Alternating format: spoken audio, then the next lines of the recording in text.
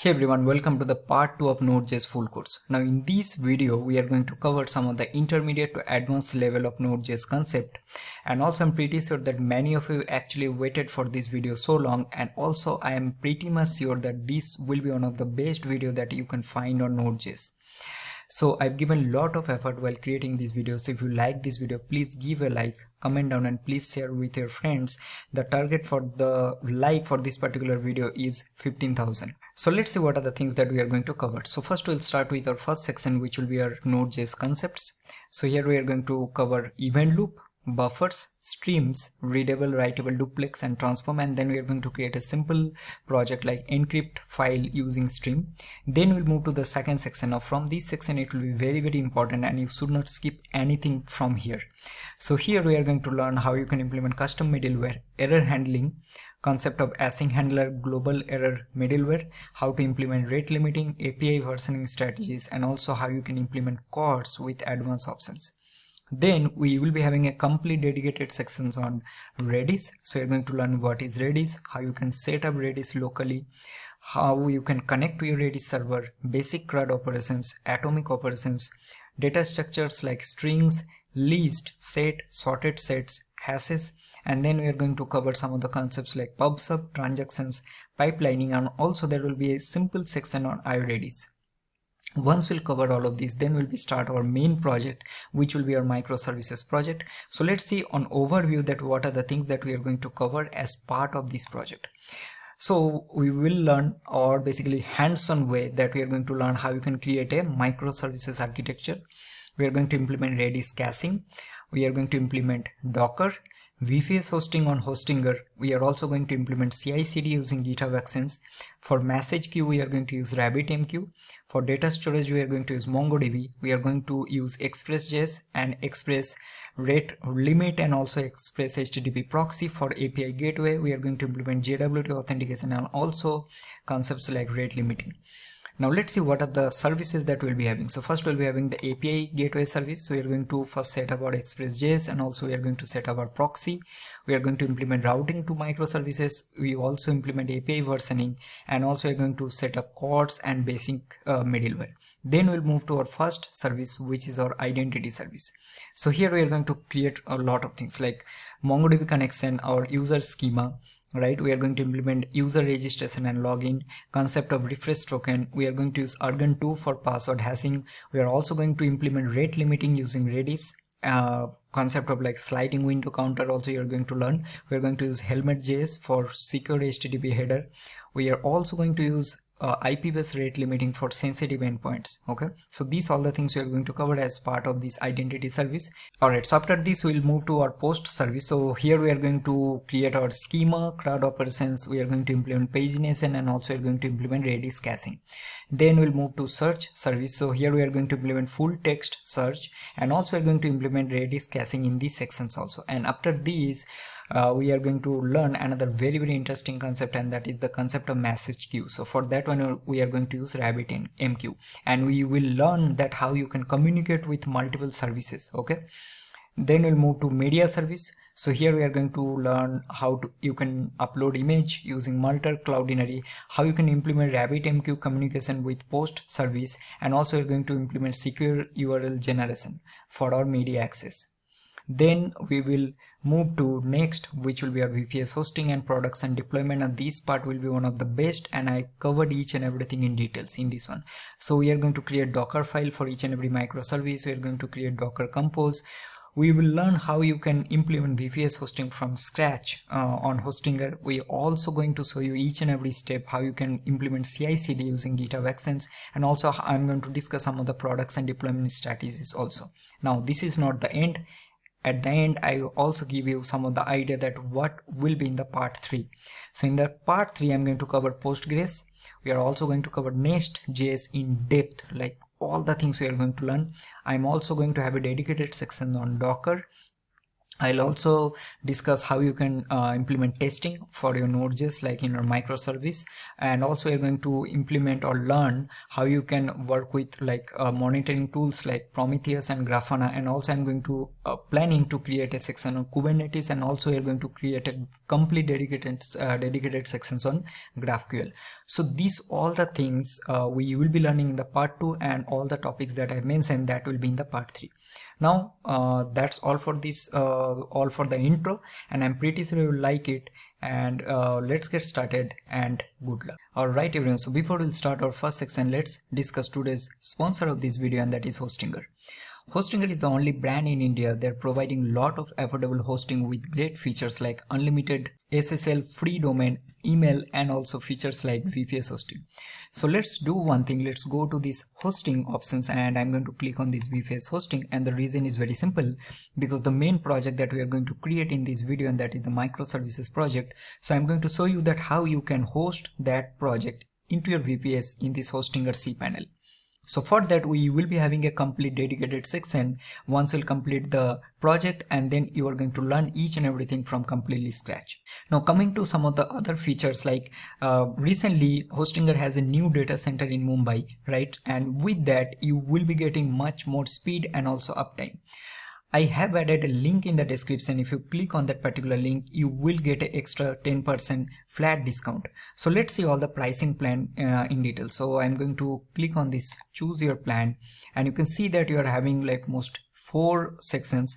And here, let's say if you're currently working on any freelancing project or any client project, I will highly recommend, or let's say if you're a student also, right, for your college projects or placements, you can focus on this KVM1 plan, right? I think this will be best, because here you will be getting 1 CPU core, and also you are getting 4 GB RAM, and this is more than enough. So here let's click on choose plan,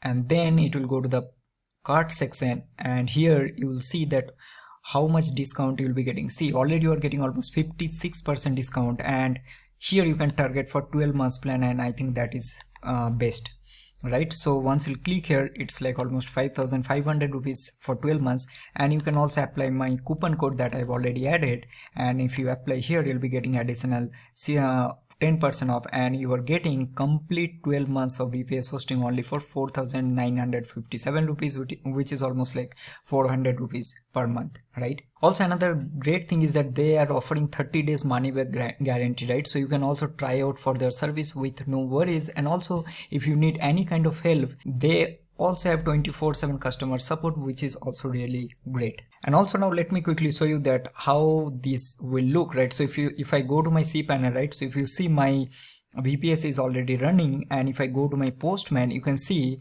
I already have microservice that is now hosted on my VPS, and it is actually running. So if I try to send it, right, you will be getting the result immediately. So this is now currently hosted on this Hostinger VPS service. And for this one, again, I already mentioned that we will be having a complete dedicated section along with CI/CD. If you see, our services is actually implemented through GitHub Actions CI/CD. So all the things we are going to learn. So I'll highly recommend check the link in the description, and if you're interested, also you will get extra 10% discount. You can use my coupon code. So that's all about this section. Now let's get started, and good luck. Welcome everyone. So this is our first section. So in this section we are going to learn about how the event loop works, some of the very basic concept, how you can work with buffers, what is the concept of streams, and also worker threads. Now one thing I want to mention, this section you can also skip, and you can directly go to the second section, which you should not skip at all. That will be on Express, and then we'll be learning the concept of Redis, right, before starting our microservice project. Now I will highly recommend don't skip this part also, this section also, because this also will be, you will be learning a lot of things, the very basic foundation concept of Node.js, right? So what I will do, right, I just simply create a file here, and I'm going to give this a name as, let's give event loop.js. So first you need to understand that what is actually event loop. See, event loop is nothing but it's just a core mechanism in your Node.js, and that will allow to perform your non-blocking IO operation, means input output operations, although JavaScript is actually single threaded, right? And this event loop is actually goes through following phases. So I'll add all of this. So for example, it will start with your timers, right? So timers means it will execute the callbacks scheduled by set timeout, and then you are having set interval. After that it will run all the pending callbacks. Then you are having something like ideal and prepare, which is actually handled by internally Node.js. Then you are having poll, Poll is nothing but it will retrieve new output, input output events and execute input output related callbacks. Then you are having check, which actually executes set immediate callbacks, and then you are having close callbacks, which execute close event callbacks. Also there is a concept called micro task and macro task, right? So let me give you some of the examples. So micro task is which will execute immediately after the current operation completes. So for example, you are having something like process.next tick. So this will be example of a micro task, right? Then you are having promises is also a micro task. Then you are having something called object.observe. And now talking about macro task, right? So macro task will be executed in the next iteration of the event loop, and for example will be your set timeout, right? Then you are having set interval, then you are having set immediate, and then you are having input output operation. So these all will be your macro task, right? So let's see with some example, very basic example. So what I'm going to do, right? First I will take const, I'll do fs, and I need, so I'll do fs module, so I'll need the file system module. And here also I'm going to import another module that is called crypto. Okay, and here I'll do require and I'll do crypto. Okay, so now let's save this. So now what I'll do, right, I'll just simply run a set timeout here, and I'm going to give time as 0. Now this is very important. And what I'll do, right, I'll simply do a log, and I'm going to do this one. And before this set timeout also, let's do our first log. So I'm going to log this one as, I'll give 1, and this will be our script start. So this will start here, and then I'm giving a set timeout, and here I'm going to give this one as 2, and I'm going to do this one as set timeout 0 second callback, right? Now very important, this is a macro task. Okay, now let's save it.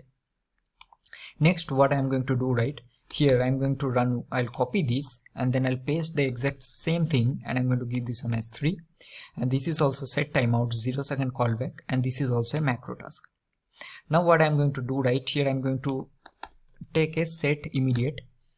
Now here I'm going to just do, and I just want to log, let's log 4, and I'll give this one as set immediate. Let's copy this and callback. Now this is actually the check phase. So I told you, right, this, so let me just write it. So you're having the following things. So first you have the timers, so we'll be having the timers, then you'll be having your pending callbacks,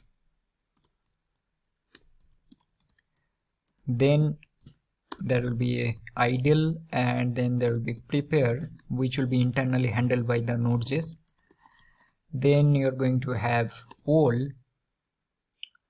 then you'll be having check, and then close callbacks, right? So this is the phase. So now this set immediate, right? So this is in the check phase. So I'll just log here. Next what I'm going to do, right, so let's take a promise now. Okay, so I'll do promise, and I'm going to do a resolve dot then. So just log here, and I'm going to give this one as 5, and I'm going to do promise resolved.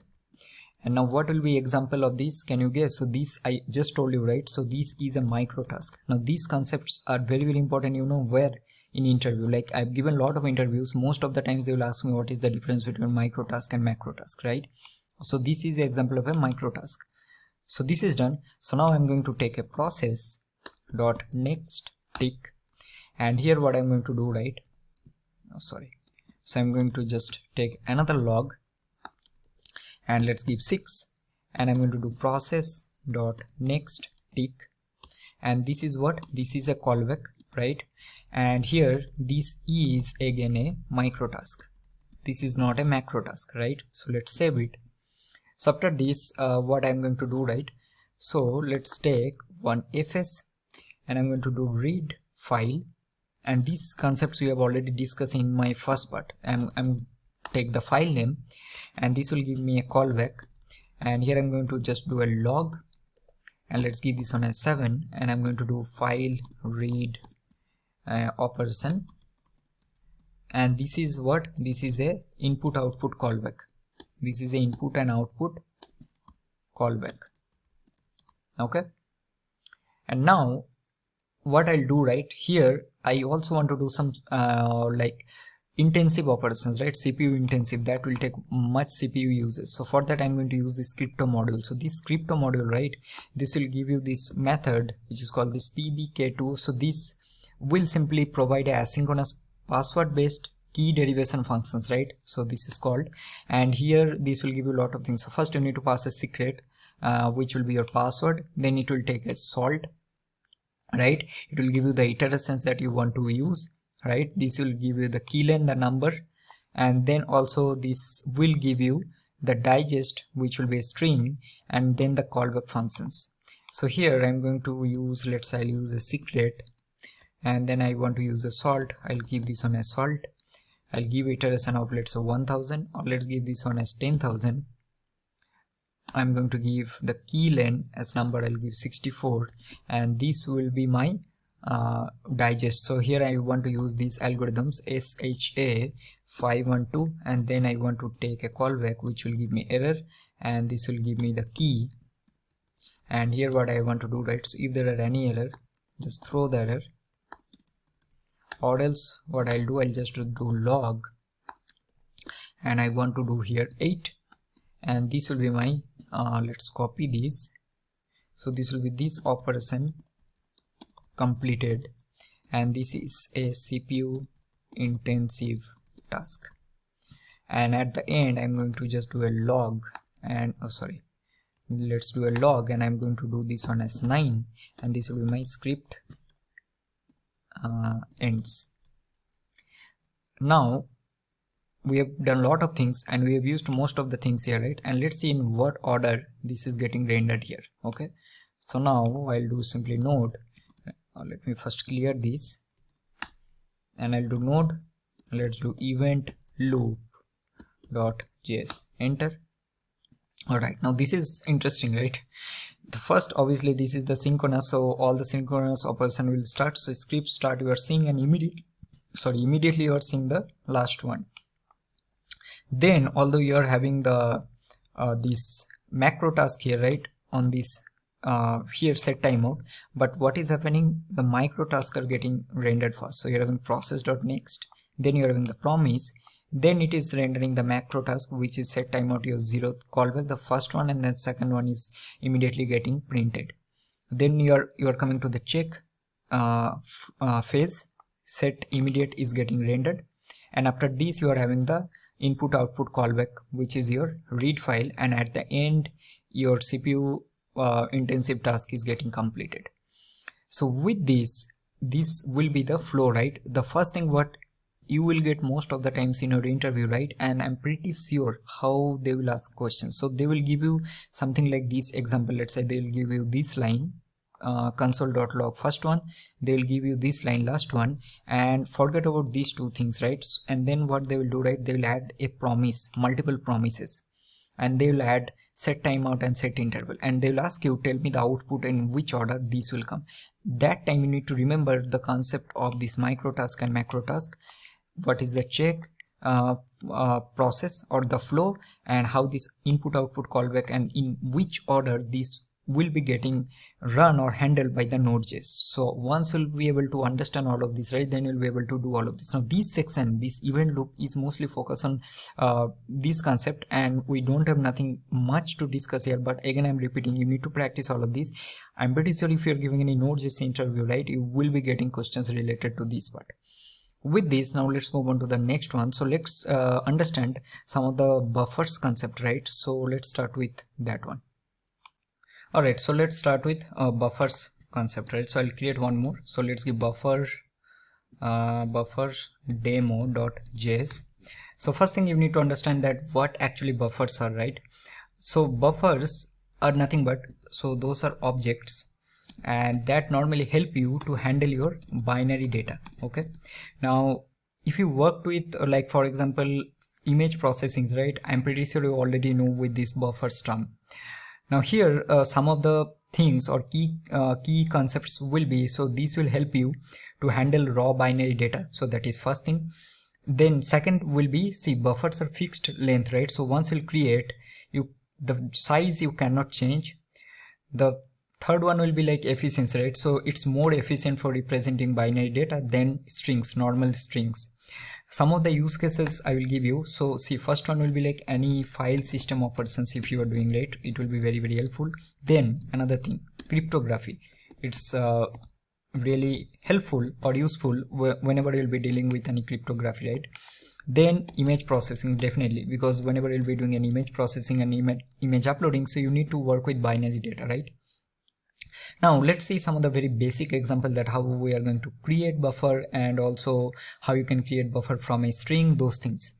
So first what I'll do, right, let's do const, and I'm going to do, I'll give some name. So let's give buffer1, or let's give buffer1, and I'll do something buffer, and we need to use this alloc method, or means you are simply allocating or creating buffer, and I'm going to give here the size. So I'll give this one as 10. So what this is doing, right, so this is simply allocate a buffer of, so this will be in bytes, so this will be 10 bytes, simple.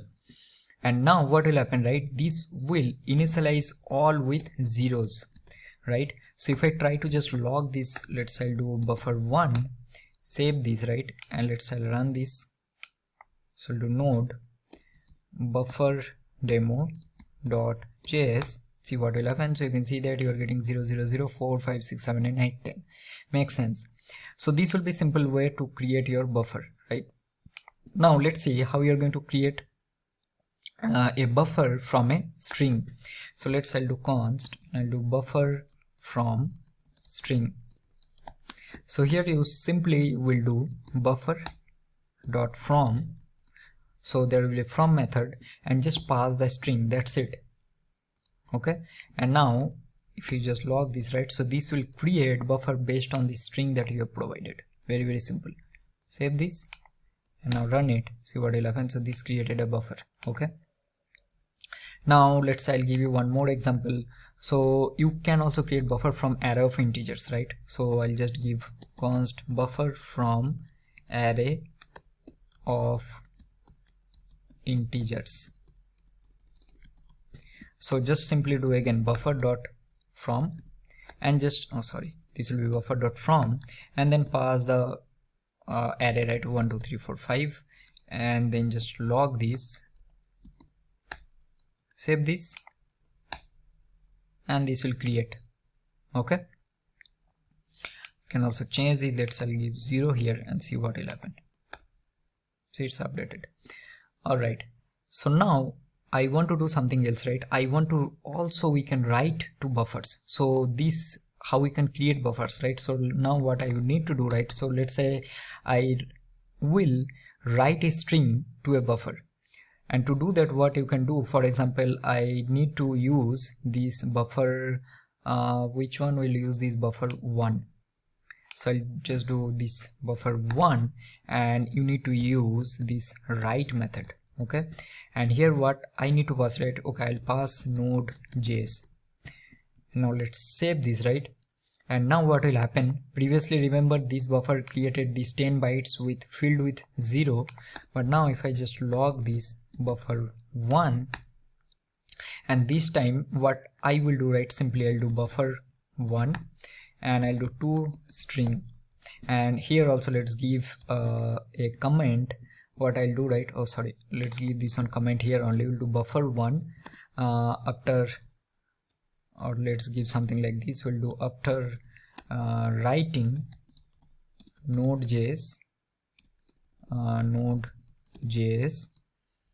to buffer1. Now let's save this, clear this, and let's see what will happen. So you can see that what you're getting Node.js here. Remember, if I just change this one to my name, just to give you example, so you are getting this. Okay, all right, so now let's see some more operations here. So this, how you can write a string to a buffer. Now we can also let's say I want to do something, I need to only read the single byte from a particular buffer, let's say from this buffer from screen. So string, what I'll do, right? So let's say I'll do log here, and I'll do read a single byte, and I need to do buffer from string, and I'll just log the first element. Now there is nothing much to discuss all of this, so but I just want to show you. So you can see that you are getting 72. Okay, so this will be that. And next what you are getting now, what we can do, what else, we can also do some operations. Let's say we want to slice this buffer from some certain position. So what I'll do buffer from string, right? And I want to do a slice, and let's do this one as 0 to 3, and log this, save this, and now log here. So you'll be getting this. So you see you're getting this till this part, right? Now what else, we can also do slice, and also you can add or concatenate two buffers. So to do that, you can also do log, let's say, or let's create concat buffers, and I'll do buffer dot concat, and here I want to use this buffer 1, and I'll do buffer from string, right? And then log this, save this, clear, and then let's run it. See, both added, right? That's it. So this is all about. Now there are a lot of other things, like for example, you can also convert a buffer to a JSON, right? So let me show you that also. So I'll just do log, and then I'll do, for example, what I'll do, right? I think this will be let's say if I do concat buff, and then I'll do to JSON, it should convert this one to a JSON. It will be caps. So now let's save this and run one more time. See what is happened. It will be now in the JSON format, this one, right? So this is all the operations that you can do. Now definitely this is not the end, there are endless. If you go to the official Node.js doc, right, of buffers or anything, you'll be seeing lot of details. So those things are not at all possible to cover in a single video, but I just want to give you some of the overview. So with this part is completed. Now what else? So which one we want to learn next, right? So I'll give you some more example. Let's see some streams demo, right? So I'll create one more file here. So I'm going to do streams demo.js. So what actually streams are, right? See, streams are also objects, so that basically let you to read data from a source. Simple. For example, let's say you're having a file, so it will help you to read data from that source or the file, and then, or it will also help you to write data to a destination. Okay, and then we are having 4 types of streams. So first, that is called readable, right? So that means this is used for your read operations. Then you are having the writable, again as the name suggests, this will write to a file, for example. Then you are having the duplex. So what this does, right? So duplex can be used for both your read and write. So it can be used for both read and write. So something like you have the TCP socket, right? So it is similar to that. So it will help you in both. Then at the end you are having a transform. Okay, so transform is like it's kind of a duplex stream only. And here now you might think how I know all of this and how I'm doing. See, these all the things whatever I'm explaining, right? So this is not like I learn in one day, like I'm doing all of this in so many years. So that is the reason these things is now I'll not say very easy, because if you ask me, right, I'll say like, okay, I know only 25 to 40% things. 60% of the things I didn't know, because until unless you'll apply all of this in a real project, it's almost very difficult, and you can't learn each and everything from official documentations. It's like, let's say you're creating a React project and you know everything from documentation, but you haven't created a single project. How you are going to know all the things, right? So that is the reason you have to practice all of this and try to apply those things in a real project. Okay, now coming back, transform it's like a duplex stream only, right? So here the output will be your computed based, and that will be based on your input. Okay, so it's give something like your zlib streams examples. Now here the advantages of stream will be, the first one will be the memory efficiency and also the time efficiency, both it will give. So what I'll do, right, so let's see something like this. So what I'll do right here, I'll have a file, and then what I need to do, I want to encrypt the data of that particular file. So I'll have a simple file here. So let's say how we are going to do that. So I'll do class and I'll do encrypt, and I'm going to do this one as encrypt stream. And here we need a couple of things. So first I need the we'll do require, and I need the file system. Also I need the zlib. So I'll tell you what exactly this is. So this is a module that Node.js provides, and this help you for your compression. It's similar to like zzip. I don't know how to pronounce, but it's similar to that, something like that. Then you're having the crypto. This is a really cool module, right? It's actually used for encryption. So I'll do require crypto, and then also I'm going to import something from my stream module. So I'll do require and I'll do stream module, and I need a transform. Okay, so what I will do, right, this, so I'm actually using this type of stream, right, because readable, writable also will be able to understand if I'm creating this one. So now this will extend this transform module, and here I will take a constructor. Let's say I'll have a key, and I'll have some for example some vector, right, something like that. So let's take this one as vector, and what I'll do, right, I'll simply call the super, and I'll do this dot key will be key, and I also want to do this dot vector will be this vector. Now let's save this. So what I need to do, right, so here I will create a transform method. So what that method will do, right, so that method is called whenever we will be having some kind of data. So for each chunk of data passed through that stream, right, we are going to do something. So here what I'll do, so let's create a transform method, and here I'll be getting the chunk. I'll get a encoding, and also I'll be getting a callback. And here what I'm going to do, right, so the first thing, if you go to the crypto module, right, let me show you.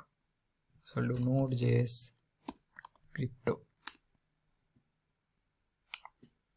and here there is, these namings are very tricky, man, I'm not able to pronounce properly. So it's called, there will be a method called create, see, super 4, I don't know what is that. So it's algorithm, actually it's kind of method which will use algorithm. Okay, there will be a key, and there will be some options that you can pass. Now if you see the property, let's go to this algorithm, it's a type of string, sorry, not here. So there will be algorithm called something called AES 256. So this is that chip, I don't know, zipper or zipper, how to pronounce. So this one we are going to use. Okay, and if you go to this create zipper, right, v version 4, let's go to the first one. This will create and return a object, right, with the given algorithm. So whatever algorithm will be passing, the key and the initialization vector. Now this vector you can also take this as 4, like I don't know what is this like Roman 4, right, but also you can keep it like vector, but depends on what algorithm you're passing and the key. So here what I'll do, so I'll get the chunk, I'll do encoding. Now I'm going to create that zipper, right, and here I'm going to do crypto dot create, what is that, version 4.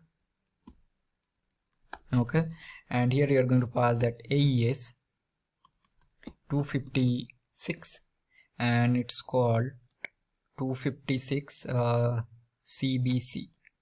There will be some CBC, right, let's use this one. Okay, and then we're going to pass this dot key, and then also you're going to pass the vector. Remember we have taken the vector, this vector, so we're going to pass the vector, because these three things you need to pass here: algorithm, key, and the vector. Now this will return you that. So it will create a object, cperd object with the given algorithm that we have created. Now I'll do something like const encrypted, and here I'm going to do buffer dot concat. Now here what I'm going to do, right, I'll call this cperd object. Now this will give you a update method, and I'm going to pass that chunk. So here this method is called for each chunk of data that is passed, right? So each chunk of data that will be passing, so this data I'm going to pass. And now what this will do, right, here you're going to pass that cperd dot final. Now here simply this will do nothing. In final, in simpler words, this is going to encrypt the chunk that you are going to pass, right? So I'm going to do encrypt the chunk data. Now I know for some of you, if you're doing for the first time, this will be very, very tricky. This will not be simple, right? So you need to practice all of this. And then I'm going to do this dot push, and I'm going to just pass this encrypted, and then just simply call the transformation to complete. So how it will know it is completed? So you're going to pass this callback, right? That's it. And here what you're going to do, save this, and now let's do one thing. So I'm going to just simply create a key here. Okay, so I'll do const key, and this will be, I'll just create crypto.random bytes. So this will just simply create some random 32 byte key, okay, for this encryption. And also I'm going to create a vector. So for vector also I'm going to create some random vectors. So I'm going to do crypto.random bytes, and let's give this one as 16. That's it. Now once this is done, right, so what we're going to do, so now we need to read that from which file I need to read the data. So I'm going to just create a file here. So let's do input.txt, and I'll just pass my name here. Save this, and I'll go here, and then I'm going to do const readable. Remember, we are doing now readable stream. See how we are applying the concepts that we are discussed so far. So here you're going to do fs.create read stream, and you're going to pass the file name, which will be input.txt. And now what you're going to do, we need to create a new gzip object to compress the stream of data, right? So to do that, you're going to just do const gzip stream, and here you're going to call that module, and this will simply give you a method create gzip. Okay, this will create and return a new gzip object. That's it. It's simple. So now what we're going to do, right, so now we are going to create a encryption object to encrypt the data. So we have already created this encrypt stream class, right? So we'll do const do encrypt stream, which will be new encrypt stream. And here what will pass? Will pass the key, this key I've created, and this will be the vector we need to pass. Okay, so once we will do all of this, now what we are going to do, simply we are going to now use my writable stream. Writable stream will write to a file. So I'm reading from this, and I'm going to write to another file. So I'm going to do const writable stream, and I'm going to do this one as fs.create write stream, and let's give this one as output dot txt dot gz dot encrypt. So that means this will simply create a writable stream. And once all of this is done, right, so what you need to do, right, we need to chain all the streams together. So we are going to read, we are going to compress, we are going to encrypt, and then we are going to write. Means we'll read, then we are going to compress, then we will encrypt that data, then we are going to write. But how we are going to do that? Now to do that, we can use a pipe method, right? So we can do this readable dot, you use a pipe, and here what you're going to pass, you're going to pass this, because what you're doing, we're compressing, right? So when you use the pipe, you need to pass this stream that you have created. So this will be my compress method that we are passing. Then I'll create another pipe. I'm do another pipe. I'm going to encrypt. So how I'm going to encrypt? So simply pass this encrypt stream. That's it. Dot do another pipe, right? So this what it will do, it will simply doing like a flow, right? It's doing this step, then doing this step, then at the end it is writing in this writable stream. Now let's save this, and now I'm going to just, let's do a log, and I will do streaming, then it is compressing, and then it is writing data. Alright, so now let's run this and let's see what we're getting. So I'm going to do node and I'll do streams demo.js. Okay, file we have created, error method not implemented, transform, but we implemented the transform method, right? Okay, sorry, my bad, there was this extra underscore, that's why. So now let's see what we're getting. I think this should work now. Invalid initialization vector, writing data. Okay, okay, I think I've done mistake here. This algorithm is wrong. Let me just check. ECV should not be used to enable one more data with the same. Oh, we need to use CBC. That's correct. We need to use CBC. This one we need to use, guys. I think this we need to use. CBC, it's a type of key encryption. We need to use CBC, not this. Sorry. So this will be CBC. The algorithm is different. Now this should work. Let me just delete this, right? So this will not work. So that's why you're getting empty here. So now let's see if I do clear, run one more time. Yeah, it will work. Definitely it will work. So if you go there, right, you see data is now encrypted. Okay, so the main idea is not that how we have used the transform stream and then created a method. We created a key and that pass vector, and based on that we created a pipe. Pipe means it will do in synchronous way. Synchronous means I'm just in explaining purpose, right? It's first doing it is reading. So first it's reading from that file, which is this file, then it's created a zip kind of, then it's encrypting the data, and then it is writing, right? So with this we have used all of these streams, right? So with this part is also completed. Alright everyone, so I think that is all about the first section. Now I want to keep this one very simple. Now we will like get into some serious concepts, right? From the next part we are going to learn very important things, like some of the advanced level of concepts that we are going to use, like rate limiting and all the Express related concept, custom middleware. Then we'll be having a complete section on Redis, and then we are going to learn how you can create your own microservices and going to deploy that microservices using CI/CD and inside a VPS hosting. So from the next part, this will be very interesting, and please don't skip a single minute of this particular video, right?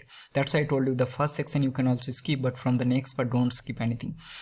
So that's all about this section. Now let's move on to the next one. Alright, so welcome to a new section. So in this section we will be learning some Express.js related concept and some other concepts, like how you are going to use chords, and also how you can implement basic rate limiting, how you can implement error handling, API versioning, and all of this. The reason why I am telling to do this section very carefully, because all the concepts that we are going to implement in this one, the same things we are going to use in our main microservices project. So if you are skipping this section, you are going to miss something big. Please don't skip this particular section, okay? Although this will be very simple, but it will be very effective. So what we are going to do, right, first as usual I have a blank folder, and let's start with creating a simple package.json. So I'm going to do npm init-y, okay, and then we will be installing some of the packages that we need. So now let's do a clear, and the first thing I'm going to install, I'll do npm install, I will do nodemon, and I'll install as a save as a dev dependency, okay?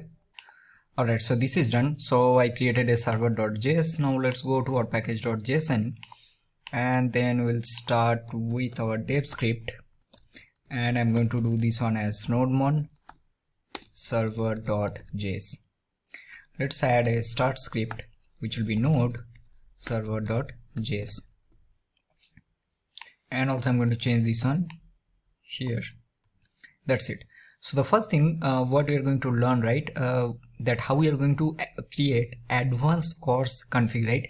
I'm pretty sure in the first part also I've covered these course related concepts, right? But I want to add some more properties that you are going to use. Now again, one more thing is that you are not going to use all the properties of course in every project. That is also project specific. For example, let's say in one project you are going to use some particular domain, in other project you need to use something else. Okay, so that depends based on your requirement. So what I will do, right, first let's go here, and then if you see there are some simple uses, right?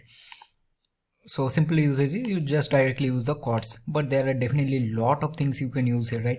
If you go to configuration options, right, you can see there will be a lot of properties that you are going to use. For example, let's say, or how you can pass origin, how you can use methods, allowed headers, exposed headers, and a lot of things. So these things I'm going to show you with a very detailed way that how you are going to configure.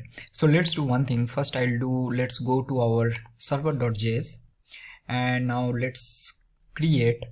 So first thing what I'm going to do, let's create a env file. Let's create this one properly. Okay, and I'm going to use a port, and let's do this one as 3000. And also I'm going to install here I'll do install Express, and also I'm going to install .env, and also let's install chords. So once you install all of these, then we are going to use this, right? So we'll go to our server.js. So let's do a require, and I'm going to use .env, and let's use .config, and then we need chords. We need Express first because we need to create the application. So I'll do require, and then simply pass Express. Now here if I let's say want to use chords, so what I'll normally do, I'll just require and then I'll pass chords, and then I'll create my Express application, which will be like simply const app, and let's create our Express application, and then just simply use our chords here. So I'll do chords, right? So now these will normally use our basic chords configuration, but this is not what we want to use here, right? So first thing what I'm going to do is, so let's do port, and I'll do process.env.port, or else I'm going to do 3000, and I want to remove this for now. And then simply also we are going to use our this Express.js middleware, right? So we'll do app.use, so we'll do express.json, and at the end what I'll do, right, simply will start this. So I'll do app.listen, so it will listen to this port, and I'll just log here. So I'll do log, and I'll do console, not console, we are going to do server is now running on port, then we are going to pass the port. Save this, and now let's go here. I'll do npm run dev. So now this will start our server, and server is now running, which is fine. Now let's go here, and first we'll start with learning our advanced course configuration, right? So I'm going to create a folder. I'll give this one name as config. You can also do one thing, you can create a source, and inside this you can add all of these. That is also absolutely fine. So now what I'm going to do, right, so let's create a course config.js. So look, course config.js. I'm also going to add all the comments here, okay, that what actually is that thing is doing. So first I'm going to definitely we need to get chords. So I'll do require and then chords. The first thing what we are going to do, so we'll create a method. So I'll do const, let's give a configure chords, and here now we need to return, I'll call the chords, and then here the first thing we need to use origin. Now what actually this origin tells, right? So this origin will simply set that which origin are allowed to access the API, as simple as that. So that means this will tell that which origins you want, that means you want that which origins you want that can access or allowed to use or access which okay let's go through this, and this will tell that which origins you want that access, you want user can access your API, right? So that means only from these origins they can call your API, other origins will be blocked. So these will be the first options, very important. So here we are going to pass origin, then this we are going to create, so this will check our origin, this will take a callback, and here, so if you go to their official doc, right, so let's go to we'll go to configuring codes. See, so this one we are using, right? So we need to check that whether the origin that we are using that is whitelisted or not. So based on that we are going to check this. So what we are going to do simply, so here we can simply check that okay, now I have some allowed origins, that means these origins only I am allowing user to access the API from. So I'll do HTTP and I'll do localhost 3000.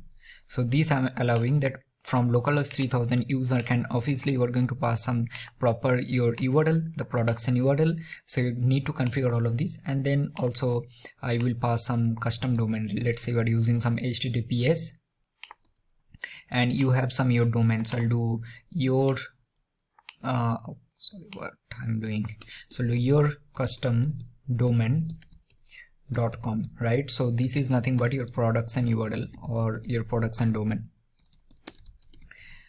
These concepts are very important, guys, because you will face a lot of issues related to codes if you don't know these things, right? So this will be your allowed one, and this is for your local development, right? So I'll do local dev. So now I'm going to simply check that if not equal to origin, so what we are simply checking that if the origin is in the allowed list or it is undefined. Okay, that means we are getting the request from the same origin, we are going to allow the request. But if the origin is not in the allowed list, so we are going to reject the request with an error. So here I'm going to do or, so to allowed origin dot index of origin, if it is not equal to -1, so that means we'll simply call the callback. So we're going to pass null and this will be true. Now what actually this second argument is, so this is true means that means the request is allowed, that means you are giving the permission. So giving permission so that request can be allowed. But if this is not the case, so you are going to do a callback, and let's say you'll pass some error, like let's say I'll do a new error and I'll do not allowed, so not allowed by codes. So this is the first thing that you need to understand, that how you are going to configure your origin. Now again, this thing will depend based on your project requirements. Next, so let me just minimize this.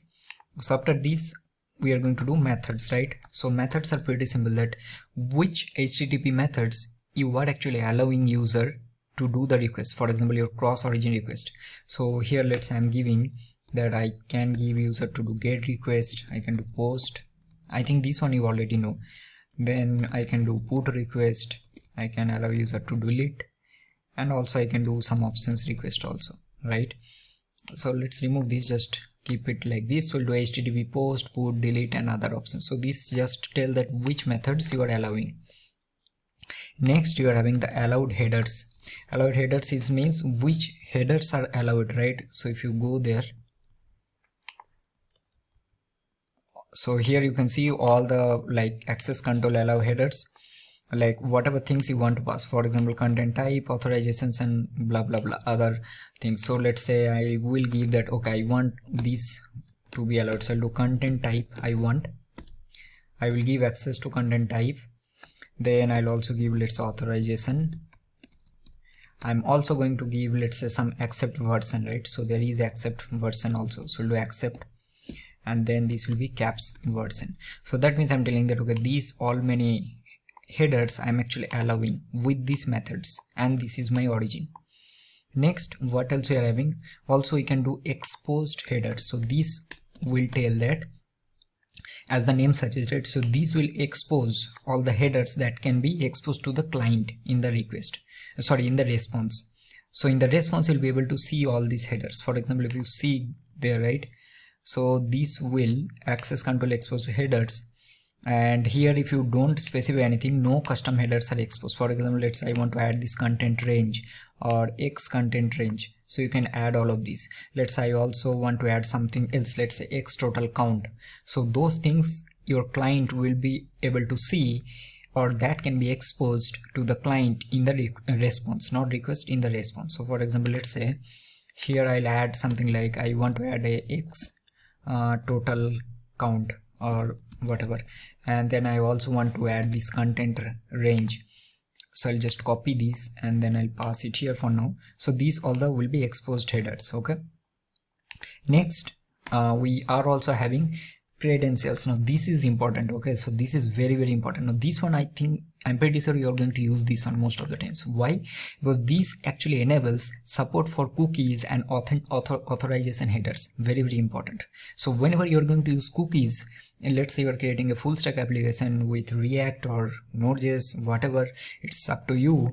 But if you're using cookies, you are going to use this credential and you need to pass this on as true. Okay, so now this will tell, or this will enable support for cookies and other things, right? So if I go and show you, so let me check. So this will access control allow credentials set to true to pass header, otherwise it is omitted. Okay, so you have to pass it to pass this one in your headers. Now again, I'm repeating one more time, this is very important whenever you'll be using cookies, right? So you need to use these credentials as true. Next, we'll learn some more things. So for example, let's say you can pass something like pre-flight continue. So if you're passing this one, right, so if you're passing this one as false, so that means what will do, the CORDS middleware will handle your pre-flight request automatically. And if you're passing true, that time I believe you need to handle it. So you can see that it will pass the CORDS pre-flight response to the next handler. Okay, so the default will be something like this. So your origin will be all of this will be C allowed, method will be all of this method they will allow, pre-flight will be false. If you see, that means false means CORDS will automatically handle this one, you don't have to do anything. So I'll keep this one as false. Next we are having also max age. So max age, let's say I'll give in seconds. So normally this will be like 10 minutes. So this is 600 seconds. So what this is doing, so this will simply cache your pre-flight responses for 10 minutes. Okay, and the reason is because this will help you when you want to avoid sending options request multiple times. So if I add this one, right, so let's say this will cache your pre-flight responses for 10 minutes. 10 minutes means this is in second. Okay, so this is 600 seconds. So this is 600 seconds, and this will actually help you to avoid sending options multiple time, options requests multiple time. I think you can also check here also, right? They will have definitely. See here. Okay, this will be access control max age. So now I added the reason what it will do, and at the end there will be another one. I think this also you should know, and that is, so this will be options success status. This will be 204. Now this will actually the status code for 204, and this will normally use this status code or 204 for no content for successful options request. So if you go here, right, it will be 204 by default. Okay, so this will provide a status code to use successful options request, right? Now with this you can see, I'm pretty sure this will almost cover each and everything that you need to know on CORDS, and I'm pretty sure so many people actually face a lot of issues related to this cross origin request, right? So you need to understand all of this, go through and then try to manipulate by yourself, like all of the properties. And then I'm going to just do, let's do module.exports, and I'm going to pass configure CORDS. And now what we can do simply, so let's go to our server.js and then just get our configure CORDS. So we'll do get it, so we'll do require, and we'll go to config CORDS config, and I'll do configure CORDS. And now I'm going to use this one here. So I'll use app.use and use configure codes. Now let's save it. This will work definitely, but again I told you, right, so this is not any project or anything like this section. We are going to learn a lot of concepts, and these concepts are going to very helpful. It doesn't matter, like I can't tell you enough, like these concepts are very important whenever you are doing any backend project, any freelancing project, or if you're working on any tech companies. These concepts are going to help you a lot. Practice all of these, as I already told you, right? So these videos are not only focusing on learning very like complex big things, right? This video I will be teaching in that way only, so that this will help you to build a proper your like foundation of your backend, like Node.js, Express and those things, so that you will be able to create project by yourself. So now you can go through all of this, whatever you have done, and then we'll move to the next one. So next, let's say I am going to show you that how you can create a global error handler, okay? And also I'm going to show you how you can create some custom middleware. So these two things we are going to do in the next part. Alright everyone, so now let's create some of the custom middleware that I'm going to create, and also let's create an error handler, okay? Although in our microservices project we will be creating all of this from scratch, and also I'm going to show you how you are going to manage your logging or logger using Winston package, okay? So for now I'm going to create a middleware folder here, and also let's do one thing here. Let's create a custom middleware file. Also I'm going to create an error handler, okay? Here, so I'll do error handler. Let's keep h caps. So now I'm going to close everything. So let's go to our custom middleware. So the first thing what I'll do, right, so let's create a very simple one. So I'm going to create two method. So the first one will be let's give this one name as request logger, and what this will do, so I'll get request response next, and then I'm going to simply just render some timestamp. So I'll just take a timestamp here. The middleware concept I have clearly explained in the first part. So here I'll do new date.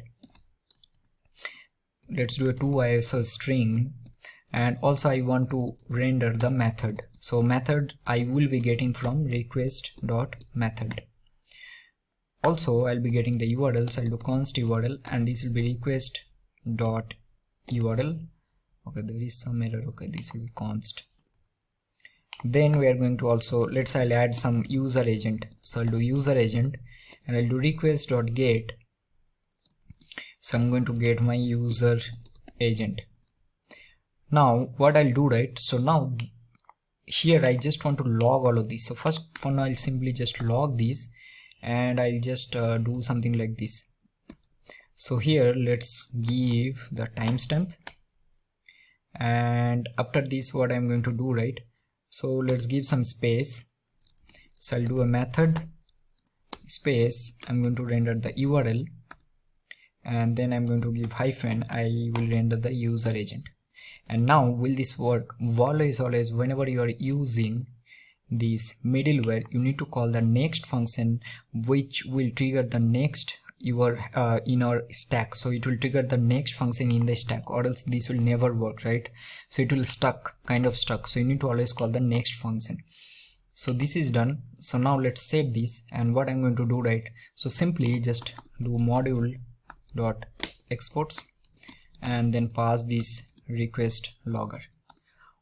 Also I will every time I'll do some requests, so I just want to also add some timestamp. So let's add some timestamp, right? So here I will do again request response next, and here I want to do the request.timestamp, and request.timestamp will be, so I'm just adding a new timestamp property in the request object. If you see, notice this one carefully, right? So I'm adding a new property in my request object, and I'm doing new date dot toISO string, and now again you just have to call the next method. That's it. So now let's go here and then just pass it, save this. Now this one we are going to use in our server.js. So now let's go to our server.js, and I'm going to just use this here. So let's do something like, before this I will do app.use, and I want to use request logger, and I'll do app.use, and I'll do add timestamp. Okay, so now every time we'll make some requests, right? So this middleware will be getting called, and then once the next function will be getting triggered, it will always go to the next stack. Okay, now again, there is not that much thing you are able to see here. We will test some of the things, but again, the main thing is to learn the concepts. So this we have learned. Now let's see how we are going to add a error handler. Okay, and then we'll see that how we are going to test all of this. So I'm going to go to this error handler file, and I'm going to explain each and everything that what exactly we are doing, so that it will be easy for you to understand. The first thing what I'm going to do, right? So we will create a custom error class. Right now, how this will help? So I'm going to do a class, and let's give this one name as API error. Okay, and this will extend error, which is our error interface. So what we are simply doing, so this is extending the built-in error class, and we are going to include a status code, for example here, right? So that means what will happen? So now these will provide you more structured and consistent error responses in your API. Now I'm going to just do a constructor. We'll get a message. So let's say I'll pass a message. Also I'm going to pass a status code. So what we'll do, right, simply now, very important, whenever you're using constructor, what you need to do, you need to call the parent class constructor, right, which is for our error, because we're extending the error interface here. So you call the super, and you have to pass this message here. And now I'm going to simply do that these.status code, sorry, this will be these.status code will be our status code, which is our custom status code, this one. And I also going to give a name, and this I'm going to give this one as, let's API error. Okay, so this means this will set, so I'll do here set the error type to API error. Okay, so now this will create a custom class. Now what we're going to do, right, so we will simply create an async handler. Okay, so this async handler, how this will help, first let me just quickly create. So look const, and I'm going to do a async handler. Sorry, async handler. So there are different ways. There are a lot of things you are going to learn in this section. So I'm going to take a function. So this async handler will receive a function, and here what we are doing, we are simply getting a request, response, and next. I'll also explain that what this is doing. And now what I'm going to do, simply I'll do promise dot resolve. We'll pass the function, we'll pass all the properties. So I'll do request, response, next. And then what we are going to do, right, we are also going to do a catch and then pass the next. So what this will do, this promise.resolve, it will ensure that this async function is properly awaited. So because we're using a promise, right? And then if there is any errors, so if there is any errors in that async function, we are going to catch it, and then we are going to pass that error to the next middleware, right? This one. Now what this async handler is doing now, right? So this async handler is wrapping a function which will be async route handler. So we are going to see that, and this will help us to catch errors. Okay, as simple as that. So now what we are going to do, simply we will create our global error handler. Okay, so let's create const, and I'm going to give this one as global, let's give error handler. Now this will give me error. We're going to do request, response, next. And here the first thing, let's error the we'll do error, and I'm going to do error dot stack, right? So that means this will log the error stack. Now one more thing I want to mention. Okay, now you may comment these things. Okay, you have created this section, but some of the things you haven't used in your microservices project. That is not the point. The point is I want you to know all of this so that you will be able to apply all the concepts in your project by yourself. It's not like again I'm repeating in each and every video. It's not like whatever I'm doing in my video you have to do the same thing. It's not like that, because I'm like not that person that I know everything, right? I will also learn, and then I will implement in some way. There might be 10 better way of doing that. maybe you know that one, right? So do this one, whatever you like, whatever suits you, but just learn all the concepts from my video. So at the end, if I sum up all of this, right, I'm giving lecture, not lecture, these things are very important. What I'm trying to say that learn the concepts, but don't copy each and everything what I'm doing in my video. It is not going to help you in long run, or else what will happen, you will be seeing 20 other Node.js videos, and at the end you are going to not learn anything. Okay, I'm pretty sure you are understanding what I'm trying to say. So that is the reason, learn the concepts and apply your own idea and create your own project. But it's not like you're not going to watch the video, definitely watch the video. Okay, so now what I'm going to do, right, I'll check if this error is an instance of API error, because see, at the end this API error is extending the error interface, right? So we are checking if it's the instance of this API error. So I'm going to return, so I'll do raise.status, and I'm going to pass the error dot status code. Okay, and then I'll do JSON, and here I'm going to pass a status. Let's pass a status of error, and I'm going to pass a message which will be error dot message, right? You see these, all this automatically coming because we have actually, this is an interface of this error, right? This is extending the error interface. So this is the first step we are doing, right? That means you're checking if the error is an instance of API error, you return this our custom class. Now what you're going to do, you will simply check other kind of validation. So lot of things you can do. For example, let's say you want to handle some mongoose related validation. I'm giving an example. Okay, you don't have to write all of this, you can see also. So let's say you want to handle some mongoose validation, right? So what you can do, simply you will do a else if, and you are checking, okay, if this error dot name, if let's say this is a validation error, right? So if I do this is a validation error, so what I'm going to do, simply I'll return raise.status of 400.json, and here I'm going to do again status will be error, and I'm going to return some message will be some validation error. Let's copy from here. That's it. Else if there are any unexpected errors, so you're going to return copy this and then pass it here, make it 500, and I'll do an unexpected error occurred. So let's save it. So now we have created our global error handler, and then we are going to just do a module dot exports. So we're going to pass API error, pass the async handler, also we're going to pass the global error handler. Save this. So now let's say we want to use this global error handler in our server.js file, right? Because at the end we are going to do that. So what I'm going to do, so first let's get this. So look, const, I'll do require, and I will do middleware error handler, global error handler. So what I can do, simply before you're running this, so just use this, so lab.use, and you're passing the global error handler, so it will automatically handle all the errors. So with this we have learned that how you can create middleware, how you can create global error handler, but obviously we haven't tested all of these. We have quite other things we need to do. First thing, we are going to learn how you can create a basic rate limiting.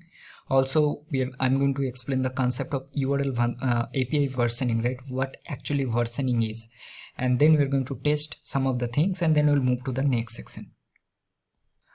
Alright, so let's quickly understand the concept of API versioning. So what actually mean by that? So for example, let's say you are working on a very big team, right? And you normally do some major releases. For example, let's say in very big tech companies, right? So they will be doing major releases. I'm talking about API releases, okay, not normal production releases, and you are doing probably like once in a year.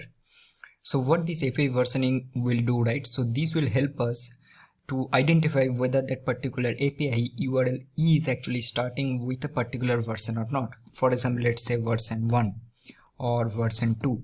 Now what will happen, let's see, currently your version 1 is active, but an user is trying to hit your version 2 API which is not live, or let's say you want to restrict that user because this version 2 consists some new features that you don't want to give access to that particular user, so you are going to block that user immediately if they try to hit any other endpoint which indicates that we are using some different version than the active version. So this is the simple API versioning.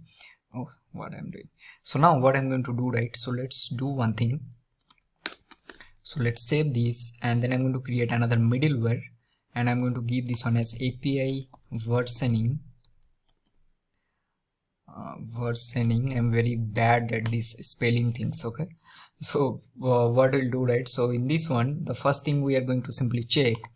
So this will be a middleware.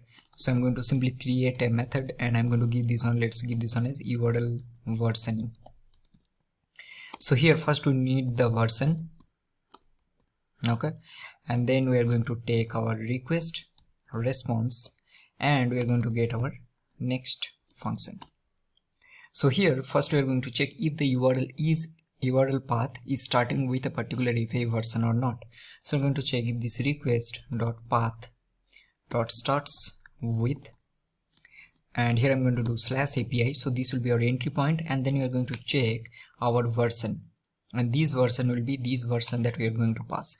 So this is our version. So if starting with this version, so in that case what we're going to do, simply we're going to call the next method. So that means it will go to the next middleware or the route handler.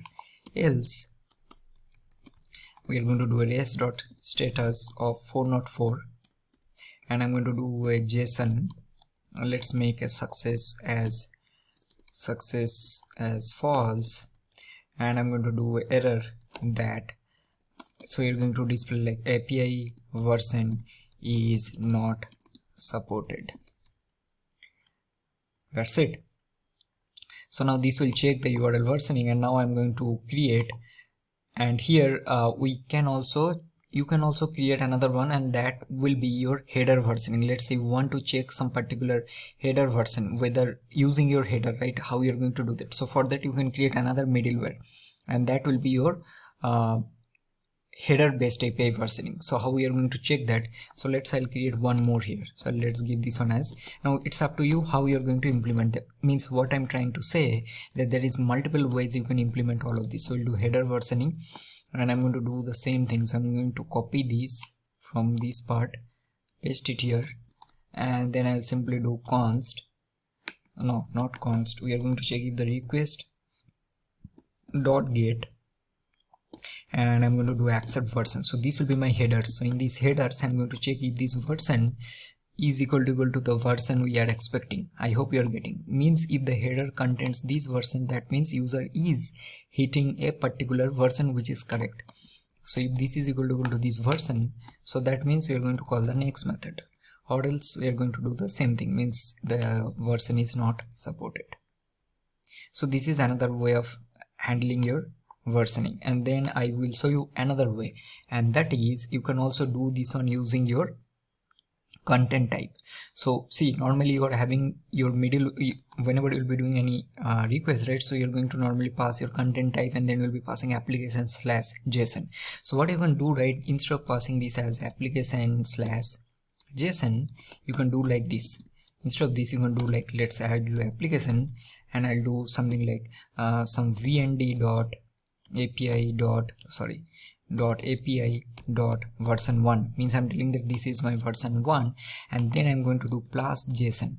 Okay, now with this here we will be able to understand that which version of API we are actually hitting from this content type. So let me just implement this one, very simple. So I'll do just content type versioning, and I'm going to do version request response next, and then simply first you'll get the content type. So I'll do content type, and then I'm going to simply do request.get, and you're going to get the content type. So we are getting the content type first, and then you are going to check if the content type and then content type dot includes. So if this includes, that part I told you, right? So we'll do application slash, so we'll do vnd, let's say this some API dot, and then I'm going to pass the version, which will be this version I will be getting. And here what I'm going to do, I'll do plus JSON. So here we normally use or check like this, and so if this is true, so that means what we are going to call the next, or else we will do API version is not supported. So I showed you 3 ways you will be able to implement, okay? And this is pretty cool. I will say this URL version, the first one, right? You'll simply check if the API is starting with this version or not, as simple as that. So now I'll do module.exports, and I'm going to do URL versioning, I'm going to do header versioning, and also I'm going to do content type versioning. So now let's say we want to use this, okay? So for now I'm going to show you that how we'll do only one. You can experiment with other two also if you want, because we have already exported these two also right here. So now let's go here, and I'm going to do const, and we need to go to, so we'll go to middleware API versioning, and we'll do URL versioning. And now what we'll do, right, simply let's say after this, right, we will use another middleware. So we'll use app.use and simply pass, let's say I'm using this slash API slash version 1, okay? And now here we are going to pass this URL versioning, and we are going to pass this version 1, okay? So that means it will automatically check that, okay, we are currently using this version 1 API route, which will use this one, and then we are going to checking from this function, and later we are going to test it, that how this will work. So this is another concepts that we have learned so far, right? So whatever things you have learned, how you can configure quads in details, how to create custom middleware, how to create your global error handling, and also how you can version your API, right? Now I will say, right, if I'm being very honest here, whatever things you have learned so far, each and everything is extremely important. I will say extremely, like very important, right? Because if you don't know how to create your global error handling properly, you'll be facing a lot of issues while debugging any others. Let's say you need to debug someone else code, so it will be a nightmare if you don't know how to do these things. Similarly, this URL versioning is very important to structure your API properly and everything. Now the next thing, we are going to learn another important thing, and that will be this one. So we are going to use this express rate limit, and this will help us to implement basic rate limiting, okay? So let's say we will give user access to hit our API endpoint only 10 times in 2 minutes, but if the user is trying to hit the API more than that, so you're going to block that user, okay? So we'll see how we are going to do that. Now I'm going to show you the basic way. Anyways, in our microservices project, we are going to use this one most of the times, and also I'm going to give you some of the homework that you can do by your own. So let's start working on this one in the next part. So let's copy this, and then let's install this one, okay? So I'll open another terminal. Until this time, if you're liking this video, right, give a like, comment down, and also share with your friends. So we have installed this one. Now let's create one more file. I'm going to give this one as rate limiting.js. So this will be very simple, okay? So first I'm going to take a rate limit. So I need a require, and I'm going to do express rate limit.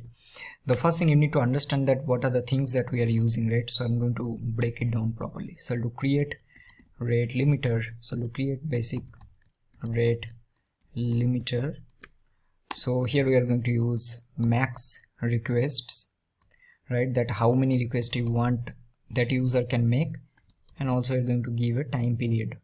So I'll give this one as window, or let's give like time to make it simpler. So now I'm going to return, so return rate limit. The first thing you need to pass a max. Now what actually this max is, right? So this max is basically will tell you that how many requests you want to give user for that particular time window, right? Or maximum number of requests that is allowed in that given time window. So max will be your max request. Next, you will be able to pass a window ms. Okay, let me just copy this. This one is the time period, okay? So this will be your time. Then you're going to pass the message. So we'll pass like too many requests if it is exceeded. and then I'm going to do please try again later. Headers, so headers are going to pass through. So what this header does, so this will basically enable the rate limit headers for responses, right? So if you go to their doc, right, you will be able to see, right? Let's check for headers.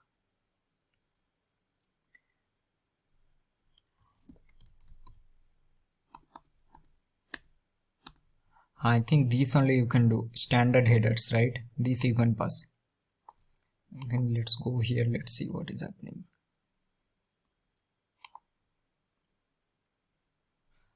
Sorry, I think we need to pass this standard headers.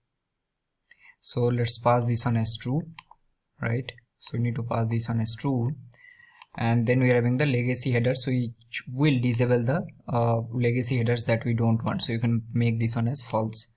So copy this, and then we'll pass this one as false, and that's it. So now with this it will create a very basic rate limiting, and then we are going to simply do module.exports, and you're going to pass this create basic rate limiter. So let's save this, and now let's go to our server.js and let's import it first. So do const get this from require, and we'll go to middleware rate limiting, and I'm going to do we're going to require, and we're going to do create basic rate limiter.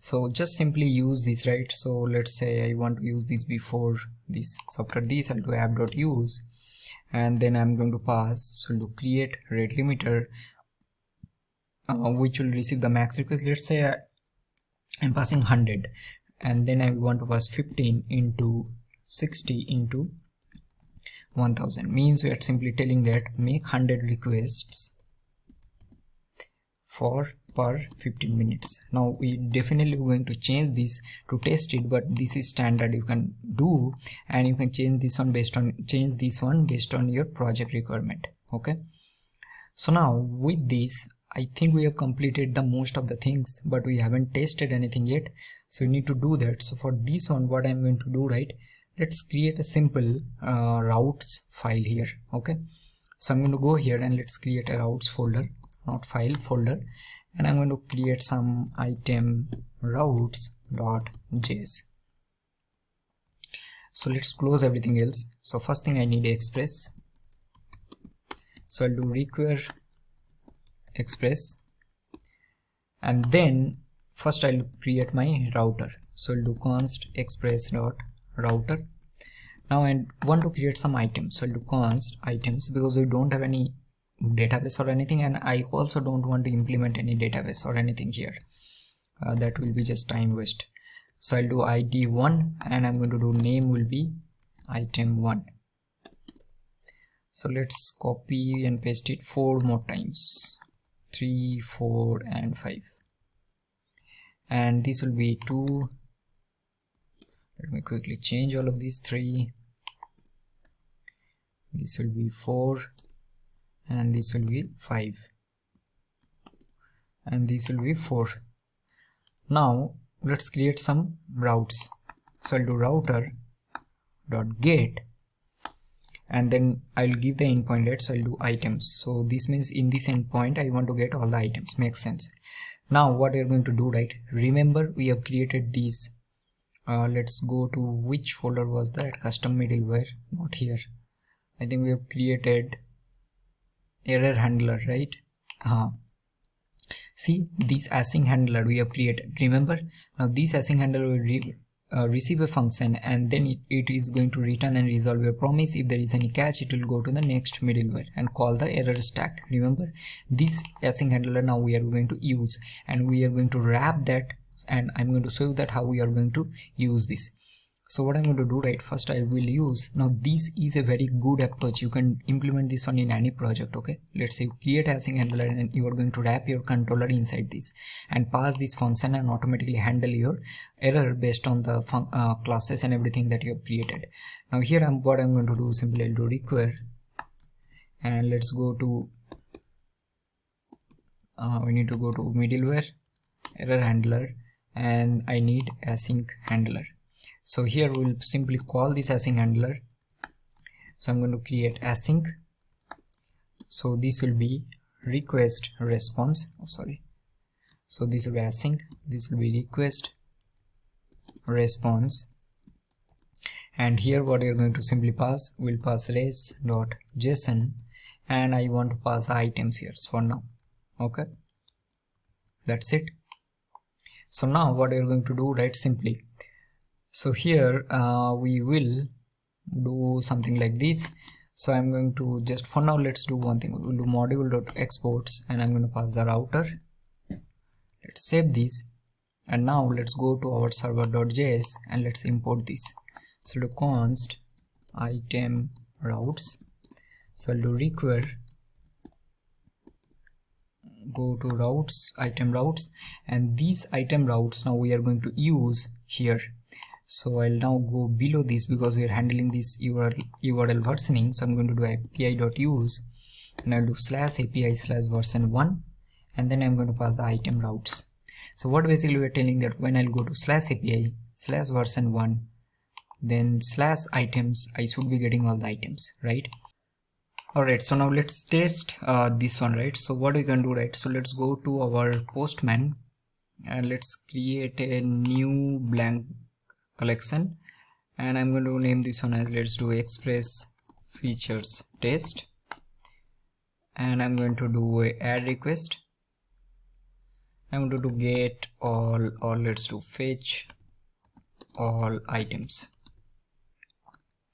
and here I'm going to do, so let's copy some URL and I'm going to pass it here. So this will be version/API/version1/items, and let's send it.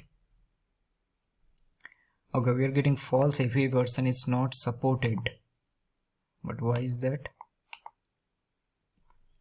What we are passing from here? Okay, how this will work? Okay, we are, because this will reset automatic, we need to remove this part. Oh my god, this is so stupid. So now let's save this. We don't have to pass the view, it will automatically, we are passing the version, right? And here we, I think we are already doing this /API/version. Sorry, I think that was my mistake. So we need to pass here only this URL versioning in this middleware, and here when we'll be using the item routes, there you need to pass this. Now I think this will definitely work. So now let's see. So let's try to send one more time. This is working. But let's see if I try to do version 2, send this. Now I'll be getting API version is not supported, right? So that means it will always check this version 1 for all the API routes. So this is one thing. Now let's say if I do something like this. Okay, here also we need to check, we can add these things like if this item, this route is not present. So in that case you can add a catch all route in this server.js, so we can catch all the routes which are not supported and just simply return 404. But we need to check some error handling cases, right? So how we are going to check it? So for this one, also another thing I want to show you, and that is, let me just do one thing. So let's go here and let's make this on items and let's send it, and you can see that we will be getting this one I just want to show you. So if you go here, right, this request logger, what we are doing here, you can see we are adding the timestamp, the get, which is the method, the URL, and also you're getting the user agent, right? So that means this is also working. So every time we'll do that, we'll be getting this, right? So this is working fine. So this is how you will be able to do it. And now let's say you want to check some error handling part, right? So in that case, what you can do, for example, let's say I want to create one more route here. So let's quickly do that. I think it will be easy to understand. So what I'll do, simply let's go here and let's create a post request. Okay, so I'll do router dot post, and I'm going to do this one as items, and here I'm going to pass the async handler. So I'll do async, so I'll do request response, and here simply I'm going to do, for example, let's say if this request dot body dot name if this doesn't content, so because we are using name here, right? So in that case I'm going to throw a new API error. So I'm going to throw new API error, and then I'm going to do item name is required, and I'm going to pass a 400. Okay, or else I'm going to create a new item. So I'm going to const new item, and let's do a ID which will be items.length plus 1, and then I'm going to do name which will be request.body.name, and then just simply do item.push, and I'm going to pass this new item, and let's return res.status to not1.json and pass the new item here. So now this will create a post request, right? Now we'll be able to test our error handling. So let's say we don't want to pass the we will not pass this name here. So if we are not passing this name, it should return a custom error here. Okay, so let's see how we are going to do that. So for this one, let's do one thing. Let's go here and let's create one more here. So I'll do one more request, and let's do create a item, and I'm going to copy this, paste it here, do a post, and here what I'm going to do, right? So let's try to send this, and let's see what we're getting first. So you can see that we are getting status error and message you are getting item name is required, and this you are getting from here. So you'll be able to change this, and I'll do please, sorry, so I'll do please add a name. Let's save this, and if you see, just go and send this, right? This is updated. So this is how you'll be able to handle your custom error also. Okay, so now with this we have learned all of this. Right now I want to show you one more thing. I will go to my rate limiting. Right here we no need to change anything. I'll go to server.js, I'll make only 2 requests, right, in 15 minutes, and save this, and let's see what is happening, right? So if I try to send this, okay, and let's go here, see what you're getting, too many requests, send. So this will never work. You will be always getting blocked by that express rate limiter, right? So it is basically blocking here in this step, so it will never go to the next middleware, so it will immediately return that error. So this is how you need to implement all of this. So whatever we have learned the configure course, how you can do that, how you can create custom middleware, how to handle and create a global error handler, how to implement URL versioning in a different ways, multiple ways, right? And how to create a basic rate limiting. With this we have completed this section, and this section is very important, right, before moving to the next section. So now in the next section we are going to learn the basic concepts of Redis, and then we'll be starting our microservices project. Now there we are going to learn a lot of things, and this will be very interesting as this video will progress, right? And you are going to understand this one. So let's move on to the next part. Alright everyone, so let's start with our Redis section, right? So before we even start anything, that how we are going to use Redis or how we are going to integrate Redis in our Node.js project, first we need to install, right? I'm going to use Windows, but if you're using Mac it will be little different.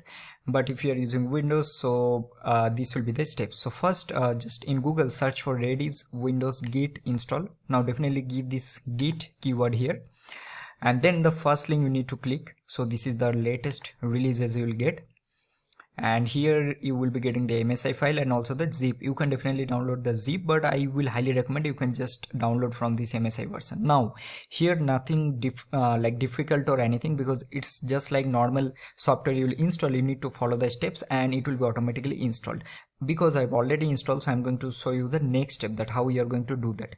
Once you install this, then what you need to do, right, you need to go to your C drive, and inside C drive you need to go to program files. So go here, and then you need to go to this Redis folder. See, we already have Redis here, so click, and now you can see that we are having this Redis CLI and this Redis server, right? So now just click on this Redis CLI, double click, and you can see that this will automatically start it. Now if I, let's say, do something like set, and I want to set a value, let's say the product name, and I'll give this one as Apple, something like that. Okay, enter, and you can see that we are giving okay. And let's say if I do now get product name, and you can see that we are getting the value. That means this is now running.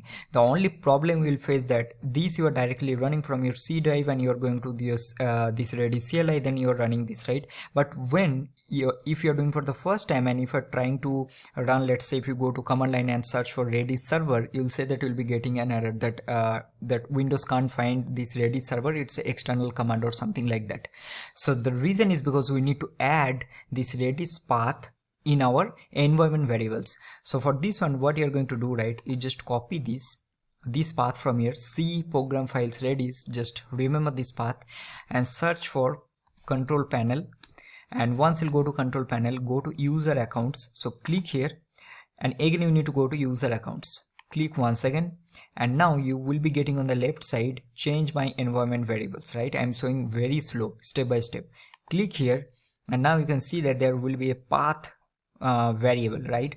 So now just double click. Okay, so I'll double click, and you can see that you will be getting all the path variables that are already configured. Now if you see at the end, I have this Redis path just now I copied from here, that is configured. If I'm pretty sure if you're doing for the first time, you don't have this one, so just do new, right? And then you have to paste it here like this, but I'm not going to do that, so I'll show you. Once you'll do that, just do okay, and then it will be automatically saved, right? So I'll do cancel now, so I'll just double check once. So now you can see that I already have this, so I'll do okay and then click OK. Once you'll do that, now you can open your command line. Let's say I'll open this one and just do for just do for Redis server, and you can see that you're getting the ping, so that means the Redis is properly installed in your device.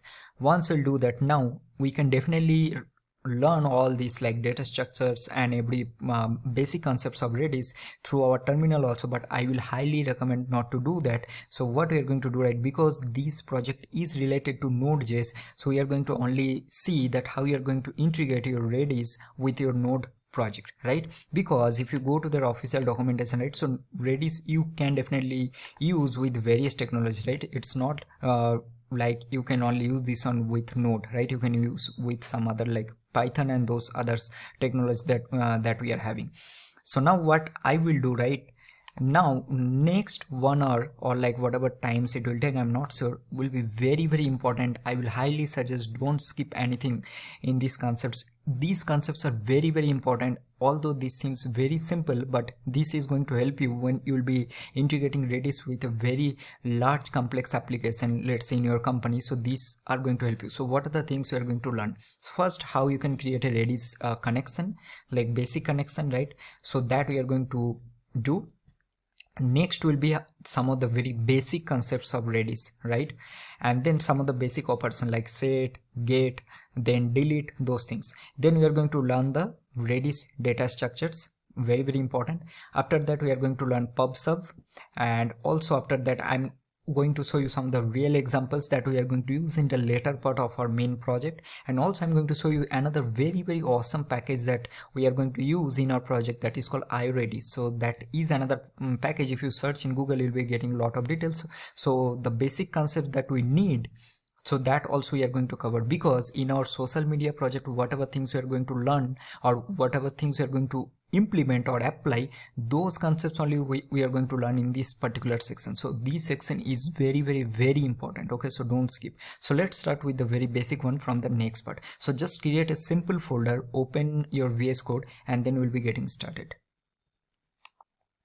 Alright, so let's get started. So the first thing we are going to learn that what actually Redis is. So Redis is, the full form will be remote dictionary server. So it's a in-memory database, right? So what actually in-memory is, so it will store all your data in memory, or basically RAM, rather than on disk, right? So what will happen, the data retrieval will be very, very fast. Also it will support various key features, like first one I already mentioned, like it's the in-memory data storage, like it will be extremely fast read and write operation. Because of that, persistence, right, it will save data to disk for durability and restarts. Also it will support multiple data structure. Definitely we are going to having a separate section for that in this particular section only. It will also help us with PubSub. So PubSub is actually, it enables real-time communication between clients. That also we are going to see. It will also help in transactions and lot of other things, right? And also there are different use cases also we are going to see, like caching. Definitely we will be using a lot of caching in our next project that we are going to build. Session management also we are going to implement, right? Real-time analytics also will be having, and lot of other things. So without wasting any more time, right, I know this will be little boring and I also don't want to discuss like this. So let's simply create some first file that how we are going to create a simple Redis connection. So for this one, what I'm going to do, right, let's do something like this. I'm going to just do npm, see, let's clear this first, okay, and I'm going to do this on npm init -y. So this will create our, okay, sorry, I think I've done np, let me just do npm init -y.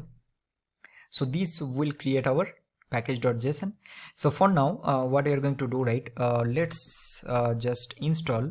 So I'm going to just install Redis, okay.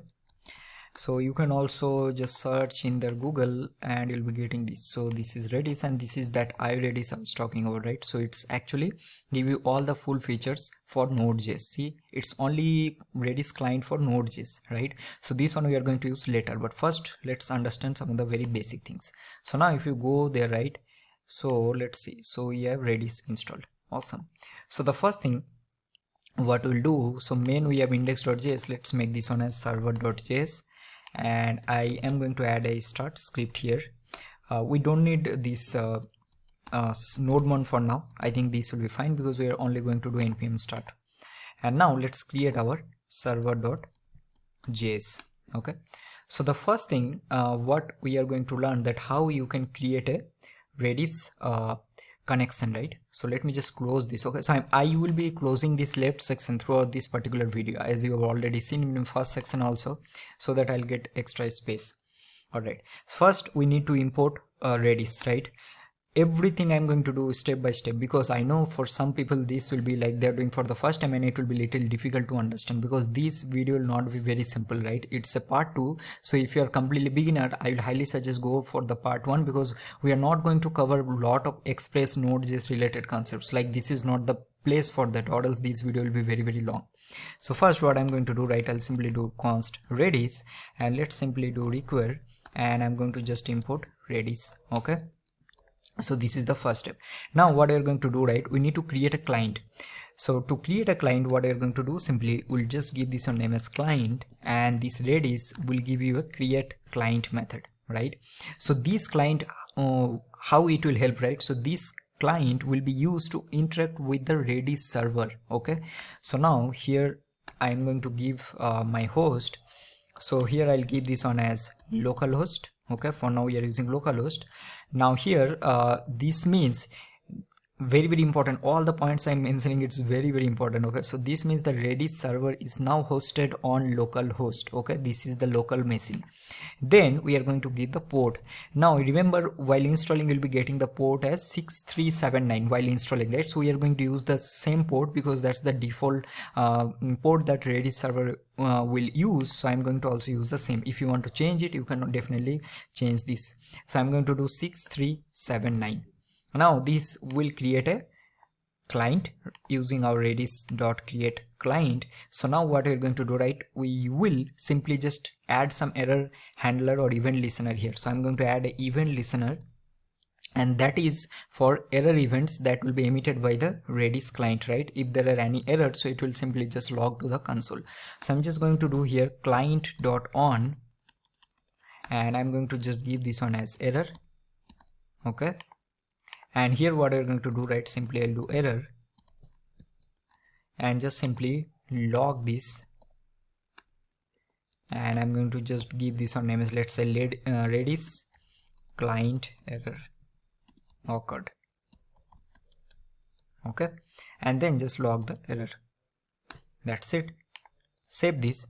Now what I'm going to do, I'll just simply create a simple function, and that is just to test our Redis connection, because we need to establish our connection, right, or else will not be able to do any operations. So I'm just going to give some random name. You can give any name you want. So I'm going to do async function, and what we can give, so let's give Redis test Redis connection, and here I'm going to take a try catch, right? So in the try, the first thing what we'll do, so here we need to connect, right? So now this client will help us to connect. So simply we just need to do await, and this client will give you a connect method. So if you go right, so this is the connect method, right?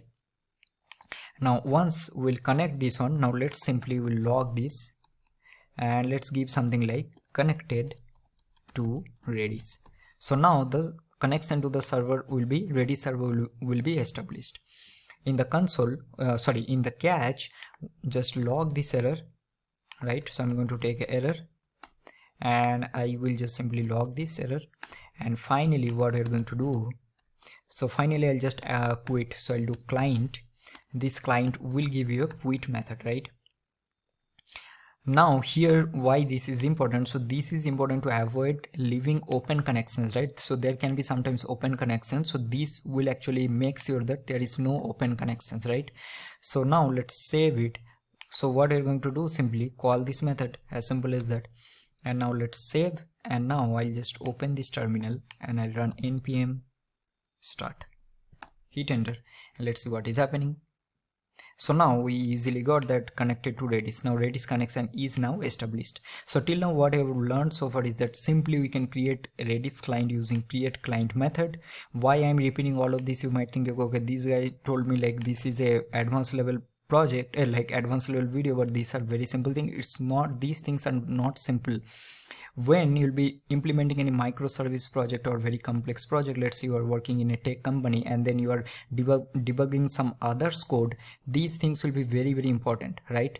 You can prove me if I'm wrong. So that is the reason, please be very careful while learning these things, that how we are going to apply all the concepts and how you're going to apply these things in a project. So you need to remember all these methods, like what is a create client method, what actually this is doing, and then how we are connecting, and then how we are quitting from that particular connection. So till now we have learned this one.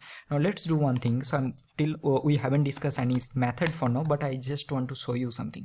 Let's say I will do something like I'll do a client.set method, and here what I'm going to do, right, let's give a key. So I'll give a key here, so key only I'm giving, and value I'm giving value only. So this is my key and this is my value. So if you hover here, let's see it's showing or not. So it's a key and there will be a value.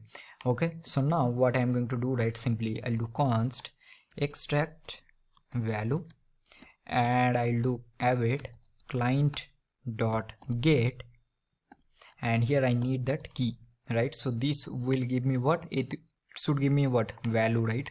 So if I now log this, and let's log this extract value, save this, and now I'm going to run once again and see what we are getting.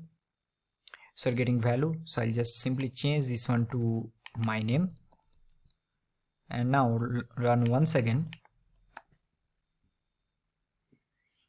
So we get my name. So now the connection, we know how you can connect or create connection using Redis, right?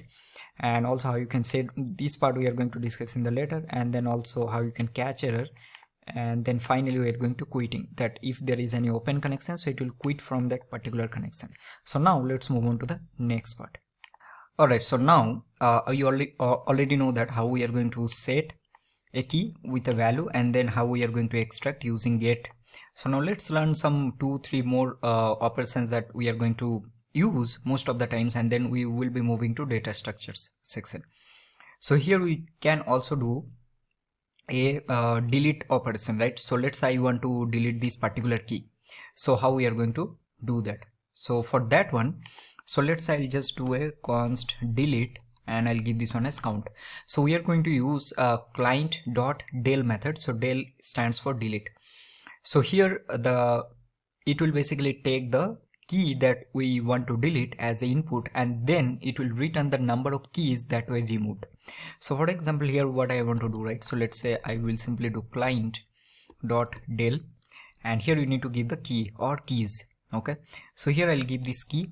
Now if this is confusing, so let's do one thing. Let's give this one as name, this key, and then I'm going to do this one as name. So first let me just show you that what we'll be getting my name, right? Because if I do client.get names, so it should give me Sangam, right, as a output. So you're getting that. So now I want to delete this particular name, so I'll just simply do const delete count, and then I'll do client.del, and then I'll give the key name, which is name, and now I'll just simply log this delete count here, save this, and let's see what we're getting. So we're getting 1, so that means 1 keys has been deleted. And now what I'll do, right, simply here I'll just do const extract. I'll do extract updated value just to show you that updated value, and here I'm going to just simply do avid client.get, and I'm just going to keep name here, and then I'll just log and do extract updated value, and can you guess what we'll be getting? So here if I just run this, right, you'll be getting nil. Why nil? Because, sorry, not nil, null, because this key we have already have deleted in the previous step, so that key is not present anymore. So this is one thing, and then I also want to discuss about the increment and also the decrement operations, right? So let's say what I'll do, right, I'll just simply take avid client.set, and I want to take a count value, and I'll give the value as, let's say, 100. And now I just want to do an increment, so I'll do const increment count. So here simply do avid, and I'll do client.increment, and you need to give the key name. So here the key name will be count. Now I'm pretty sure this will be very simple to understand, right? And if you just log this increment count, what we'll be getting? We'll be getting 101, because we are incrementing this one by 1. And let's run this. So we are getting 101. Similarly, you can also use the decrement operator. So let's say I'll simply do const decrement count, and I'll do avid client dot decrement, and you need to give the key name, and let's log this decrement count now, and what we will be getting here. So we'll be getting 100, right, because it was 101, and then we are decrementing by 1. If you just run it, let's say 2 times, right, and then if you log it, let's say I'll just do something like this.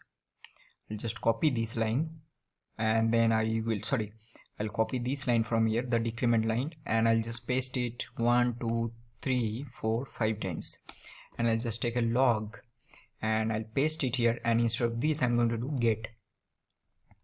And now let's save it. So let's see what we are getting. So we are getting 95. Makes sense, right? Because we are deleting this one, decrementing this one 5 times. So these all the very basic level of operators that we will be using most of the times. Mostly we will use this set and get like a lot of times. So you should practice all of this, and I'm pretty sure you don't have to practice also. This is like very, very simple, just like JavaScript map or set concepts. Now we will move to our data structures section. So for this one, what I'll do, right, I will create one more file here instead of that. So, and I'm going to give this one as data structures.js. So let's start working on this one from the next part. Alright everyone, so let's start learning some of the basic data structures that you should definitely know before you will jump into any difficult projects, right? So let's do one thing. We'll go to server.js. I'll close this, and we need the following things, right? So I'm going to copy paste this from here, and then we'll just going to paste it, save it. And now what I'll do, simply here let's create a function. So I'll do async function, and I'll do Redis data structures, and let's do a try.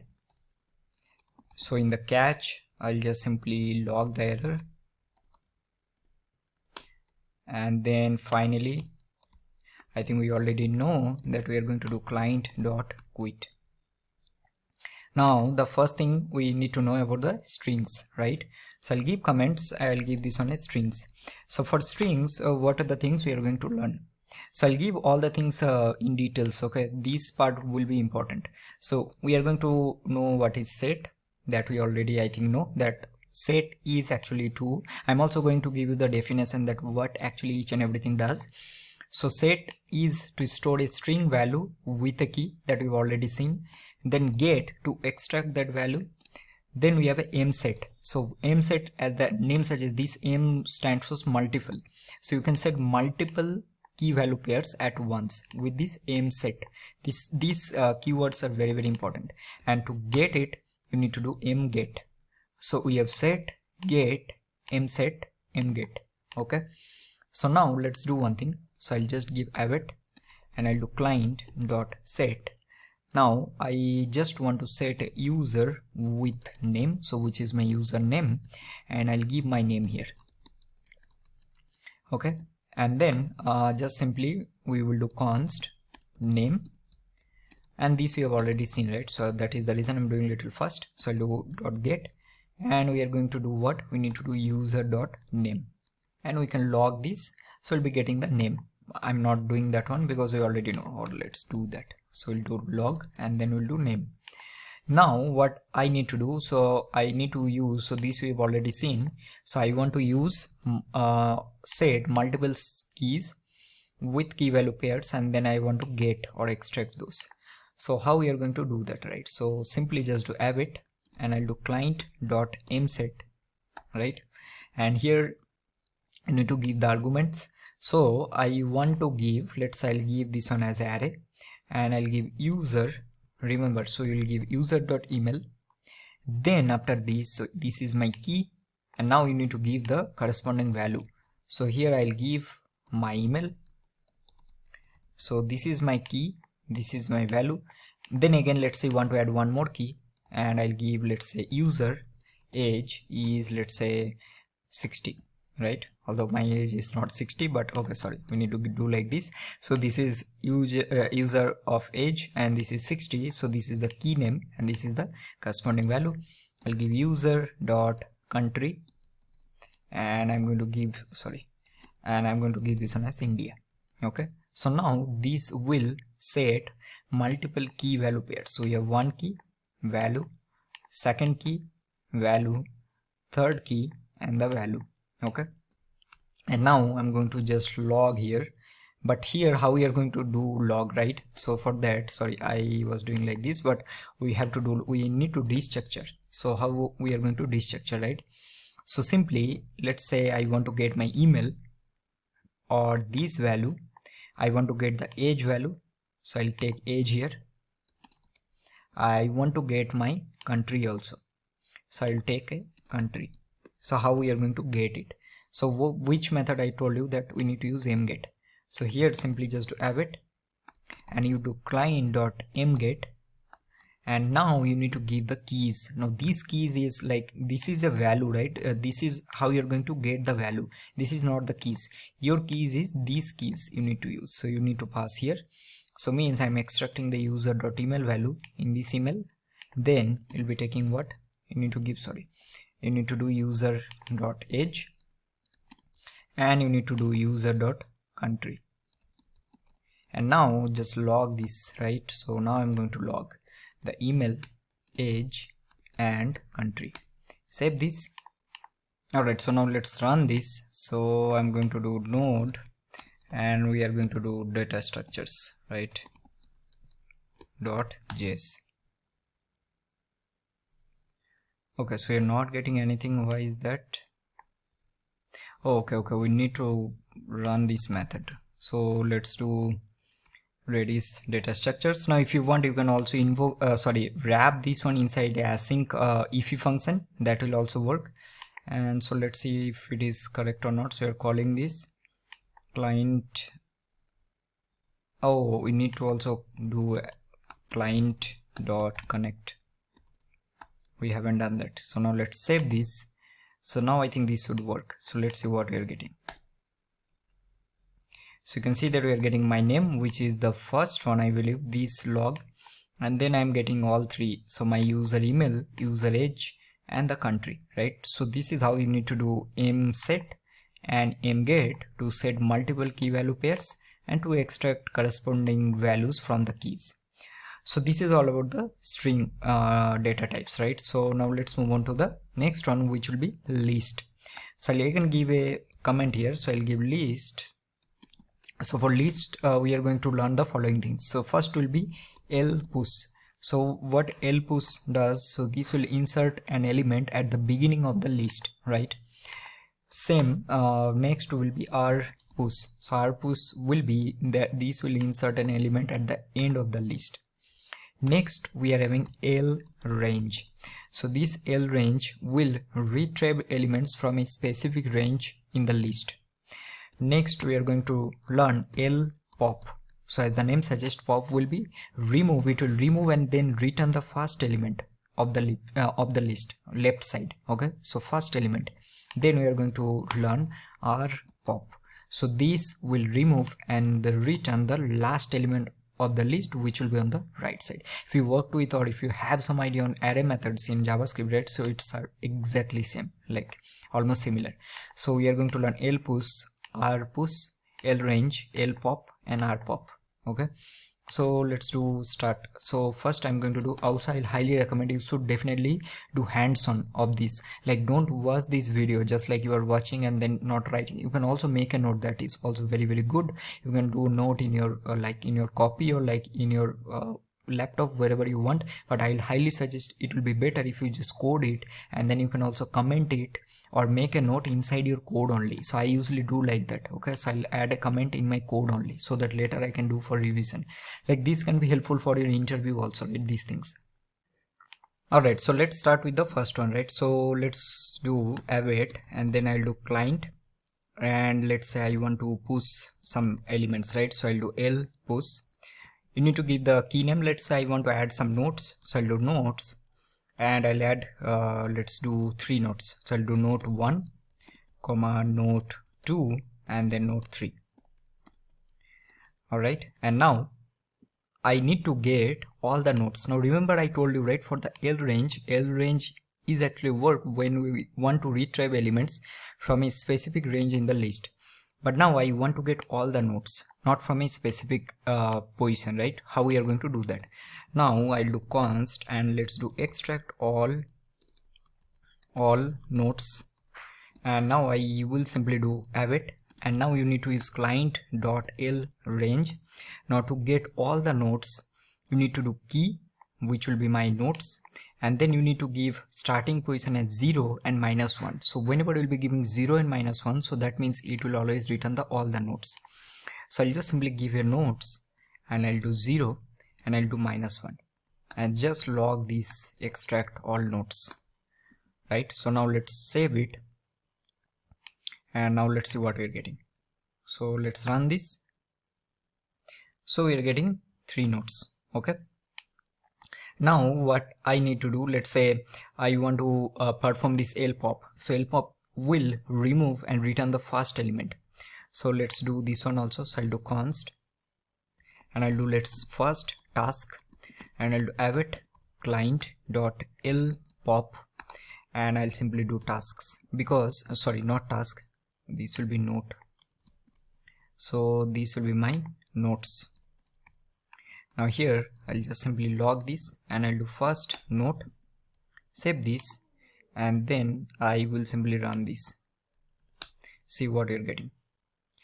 So you can see that we're getting node 3. Now remember one thing is very important here, that is because you can see it's coming 2 times. The reason is because we have run this command 2 times, right? So it's again actually pushed this line here. So actually we should have commented it previously. So that is okay. So now this is giving the first task, right? And then it is giving you node 3. And then what we need to do, right? So now again let's say we want to get the remaining task. So what we'll do simply, so I'll do const and I'll do remaining nodes, not task. Why I'm doing task? And so here I'll do simply await and then I'll do client.lrange and again you will pass here nodes and let's say you'll do 0 comma -1. Now this time let me just comment it out from here, save it, clear this, and then let's say what you're getting. So you can see that now you're getting this I think, oh, we haven't logged this. Okay, sorry. So let's log this again, save this, and now I'll also remove let's do this one. Okay, because the reason is you are getting node 2 here. I'm not sure if you are able to understand, because previously it was node 3, right? And then again we run this lpop, so lpop will again remove this node 2, so that is the reason you are getting node 2. So if I run once again, let's see what is happening. Run this, so you'll be getting now node 1, but if you remember, now you're getting the remaining 3 items. So previously it was total 6 items. The reason is because first time we have pushed 3 and then we run this command once again by mistake, so it was pushed these 3 items once again, so it was 6, and then we run this client.lpop, so it remember it given us node 3, right? And then we run once again, so it given node 2, and now last time we run once again lpop, so now it's giving node 1, so node 1 is also removed. So what is left? So only these 3 is left, right? If I want to run once again, so what will happen? I just want to make it clear if you are getting confused. So now again it will remove this node 3 and you will be getting node 2 and node 1. So let's see what is happening. So I'll just do clear and I'll just run this, see what will happen. So now you're getting node 3 and then you're getting node 2, node 1.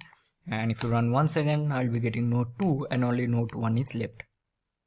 So this is how you can make use of all this. So you can practice all this like lpush, rpush, all these concepts. So this is all about the list. Now next let's quickly see some how we are going to work with sets. So for sets we are going to again use couple of methods, right? So first will be add. Again, as the name suggests, this will add one or more members to a set. Set is actually almost similar to your JavaScript set concept if you already know. Then we are having s members. Okay, I believe it is s is there. Let me just check. I think it's s members. Yes, so it will be s members. So s members will always return or retrieve all the elements of a set. Then we are having s is member.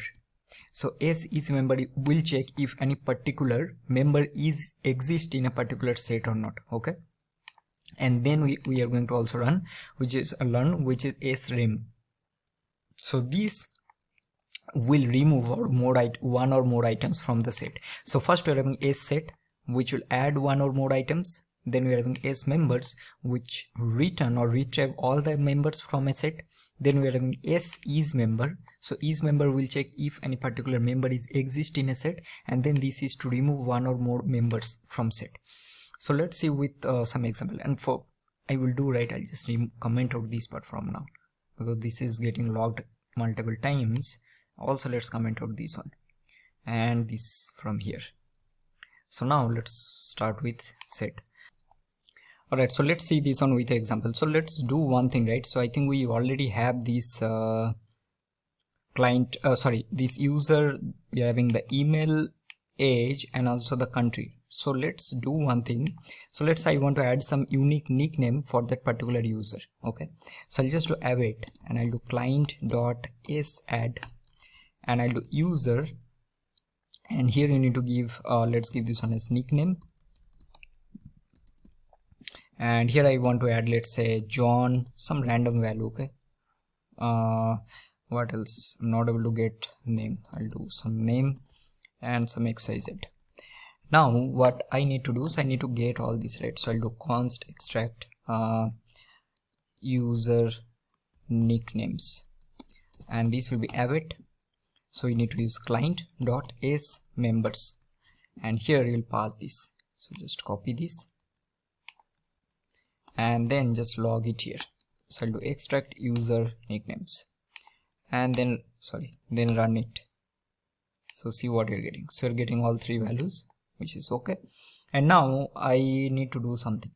So now I want to, let's say, check if Varun is present in this user nickname or not, because these concepts are very important, right? So how we are going to do that? So let's say I'll check const is Varun is one of user nickname, right?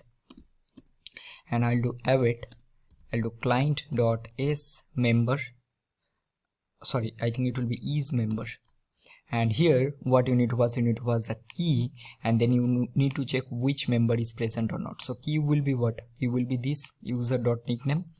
So I'll just pass it here, and then the value will be what? Varun, and then I'll just check log and I'll check is Varun is nickname or not, and then simply run this and see what you're getting. So you're getting true, that is correct.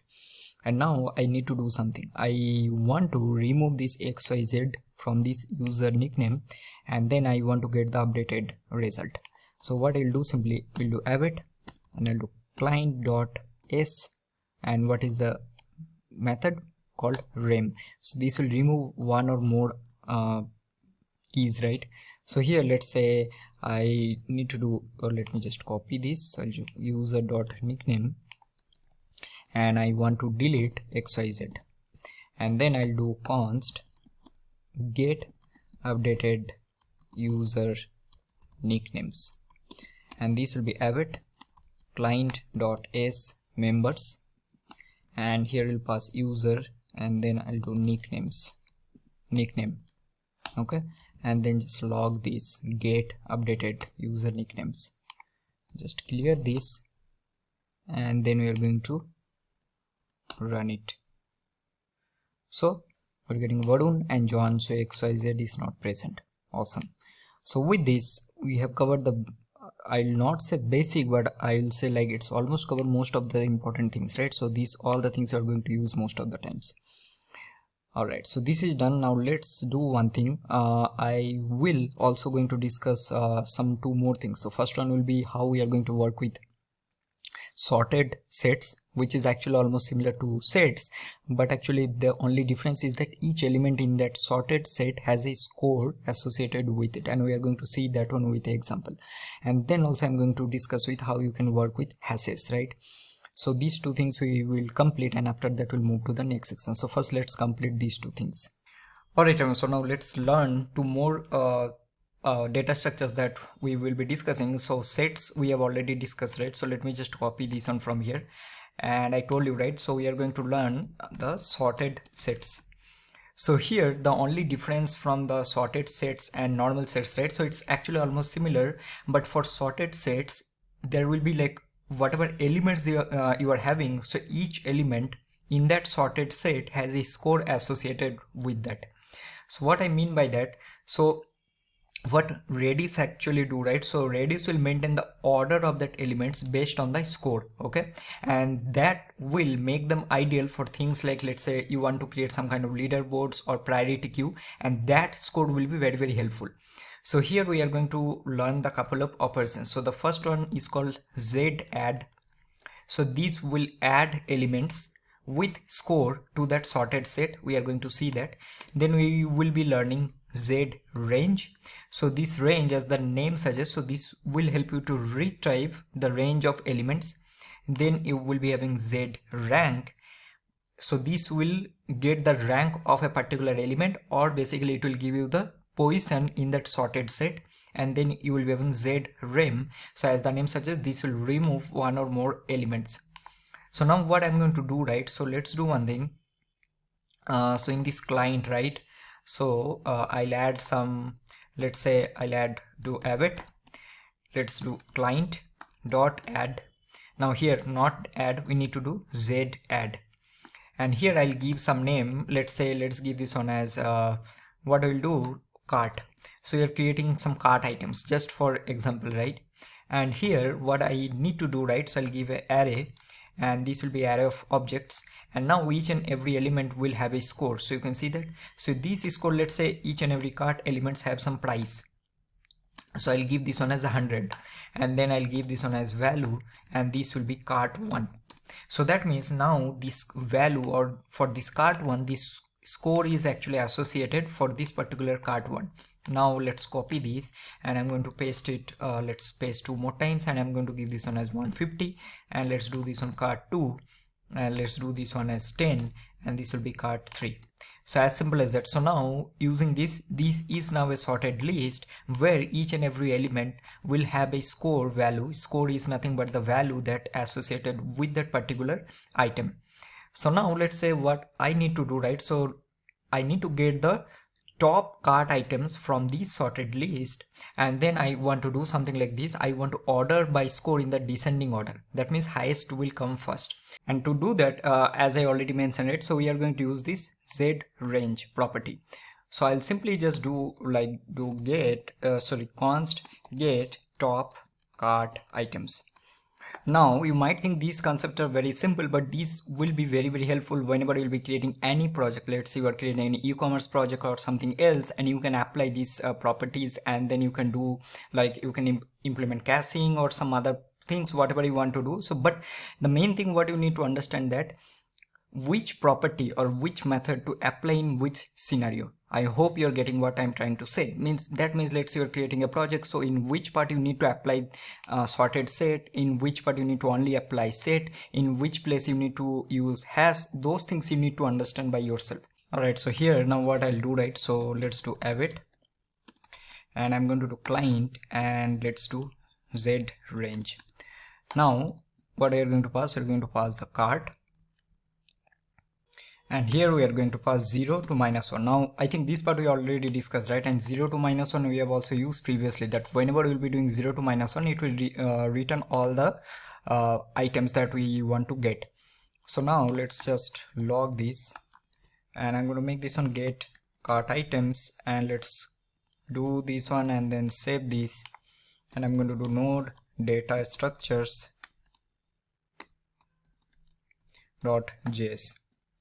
And you can see that now you are getting cart 3, which is coming actually in ascending order. So you're getting 10, and then you'll be getting cart 1, which is 100, and then you're getting cart 2. Now let's say you want to get all of these values, right? And to get all these, what you need to do, right? I'll do extract all cart items with score. So we'll do await client dot z range scores, and then just pass this cart. We'll do 0, -1, and if I now log this, right, we'll do extract all cart items with score and run it. Let's see what you're getting. So you can see that you are getting all these value. Awesome. So next thing, I will also show you that how you are going to get a particular item or cart with the rank. So here what I'll do, let's say I'll do const cart, let's do this one as I'll do cart, let's do 2. So I'll do cart 2 rank, and we will simply do await, and I'll do client dot z rank, and here you need to pass the cart, the key, which is our key, and then you are going to pass the cart 2. So here we are going to pass this cart 2, and now let's log this cart 2 rank, save this, and see what you're getting. So you're getting 2, which makes sense, right? So now with this you will be able to also work with your sorted list. Now if we are doing any caching or anything that we are going to implement in our microservice that we'll be doing, right, so there most of the times you will be working with Redis caching only. So the main thing you need to practice is the set, get. These things you will be doing most of the time. So you're going to set some key, and then you're going to cache some data, and then you need to extract the data, right? But again, there is nothing bad to learning new things. So that is the reason I'll highly recommend you can also practice these things, because you never know that when you will be getting opportunity to use these properties also, like sorted sets and sets, hashes, and those things. So with this is done. So now let's learn one more thing, and then I think we will be moving to the next part. So I'm going to just copy all of this, comment out all of this, and now we will be learning hashes. Now hashes, we'll be learning the following things. We have age set, so which will set the value of one or more fields in a set. It's like a JavaScript map, right? You are having map.value, map.set, map.keys, those things. Then you are having age get to get the value. Then you are having age get all. So do age get all to get all the fields and values, and then you are having age delete. So now let's say I will do simply, I'll do await, I'll do client dot age set, and here I will do something like, let's say what I need to do, right? So for example, I'll add something like, let's do a product, or what I'm thinking, like let's do this one as, see, I'm very bad at these things, right? So I'll do product, and then I'll do 1, and I'll add some properties. Let's give a name. So I'll do product 1, I'll give something like let's say product, what will do description. So I'll do product 1 description, and I'll also add a rating property which will be, let's say, 5. And now what I need to do, so now you need to get the value of these, let's say the rating field or the description field. So now I'll do const get product rating, and you'll simply do await client dot h get, and here you need to pass that the key which will be our product 1, and then you are going to pass the rating. And if I now log this get product rating and let's run it, see what you're getting. So you're getting 5, which is makes sense and very simple. Now you want to, let's say, get all the product values. So I'll do const get product details, and you're going to simply do await, and you'll do client dot h get, we'll do client dot h get all, and I'm going to do here product 1, and now log this get product details, and now let's see what you're getting. So you're getting all the values, product 1 description and everything. And also similarly you can also delete some properties using hdel property. Let's say you want to delete the rating property, so I'm going to simply do await client dot h delete, and let's say I want to delete the rating property, so you need to give the product 1 the key, and I want to delete the rating. And now if you get the updated product details, right, I'll do updated product details. So this will be await client dot h get all, and you'll pass product 1, and I'm going to log this, and I'll do updated product details. So let's clear, and now if I run this, right, so you can see that first time you are getting rating, second one you are not getting the rating because you have already deleted. Now definitely these all are the very simple concept but very effective. So with this we have actually covered all the data structures, very important one that you need to know, right, from strings. Then what we have learned these lists, we have also covered sets, also covered sorted sets, and also we have learned the hashes. Okay, so with this part is now completed. So now let's move on to the next section.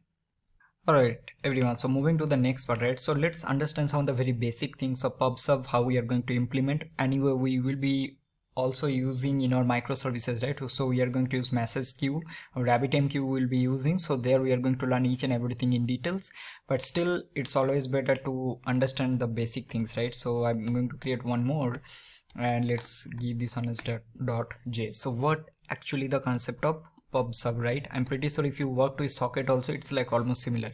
So here the concept is very simple. So there will be a publisher, so publisher will send a message to a channel. Okay, so there will be a channel, so publisher will send a message to a channel, then subscriber will going to consume this message, subscriber will consume this, simple. Okay, these messages, right. So how we are going to understand, so let's create a very simple example, right, and then we'll be able to understand this one better. So I'm going to just cut it here. So let's do one thing. I'm going to do const Redis, and I'll do require, and we need Redis, and I'm going to copy the connection code that we are doing. So let's copy this from here, and then I'm going to just paste it. Also let's copy this one, and then I'm going to create a async function, and I'll going to do test additional features. Okay, let's keep it like this. And now here what we are going to do, simply the first thing we will connect, so we'll do try catch. So in the catch, let me just copy it from here. I'll also add all of this in the GitHub so that you can copy, fork this and then practice by your own. So let's paste it here. So now here this will be await So I'll do client dot connect. And now what I'm going to do, right, as I already told you, right, that it's the pub sub is nothing but it's a messaging pattern, right? So we're going to publish a message. So think about this one. So let's say you're having two microservices, right? I'm pretty sure you don't know what is microservices is, but that is fine. So normally think about this one, that you are having two different places, okay, and then you don't want to communicate between those two places directly. So you have some kind of medium, and then from one place you are sending something, and your medium, the medium that you are having right in between, and he's doing some communication, and then what it is doing, it is doing nothing but it's doing a decoupling. So that means without directly communication, you are still able to communicate between two different services or two different places. So where from one place you are publishing a message, and then from another place you are going to consume that message, okay? And this is a extremely very advantage feature that we are going to understand, that how this will going to help us whenever you'll be creating any advanced level of microservices, right? Normally in monolithic, what will happen, so each and everything will be creating in a single project, right? And then how we are going to do it, so just simply import it, that feature, and then you can do it. But in a normal microservices project and any other project, when you don't have direct coupling, so there it will be very difficult. So there we need some kind of things where you are going to publish that message, but you need to somehow communicate, right, or consume that message. So it's similar to like your React context. Not similar means I'm just giving the example. So you are just giving context values, and then you are going to consume it using some hook, something like that. So first what I'm going to do, right, so we need to first create a new client instance where we are going to subscribe to the messages, right? And what will happen, that will allow us to listen to channels independently. So let's create a subscriber. So first I'm going to do a subscriber, and this will be client, and I'm going to create a duplicate, okay? So these duplicates, this will create a new client. So it will create a new client, right? And this will share the same connection that we have created. It will share the same connection, and this is important, that it's create a new client but it shares the same connection. So now we have a subscriber, and now what we are going to do, we are going to connect. So look, await subscriber.connect, because again it will, this will give you the connect method. What this will do, this will connect to Redis server for the subscriber. So you have created a subscriber, right? And now what you're going to do, let's say I want to subscribe to some channel, okay? So I will create, so I'll do await, and let's do subscriber dot subscribe, and let's give a name. So this will be a channel name. So I'm going to give something like some dummy channel. Again, these all are for your learning purpose. In real project you are not going to use this naming and everything, right? And I'm pretty sure I don't have to explain all of this also, like I'm explaining, I know, but I actually like to tell you so that you guys will think, or some of you actually will implement like this only. I don't want like that. So this is just for your learning purpose. So this will give you two things, one will be the message and one will be your channel. And here let's say just simply do a console log. So I'll do a console log, and I want to do received message from, and here we are going to pass so let's do the channel, and I'm going to pass my message, that which message I'm going to receive, okay? So this is done. So now what will happen, so here what I'm going to do now, I'm going to publish some message, and where I'm going to publish, I'm going to publish in this channel only. So now what I'll do, so I'll do publish message to the dummy channel that we have created. So now you already have a client, remember this one. So think about these two different things. So you have one client, and then so you have a publisher, and then you have a subscriber. Think like that. So from your client, now what I'm going to do, right, I'll do client.publish, and here I'm going to publish to my dummy channel. So I'll do dummy channel, and here let's give this one as some dummy data from publisher, okay? So this will now send this content to the dummy channel. You can also send another message. So I'll copy this, and I'm going to paste it here, right? So I will do dummy channel, and then I'm going to do here some new message again from publisher. So now what we're going to do, let's create a short time or using set timeout, right? So we are going to ensure that the messages that we are sending that are received before unsubscribing, because we also need to unsubscribe for that particular dummy channel, right, after receiving messages. And it's a very basic concept. So it's like in socket also, right? You're going to send some message and then you're going to receive or consume it from your client side, and vice versa. Similarly, from your client side you're going to send something to your backend, and then from backend you're going to consume that. So here I'll just do a await, and let's create a normal single promise. So I'll do promise. So I'm going to resolve. Let's take a set timeout and then just call the resolve, right? So we'll call the resolve and give 1 second. Simple. And now I'm going to do await. We'll do subscriber, and then you will do this unsubscribe, and here you need to pass the channel. Okay, so channel is important, that I am unsubscribing from this dummy channel. And now what is the next step? Next step is await subscriber dot quit. Okay, so that means this will close the subscriber connection. Although this look very simple, this code, but at the end, you believe me or not, this is the only thing you need to know. If you are able to master this concept, that how you're going to publishing and get consuming from subscriber, you'll be able to create any project, doesn't matter. Okay, so as simple as that. So now what I'm going to do simply, so let's copy this and then just call it here, save this, and let's clear this, and I'm going to do node pubsub.js. See, first it will received, and then it will wait, and then it is basically closing the connection. If you notice, right, received and then wait for 1 second, and then if I just go here, right, let's do this one 3 seconds, and I'm going to clear this, and oh sorry, let's run it one more time. 1 2 3. See, now it's closing. So first it's received, so first we published, so it's received here, subscribe to that channel, we are receiving the message, multiple messages we can pass, and then it's wait, and then it is subscribing. Immediately not, because in a real scenario you need to wait for some data to receive, and then you're going to subscribe from that channel, and then you're quitting.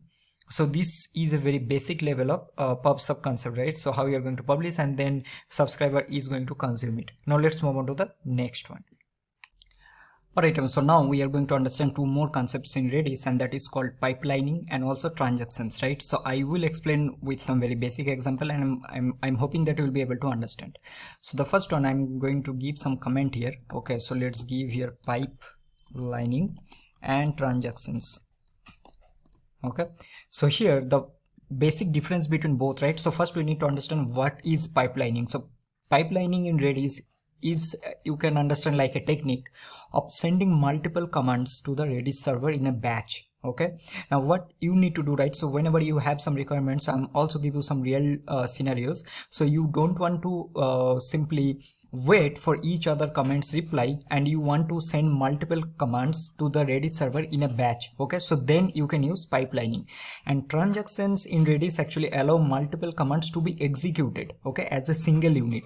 Means instead of doing individually, you want to basically run or allow multiple commands to be executed in a single unit of work. Okay, now here we are going to use the multi command, and also to execute we are going to use the execute command. So I'm going to show you that. Now if you're talking about a real kind of scenarios, right? So let's say I'll give some pipelining scenarios. So you need to do some batch data insertion. So let's say you are having some thousands amount of records, okay, and now you need to insert all these records into your Redis database. Like for example, logging, you are doing some kind of logging events activity, or let's say you are storing some user activity, that how many times user is logged in into your website and those kind of things. So here pipelining will help you by sending all set and aset commands that you have learned in the previous section, in the data structure section, right? So there you can use this pipelining, and also I'm going to show you with the example also that how we are going to implement that. On the other side, for transactions, let's say I'll give you what kind of example. So let me think. So okay, so let's say you're having some banking application, right, and you need to ensure that the money whatever you're withdrawing, right, from one account, and it is getting deposited to another account, right, but the two actions must be executed as an atomic operation, right, because that is very simple, because whenever you're doing at withdrawal from one account, that means what, you are depositing that money to another account, right? So there you can use these transactions, right? And here what will happen, you actually can't allow one operation to fail and other to succeed. It is not at all possible. Let's say you are withdrawing money from one account and depositing, but it's failing in one part, so it will fail in both the cases, right? Because that will create a inconsistent data. So here what you can do, you can implement transactions. So let first I will explain with a very basic example, and then I'm going to show you these real-time examples also, that how you are going to implement. So first what I'll do, right, so I will create, so let's give a key here. So I'm going to do multi, and I'm going to do here client dot multi. Okay, now here I need to let's say add multiple commands or several commands to be executed in the transaction. So what you'll do, right, we'll do dot set, and let's say I want to set some key here. Okay, key transactions you are doing 1, and this is your value 1, and you are doing one more, so I'll just set one more, and I'm going to do, this will be my 2, transaction 2, and my value will be 2. And now what I need to do, right, so I need to get both of these. So I'll do multi dot get, and sorry, this will be multi dot get, and here you are going to pass the key. So this will be your key. So I'm going to copy this. Sorry if you're getting any noise, that is my dog is making noise. And then I'm going to copy this, copy this and then paste it here. We need to copy this whole thing, and then I'm going to paste it, but I'm going to pass this transactions too. Means we are doing what, we are doing multiple or allowing multiple group of commands to be executed as a single unit. Okay, and then what I need to do, I need to now execute this. So we'll do const, let's say I'll do results, and then some simply we'll do await, this will be await, and I'll do multi dot execute. And now if you log this, so I'm going to just log the results. So let's save this, and let's see what is happening. Also let me just comment out the previous subscription code that we have written, right? So this we can comment out for now. Also let's comment this part. So now let's save it, and now I'm going to run it. So you can see that what you're getting okay value 1 and value 2, right? So that means you are getting all these value, all the results are getting printed here. The pipelining will be it's almost kind of similar, but the only difference is, again I repeat, that pipelining will allow you to send multiple commands to the Redis server in one go without waiting for each other response, right? And it will reduce so much time with that. So let's say you will create a pipeline. So I'm going to do, let's create a pipeline here, and this also will use the same. So it will use client.multi, and now here also let's say I will copy the same thing, and let's copy here, and here I'm going to now paste this one. So let's give this one as pipeline 1, and this will be pipeline 2, this will be pipeline 1, this will be pipeline 2. Okay, and this will be your value 2. And now again see the result, it's actually almost kind of similar. So now I'm going to do pipeline, I'll do pipeline results, and if you just save and send it here, right, so this will give you the results, and you are getting the similar kind of results. Now we are definitely going to compare that what improvements it is giving in terms of performance, but before that let me give you some more examples so that it will be easy for you to understand.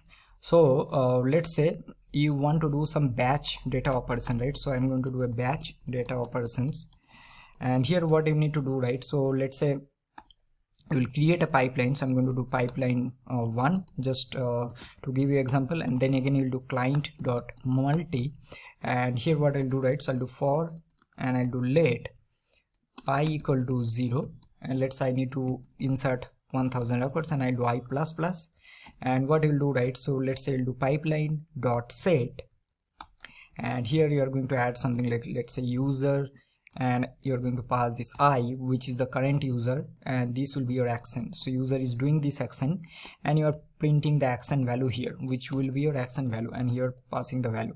So now what will happen, you can simply just do await and then just do pipeline one dot execute. So here what you're doing, you're simply inserting all of these user actions at once into your Redis database, right? On the other side, if you see transactions, right, I told you that bank example, right, that you are withdrawing money from one account and you are doing deposit into another account. So it will be something like this. So let's give one more. So I will do some dummy example, and here you can do client dot multi. Now here let's say I'm going to doing something like this. So I'm doing a decrement, sorry, it will be decrement by. So I have an account, let's say 1234, just understand this one, and I have a balance.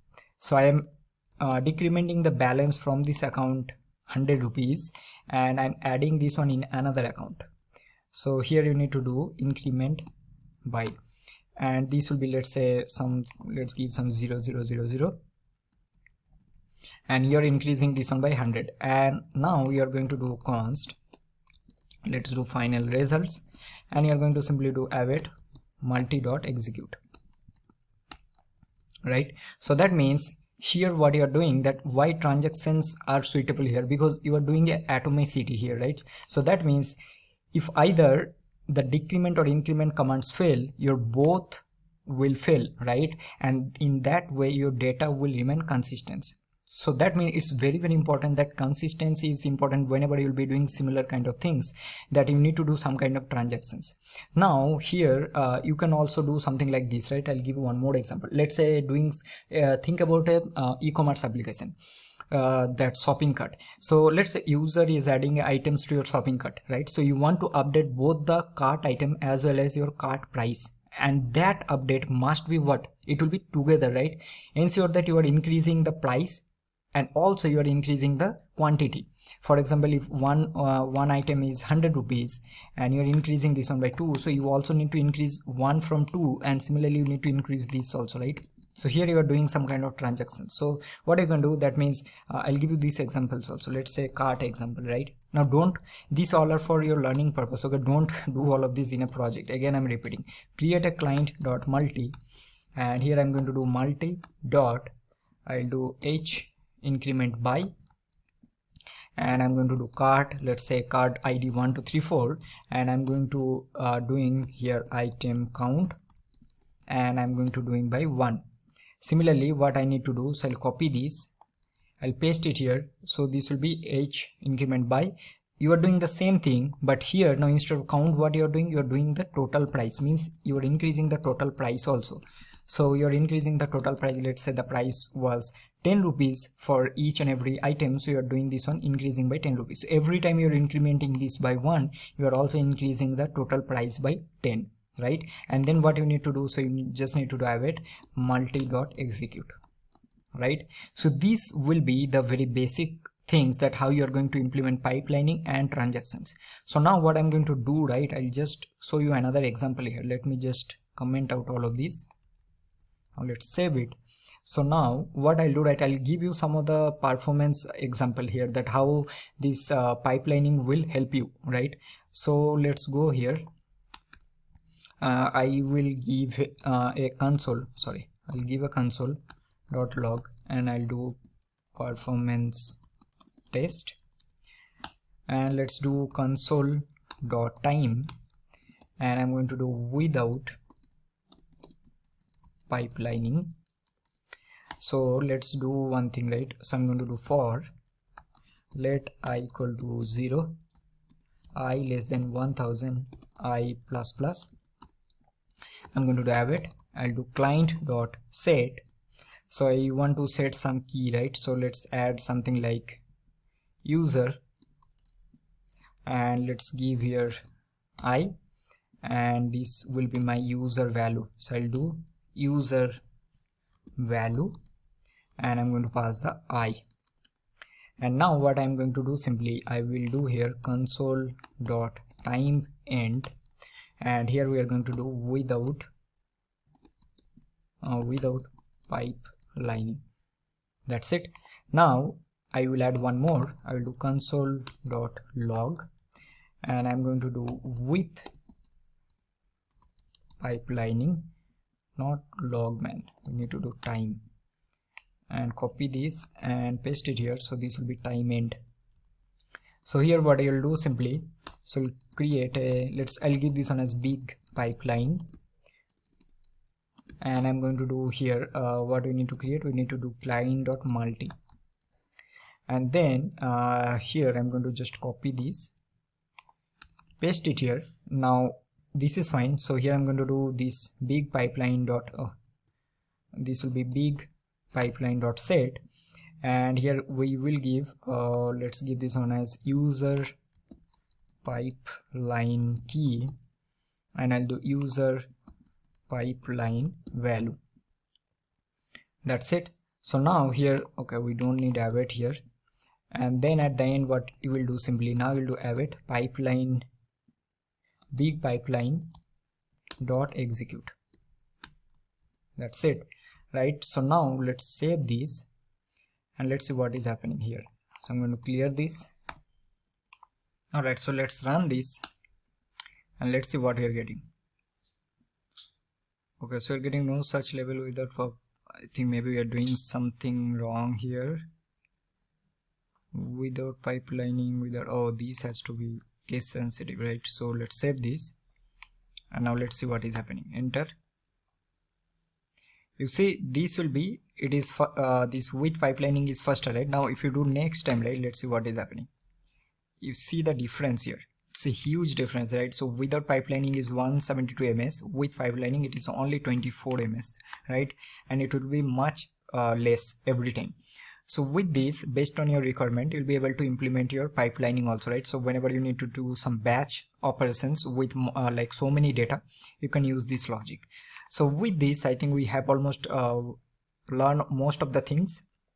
Now, before moving to the next section, right? So I want to give you one more package that we are going to use. Remember I told you that we are not going to use the Redis package, right? So either you can use the Node Redis, because that is the Redis for our Node client, or we can use something like IO Redis, and that is pretty cool. So in our microservices project, we are going to use IO Redis, right? So let me just give you some of the very basic idea of this, so that when we'll be implementing the project, right, so it will not be that much difficult. First we need to install this, so I'm going to do npm install and we'll do IO Redis, right? It's almost similar, it's just like this will be giving some more features that you can simply use.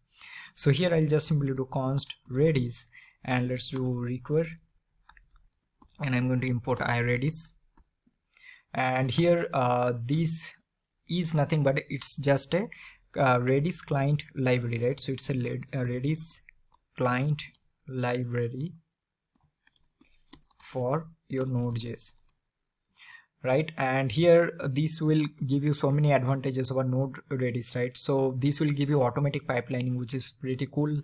Also built-in support for your Redis cluster. Then also it will support Lua scripting, right, for complex Redis operations, but we are not going to go into much details. Also this will also support TypeScript and so many other things, and the main advantage is this is also actively maintained and updated. If you go to the npm site, right, you'll be able to see very easily. So now I'm going to create, so let's create our Redis client. So I'll do const redis and just simply call this new Redis, and here you need to pass the host, right? So let's do host as we'll do localhost, and also let me just go there and I'm going to do IO Redis,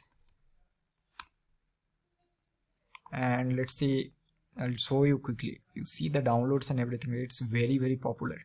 I think you can simply just do like this. Yeah, I think we can just directly do like this. So you can directly call this and this will create a client. And now here it's actually almost similar, right? So I don't want to go into much details or else it will be very repetitive. So let's give this one as IO Redis demo, and here let's do a try catch. And here what are you going to do, right? Simply, so first let's say you want to set something, so it's also almost exactly similar. So you'll do redis dot set, and then you will set a key and you'll get the value, and then we'll be able to do it using like const value. So this will be await, and you'll do redis dot get, and you'll pass the key, and here we'll be able to get it. So let's say if I call this iRedis demo, and then let's save it, and let's log this value here. Let's see what is happening. So I'll do node iRedis.js. So getting the value here. Okay, we need to also exit, so that also we need to do, right? So for that, what we can do, right, in the catch, I'll just log the error, and then we are going to finally we are going to do redis dot quit. Okay, so here let me just close this. So you can see that you are getting value here.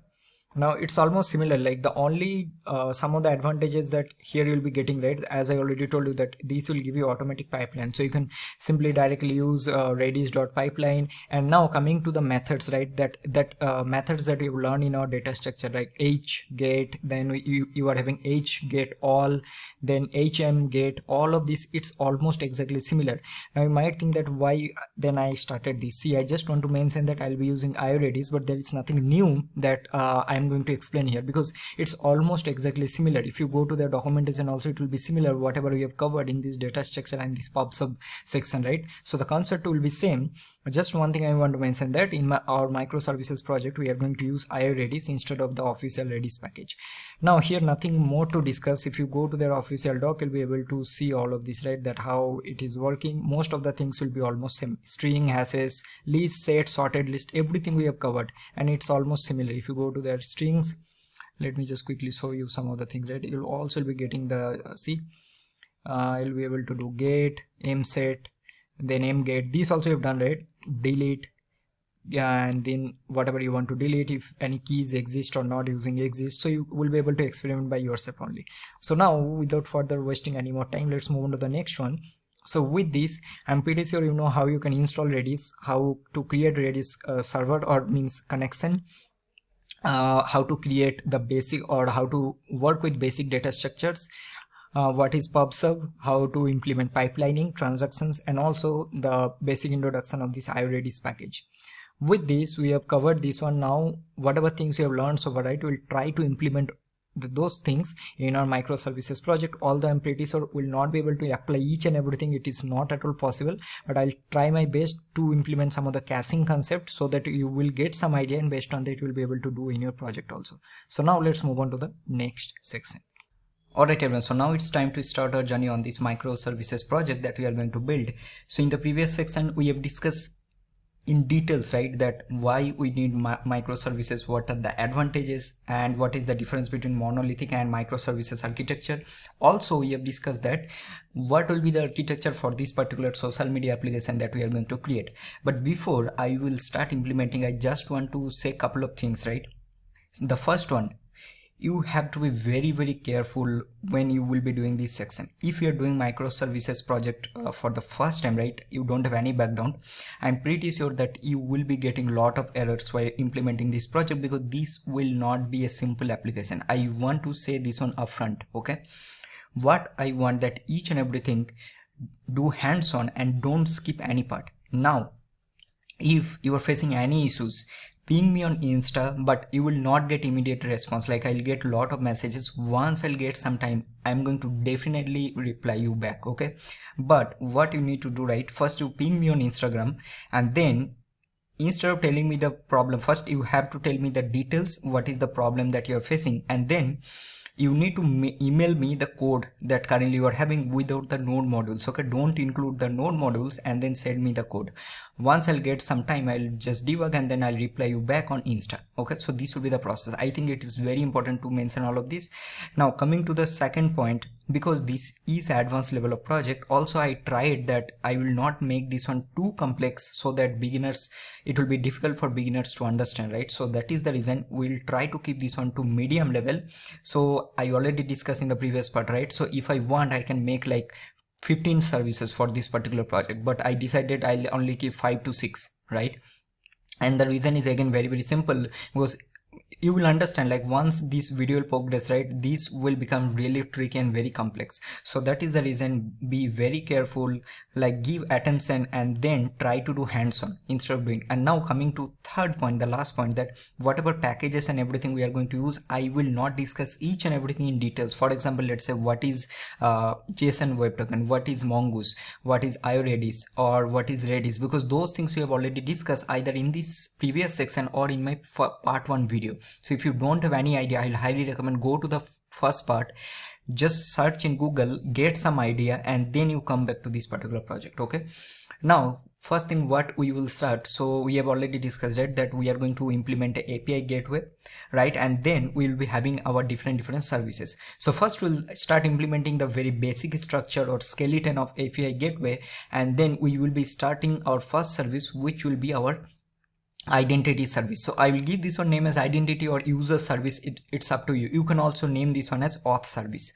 So now you can see that I have a blank application. Again, I'm repeating, please don't skip any part, okay, or else it will be difficult for you to complete this project.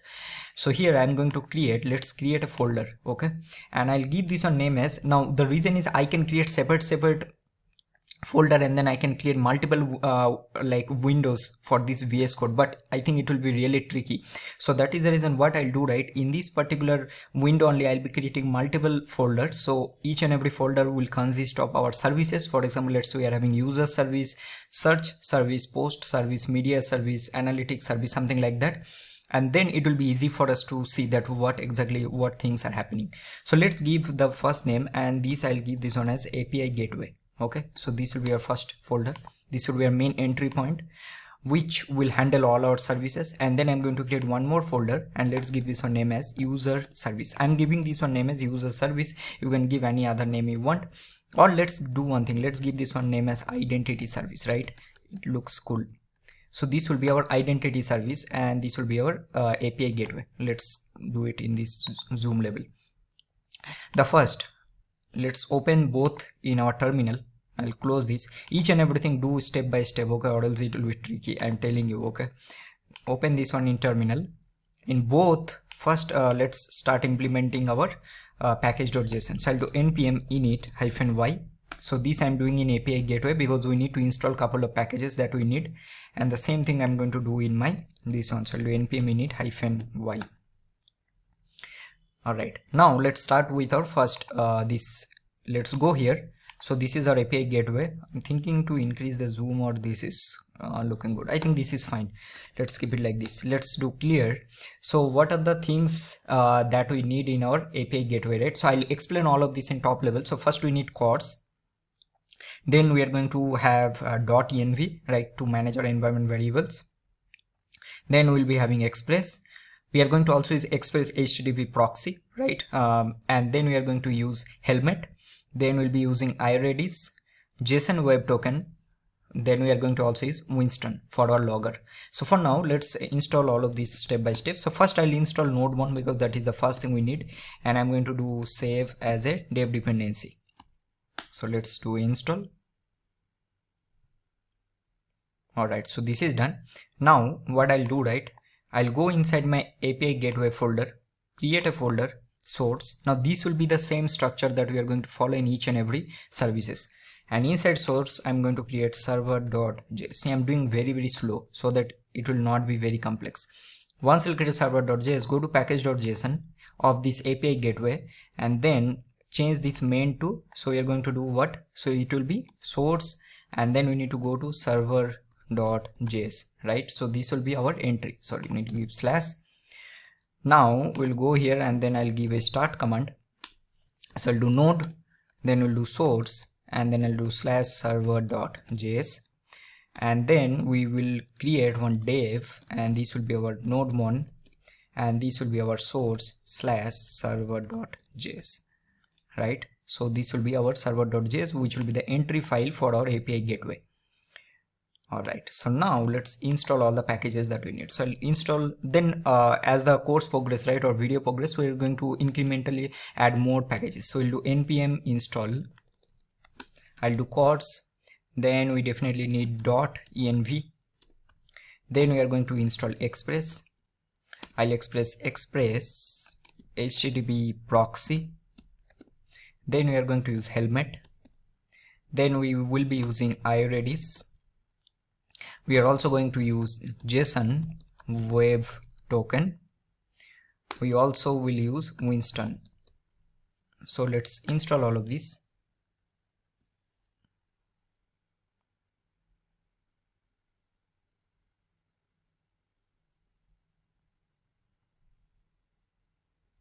Alright, so this is done.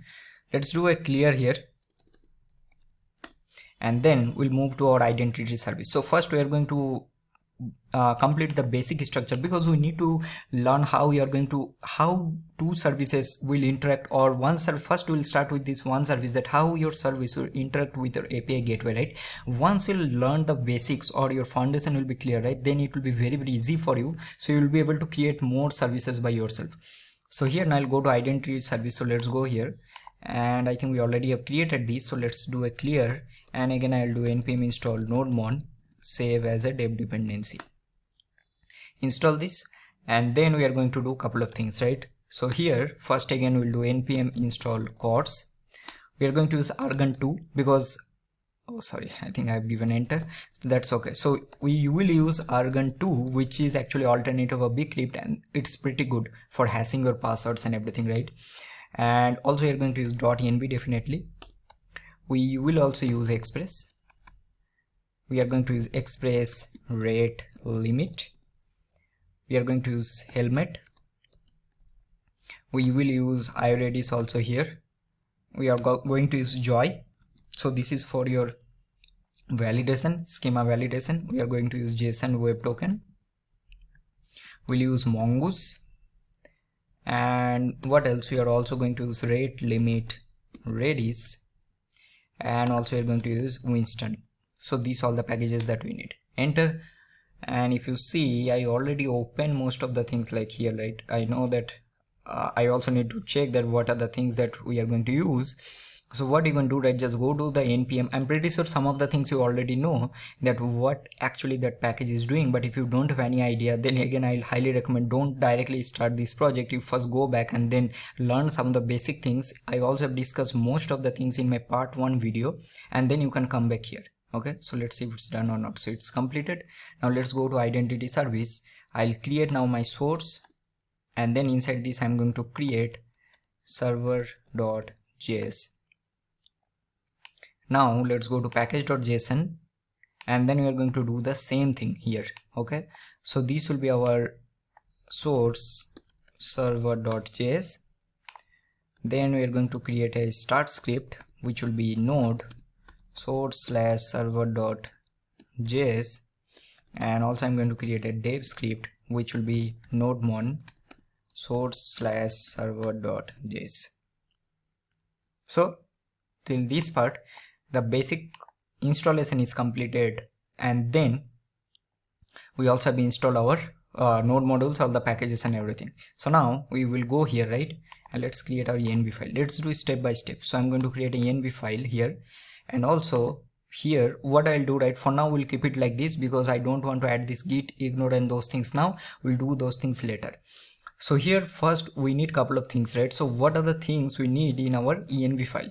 So the first thing here, what we need to do, we need to have our MongoDB URL, because these identity service will do what? It will work with authentication related things, right? So this will help user to register a new user, log in a new user, for logout, and also we are going to create a refresh token and everything. So these service will handle all of this. And also I'll give you some homework that what extra thing that you can add as part of this identity service. For example, let's say you can add user related information. Let's say create a user, that we are already doing using registration. Let's update some user information. So these identity service will only handle or work with user or authentication related things, right? So this is a standalone service. So that is the advantage of using a microservices architecture, right? So you are not overloading a complete architecture, or not overloading all the features in one place, right? So you are dividing the load in multiple services, and each and every service is dependent of handling some particular service or particular features. And now here we need to do a lot of things. The first thing, we'll create some basic structure in this one, right? So we are going to create models, we'll be creating our routes, right? We are going to also learn how you can handle or create logging using Winston. Once we'll do all of this, right, then we are going to do opposite way, means first we'll implement the identity service, then we are going to see how we are going to use this proxy to divert this. Let's say for example, I'll give you some very basic overview. This identity services, these two are a different project, right? Think about that, don't think about service or something, think about these two is a different project. Now this is running on particular port, let's say 3000, and this is running on 3001. So what we are going to do, right, somehow we need to divert that 3001 to 3000 so that this API proxy will automatically understand, okay, whenever I will go to this 3000 slash API slash register, so I need to target the 3001 API slash register route which is present in this identity service. I hope you are getting. That means we are using some proxy, we need to use some proxy to divert from 3000 to 3001 so that this API gateway automatically target this identity service, and then it will call that register or login endpoint, something like that. So let's do one thing, let's create the basic functionality on this identity service, then we are going to move to this API gateway, and with that it will be easy for you to understand. So in the next part we are going to do a couple of things. The first thing, we'll create a database. Now I will already create a database. I'm not going to show you how we are going to create MongoDB database because that is not the point of this particular video. This will those things takes time, and this length will be more of this video, right? And if you don't know how to create a database, you need to go to again the first part or search for Google. So I'll create a database, I'll get the URL, and then we are going to configure an env. So the following things we are going to do. So first, next part, we are going to create all the utils for this identity service, the logging functionality, right? Then we are going to create models, means the user model, and then we are going to create our routes. Once we'll complete all of this, then we'll start with the API gateway. So let's move on to the next section. All right, so I just created the DB, right? So let's copy this URL, and then let's go to our identity service, and then first we'll go to our env file. I'll close all the other files. So first we'll start with port. Now this service will run at port 3001. Okay, reason, because our API gateway will always run on 3000 port, so this will be on port 3001. Then I will do a MongoDB URI, so I'll paste this and then I'll replace with my password. And guys, please don't use my this URL. I'll notice this, I mentioned multiple times, like so many people are using my credentials, although I usually don't like blur all of this, but I think if you guys are doing continuously, I need to do all of this, so please don't use this. Okay, then we are also going to have a JWT secret here, right? So let's give this one as some JWT secret. You can also change this. And also here, I think for now these three will be more than enough. So let's save this. Now you will create our structure, right? So what structure? So what are the folders that we'll be having in this identity service? So let's close this. So here I'll be having a models, right? Then we will be having middleware. Then also we are going to have utils. And then we'll be having another folder which will be our routes, right? And also let's use, so we are also going to have a controllers. So you have controllers, middleware, models, routes, and utils. Fine, let's go to models. So first what we are going to create, we will be creating our user model. So here I'm going to create user.js. Now think this service as a standalone project, right? So it will be easy for you to understand. Or else if you think like, oh, what we are doing, like what is this microservices, it's complicated, it will be more complicated like that. Forget about this API gateway for now, and think this one as a, let's say you are creating a simple Node.js application, something like that. So first thing here, I need mongoose, so I'm going to do mongoose, and this will be require. So I need mongoose. Also we are going to have our argon2, right? So here I'm going to do require, and this will be my argon2. So these two things we need. And now I'm going to create user schema. Now while creating this schema and everything, I'll do little fast. I don't want this video to be too long, right? So that is the reason, because this part we have already covered in details, like step by step in my first part. So schema, let's give, so I'm going to give a username, So username type will be string, required will be true. Let's make this one also unique, so this will be also true, and then I'm going to make dream as also true, and I think that's it. So now let's copy this and then I'm going to paste it here. So this will be my email, and here let's see, I think this is fine. I'm just thinking like whether I should increase. I think it will be easy for you to understand, right? It's not that much small. So type will be string, required will be true, unique will be true, and trim also will be true. But here we are going to add one more because it's email, so we're going to add lowercase will be true for this one. Then let's create one more. So we are going to have a password. Now I think also many of you actually mentioned in my comment like that I should make the authentication flow more detailed, like email verification and this OTP and those things. I will definitely going to create a separate video for that because that will be very long. If I try to include all of this in a single video, this video will be like 30 hours long. I can't do like that, right? And also YouTube also will not allow to upload these long videos. So for now, let's forget about this. Let's understand how this microservice architecture works, right? So that we'll be able to habituate it if you're creating any client projects or something. So password will be, this is fine. What else? Now here, right, I want to give you some work. So what you can do, right, whenever I will teach something, right, I will always have this username, email and password. I noticed some people actually comment in my like in YouTube videos that they have added some new functionality on top of whatever I have shown in the video, and that is the exact thing I love. Seriously, I'm telling you, don't follow exactly what I'm doing. For example, let's say I'm adding only username, email, password. Try to add some more fields. Let's say you are adding some first name, last name, right? And then you are adding something like role and bio, profile picture, so something like that. So for now we will only keep these three, and then I'll add some more. So let's do something like what I'll do, right, we'll also add a created at, and this will be type will be date. And the reason is because, why I'll tell you, the reason is because I can't create each and every concept in a single video. That is impossible, right? It's not at all possible. So that is the reason. So created at we will keep. So I think only these 4, and then what you're going to do right here, so after this I'm going to make the timestamp will be true. Okay, sorry, what I'm done wrong, something I think. Okay, I need to do it here, and let's remove this. So this will be timestamp will be true. Save this. Now what you're going to do, right, so here I want to write some more functions. So what we'll do, right, we will take this user schema and I'll do a pre and I'll do a save. So I'll do save something because we need to hash the password and everything, right? So we will do it here only, and here I will do a async function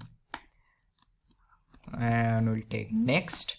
So I'll take if this dot is modified of this password.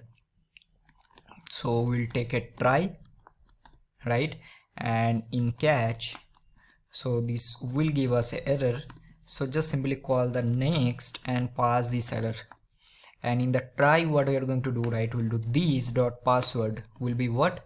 So this will be await. We have argon2. This will give us a hash method, and then you're going to pass the current password. Now you can definitely do this while we'll do registration controller, but I always suggest that do it here only. Okay, so that means you're hashing the password here. That's it. Now next thing what you're going to do here, we will also create another util that will compare our password. So I'm going to do user schema dot, I'll create a methods, and let's give this one as compare password. So this will be async function. So let's give some input here. So I'll give candidate password. Candidate password means the password that we want to compare. So I'll take try, catch, we'll take error and just throw the error here, and in the try simply we'll do return, we'll do await, we'll do argon2 dot verify. So we'll do this dot password, and we need to compare with this password, right, this one. So these two methods we have created. Now I'll give you one more thing. Here I'll create one more indexing. Let's say you need to implement a search functionality on top of this username field. So in that way you can create an index here. So I'll just do user schema dot index, pass the username, and this will be text. Once this is done, now we can create our schema. So do const user, and this will be equal to mongoose dot model, and this will be user, the name, and then I'm going to pass user schema, and at the end we are going to do module dot exports, and this will be user. Save this. So now I'm pretty sure I don't have to recap anything. These all might be familiar with you, right? So we have created a hash password method, also compare, we have created indexing, and then we are exporting this. So with this, our first step is completed here in our model. So now next thing what we're going to do, right, we will now create some logging feature. So we'll go to our utils, and here I'm going to create, let's give this one as logger.js, and we will follow exact structure in each and every service. Okay, it will be easy. So now I'm going to use Winston. You can also go to their official doc, and you can see that you'll be getting all of this, how you're going to do all of this, right? Info, label, format, transport, we will use all of these, but if you want to know more you can go here. So let's create. So first I'll do require. So I need Winston, and let's give this one name as logger, and we need to use the create logger method. So I'm going to do create logger, and here the first thing we need to give a label. Now if you go there, right, go to label, you can see we are getting info, right? But let's search for label. There will be more labels, right? I think logging labels. So you have these kind of labels like debug, noticed, warning, error, and those things. What I need to do, right, I will simply check, let's say if the process.env dot node env, if this is equal to prod, means if it is production env, so what I'll do, right, I'll simply log a info, or else I'm going to do a debug, because we are doing development, right? And this one I will go here and I'll add this one as let's do this one as development, right? So we'll do development. Now next we will use a format. So format will be Winston dot format dot combine, and here you are going to pass, so we will pass some of the format here, that how we are going to format this. You can go there and you can check this also, right? Let's go here, right? So you can see that they are using this combine method, and then whatever formats you want to combine here, that you can do. First let's go here, let's do something like, I will do Winston dot format, and I'll use some timestamp, give comma, then I'll use Winston, I'll use so let's do errors, and let's give a stack as true,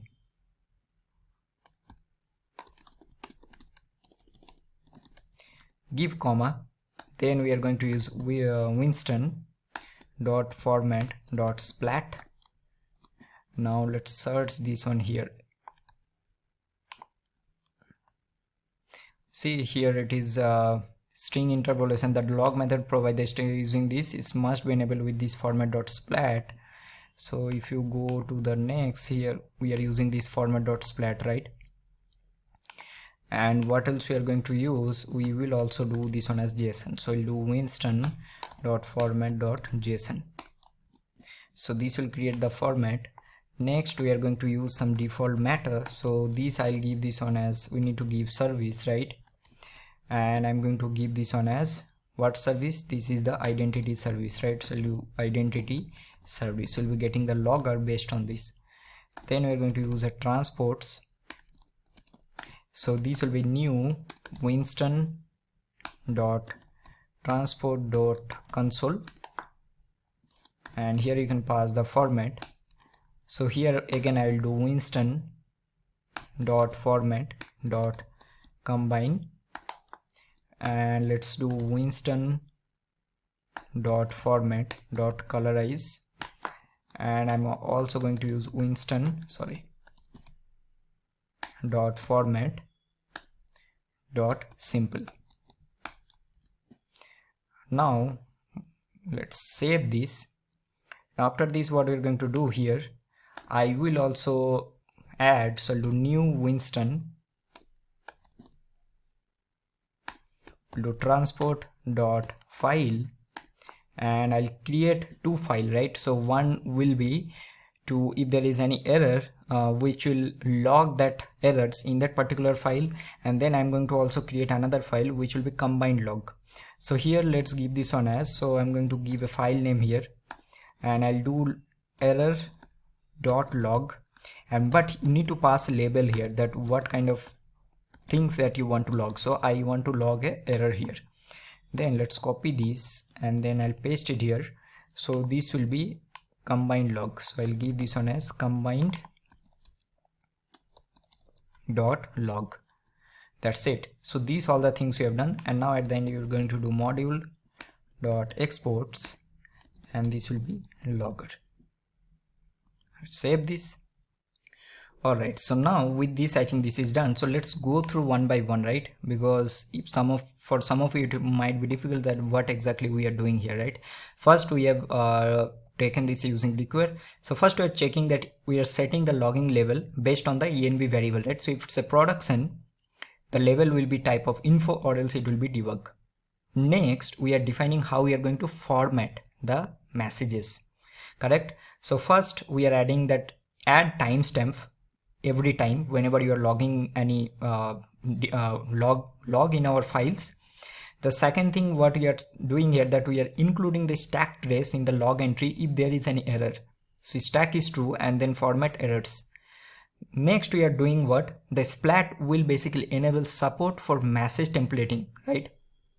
So that is the reason we are using this splat, and at the end we are basically formatting all our log messages in JSON for structural logging. So these four things it is doing, and it is combining all of this into one format. Next we are giving just the metadata, so what service we are using for this particular logger, which is our identity service, as simple as that. Then we are using this transport, so this will specify the transport or output destination, as simple as that, for your logs. So if you go to their doc, right, and let's search for transport, so many places we are having. So let's go to transports.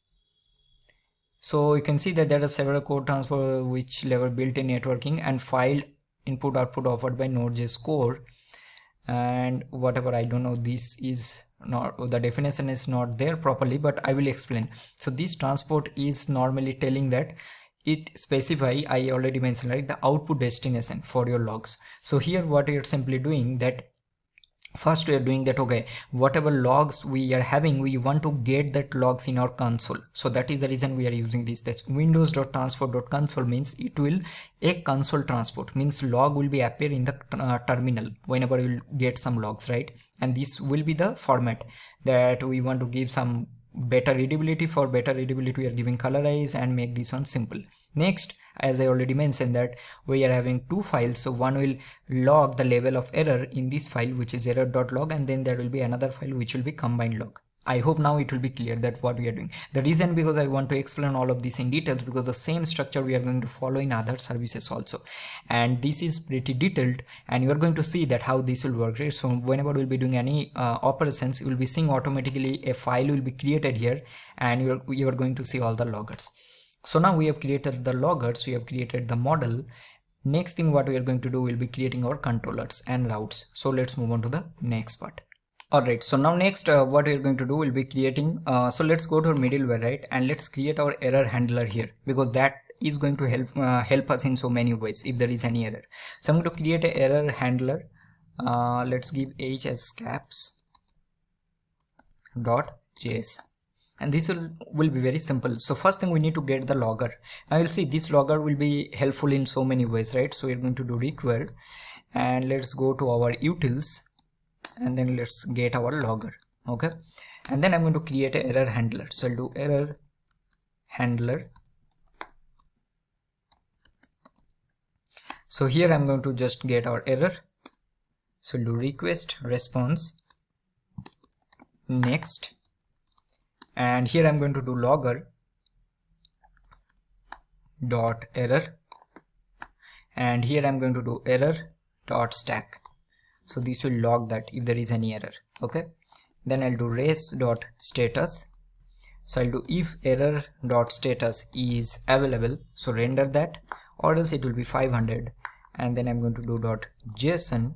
So I'm going to do message. This will be error dot message, or else I'm going to just render internal server error.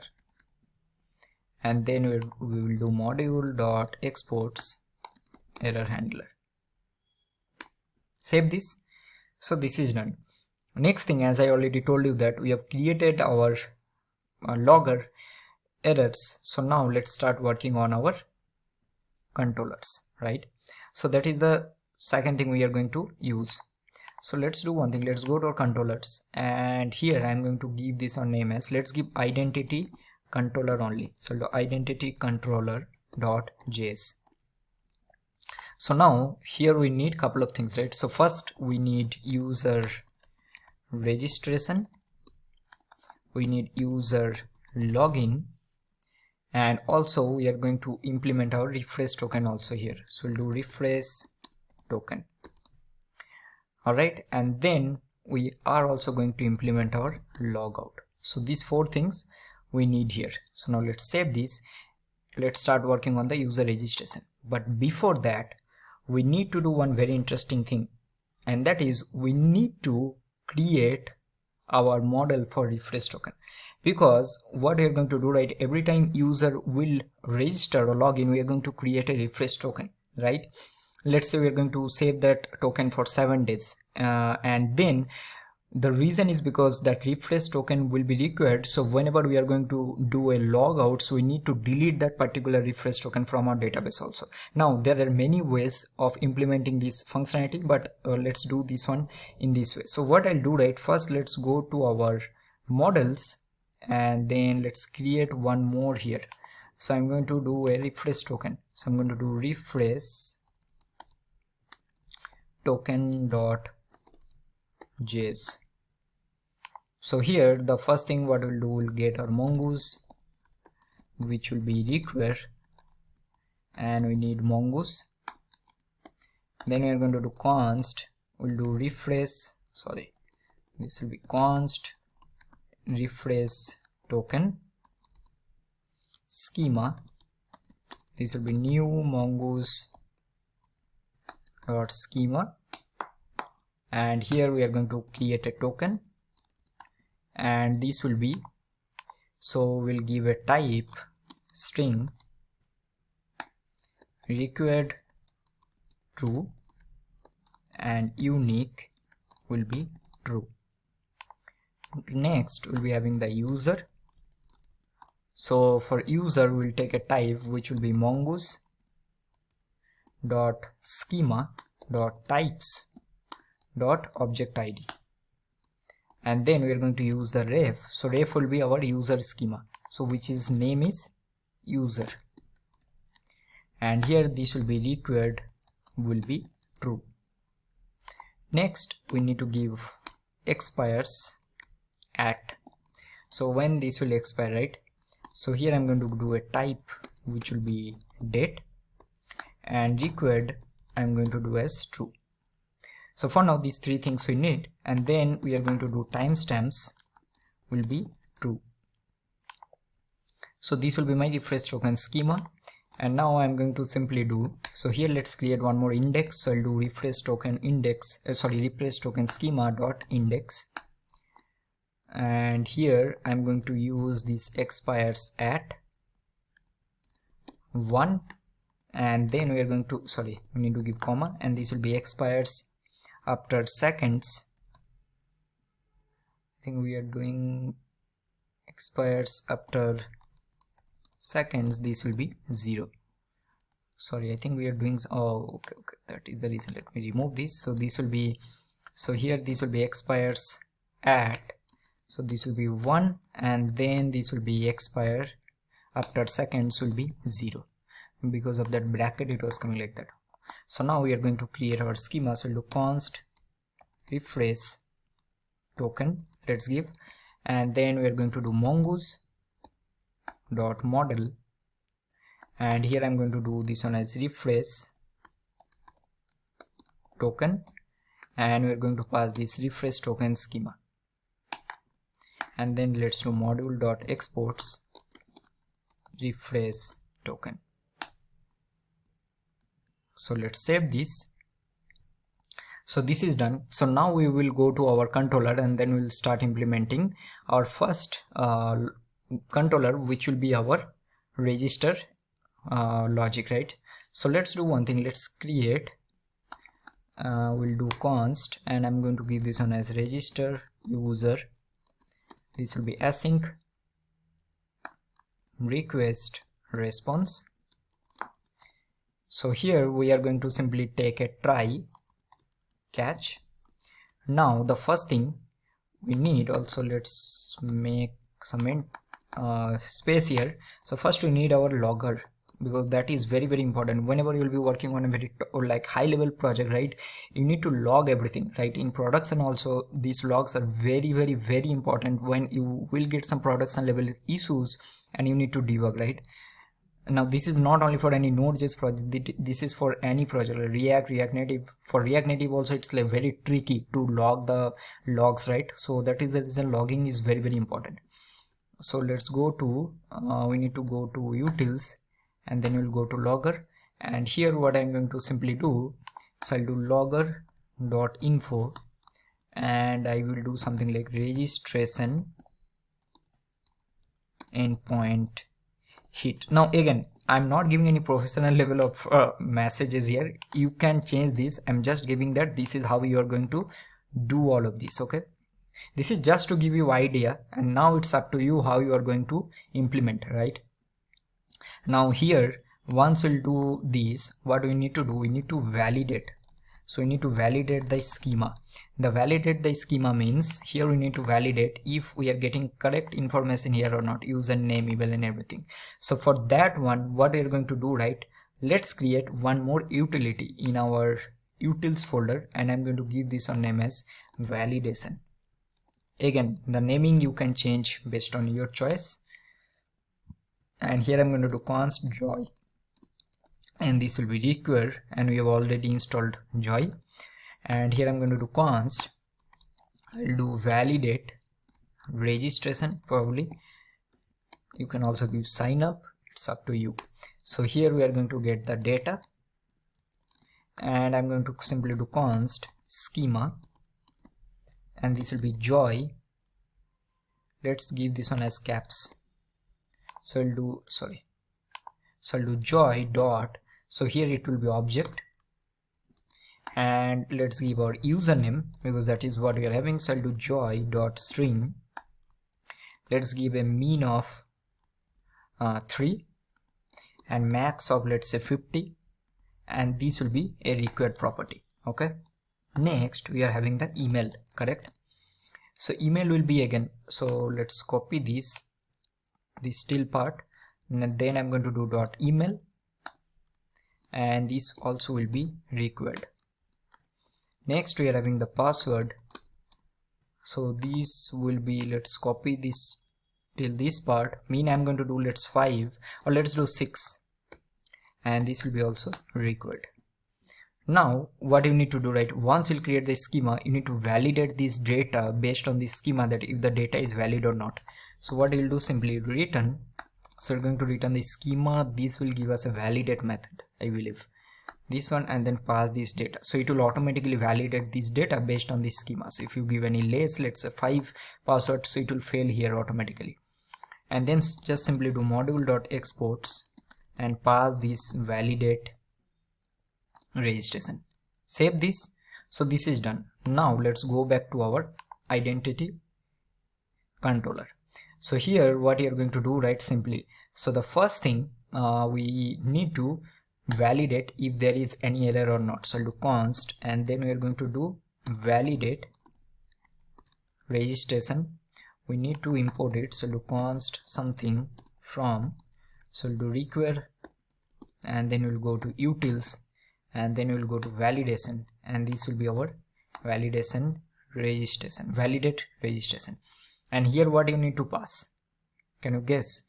You need to pass what? Request.body, right? Because this is where you'll be getting your information, and here you are going to check if there is any error or not. As simple as that. If there is any error, so what you'll do, again always you need to do a login. So you'll do logger.1, and here you're going to do validation error, and you're going to do error. This error means this error that we are having. This will give us a details. You need to take the first, and then you'll do dot message.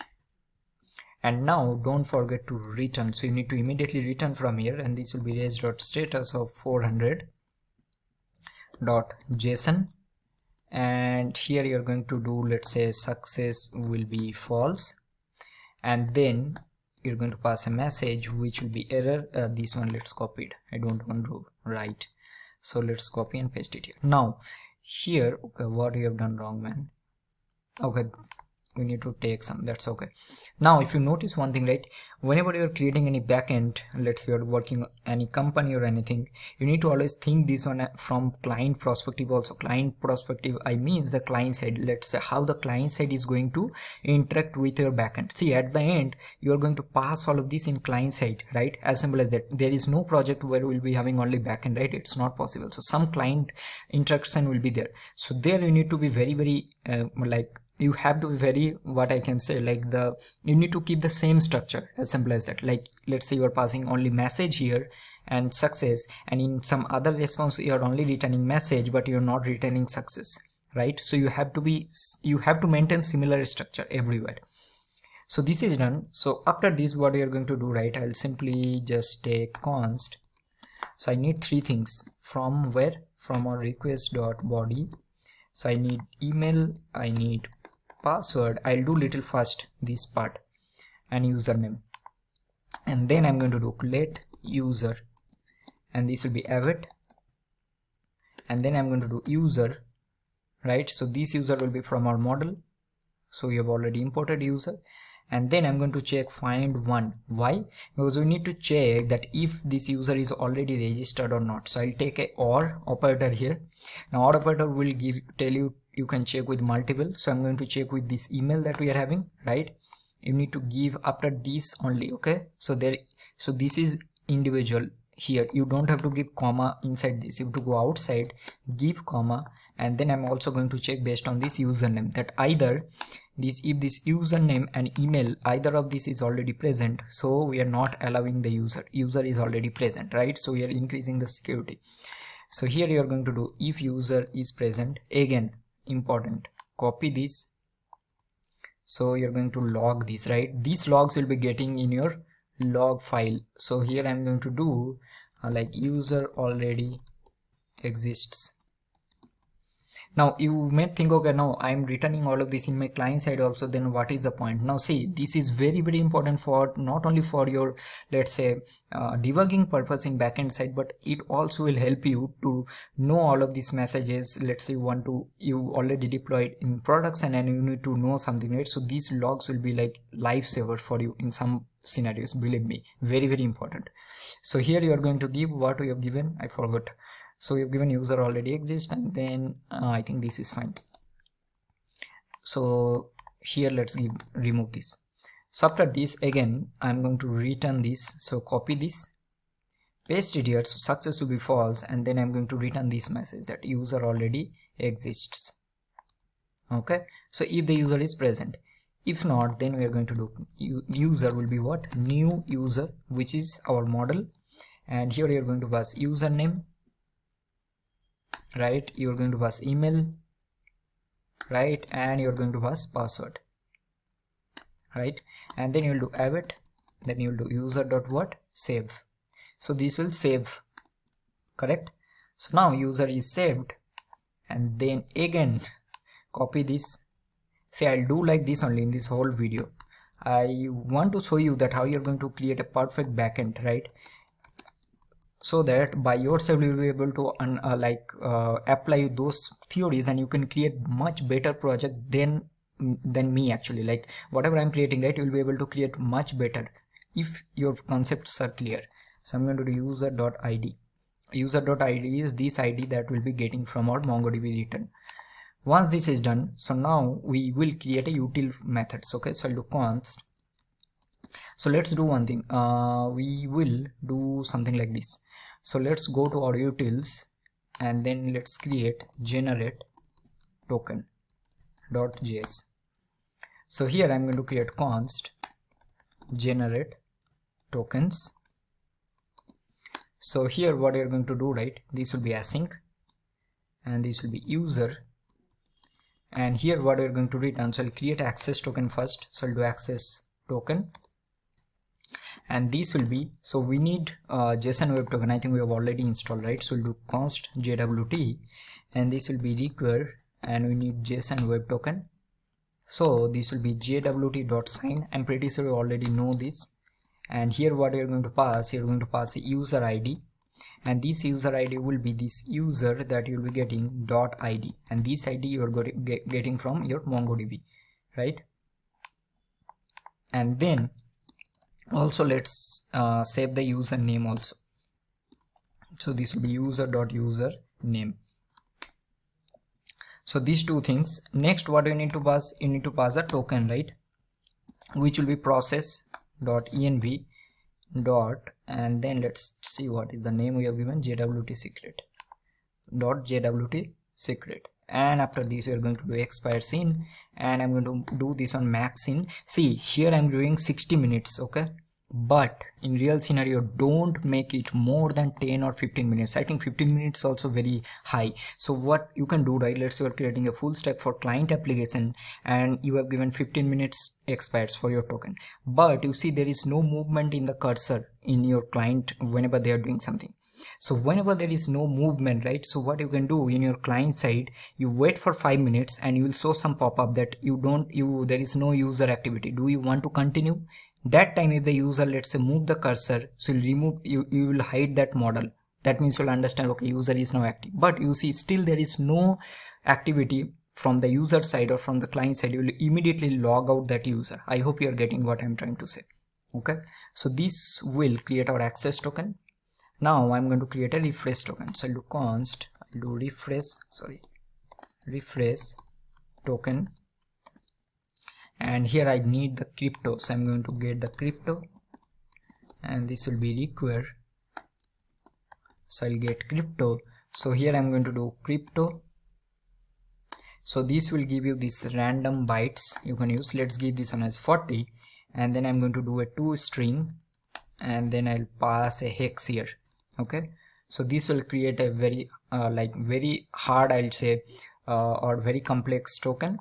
And then what we're going to do, right, let's create one expires at, and I'll do a new date, and then I'm going to do expires at dot set date, and here I'm going to do expires at, and we'll get the current date. So we'll do get date, and I'm going to do +7. So we are simply doing that. Okay, refresh token expires in 7 days. Again, I'm repeating everyone, this is just for you understanding purpose. These all will depend based on your project requirement, right, that what will be your token expires in days. Let's say it can be 1 day, 2 days, it's up to you, but this is just to give you the example. Don't consider whatever I'm creating in a YouTube video it can be used at a production level application. No, it's not like that. If any YouTuber is telling that, they're telling completely lie. Production level apps takes years to create, right? 1, 2, 3 years. I can't create a production level application, or no one can in a single YouTube video. I hope you're getting what I'm trying to say, right? It's not at all possible. So that is the reason what you need to do, right? You need to understand what is your client requirement. Based on that, you need to change all of this logic. So never use to what I'm using exactly here. I'm being very honest here. If I want, I can say like, okay, this is a production level application you use in your client or freelancing project. Never do that. Never. Okay, so always based on your requirement, you should use all of this.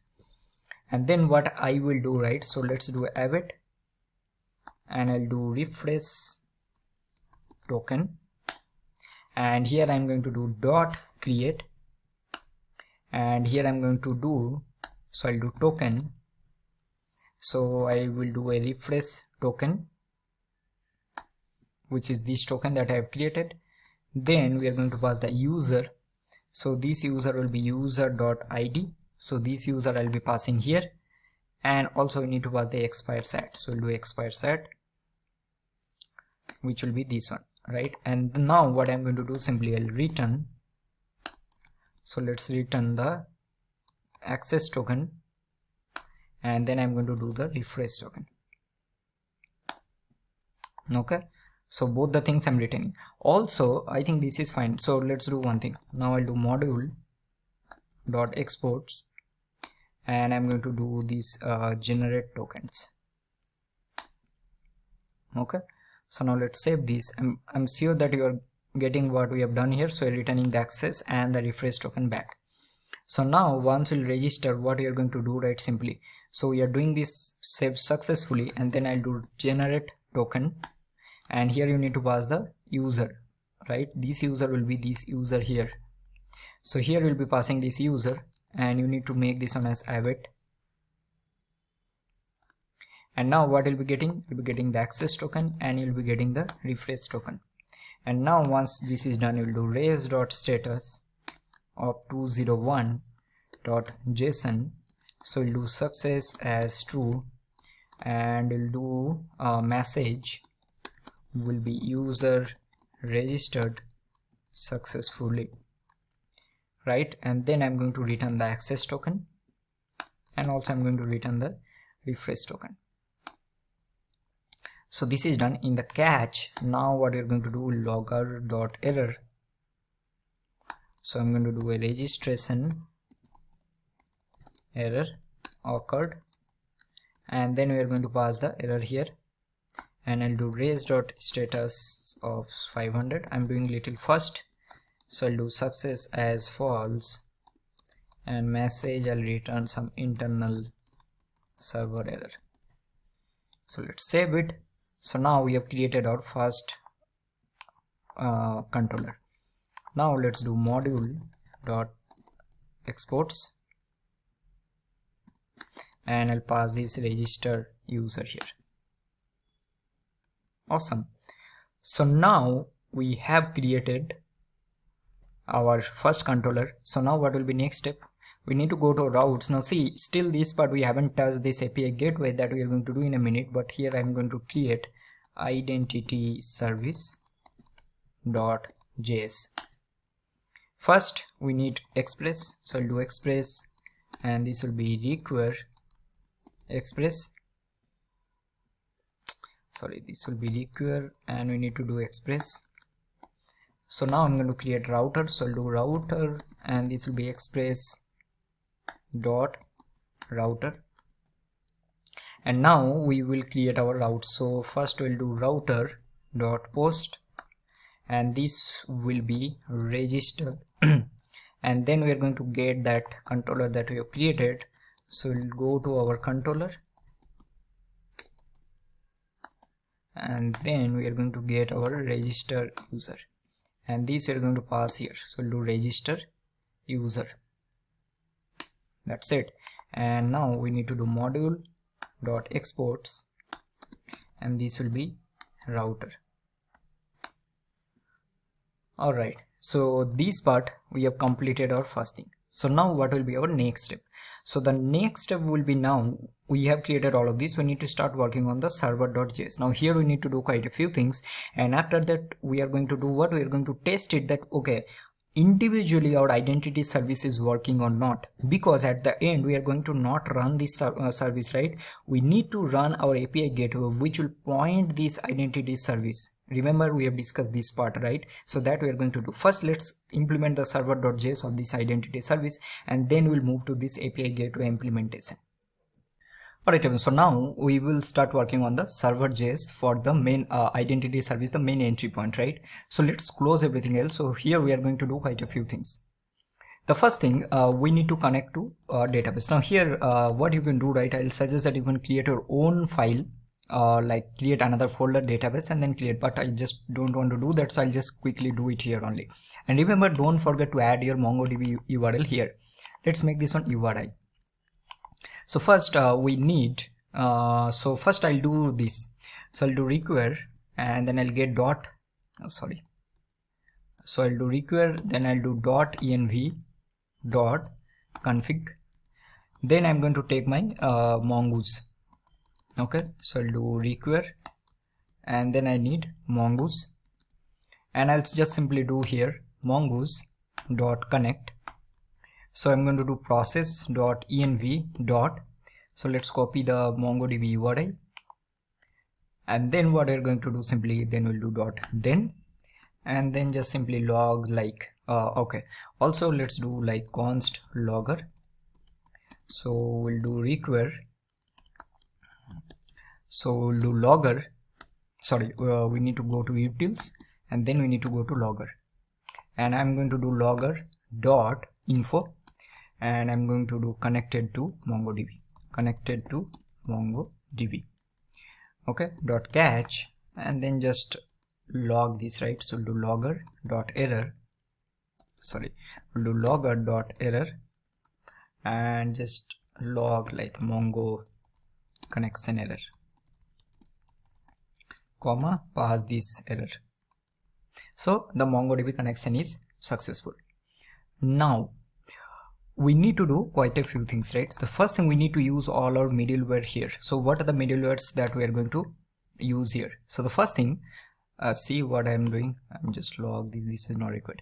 So first I'll do, we need to create our Express app, right? So let's get our Express first. So I'm going to do const and I'll do require and I'll get Express, and let's create. So do const app. These are the normal basic Express like Express concept which will create a Express application. Very detailed explained in my first part of the Node.js video, you can check there also. And I'll do simply app.use, and I want to use couple of things. So what is the first thing that I want to use it? So I want to use a helmet. Now what actually helmet is a package that helps secure the Express app, right? So what it will do, it will set various HTTP headers, right, which will improve our security. Also that middleware that we are going to use here, right, that will also add headers, as I already told you, which will prevent common like for example, let's say access attacks and so many other things, right? That will help. So what we're going to do here, I'm going to take, let's say take helmet, and I'm going to do require, and I need a helmet, and just simply call this here. So we'll just call and then invoke it, right? That's it. It's very, very simple. Next we are going to use chords. So I will also import chords. So this will be require and this will be my chords, and I'll also use chords here. If you want, you can also give proper configuration in chords. Remember, in the second part of this video only, we have discussed how you can set chords properly with advanced features and each and everything I discussed. So based on that, you will be able to configure here. For now, I'll just do app.use chords. Right now, next we are going to use our, definitely we need to use our Express.js and middleware, right? So which will parse our JSON, right? Next, what we are going to do, so now we also need to create our Redis client, right? Because that will also help us in so many other things. But before that, let's log another middleware. So here I'm going to just do app.use, and let's take our request response next. And what I'm going to do, right, simply I'll just do logger dot info, and here I'm going to do received. So this is just all for like logging purpose. Like I'll do request dot method, and here we'll do request to, and we are going to pass request dot URL. That's it.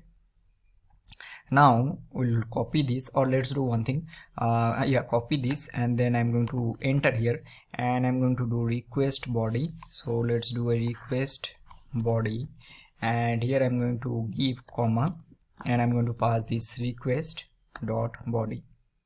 That's it. And then never forget to call the next method, right? You need to call it. That's it. So this is done.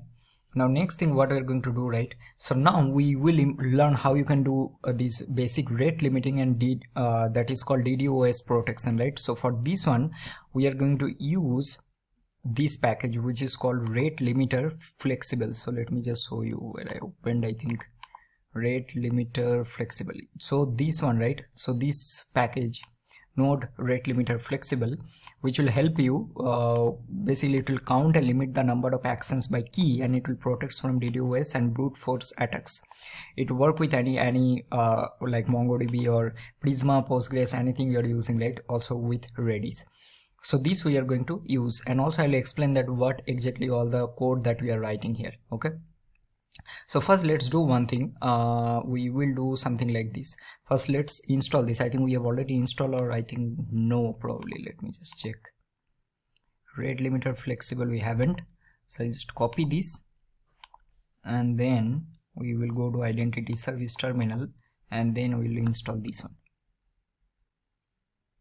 Okay, and now also another thing I want to mention, which is not related to this this microservice or anything. So if you're seeing that I am just pausing and then playing multiple times, so the reason is because that might be there is some sound or some noise from outside, right? So I need to pause so that you guys will not be interrupted. So that is the reason you'll be seeing multiple cuts and everything, because if you already see not new to my channel, right, you already know that sometimes my friends will be make a lot of sounds, and my dog, so I need to pause and then record like that, right? It's very like irritating sometimes, but I just want to mention.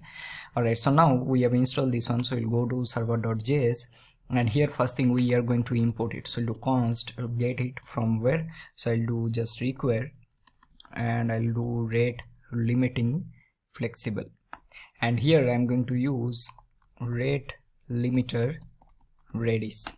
Okay, but before that we need to do something, right? We need to create our Redis client also that we haven't created, and for that we need to go to our env file, and we will add one more here. Let's create, like, we'll do Redis URL, and this will run at Redis, and then it will be localhost, and the default port will be 6379. We have already discussed how we are going to set up Redis in the Redis section, right? So if you haven't watched that particular section, go back. So it is in this particular video only, okay, the previous section. So this will be our Redis URL. So now what we're going to do, right? So we'll be creating a Redis client. So let's go here. So after this, right, so I'm going to do const, and let's create a Redis client, and this will be new Redis. So this Redis I'm going to import from our IO Redis. So we'll do const, and I'm going to do Redis, and this will be require, and I'm going to do IO Redis. So here you need to pass the this env value that we are doing, so that we are running in this. So we'll do process.env. this Redis URL. So now this will create a Redis client. Now once we'll create the client, right, so now we can implement our let's give a command that we'll do DDoS protection. I don't know what is the full form of it, and then we are also going to implement the rate limiting here. So the first thing we'll do const, we'll do rate limiter. So here you're going to do new rate limiting Redis, and you need to pass some of the properties. So what properties and what actually all this, right? So first you need to pass a store client. So what this store client is, so because we are using a Redis client, so this will tell us that this store client is a Redis client instance, right, that stores rate limit data. And also you have to be very careful here. If you haven't installed the Redis in your local machine, it will not work. So your Redis has to be in the connected and the available state. So store client, here I'm going to pass my Redis client, so which is this Redis client I have created. Then we need to pass a key prefix. So what this key prefix is, this is a prefix that added to your Redis keys for rate limiting. and these will help you to distinguish rate limiting data from other Redis data. So here I'm adding this key prefix because there might be some other data that is stored in your Redis client, right? And here I'm going to add this one as, let's do this one as middleware. Next we're going to add a points. Now what is this point? So point is the maximum number of requests that an user, or basically your IP address, can make in a given period of time. Let's say 5 seconds, 10 seconds, 1 second. So I'm going to give this one as 10, and then you need to give a duration. Now duration is 1, so that means you are telling that okay, this user can make, or from this IP address we can make 10 requests in 1 second. So whatever value, again I'm repeating, you don't have to follow all of these guys, don't follow all of these. Try to experiment by yourself, right? You need to practice all of this. This is not like in every project you will be using 10 and duration 1, right? These also, everything depends on your criteria, like what your client wants. For example, let's say in your project you are not using Redis only, possible, right? It's not like every project you have to be use Redis. Let's say you're using Postgres, so based on that you need to change all of this, but at the end the concept will be same. I want you to focus on the concept, that whether you are able to learning all of this or not. That is very important. Now what I'll do, right, I'll create app.use, and I'm going to do request response next, and here we will create a middleware function, and I'm going to simply do rate limiter, and here I'm going to do consume. And what you need to do, right, you need to pass request.ip. now what this IP, so that means this will be used as a key, or which is my current IP address. Here you can see, now this IP address, it will return a promise. And now what you're going to do, you're going to just call the next method. So that means if the rate limiter is not exceeded, it will call the next method, correct? But if it is exceeded, that means you already make 10 requests or more than 10 requests. So what will happen, it will go to the catch block. I hope you're getting. So it will go to the catch, and in the catch block what we're going to do, right, so let's do logger.1, and I'm going to do rate limiter, limit exceeded, and for IP, and here we are going to pass this IP address, which will be request.ip, and then I'm going to do a res.status 429, very important. And here I'm going to do a JSON that let's do a success as false, and I'm going to do message. Now this success and everything, these all are optional, and I'll do too many requests. So I hope you're getting that how you actually implemented a protection, also rate limiting, right? So now it will automatically check, and it will block your IP if you're trying to do more requests in that given period of time. You can change all of the, let's say 2 seconds, 1 second, whatever you want to do. So this part is done. Now next thing what we are going to do, now we will implement, extremely important, how you are going to implement a rate limiting on your endpoints. So what I mean by endpoint, so if you go to these routes, see we have created our first endpoint, which is register. Now let's say your project has a requirement that this register endpoint your user can only do for 10 times. For I'm giving some rough estimate. Once user will hit this endpoint more than 10 times, you will immediately block that user for some time. I hope you're getting right. So that also we can do. So for this one we are going to use this express rate limit. I believe we have already installed that one, express rate limit. So let me just show you what actually this is, express rate limit. This one, right? So this is basic rate limiting for middleware, which will use to limit repeated requests to public key, blah blah blah, whatever. So I'll just explain all of this. You can come here and you can check all of this, but I usually don't want to go through here. Let's learn by example. So let's go here, and then what I'll do, right, simply, so the first thing I'll just give a placeholder, the IP based rate limiting for, I'll do sensitive endpoints, and I'll give const, and I'll do sensitive points limit or limiter, and this will be, so we are going to import that. So look, const import something from, and we'll do require, and I'll do express rate limit, and this will be rate limit. So here I'm passing rate limit. Now what are the properties you need to pass here, right? So let me just So the first one will be I think, let me just check, I'm not able to recollect. So it's Windows MS. Okay, limit, standard headers and legacy, got it. So now the first one will be Windows MS. So I'll explain all of this, what actually this. So this is basically the time window for your daily meeting, right? So for how many times you want to use this particular endpoint limiter, so that it will automatically check. So for example, let's say I'll give here 15 minutes, right? So it will be 15 into 60 into 1000. So this will be 15 minutes. Then you can give the max, which is the maximum number of requests that it can do. So it will be, let's, I'll give 50. Then I'll give a standard headers, which will be true. So these standard headers tells that whether you want to include the rate limit info in the response headers or not. Okay. And also this allows the client to see how many requests they have left in their current time window, this current time window. Next we are going to do legacy headers, which I'll make false, right? So here this will include whether to include some other legacy headers, right? This will tell that if you want to include or not. So I'll giving here false. And then here I will be having a handler.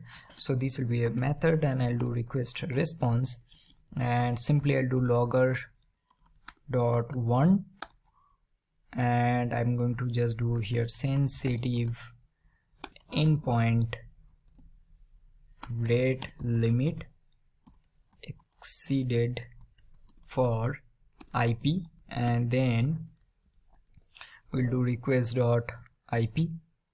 And then here what we're going to do, return this, let's copy this and pass it here, and we'll do too many requests. This is fine. So now let's save this. So now once we create all of this, what we need to do, right, we can also pass another additional property, which is called the store, because we're using Redis right here.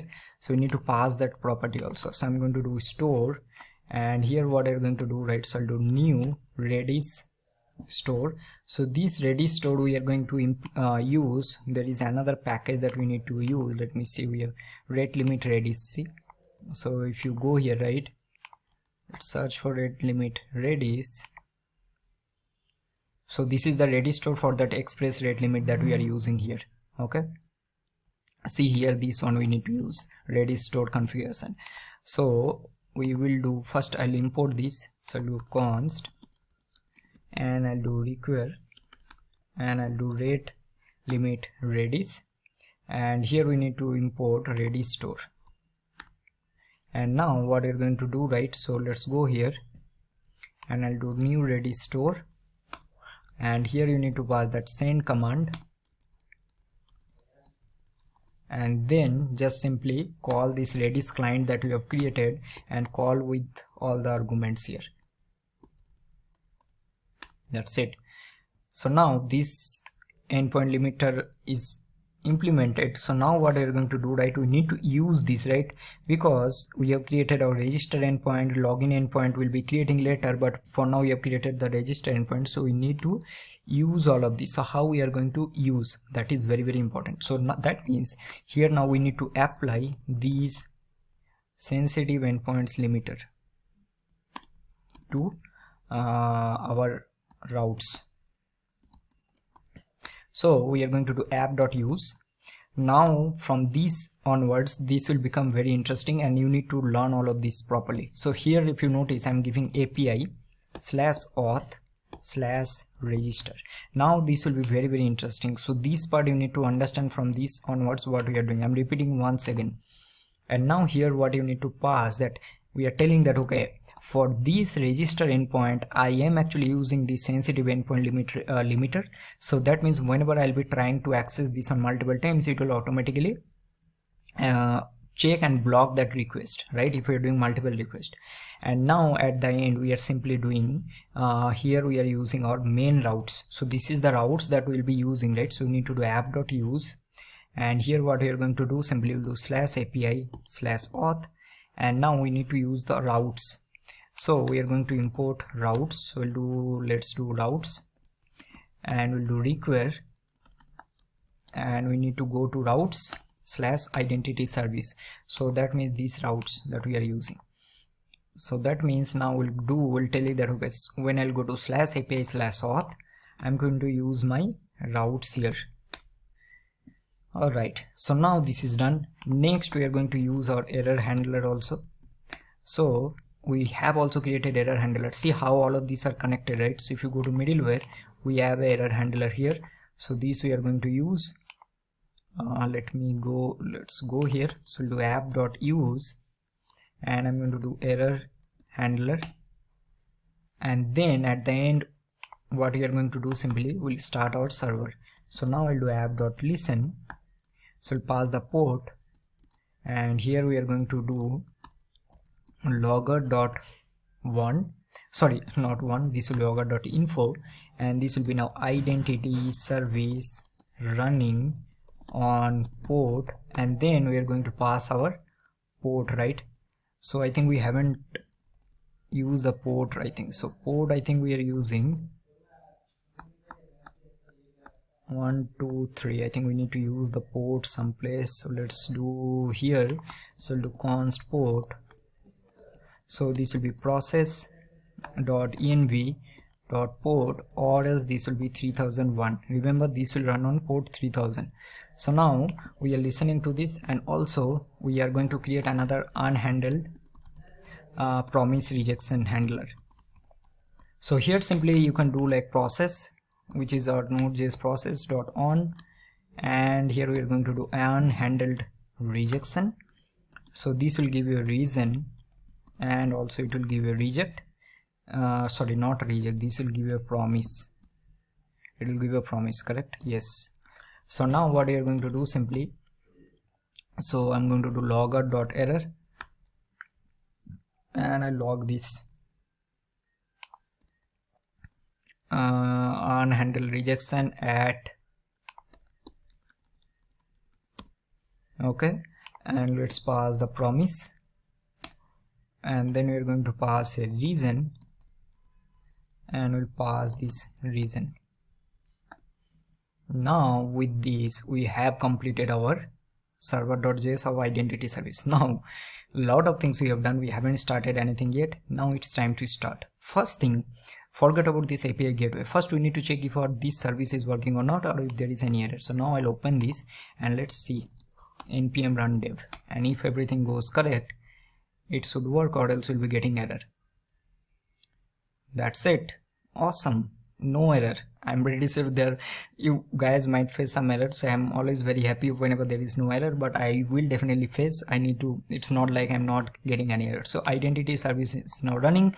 Connected is also which is running identity services port 3001. Now before going to our API gateway, that how we are going to use the proxy to route the request to this identity service, we need to understand one thing, whether this register endpoint is working or not, correct? How we are going to get the register endpoint now? Very important. So we need to go to localhost 3000 because it's running on 3001. So localhost 3001 /API/auth, and then you need to go to where? Go to routes /API/auth/register. So whenever go to this, it will call this register user. So see if this is working or not.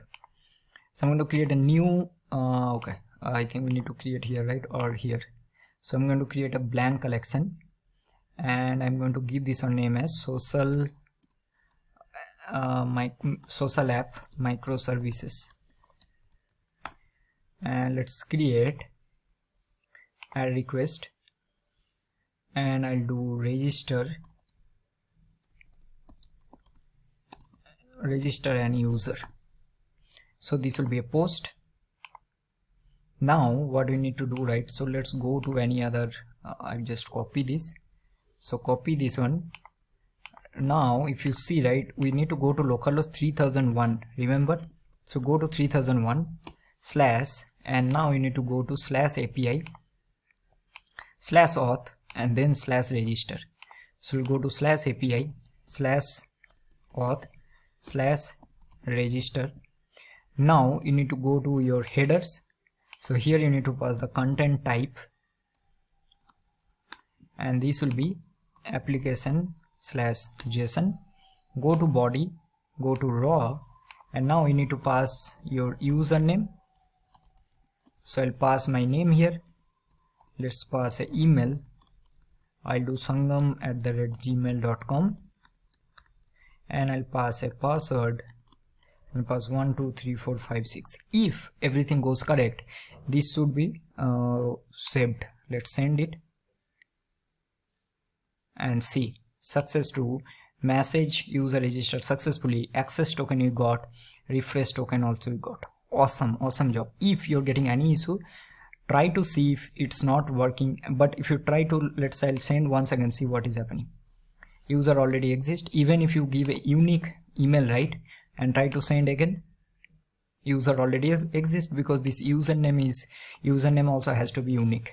Now let's do one thing. Let's remove this, send it. Password length must be 6 character longs, and everything is working fine. If I remove these and let's say give this one and send it, username length must be 3 characters long. If you remove these and let's say I'll give here some value and send it, email must be valid email. So everything is working, but this is not the point, right? The point is we're running this one from a standalone application, which is identity. But at the end, what we need to do, because this is a microservice, right? So think about in a big tech company, right? So big tech company, right, they will never work a single team on a project, right? Why? Because each and every service will be handled by a different team. For example, let's say they have a identity service team, they will handle all the authentication. Then they have a search service team. Then there is a post team where they will be adding all the CRUD related applications. Then there is a media service team, they will handle all kind of media upload, something like that. But at the end, we need to combine all of this, and we need to pass this or run this microservice through our API gateway, which will at the end will redirect the service request to this identity service, because this is running on 3000 but identity service is running on 3001. So how we are going to do that? Now coming to the main thing, that whatever we have done, in the next part we'll be learning that how we are going to create a proxy, and then we'll redirect the request from this API gateway to this identity service, right? So in that case, instead of running from this 3001, right, we'll be running this 3000, but still it will target this endpoint, 3001 endpoint. I'll explain in much details. So let's start working on that part in the next section. Alright, so now it's time to start working on our API gateway, right? So before doing any server.js, the main functionality, I want to create some more folders here. So the first thing, I'm going to create a middleware. Now what we will do, right, some of the code, because it will be completely same, so we are going to use from these other services instead of rewriting the same thing again and again. Also, I'm going to create one more, which will be my utils. Now inside the utils folder, we will be creating the same logger file that we have created. We need to just change a couple of things. So let's go to the identity service, source, utils, and then we'll go to logger.js, and I'm going to copy everything from here. And now let's close this and just paste it here.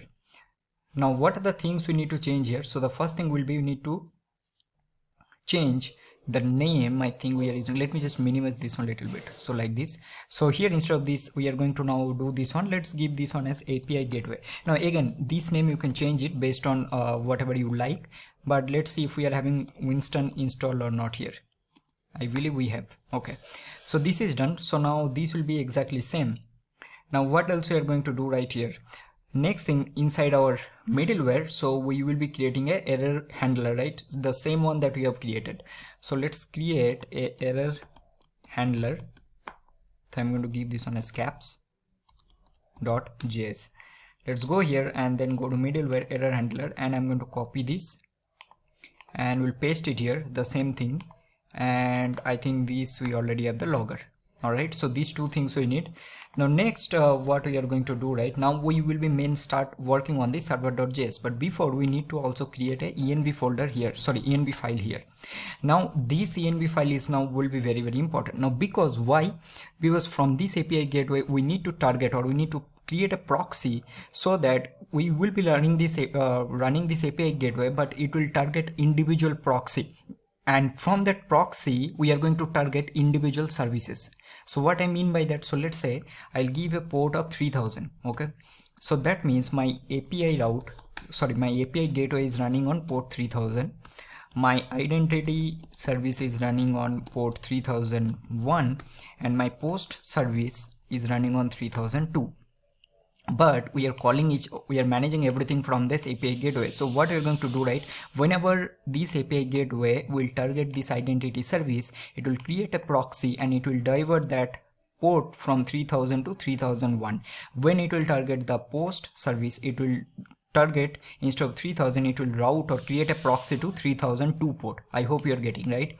So now what we're going to do, right, first here also I'm going to give node env, and I'm going to give this one as this will be my development. Okay, now I'm going to create an identity service URL. Okay, now this will be HTTP, and we need to give localhost, and what will be, so here, okay, sorry, we need to give this slash, so HTTP localhost, and this will be running on what, it is running on 3001. Why? Because if you go to identity service and let's go to env, you can see that port is running on 3001. So that means here we need the identity service URL. Very, very important, right? If you change or don't give properly here, this will not work, this will break immediately. Okay, sorry, I need to cut again because of noise from outside. All right, so now we are having identity service URL that we have configured here, right? Now what else we need in this API gateway environment variables, right? See, we also need the Redis URL. So I think that we are using here also. So let me just copy the same thing and we'll just paste it here. Okay, so that's it for now. Later if anything recurs, so we will add it incrementally. So now we will start working on the main file, which will be our server.js. Very, very important. Oh, I think we already have created, is it? Okay, there is already a server.js. So now let's do something like this. I'm going to explain each and everything that we are doing here, right? So first we'll do a require. So I need the .env, and then I'm going to use the config. Next we need Express. So here we are going to do require, and we need Express. We also need cores, so I'll do require, this will be cores. Also we are going to use so first let's create our Redis client. Okay, for that I think we need the Redis, right? So we'll do Redis, and I'm going to do require, and then I'm going to install iRedis that we have already installed in this remember, in this API gateway also. So first what I'll do, right, I'll do const app, and this will be Express, and then I'm also going to do port, which will be process dot. If you notice, I'm doing little fast. The reason is because this part we have already covered in the previous section, so I'm not going to explain in details whenever there will be any repetitive code. So here I will simply create my Redis client, which will be new Redis, and we'll pass process.env, and then let's go here and then copy this, right? So this will be .redis URL. That's it. And now I'm going to just simply use some of the properties. So first I will do helmet here, and I'll do require helmet. So I'll do app.use, then also we are going to do app.use, which will be cores, and also we are going to definitely need to use app.use express.json. Now I'm going to implement our rate limiting. So this part what we are going to do, so we have already let me see whether we've installed it or not. I think we haven't, so we need to install express rate limit. So I'm going to open this one in another terminal. So open this API gateway. So we need express rate limit, and also we need rate limit Redis. So these two things we need. So enter, and let me just quickly check whether we have installed Express HTTP proxy, which is the important one that we need. I think we already have. Awesome. So now I'm going to just import all of these. So first we need the rate limit, so I'm going to do require, and we'll do express rate limit, and I'm going to use the rate limit. Then we also need our Redis store, so I'm going to do require, and I'm going to do rate limit Redis, and this will be Redis store, right? So now I'm going to implement the rate limiting. Now for rate limiting, right, I want to use this exact same configuration that we have used in this identity service. So let's go to server.js, and then let's do one thing, right? So I'm going to just do copy this from here, paste it, And now here, right, what I'm going to do, I want to keep here. So rate limit, I think, oh sorry, I think we have copied the opposite one. I think we need to do this one, sorry. So we'll just simply copy this from here, and then I'm going to paste it, and let's give this one as const rate limit. So this will be rate limit. Now window, this will, I'll keep as 15 minutes max. This time I'm going to increase this one to 100. Standard headers I'll keep true, legacy headers I'll keep false, handler I'm going to keep the same message, and for store anyway we will be using this Redis store, and then we are going to pass our Redis client that we have already discussed. And now simply just do app.use, and I'm going to use my rate limit here. That's it. Save this. So after this, what we are going to do, right, we also use the middleware that we have actually used here. So the same I'm going to use this one, this middleware. So I'm going to copy this. I'm going to copy this, and then I'm also going to paste it here. So this will be my logging middleware. So for that, I think we need to also import our logger. So I'll do const logger, and this will be require, and let's go to our, we need to go to utils and then logger that we have already have. Alright, so this is done. And now coming to the very important part, and that is how we are going to create the proxy, right? Remember, always remember, your API gateway is always running on port 3000. But what we need to do, right, for example, now I'm going to show you one very important concept that you need to remember rest of your life whenever you'll be working on any microservices project. If you go to routes of this identity service, and if you see this route, right, register, and go to server.js, and then we are targeting here /API/auth/register. That means in your identity service, it is running on /API/auth/register, if I'm not wrong, correct? And this is running on what? Port 3001. Very important.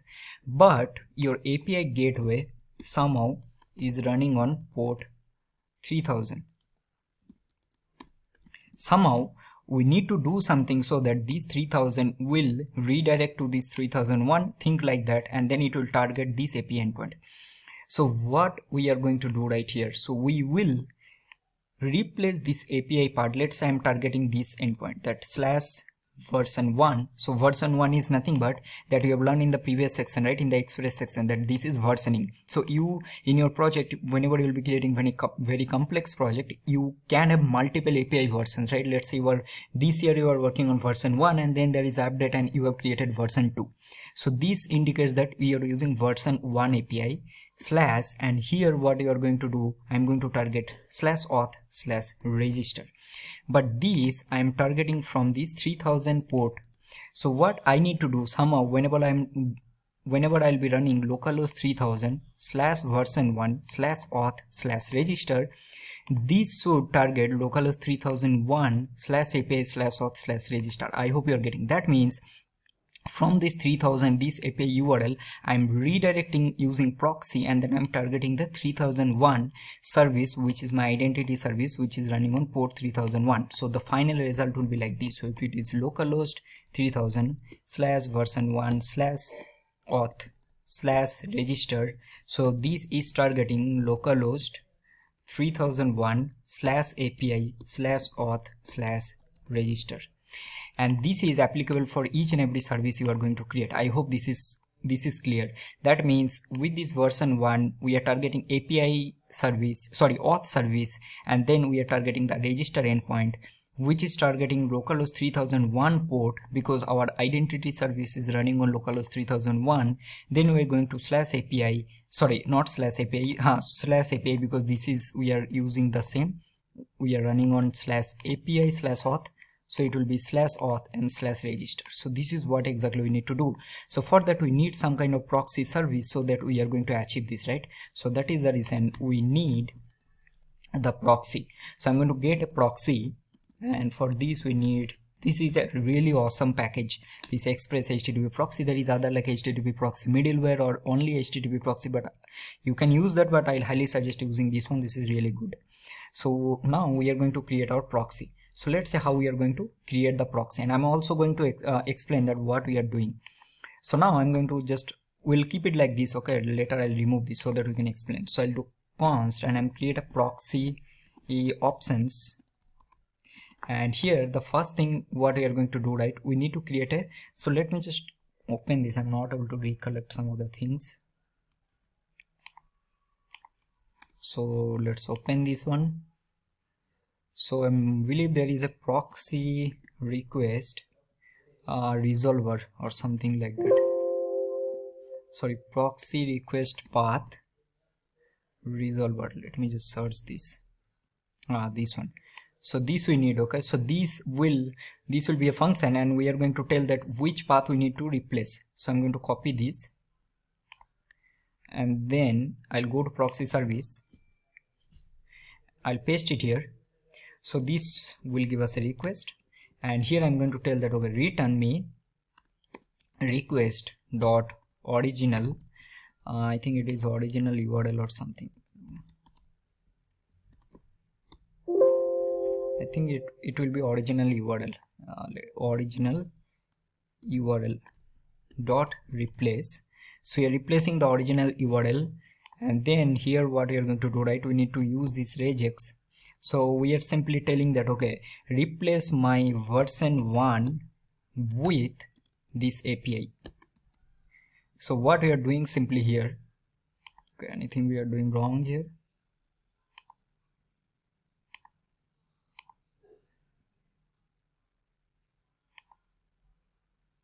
Okay, what is the problem?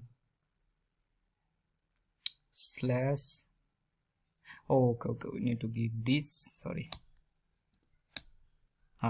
So what we are simply telling that this will replace your version 1 prefix that we are having with the original with this slash API. That means whenever I'll go to localhost 3000 slash version 1, this will replace this version 1 with this API. Okay, and then it will target this. So this is what we are simply doing here. Now this will return me that updated URL. So this will be my proxy option, and after this what we are going to do, we also need to create a proxy error handler. Let me just check one second. So this will be proxy, we have error handler. So I'll copy this, okay, and here I'll paste it. So this will give us an error, it will give us a response, and it will give us a next function. And if you go here, right, so error, response, and next function. So now this will handle any kind of, whenever there will be any error during the proxy request, right, so we are going to log something. So what we'll do, simply we'll call our logger, and I'll do error, and I'm going to render a proxy error, and here I'm going to render we'll do error.message. okay, and then remember we need to send a response. I'm going to do a res.status, and I'll do a 500, I'll do a JSON, and I'm going to do a message, and let's return something like internal server error. And here what we are going to do, simply we will render, or let's keep this one as what we'll do, right, I think let's keep a message, and also let's return an error also. So error, I'm going to return error dot message. So this will be my proxy error handler. Okay, so now we need to set about proxy for our authentication routes. So I'll give setting up proxy for our identity service. So what we are going to do, right, simply, so we'll do app.use, and here we are going to do very important version 1 version auth, which will at the end will replace this with this API, right, because at the end we are using slash API here, remember this part. So this will replace automatically. So we are using this version 1 and auth, and now what you need to pass here, you need to call this proxy that we have used, right, this proxy that we are using, and here you need to simply pass your host will be, if I go here, my identity service URL, because we are targeting localhost 3001, remember. So now that means whenever from this 3000, which is our API gateway, we are targeting 3001, which is our identity service. I hope this is clear, right? I'm pretty sure no one will explain like this, right? You will not get like this kind of explanation in paid courses also, I'm pretty sure. So from your API endpoint, or sorry, from your API gateway, you are targeting your identity service, which is running on 3001. So you are creating a proxy. So from 3000, it is targeting 3001, and then you're replacing version 1 with this API. Why you are creating this version 1? It is important for your API versioning, because for all the services we will keep this one uniform, right? There is no point of using different URL for different service. It will create confusion. So that is the reason we are creating a uniform version 1 here, so that this will tell that okay, this is my API versioning, we are using version 1 API. Later if it is required, you need to create a function, and then based on that you can change this one dynamically also, and that part also we have discussed in our Express section. So now here what we are going to do, simply we'll pass this process, we'll do process dot env, and let me just copy this dot this. Now here you're going to pass your proxy options, right, which we have already created, this proxy option. So I'm going to destructure this proxy option here, and here what we are going to do, right, we are going to use another function which is called proxy request opt decorator. So this will allow customization of the proxy request, right, before it is sent to the target. So that we are going to do. For example, let's say we want to add some content type header, or you want to modify some more headers, so that you can do in this step. And if I'm not wrong, it is called proxy request and then opt decorator. See, you can override most request option before issuing the proxy request, right? So that means you can change this content type. See what we are doing. For example, let's say you are using some images, that also you are going to see, so that also you can modify here. So now here what I'm going to do, right, I'm going to use proxy request opt decorator, and this will give us proxy I think it will give us proxy request options, and also this will give us a source request. And here what we're going to do, we'll do proxy request opts dot headers, and I want to use a content type, so I'll do content type. You have to check all of this properly, right? If you don't make any mistake here. And then I'll do application as usual, application/JSON, and then remember to return this proxy request back. That's it. Now what you're going to do, we can also add one more, which is called user response decorator, this one. So this user response decorator will help, or basically this function will be called whenever you'll be receiving a response. Means after receiving a response from your proxy service, let's say we're calling our identity service, right? So once we'll get the response, we'll be able to see that if anything goes wrong or something like that. So that is also very important. So here what I'm going to do, I'll give a comma and I'll do user response decorator. So this will give us quite a few things. So first it will give us a proxy response.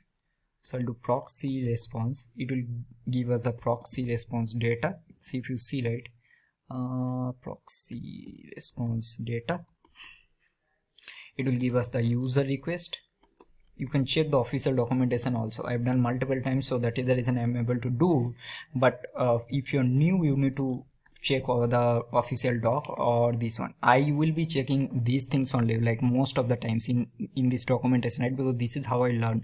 I don't follow any other things until unless I'm very stuck, then only I'll go to some blog or something, but most of the time I'll check the official doc only.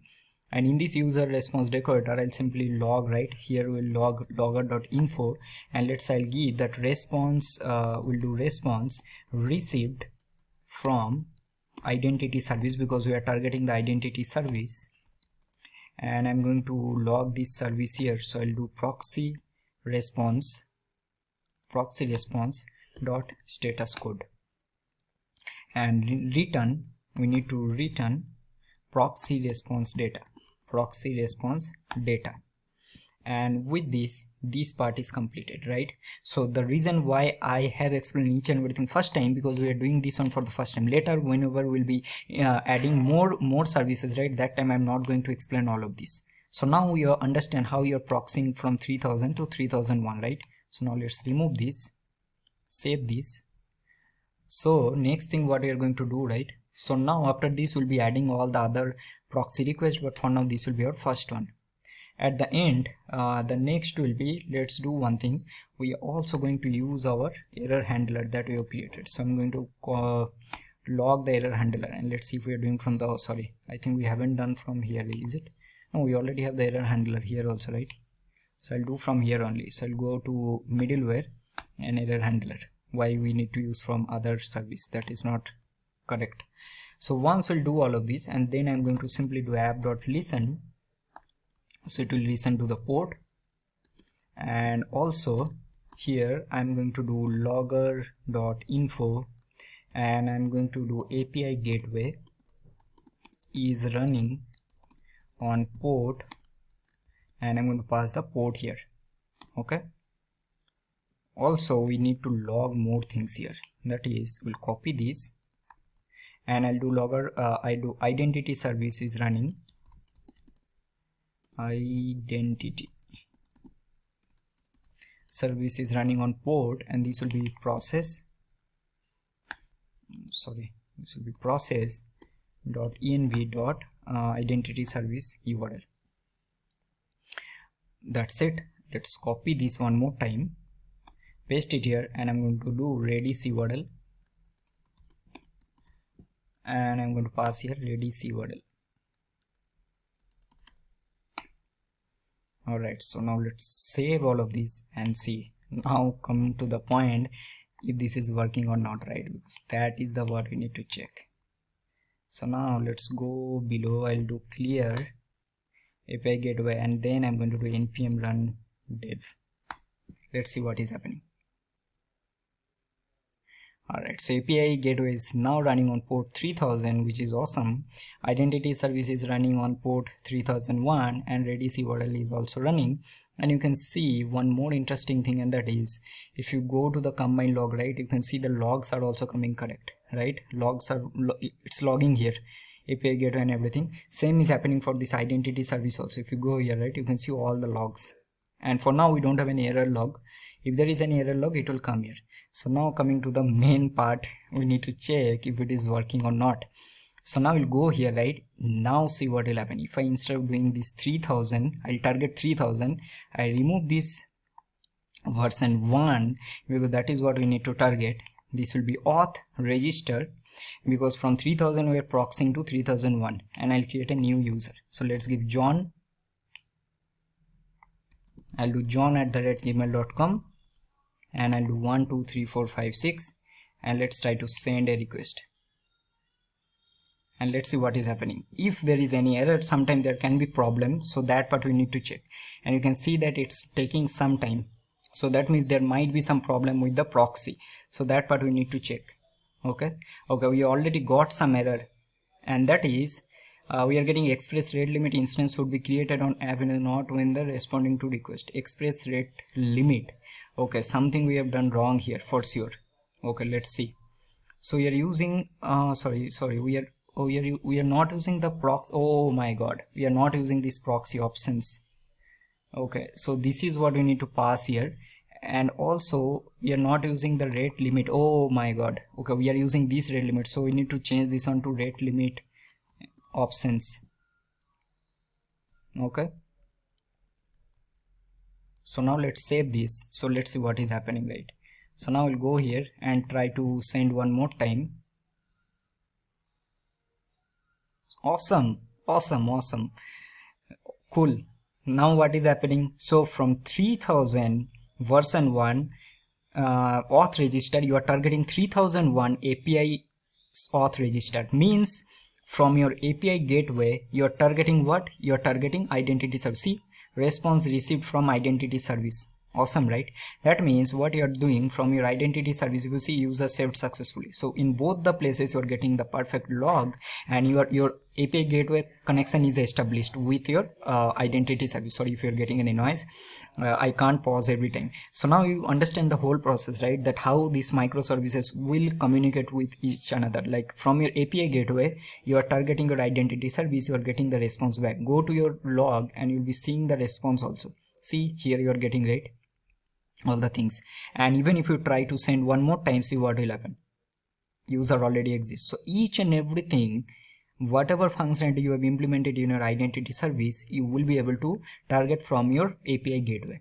So now our main functionality is completed. So in the next section, we will start working with what? We'll be start working with our other controllers, right? So we need to create our login controller, refresh token, and the logout.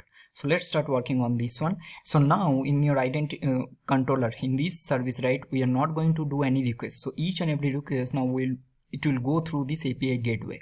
Automatically it will create a proxy and it will target your identity service. So let's start working on this in the next part. Alright, so now I want to announce something. Let's see. Now whatever controllers I'm going to create, right, I'm not going to explain more details. Like those are not related. The reason is because the concepts are not related to microservices or anything new. So those things we have already covered in the first part. The reason is very, very simple. See, till now, right, the video length is already very long, and if I will do little this much slow, right, so I'll not be able to cover the important things, like how you can work with more Redis caching part, and also how to work with RabbitMQ and those things, right? So let's do one thing. I'm going to do little fast. If it is tricky for you, you can repeat those parts multiple times, right? So it's up to you. So now here what I'm going to do, right, so let's create our second controller, and this will be login user. And let's create async request comma response. I will automatically do slow whenever there will be a new functionality that I am discussing that is not covered in the first part. I'm pretty sure you are able to understand what I'm trying to say, right? Or else I will not explain very slow. I think it is taking a lot of time because there are a lot of things we need to do here. So I'm going to do login endpoint hit, and I'll do try catch, and let's see what we are doing in the catch. So copy this part from here, and then I'm going to paste it. So login. All right, next in the try, the first thing what you're going to do, so let's create another method which will be, we'll go to utils validation. I'm going to copy this and I'll do validate login. So for this one we need only email and password, right? And I'm going to pass this login here. Now let's go here and I'll do const. So this will be validate login, and here we need to pass our request dot body, and here I'll be getting the error. So if there is any error, and now we are going to log this, right? So let's copy this from here, and then I'm going to paste it. So if there is any error, it will do validation error, it will return successful, and message will be this. And now from a request body, because this is login, right? In login we don't have username. You can keep username also if you don't want to keep email. You know the reason, because in our case the username is also unique, so that is the reason you can keep username also. It will work perfectly. So email password will keep, and now we need to check if this user is not present. So how we are going to do that? So const user, and I'll do abbot, and I'll do user dot find one, and we are going to find with our email, because this email will be the unique email, correct?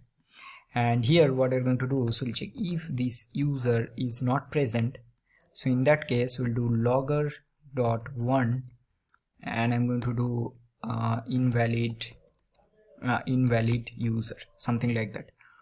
And then I'm going to return, so let's return a res dot status of 400 dot JSON.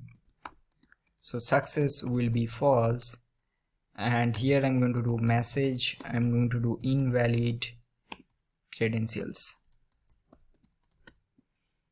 right, if the user is not present. But if the user is present, so now we need to check our valid password or not.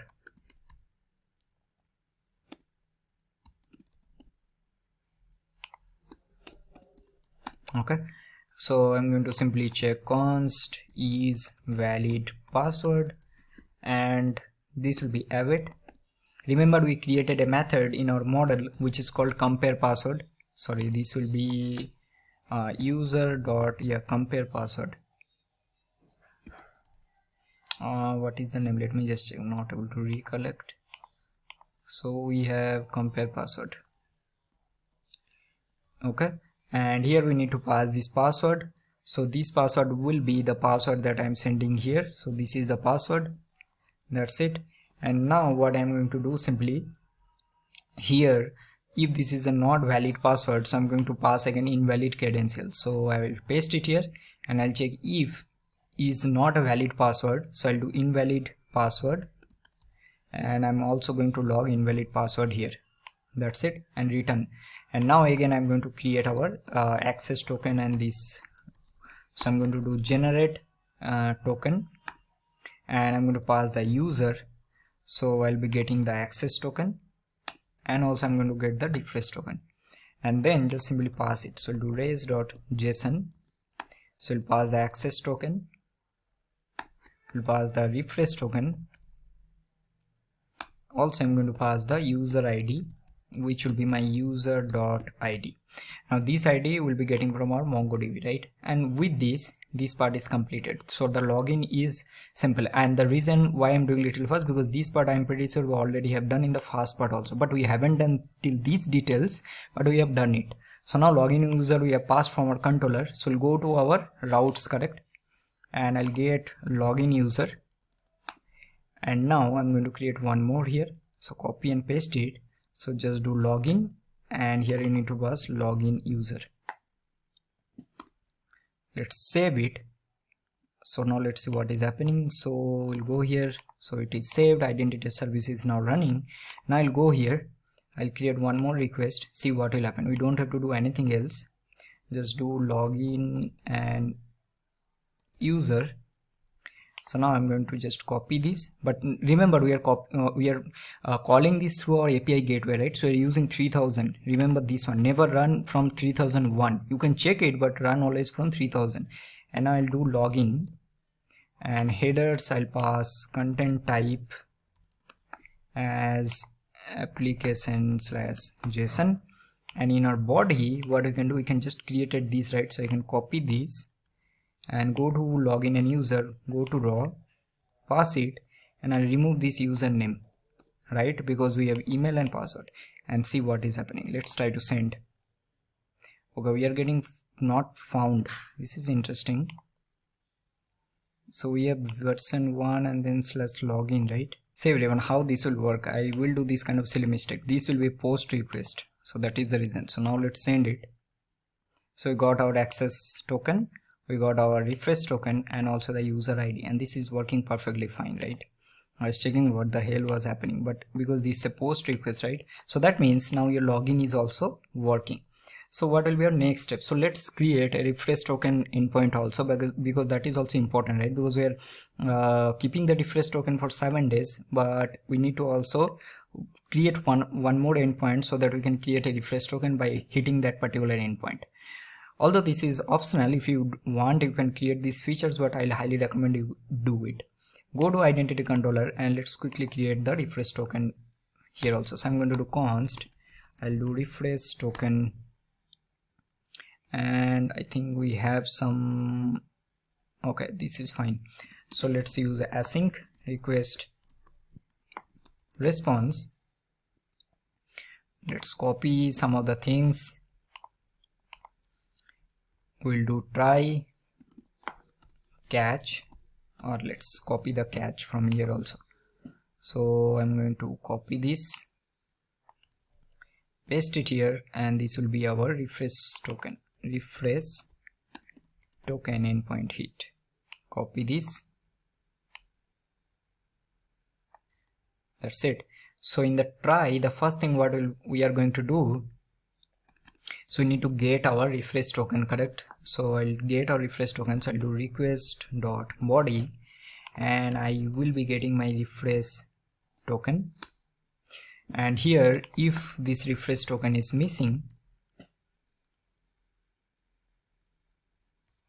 it's very slow, I don't know why, and I'm going to do logger.1, and I'm going to do refresh token missing, and then we are going to return a 400. So let me just copy from somewhere. So I'll copy this, and here I'm going to paste it. So this will be refresh token missing.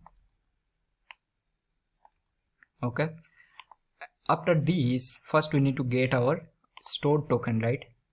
So I'll do const and I'll do stored token from our database. Basically we are going to checking that. So I'll do await and I'll do refresh token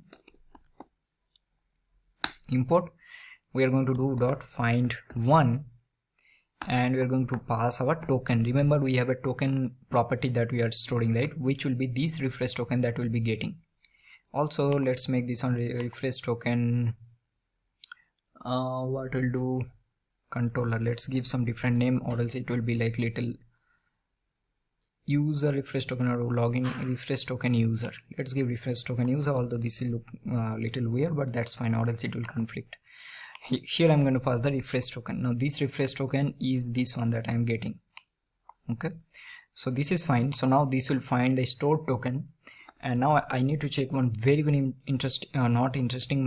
important part here. And first we need to check if this stored token is present or not, or else the stored token will have this expires at, remember, for 7 days. And if this is less than new date or basically our current date, so that means this is invalid, right? So we are going to do logger.1 and I'm going to do invalid or expired refresh token, and here I'm going to do return res.status of 401.json. so success will be false and message will be this one. Let's copy this and we'll paste it here. You can also log some other things like this token also, but I'll suggest not to do. That's fine. So after this, what you're going to do, right, we need to create a new token, but first we need to find the user. So how we are going to find the user? Remember, in our refresh token model we have this user property. So now I'm going to do const user. This will be await. I have the user model already, and I'll do user.find by id. Why? Because in our refresh token I'm storing this type id and reference I've given the user reference, right? So user find by id, and we need to pass the stored token dot user. So it will automatically give me this user, right? And then we are going to check again if this user is not present, so that means user is actually not found. So you are going to return the same logic, but I'm going to change this one. So I'll do user not found.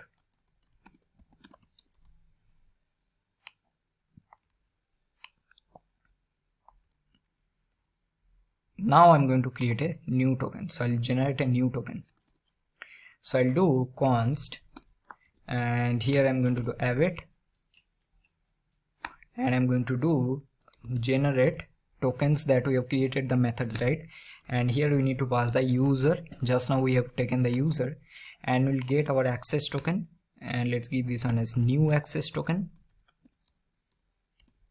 And also I'm going to get our refresh token, which will be new refresh token. That's it. Now you know what will be the very important part here. That is, you need to delete the existing or old refresh token, which is very important step here. So I'll delete that token. So I'm going to do await, and I'm going to do refresh token dot delete one, and here you're going to pass the id. So id will be your stored token that you are having, right? Stored token, this one, dot id. Now this is coming from here, the stored token. You are finding this token previously, right? So this will give you the id which is stored in your database, and then you're going to return your new token. So I'll do res dot here. So I'm going to do access token, which will be new access token, and then you're going to do the refresh token, which will be your new refresh token, which will be these two, right? So with this you will be able to create your new refresh token, right? And let's pass it here.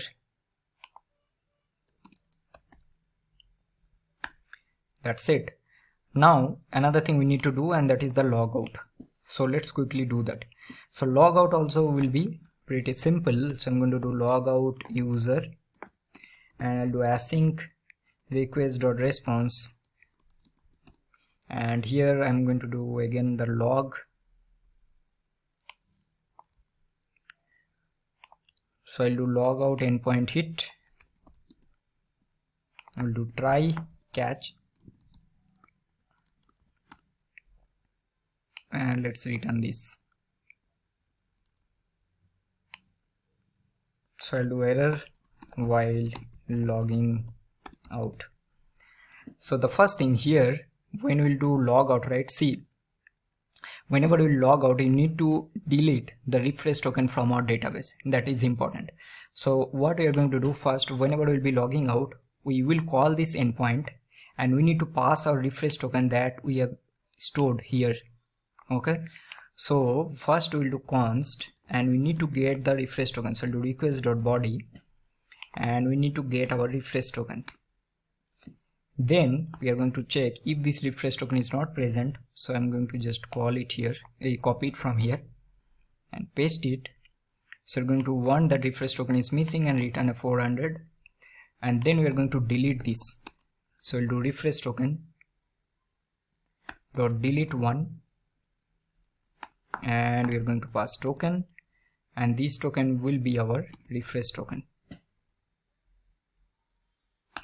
Then I'm going to do a logger dot info and I'll do refresh token deleted for logout, and then simply just return res.json success will be true, and we are also going to do message here, right? So we'll do message logged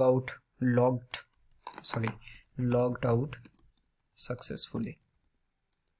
I just want to create these two methods, although like this is not the point, right? Our idea is to learn the microservices architecture properly, but we can't leave all this, right? So that's why I created. So now let's quickly pass this and create the endpoint. Later we are going to test it because we need to move to the next section, which will be very, very interesting. So first let's go to our routes and I'm going to get our refresh token. Also I'm going to get our logout user, and let's quickly create. All will be post, and this I'm going to give this one as refresh token. This will be refresh token user, and I'm going to give this one as logout, and this will be logout user. Alright, so with this we have actually completed the identity service. Now again, these all the things we are going to test later, all the endpoints, everything from scratch, but for now the most important one is that to check our register and login is working or not through our API gateway that we've already checked. So what will be our next step? So let's quickly test one more time. I think this is important. So we'll go to register and try to send. So we're getting this, and I'll do John1, send it. We're getting user already exist. I'm going to do John1, but I'll remove some 2, so we should get some error. Let's see.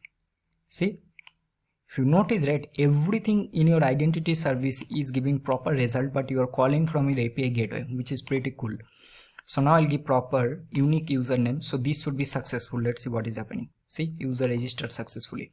And if you try to copy this and go to login and give 1 here, send, you're getting access token and refresh token and everything. So this is working pretty fine. So now what will be our next step? So next we will be start working on the post service. Now I also will give you some of the homework that you can do practice, right? Because not all the things I'm going to implement in this single video, because we have a lot of things to learn. So I'm going to give you some part I will leave, and then I'll give for you guys to practice all of this, and you can also comment it out. You can comment in my video, right, that whether you are able to do it or not. So with this we have completed our first service, which is identity service or auth service or user service. Now let's move on to the next one, which will be our post service. Alright everyone, so now things will become very interesting. So what we are going to do, right, so we will be basically having 3 services. So the first one will be our post service, which will handle creation and deletion of post. Then we are going to have a search service that will help us to search some particular post, and then we'll be having a media service. Now in normal monolithic application, what you will be having, so you'll be creating a single post controller, or let's say routes, and then in that controller only you are going to implement the search functionality. Let's say you are creating endpoint search, and also will be implementing the media functionality there only, right? But what is the advantage? I mean, huge advantage of creating a microservices architecture. And now you're going to understand. Now, if you think this flow, I know this will be a little tricky. So what we are going to do, right? So first we'll understand that what is the advantage of creating, or why we are creating this post service, search service, and the media service separate. Okay. Very, very important. So the first one, scalability, right? So whenever you'll be creating each service, that can be scaled independently based on the specific load. Very, very important, right? It's, I think I don't have to explain only. For example, let's say your media service that you are creating that require more resources during high upload periods, while the search service might need scaling during peak search time. So that means each service needs load differently. Very, very important. If you are implementing all of this in a single service, so what is the point, right? So that means although you are uploading a very high size file, but in that way your search functionality also will be impacted. But in this one, what is happening, we are creating each and every one independently. So that means whenever you are doing or dealing with media service, this search service or post service will not affect by that. Second, technology flexibility. Now why I mean by that, very, very important, right? So whenever you are creating separate service, that means each service can use most appropriate technology stack. For example, let's say in your search service, and I'm pretty sure many big companies also definitely they will have a different team, that also I'm going to discuss. So for your search service, you can implement with Elasticsearch, right? For example, in your media service, you can use something different which is related to media. Then you are having easier maintenance and updates. Very, very important, because your services can be updated or maintained independently, right? So that means that will also help you to easier maintenance. And fourth one, I know this one might, for someone you will think that okay, why this is a very big advantage. Yes, actually is, because I worked in very companies, like multiple companies. I know that what happened, right? Whenever you'll be creating multiple separate services, so what will happen, each team or organization will manage some particular service. So for example, if you go for any tech companies, right, very big level product or service based companies, doesn't matter. So you'll be seeing that they're having different team for different services. For example, let's say they have a search team, they have a, let's say, media team, they are having some CRUD team. CRUD team means they will actually handle all the creation of products and everything, right? And then they are having a authentication team, something like that. So these all the will be very huge advantages. So that is the reason I wanted to discuss that, why you will be creating all of this as a separate service. Now coming to the flow, see the flow, how it will work. So first, whenever we are going to create a post, right? So first we are going to, user will do a create post. So that means the client will send a create post to the API gateway. That is the first step. Then the API gateway forwards these requests to post service. You can see here it will forward the request to post service, and then the post service create a post in your MongoDB database. That is fine. Now the post service will publish a particular event to your RabbitMQ. Okay, so you can see that it will publish a post.created event. Now why we are creating this, you are going to understand. Now these post service now send a success back through the API gateway to the client. Each and everything you need to understand, right? And then what will happen, your search service, very, very important, this will consume that event that we just created, right? This event publish this post created event. So they will consume that event, and then they're going to index a new post in that database for your searches. Now when you're creating any microservices, right, definitely you are going to have a separate database for each and every service. But here this is just a video, right, just for your explanation purposes. So what you're going to do, we'll be using same database, but this will be the flow. So you'll create a post, you forward that request to your API gateway. So API gateway will forward the request to post service, then they will save this post to your database, and then we are going to at the same time publish a event to your RabbitMQ. Now this once we'll publish this, so now our search service will consume this event, they'll index the new post, right? And this one, what we're going to do, we are going to save or store this post in a separate collection, and that collection we are going to use for searching any post. So that means whenever user going to search a post, we are not going to touch anything on this post service. So that will be a completely separate service, right?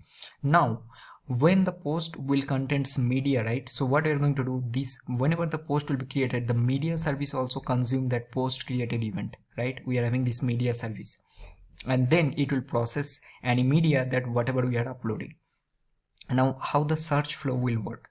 Now again, the search flow will be pretty simple. Let's say the client send a search request, so you're having some search button and then they're typing something, so they will send a search request to the API gateway. So that is the first step. Again, the API gateway will forward the request to your search service, you can see that, right? And the search service will query your database.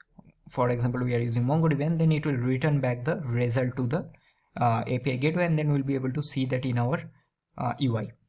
Now coming to the upload media. So upload media, how it will work. Now this will be very interesting because we are not directly uploading this through post service, right? But remember, our post service will need a media URL, but you may think, okay, then how we are going to do that? So for that, this will be the flow. So first we are going to upload a media, right? So the client will send a media upload request to the API gateway. Let's say we are having a form, and normally we are having some upload button. So they will click, and then it will first send a request to API gateway. API gateway will forward the request to where? Media service. You can see this is the flow. Now coming to the interesting part. So the media service now will process and that store that media in your cloud storage, that means in our MongoDB, and then they will publish a media.updated event. See here, once they will publish this event, right, this media service will respond back, and then your post service consume this media.uploaded event. You need to understand this flow. So first they will publish this event to RabbitMQ, and then the post service will consume that event. Once they will consume, right, then they will be getting that media URL or media IDs. Once they will get the ID, then they are going to update the post with the media. So this will be the flow, right? Now I know this is little tricky, but you need to understand this. I'll also try to add this in the description if you want to understand, or else you can pause this section and you can understand how the delete will work. So see, now you may think, okay, but when I'll delete the post, that time I also need to delete that media from our Cloudinary, right? And also from our database. So how we are going to do that?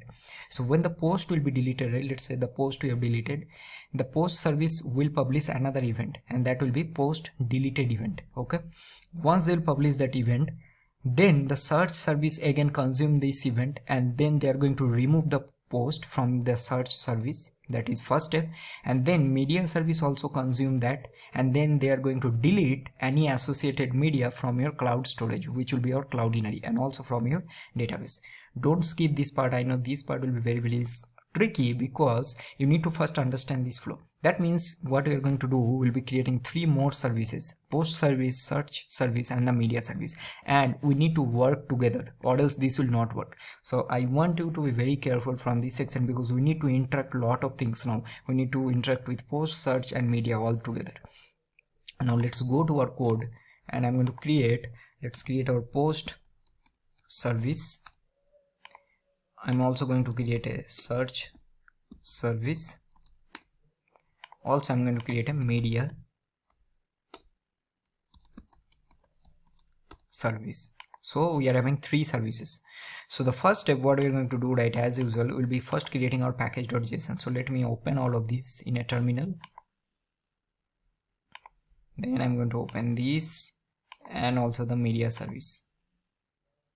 So now I'm going to do npm init-y. Let's do it here also. And also I'm going to do here.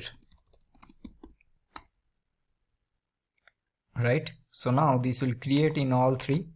Now let's create our source. And I'm going to create server.js. And I'm going to simply copy this and paste it here and also here, right? Now next part, what we are going to do, right, first we are going to install all the packages and everything we needed to handle all the 3 sections. Now I'm pretty sure you are able to understand that why we are doing all 3 sections together. It's very, very important because each and everything will be interconnected. again, this search service is optional. Like if you want, you can also don't want to create, then you can manage the search using from your post service. But then what is the point of creating these microservices, right? Because you need to understand, I'm pretty sure each and every big tech companies will be having separate search service for sure, because search is one of the most important features. So they will be having a dedicated search team. They are going to handle all of this. So that is the reason I've decided to keep this search service as a separate service. So let's do one thing. In the next part, I'm going to install all the packages that we need for these corresponding sections, and then we are going to start implementing the functionalities. Alright everyone, so now the first thing what I will do, right, so let's start with the post service. So let me see where we open this one. So this one, post service. Now here for this post service we need a couple of things, right? So first I'm going to install, so we need course, we need .env, we also going to need Express, we need Mongoose, we need Helmet, we need JSON web token. We also going to install Winston for sure for logging, right? And also I need the IO Redis. So let's install all of this. Also, let's not make this one so much complex, right? That I decided, like, instead of working together later, first I'm going to complete some of the basic things of this post service, then we'll move to the search service, or else this will become extremely complicated.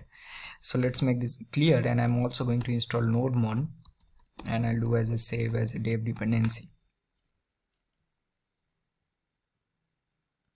Alright, so this is done. So now let's close everything else. Okay, so I'll go to post and I'll open this server.js and I'll close everything else. Go to package.json and let's add this. So I'm going to do source/server.js, and also I'm going to add a start script node source/server.js, and also let's add a dev script which will be nodemon source/server.js. Alright, so also you have all the things installed. Awesome. So the first thing again, let's implement the folder structure, right? So we'll go to source. I'll be having the controllers. I'll also will be having my middleware. I'm also going to have my models. I will have my routes.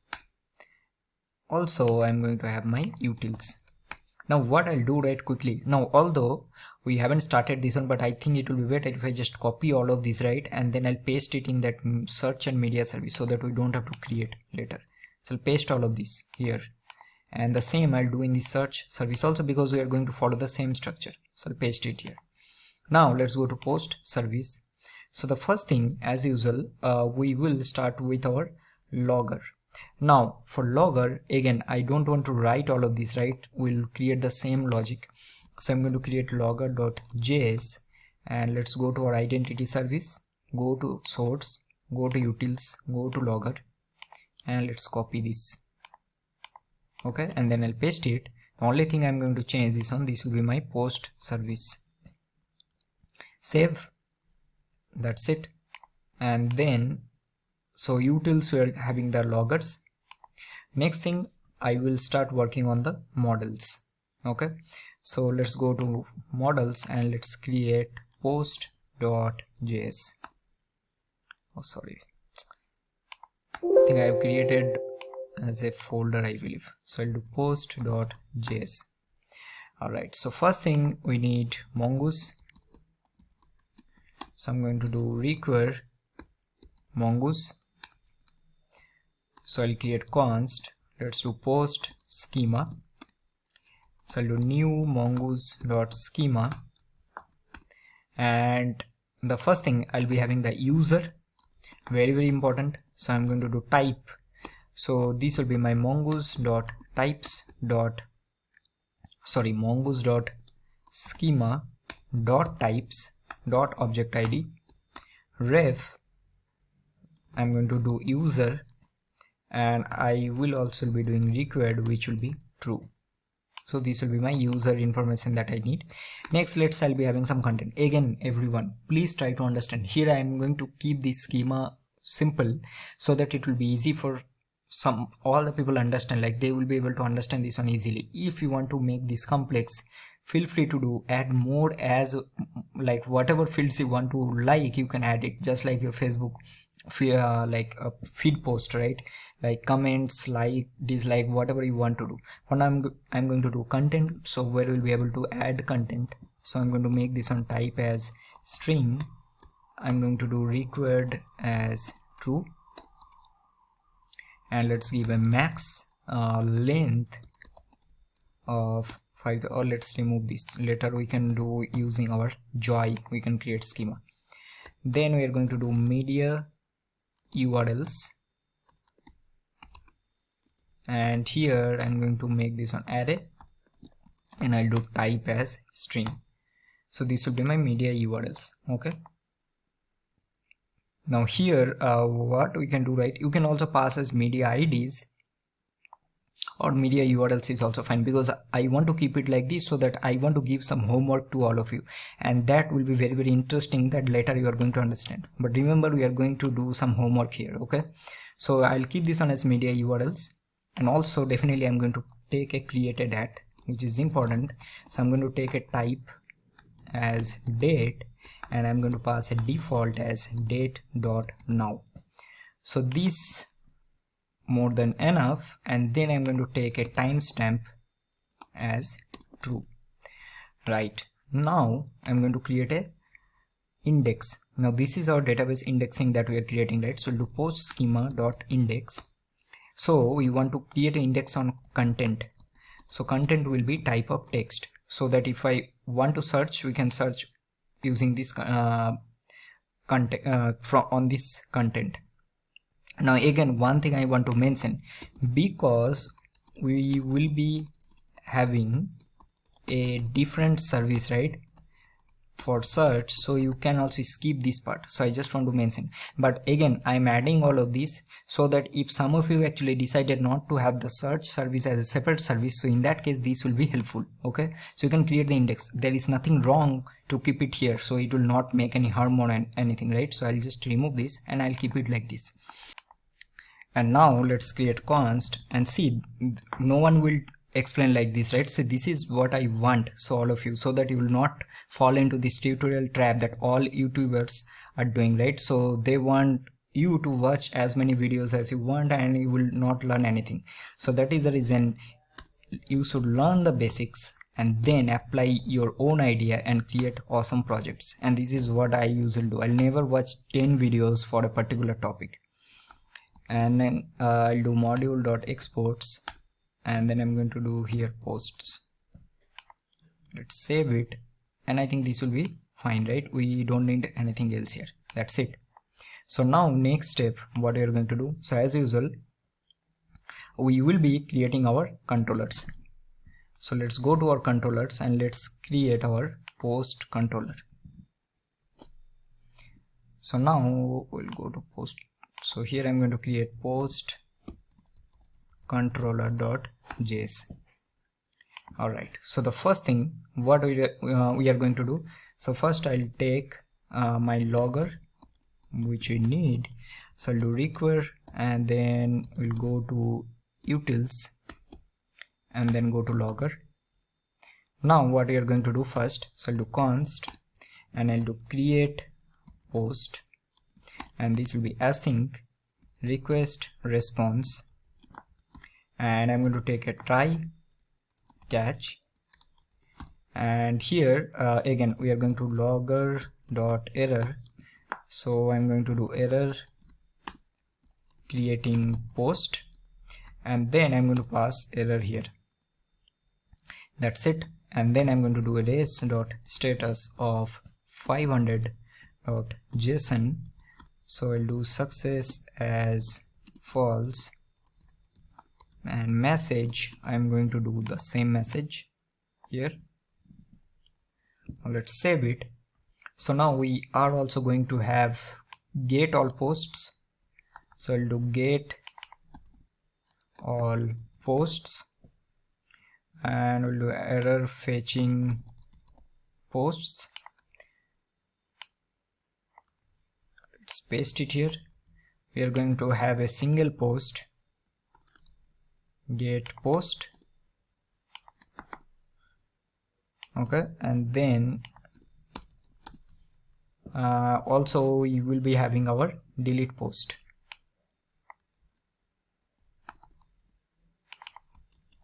Delete post,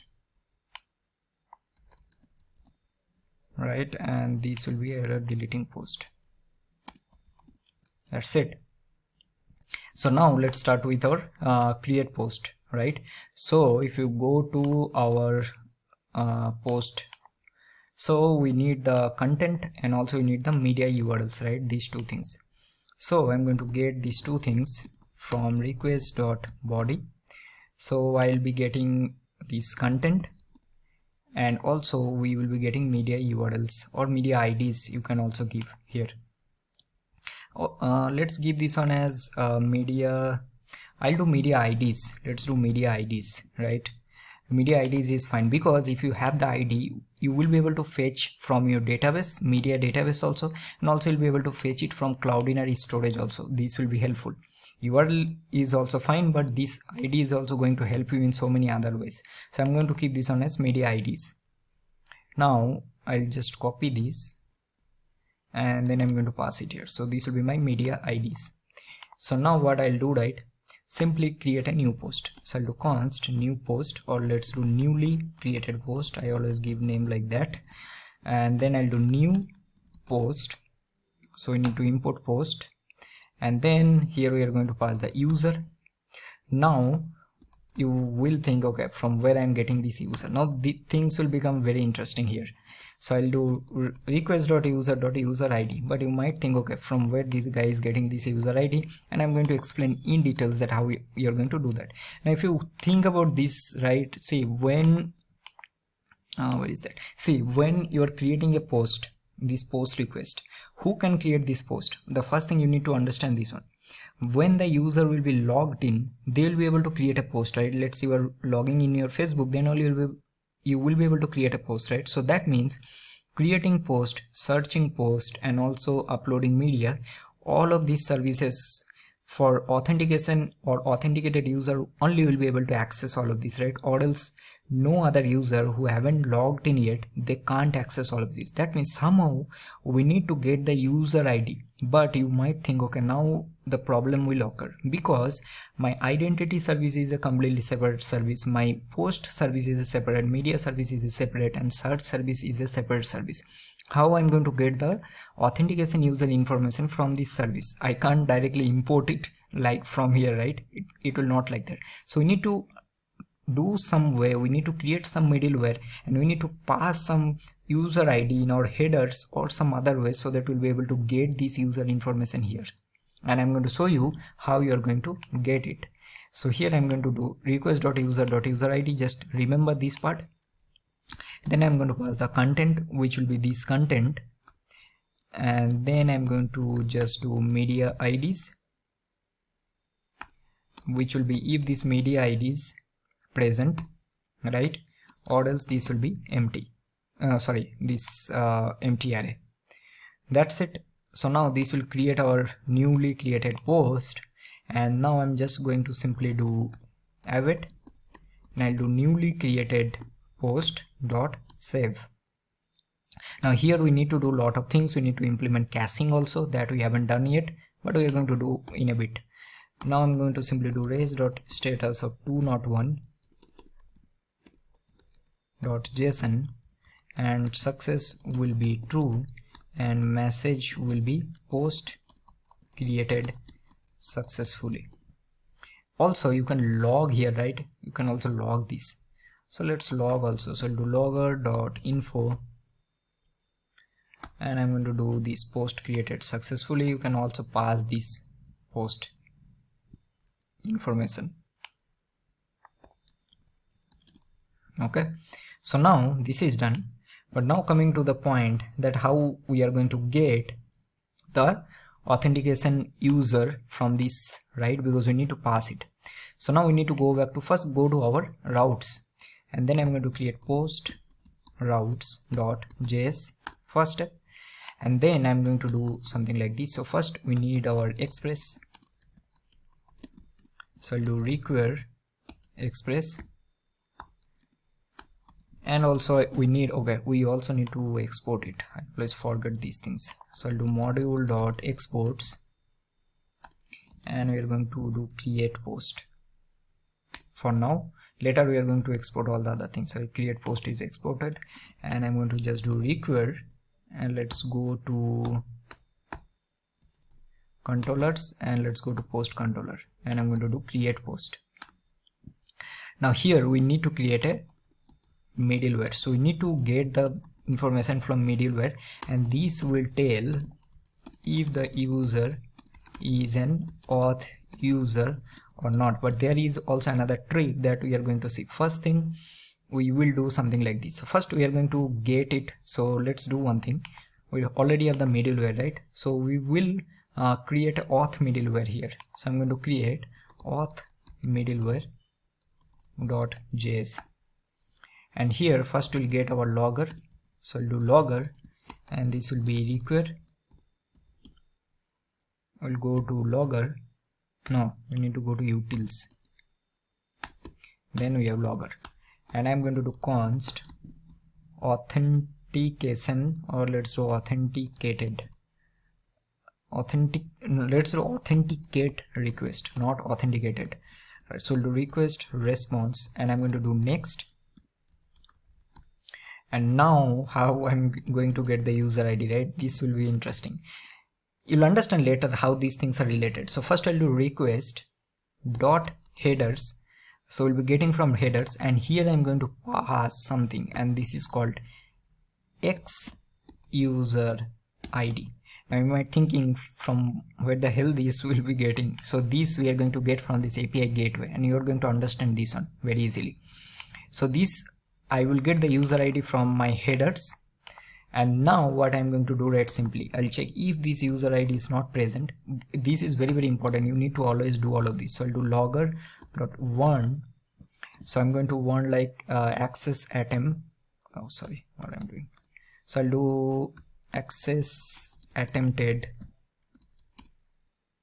without user ID, and here I'm going to return res.status of which we need to return 401, right? I'll do JSON, and I'm going to do success is false, and message will be your authentication required, please log in to continue. Okay, or else what we'll do, now you'll understand. Okay, now it will be clear. So I'll do request.user, and this will be user ID, this user ID that we are having. Now if you go here, this is why you are getting this from request.user.user ID. So this will be getting from this auth middleware that we are passing. But how this will work? No, right? We need to always call the next method, because this is a middleware. So you need to always go to the next stack, and for that you need to call this next method. And for that if you don't know this one, right, you need to go back to the first part. Once again I'm repeating, and I'll just do module.exports, and I'm going to pass this authenticate request. Okay, now let's save it. So now let's go to our post routes. So here what we're going to do, right, simply, so first we'll create our router. So do const router, and this will be Express, and now I'm going to get my authentication request also. So do const, so we'll go to require, and let's go to our which one is that, middleware. Okay, and then I'm going to do authenticate request,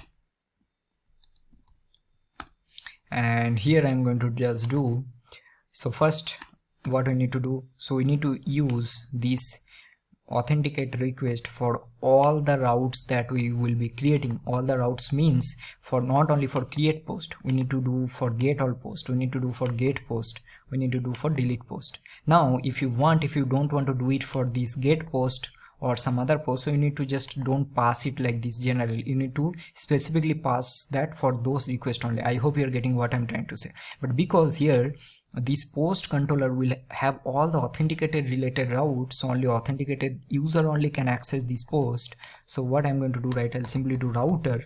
So this router will do what? It will use this authenticate request, means every request have to go through this authenticate request middleware.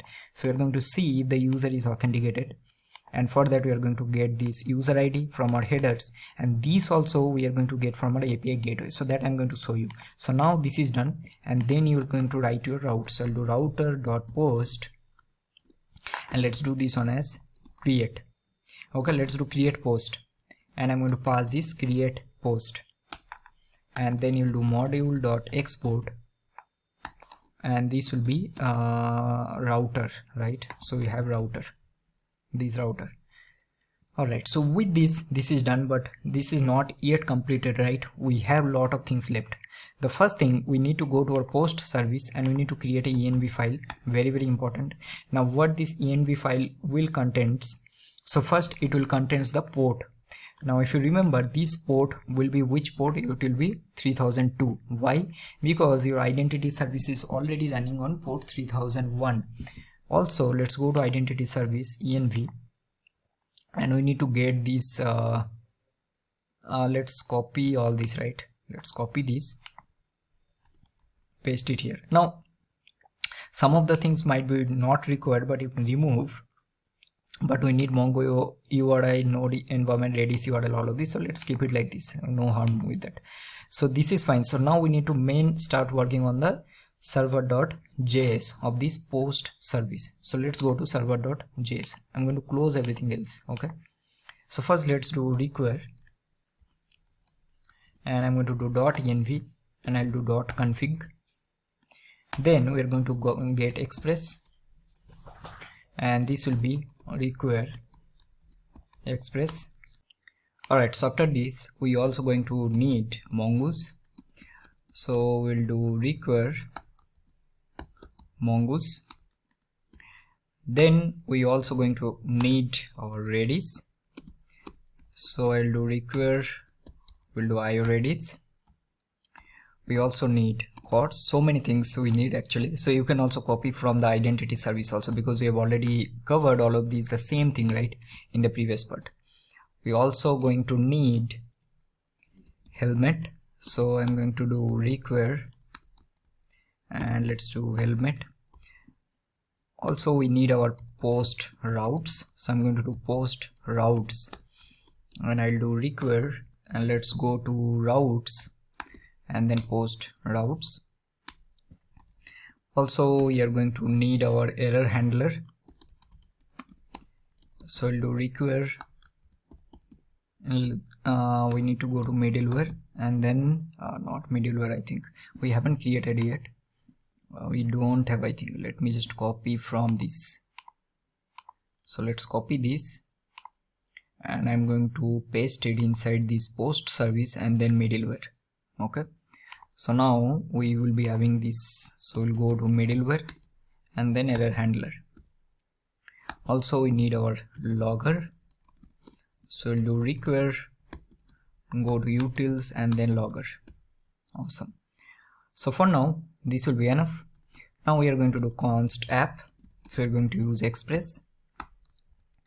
Also we will use our port, so this will be process.env.port, or else this will be 3002. Remember, because our identity service was already running on 3001. So once this is done, now I'm going to do mongoose. Again, you can also create a separate file for your database, that is absolutely fine. So I'll do process.env, I believe it is mongodb URI dot, then let me just copy from here. I think we are just wasting time writing same thing again and again. So let's go here and let's copy till this part. I think this is also we need, right? So now let's paste it, and then let me pause it. I think my dog is making noise. So we have created Redis client, and now let's go here. We are also going to use the same thing. Now here rate limiter and everything I will copy from here only, but if you want, you can also change all of this based on your requirement, like for post route, whether you want to add rate limit or not. I think we can also skip this, but you should definitely do this IP based rate limiting that we have done, right? So let's do one thing first. Let's copy till this part, whatever middleware that we need, and then I'm going to paste it. these three we have already used. Now I'll give a placeholder for you so that this will be your homework that you can implement this here. So I'll give star star star, and this will be your homework or assignment, you can say, that implement this here, right? Implement these IP based rate limiting sensitive endpoints. Now sensitive endpoints, I mean, now if I go to this controller, right, post controller, you can see we are having get post, create post, and all of these. So based on which based on which route you want to implement what. So you can also implement different rate limiting. For example, let's say for create post, you are allowing user to create only 10 posts in 1 minute, something like that. But for get post, they can access or hit this endpoint 100 times in 1 minute. So it differs. So based on your requirement, you can just implement this. So this will be your assignment. Once we will do this, after that, what we need to do right now, coming to the very interesting part. So if you see here, right, we are using these routes, but here we need to do something else to implement the routes. So now we are going to use our routes. So to do that, here what we're going to do, right, so first we need to do app.use. now here I'm going to do /API/posts. now remember, here also we have given /API/auth. now why we are giving /API/auth?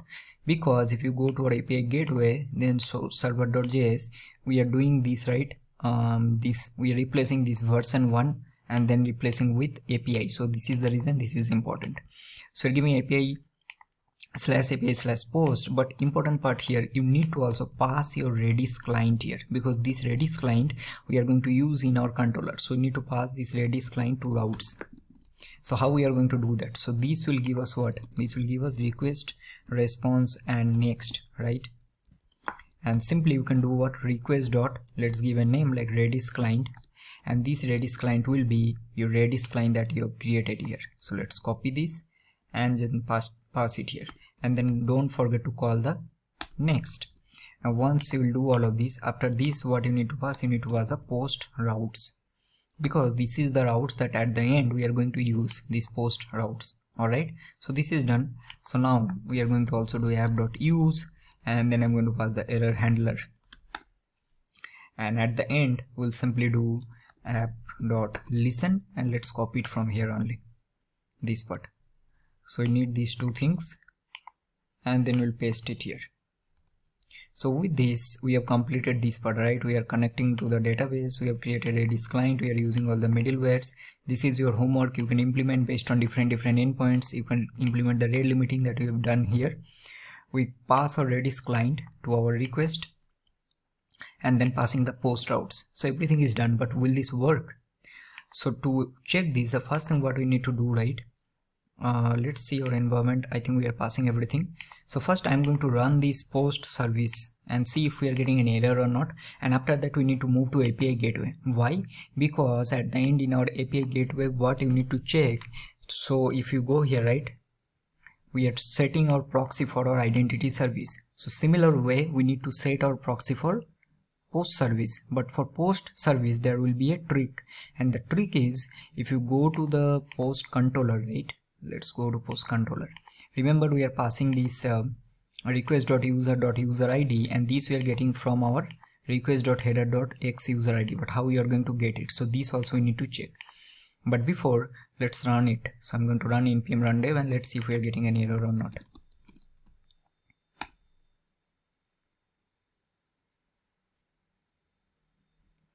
Identity service is running on port 302 connected to MongoDB. Why? Wow, I think I'm shocked that we are not getting that many errors today. That's okay, that's awesome. So now what we need to do, we need to start working on our API gateway. Now this is very important. Now what we are going to learn here, right? Okay, so first let's go to, I'm going to go to server.js, and here also now we need to create one very interesting thing, and that is we need to create our what we called, that is middleware in this, right? So currently we are having only error handler here, but we also somehow need to get our X user ID that we are passing in our middleware while creating the post. So how we are going to do that? So first let's do one thing, right? Let's go to our API gateway, and then I'm going to add here only. So after this, so now I'm going to add one more comment. So let's copy this, and then I'm going to do this one will be for our post service. All right, now here what we are going to do, so first we will go to our middleware inside API gateway. Let me close everything else, or else this is become messy. So inside API gateway, first thing we will go to middleware, and then let's create a auth middleware.js. and also we need to do something, and that is in this API gateway, right, we also need to add our JWT secret, because we need to check if the user is authenticated or not, and that we are going to check using our token. So this token I'm going to copy. Now you can definitely create a strong secret here and use that same, and let's go to our env of this API gateway, and then I'm going to pass it here. Okay, now let's go to our auth middleware. Now remember, this auth middleware is inside API gateway, and here what I'm going to do, so let's create a method here. Okay, so I'm going to create a const, and this will be my validate token. So here I'm going to do request response next, and here first thing we need to get our auth header. So this I'll be getting from request dot headers, and here I need authorization, so I'll do authorization. Next we are going to get our token, because why we will get this token, because whenever we will do any request from our postman, right, we will be passing that token. Okay, and that we are going to get it from our auth headers. And then what we're going to do, this authorization, you can see it. So let's say we're passing some bearer token here, so we'll be getting the token. And these all the concepts I have discussed in clear details in the first part. So I'm going to do auth header, and I'm going to split it. So we'll do auth header dot split. Why we are splitting with space? Because we'll be having bearer and then token, right? So we'll be having bearer and then we'll be having the token. So this space is to get that, and then we are going to get the first element. So I'm going to do here 1, right, and then I'm going to do if there is no token, so we also need to get logger. So I'm going to import this, and then I'm going to 1, and I'm going to do access attempt without valid token. Okay, and then we are going to immediately return res.status of 401.json, and I'm going to do authentication. Sorry, we are going to return a message, and I'm going to do authentication failed, something like that, or we'll do authentication required. Also we're going to return a success as false as usual. So this is done, and now I'm going to do what? We need to verify the token. So I'll do const JWT, and this will be require, and we need JSON web token. And now here I'm going to do JWT dot verify. So I'm going to pass the token that we are going to pass, let's say from our postman for now, or normally in real scenario we are going to get this token from our client side. So I'll do process dot env dot JWT secret. Okay, and then we are going to create error error and user I will take, and I'll check if there is any error. I don't know why this is very slow. So let's do one thing, let's copy this, and I'm going to paste it here, and I'll do invalid token. Let's copy this and pass it here. And this will be 4 to 9. Okay, if there is no error, so let me save this. So if there is no error, so then what we are going to do, simply we'll do request.user will be equal to user. Okay, now what we need to do, simply we'll just call the next, and this is done. So now this will check or create validate our token, and then we are going to simply do module.exports, and I'll do validate token, and I think this is done. So now we'll go back to our server.js. Okay, so now here what we're going to do, right, whenever we will be setting the proxy for our post routes, and see how we are going to do that. So the first thing, we need to get our validate token method. And how we are going to get it? So first we'll do app.use. Now this part will be very interesting. Okay, this you need to see how we are going to do it. So I'm going to do version 1 version posts, remember. So we are replacing version 1 with API, right? This part we have already discussed multiple times. And here now it's very important, you also need to pass the validate token, right, from our middleware. Once you pass this, now we are going to, so this is our middleware, and then we are going to pass the proxy. And inside proxy, now we'll do process.env. Now remember what we need to do, just like we have created for identity service URL. So now we need to create one more, which will be for our post service URL. So this will be post, and post service URL is running on what? 3002. Remember, so we are going to proxy it from 3000 to 3002. So let's copy this post service URL. And now what we are going to do simply, so here we are going to get our proxy options, and then we are going to pass our proxy request. I think these we have done here, this one, decorator. So let's pass it here. So this will give us the same two things. So I'll copy this, pass it here, and here we are going to do proxy request ops dot headers, and then we are going to pass the content type, and this will be equal to application. Let's copy it from here. So this will be same. Okay, and next what we are going to do right here, now you will see what we are doing. So we'll do proxy request ops dot headers, and now we will go to our post service, and then we'll go to our middleware, and remember we are passing this X user ID, right? So now I'll copy this, and this we are going to pass here. That's it. And this how we are going to get? So from this source request, right, because we are passing this where, this validate token. So from this we are going to get, so we'll do source request dot user ID. That's it. Okay, so this is done, and then we are going to return proxy request options. So we'll do proxy request options, and then for this one we'll use the same. So for user response decorator, let's copy it and let's paste it here. So this will be response received from post service, right? And we are going to return this, and this is done. So now let's see if we are getting an error or not. And also you need to copy one more time, and I'm going to do post service is running on port post service URL. So now let's save it. Let's go to our API gateway and see if we are getting any error or not. So post service is now running on 3002. Now what we are going to do, right, first let's go here, and now we'll see if we are getting any error or not. I'm not sure. So let's go to add request first, and I'm going to do create new post.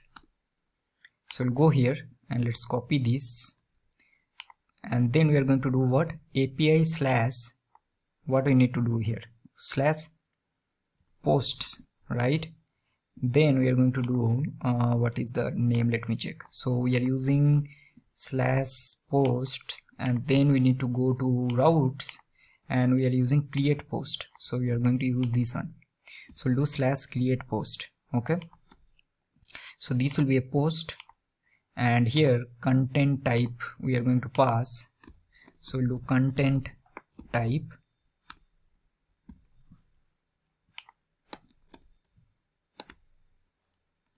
okay, and this will be application slash JSON. And in the body, first let's try to send it. Let's see what we're getting. Authentication required, false, right? So from where we are getting, so let me just copy this, and we need to check. So we'll copy this and search it here and see what we are getting here, right? This is not triggering this auth middleware, this validate token. Awesome. Why? Because in our API gateway, if you see, when you're calling this version post, we're passing this as a middleware, right? So it's going through this, so it's not getting any token. Makes sense, right? Because we are not passing any token. So now what I'll do, right, I'll go here, login and user, and let's copy this token, right? And then I'll go to create new post, go to authentication, select bearer, and then pass this token here, and let's try to send it. Invalid token. Awesome. Also you're getting 4 to 9, too many requests at a given time. So everything is working fine. The reason is makes sense because we have logged in like, I don't know, ages, right? Ages back, and that token is already valid. So you need to create a new token. So now what I'll do, I'll go to user and let's send this request.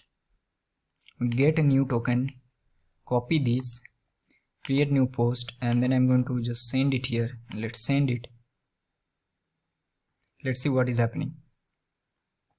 I'm pretty sure we got some error, I believe. Let's see. Let's go to post service, unhandled rejection. We are getting some different error, I think. So this part we need to check. We are getting from post service. Okay, we are getting request. Okay, request body we are getting object. Okay, this part we need to check that from where we are getting this error. So there will be some, let's see if there is any error log in the post service, but we don't know what exactly is the error. So there is only unhandled rejection, which is coming from this, I believe, here. Okay, so this part we need to check. Oh, let me quickly check this, what is happening here, and then I'll just resume and then we'll discuss. So everyone, I immediately got the error. You can see that it's created successfully. The reason is because, see, these things we need to check, right? So in the post service, if you see in the models, right, we have make this content required true, but we are not passing anything. So these we need to handle this. To do this one, what I can do, right? So let's do one thing. Let's go to utils and sorry, not here. We'll go to identity service. We'll go to source. We'll go to utils. Let's copy this validation.js file from here. And then I'm going to go to post service, go to utils, and then I'm going to paste it. Now let me first check whether we have installed the Joy package or not. Here we don't have. So first what I'm going to do, right? I'll install this. So let's go here.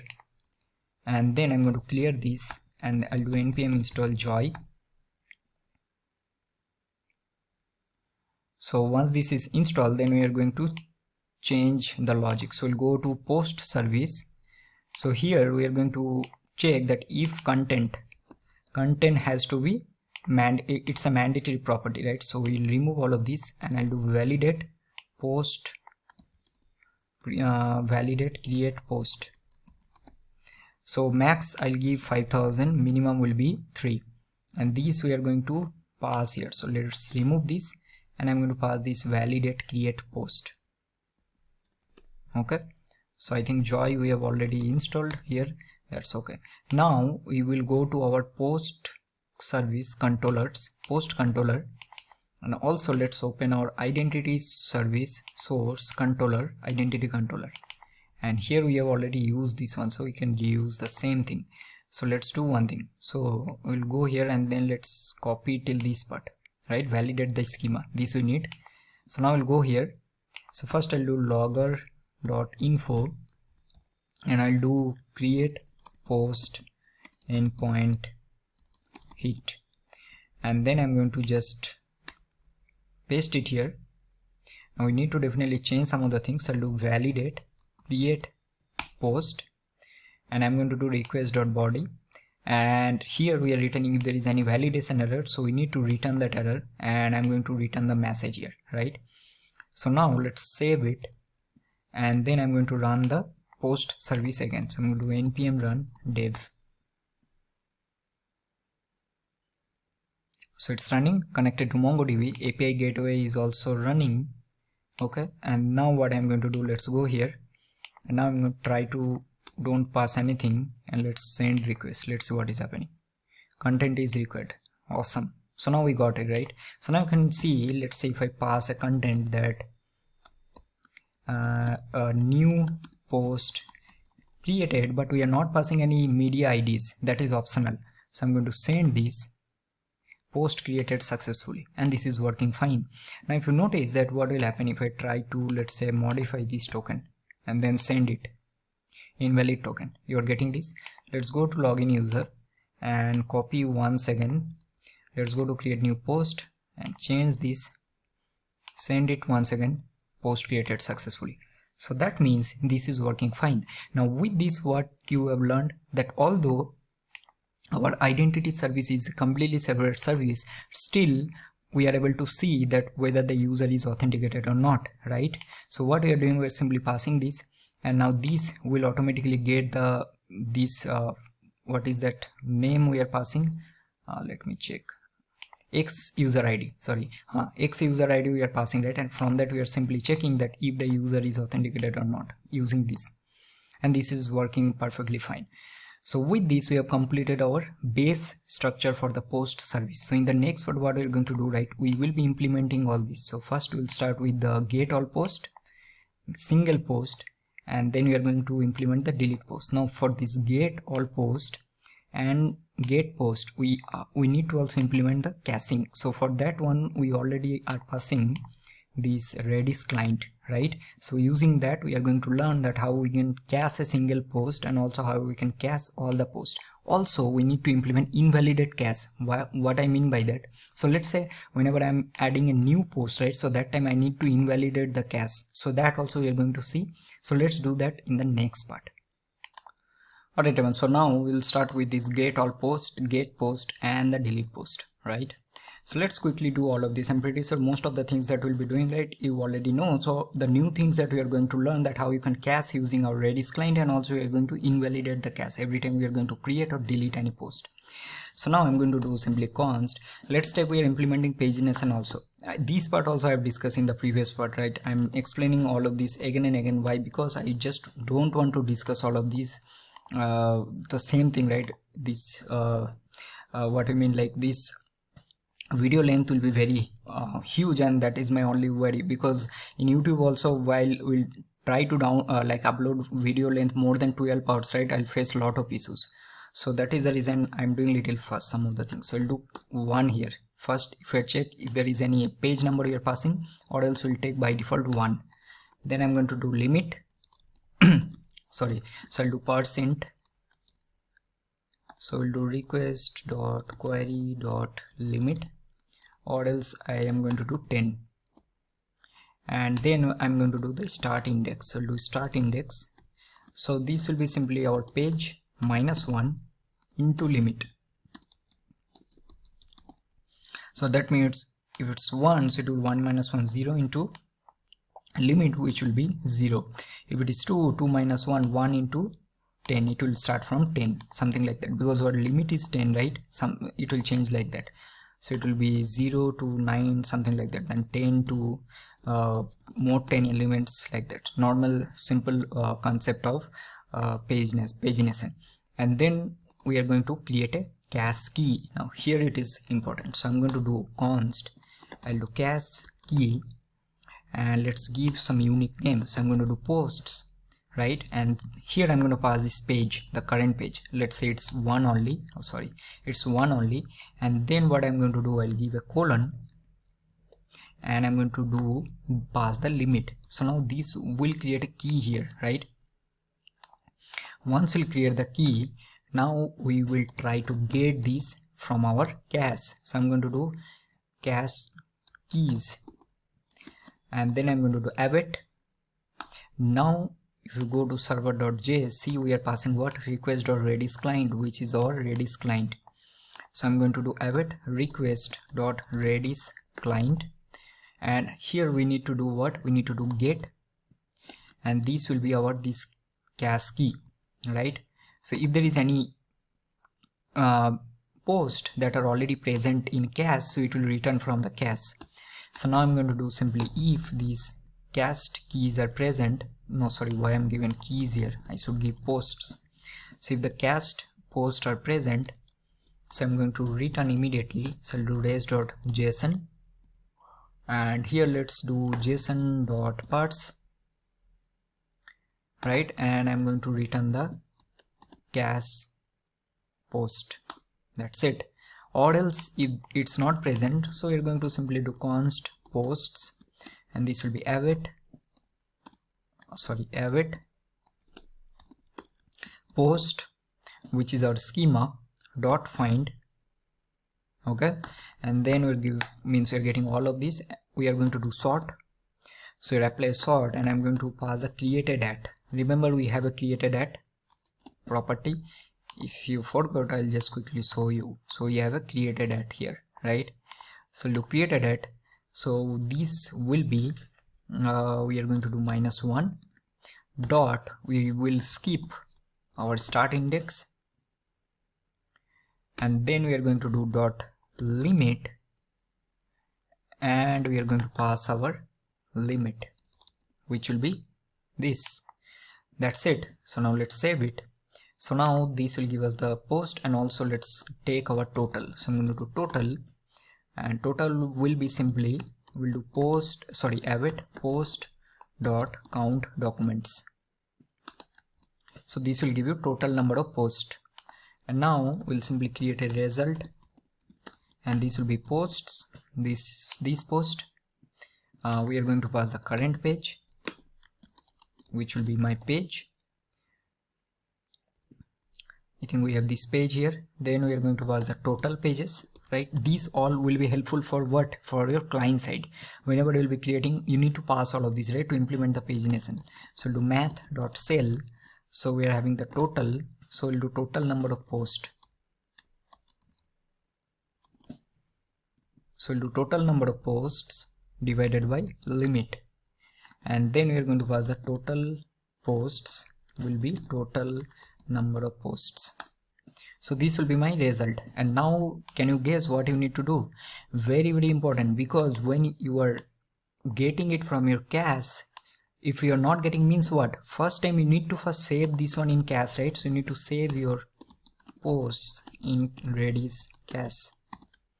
So to do that, we simply do avid request dot Redis client, and we're going to do a set ex. Here you need to pass the cache key, so which will be this one. Then you're going to pass the duration. Let's give this one as 5 minutes probably. And then I'm going to do json.stringify, and you need to stringify this result. Okay, so let's pass this result. So that means you are saving this one in your cache, and whenever next time it will come here, it will be already in cache, and then it will return from cache. Once we'll do this, you're going to simply do res.json and then pass this result, and this is done. So now let's save it. So now what we're going to do, right, copy this, pass it here, save this, and then we'll go to our let's go to routes, post routes. We need to get all posts, and then this will be what? This will be a get method. So this will be get, and I'm going to do /posts, and this will be get all posts. Save this. Now let's see if there is any error or not. Okay, so we'll go to post service, it's already running. So now I'm going to create a new request. So look, get all, or let's do fetch all posts, and this will be get. We'll go to any, this one. You can also save this one in env variable, like something like base URL or something, right, that you can do.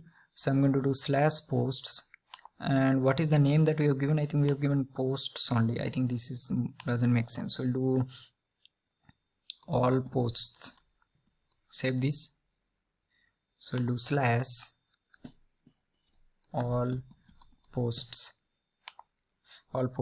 okay, and this will be get. And what else you need to do? So now let's try to send it, and let's see what is happening. Authentication required, which is correct, and I'm going to just copy this from here, fetch all posts, and let's go to bearer token, and I'm going to pass it here, send it, and see what you're getting. So you're getting the posts, right? Whatever post we have created, new post created, blah blah blah. And now try to send it. See the time here. Okay, now it's already in cache, in your Redis cache. It's 26 milliseconds. Send it.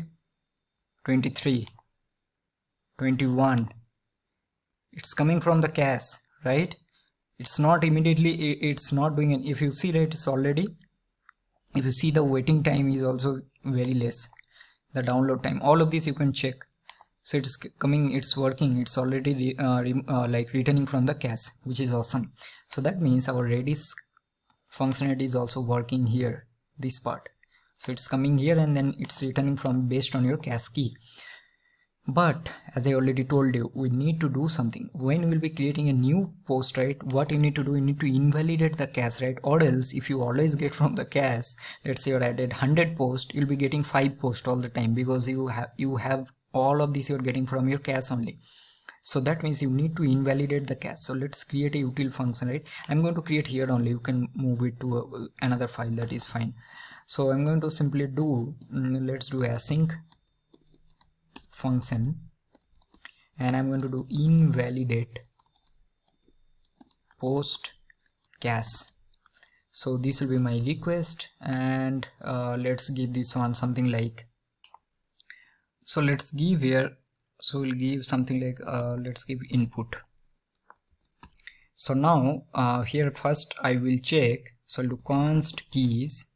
Now we need to not only cache this get all post, we also need to cache this get single post, right? This also we need to do. So that we are going to do later. For now we need to remove all the cache that will start with this post key, right? Because this is the name that we have given. So here simply we'll do const keys, and this will be await. And here simply what we'll do, so we'll get this request dot Redis client, and I'm going to do keys. And here we need to get posts, and it will start with star. That's it. And now what we are going to do, if we are going to check this keys dot length greater than 0, so we'll simply do await request dot Redis client dot delete, and I'm going to delete the keys. That's it. So now this will create all the keys that is related to this start with these posts. Now we have created this method. So this method from where we need to call, now this you need to call once, let's go here, right, create post. So once you'll create and save this post in this part before you're sending the response back, so you'll simply just pass call this await, and you'll do invalidate post cache, and you need to pass the request. So request will be your request object, and here you need to pass the input, right? So for now input will do something like this. So we are going to pass this new post that we have created, newly created post dot id, and then I'm going to do toString. Now why we need that later, for now we are not using this input anywhere, but you will understand why we need this. So for now what we are doing, simply we are creating every time a new post, and we are deleting from the cache. Let's save it, and now let's see what is happening, right? So let's go back. First let's send this request, so you're getting all of this. So now let's go here, right, and then first I'm going to do, let's create a new post. So I'm going to just send a request. I think it's created. Let's go to fetch post and then send it once again. So 94, and now let's send it. You can see again you're getting 19, so it's working fine. And also if you remember, just wait for 5 minutes. Why? Because if you go to this get all post, here we have given the time as 5 minutes. So once we'll wait 5 minutes, right, you can see it will be automatically deleted, and that time the time will automatically increase. But for you again you are getting 15 milliseconds, 20 milliseconds. Now let's go here, and then I'll go here and then just keep some random value, do send post created, and now let's do one thing, send once again. So it's already increased right now, and send one more time, see, and you will be getting the updated back. See, this is the new post just now we have created. I'll show you like you are getting the updated data back. So I'll just give my name here, so I'll do Sangam Kharji, and then I'll send it. Let's go here and let's send one more time. So you're getting updated back 80 milliseconds. Now send one more time, 16, and you are getting the updated data back, and it's working perfectly fine, right? So awesome. So with this we have also learned that how you can cache. Now next thing what we're going to do, we need to start working on the get post. Now get post will be pretty simple, right? We just need to get based on our current post. So what we can do simply, so we'll just do const, and I'll do post id, and now I'll do request.params.id, and then I'm going to create our cas key. So I'll do cas key, and this will be post, and here I'm going to pass this post ID. Okay, now I'm going to simply check if this is present or not. So let me just copy from here. So I'm going to simply check if the cas post will be request.redis client.cas key, which is this one, this cas key we have used. And then I'm going to check if this cast post is already available, then just return me that here. That's it. Or else you're going to just find it. So do const post, or let's do single post, and this will be await. Let's make this one post by ID, post details by ID, right? Post details single post. Let's do single. We're always bad with this naming. So let's do this on post, and then I'm going to do dot find by ID, and then we're going to pass this post ID, because based on this post we need to get it, and that's it. And then if this post single post details by ID is not present, so you're going to return a 404. So 404.json that post not found, and success will be false.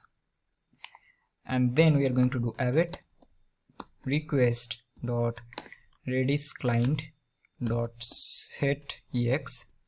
We're going to pass the cas key. Now because this is a single post, right, this will hardly change, like very few times, so we are going to give this one as 1 hour instead of 5 minutes. I'll do json.stringify, and I'm going to do post, sorry, not post, this will be single post details by ID, and then I'm going to simply return res.json and return the single post by ID. That's it. Now you will understand that why we need to pass this, right, invalidate post key. Okay, so every time we will create any post, you can also delete this single post from keys also, right? This also you can do. So this is required, this part, this invalidate post key we are calling from create new post, right? Create a new post. But this will be helpful whenever, let's say, you're having some functionality like and dislike. So that means in that case what you need to do, so let's say you are getting this get post, which is a single post, and in this post you are having some functionality like and dislike, and if any user like the post, so that time what you need to do, you need to delete this from cache, right? So that is the reason we also delete the cache from this get single post whenever there is any action that user is doing. I'm sure that you are able to understand. If not, you can comment it down. I'll try to explain what I'm trying to say here. Okay, so this is done. Now next thing what you're going to do, right, so we also need to, let me just go through one by one. I think everything is correct. We also need to pass this get post, and then we'll go here, and then I'll just do get post, and let's go to our post routes, and what we're going to do, right, so I'll just copy this, and let's make this one simple ID, right, and I'll do get post because this will be our single post. So let's save this. Now let's see if this is working or not. So I'm going to do new request, and I'll do fetch single post. So let's go here and copy this and pass it here, and then this will be the ID. So let's copy any ID from the, let's say I want this ID from this post, and then I'm going to just pass it here. So first I'm going to send it authentication required, which is correct. So I'll go here and let's send it one more time, create a token, and let's pass it here, right? We'll go here and let's pass it, send this, we are getting, and let's try to send one more time. See, the time is already less, it's getting from the cache, right? It will be always getting from the cache. So now the single post is also working fine. So now you can go through the steps that whatever we are doing. Now the only thing is left is the delete post, right? I will do this one in the next part. So what I want, right? So try to implement this one by your own and also implement the cache functionality here. So whenever you'll be deleting a post, what you need to do, you again need to invalidate the cache, right? Because the post number will change once you delete. So let's do that. But before that, please try to implement by yourself, right? Like just directly not watching the video, try to do. If you're not able to do it, then you can watch it. So now let's start working on the delete post, right? So the first thing what you're going to do, right? So while deleting, it will be very, very simple. So first we'll do const and first we'll find the post. So I'll do await, I'll do post, and I'll do find by ID. No, we have find one and delete this one. The reason is why you will understand. So we not only directly delete the post, user who have created the post, they only can delete it, for example, let's say. So that means we need to not only pass the ID, which will be the post ID, which we can easily get from request.params.id, but also you're going to pass the user information. User information is that which user created, and this we are going to easily get it from request.user.user.id, and this part we have already seen, right? We are getting from our middleware, auth middleware here, this request.user.user.id. So now this will give me the post. If the post is not present, so let me just copy this. So I'll do, if the post is not present, I'll do post not found. And then what I'm going to do, and here we are going to simply call await, and let's do invalidate. So I'm just going to do invalidate post cache. So here we'll simply pass the request, and also you see we need to now pass the input. Why? Because if we are deleting a single post, that time we need to also invalidate the cache that we have added here while fetching the single post, right? Because we are also doing here, right, this post and post ID. So this post ID is nothing but this request.params.id, right? So we are going to pass this request.params.id. And now remember I told you that we also need to add that functionality here. So what you can do simply here, you'll just simply do const cast key, and this will be now post, and then you need to pass this input, because this input will be nothing but that ID that we are passing. And then simply you'll do await request.redis client.delete, and you're going to delete the cache key. That's it. And now this is done. So now let's save it, and if you go to the delete post, right, we are also going to do arrays dot let's say JSON, and I will do like message post deleted successfully. Save this, and now I'm going to pass it here. So I'll do delete post. Also I think okay, this is fine. We'll go to our routes. So I'll create one more. So this will be delete, and this will be my delete post. Let's save this. Now let's go here, and I'm going to add one more request. So I'll do delete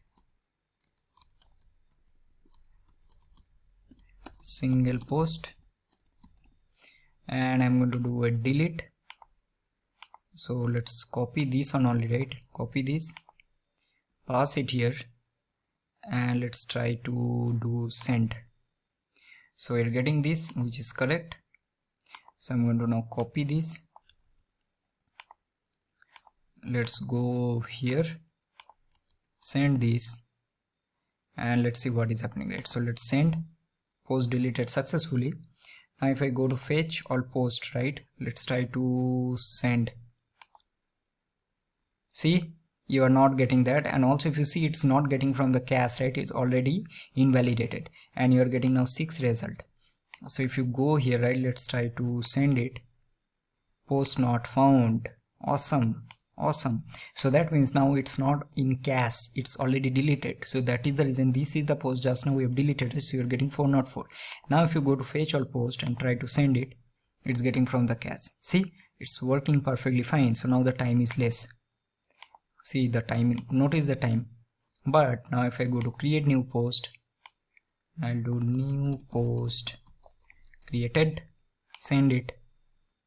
Now go to fetch all post, send one more time, see the time and see the new post, and now send one more time, see the time. Now it's working perfectly fine, right? So now with this, I'm pretty sure you'll be able to understand that how the Redis caching is also working, right? And also we have implemented our post controller properly.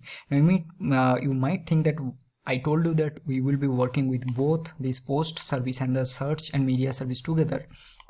But first, why I created all of this? I know it makes sense to work together because at the end in the post service, if you go to our model, right, we are sending this media IDs, but until unless we'll work with this media service, we'll not be able to pass the media IDs. So that is the reason here we are getting empty for all of these, which makes sense. But the reason why I'm doing like this, or else it will be very tricky if I do implement all of this together, right? So now next thing what I'm going to do, first let's implement the media service, okay, and then we'll move to the search service, because when I'll implement the search service, right, I'm going to delete all the post whatever I'm having in the post service. So that reason also I'm going to explain why. Okay, and that is only for the explanation purpose, the reason why I'm making this video. Okay, don't take this on like I'm creating a production level application or something. It's a production level application, you need to implement like this, but first you have to learn all the concept properly, that how you will interact with post service and the media service and the search service using RabbitMQ that we are going to use, and how those things will interact with each other using pub sub method, right? So that we are going to implement in the next part. So first what we'll do, first we'll implement our media service and then we'll move to the search service. Alright everyone, so now we will start working on the media service. So remember, we already have created all the folders, right? And we have the server.js, but we don't have any code for now. So first thing what do we need to do, so first we need to install all the packages that we need, right? So for this media service, we will be having the following packages. So let me just open this one. I think I already opened. So let's do a clear here, and we will be having almost similar packages that we are using in other services also. So let's go to the post service.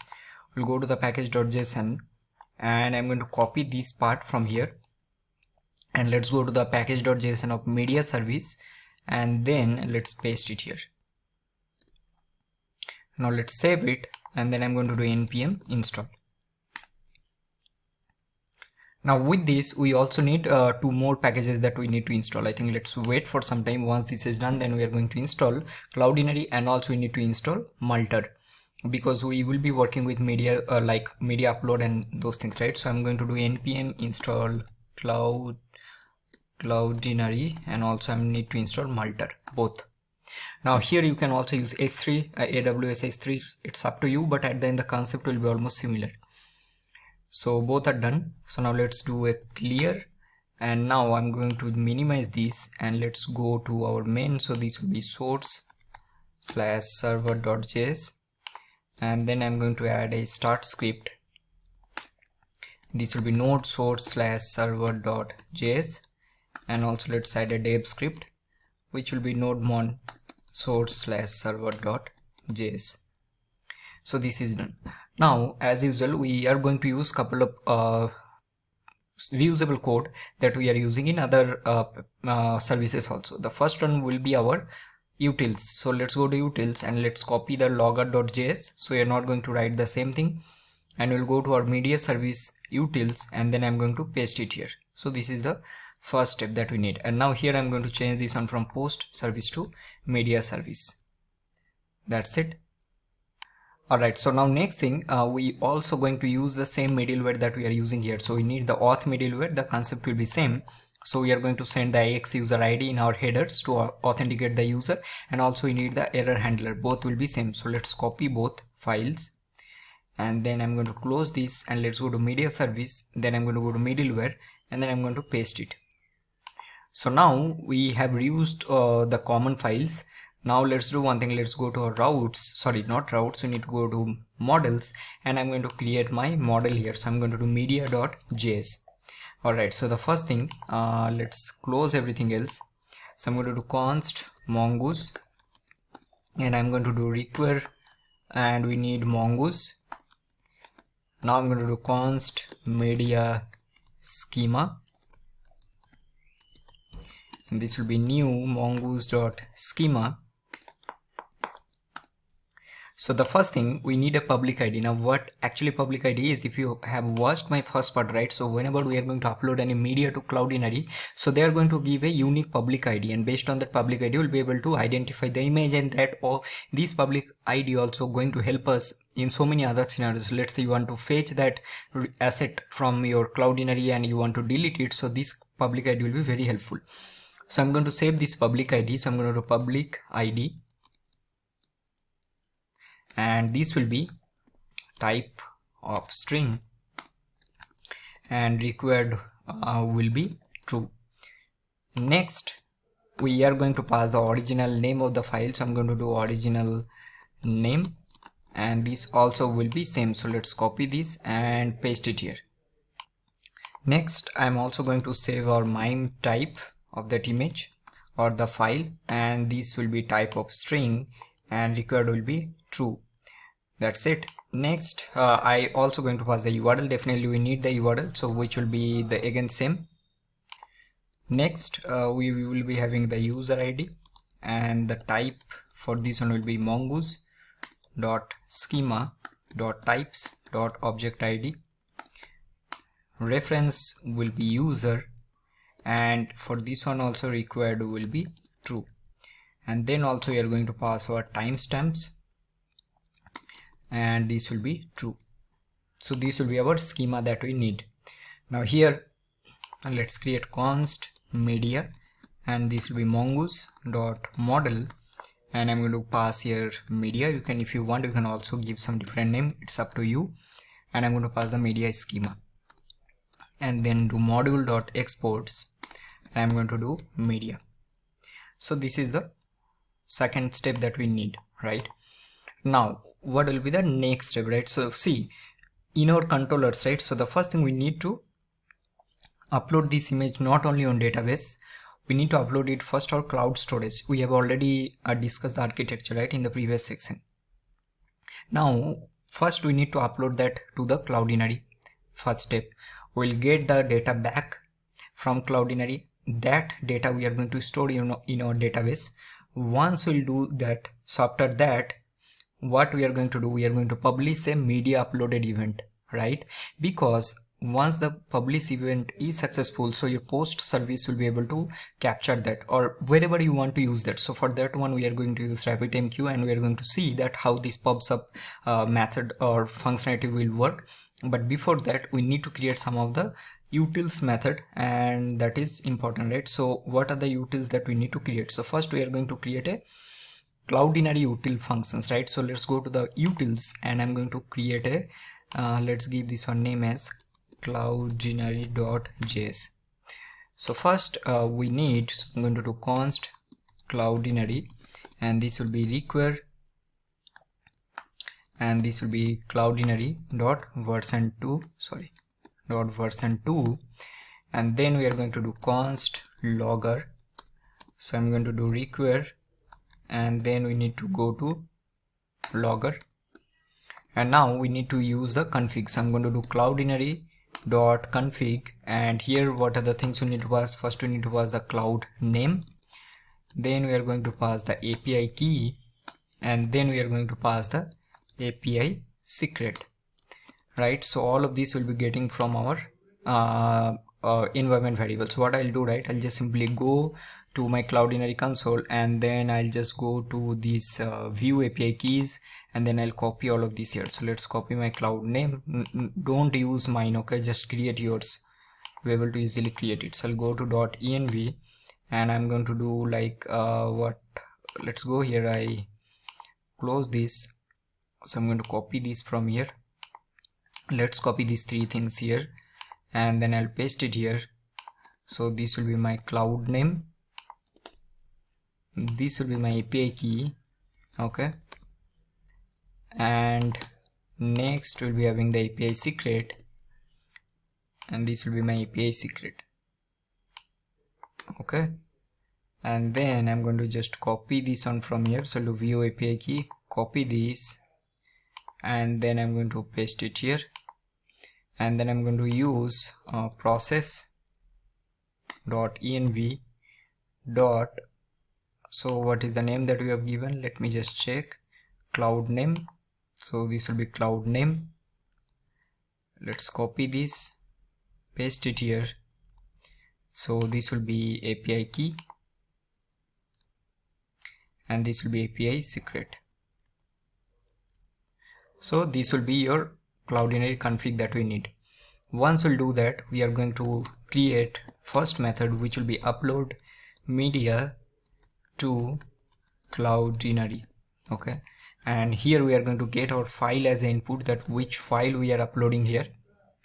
And now what we are going to do, this will simply return a new promise, and here I'm going to just do resolve reject, and then simply we are going to do const, and let's do upload stream, and here I'm going to do Cloudinary. So Cloudinary will give you this method, this is called uploader, and then we will have this upload stream. So upload stream.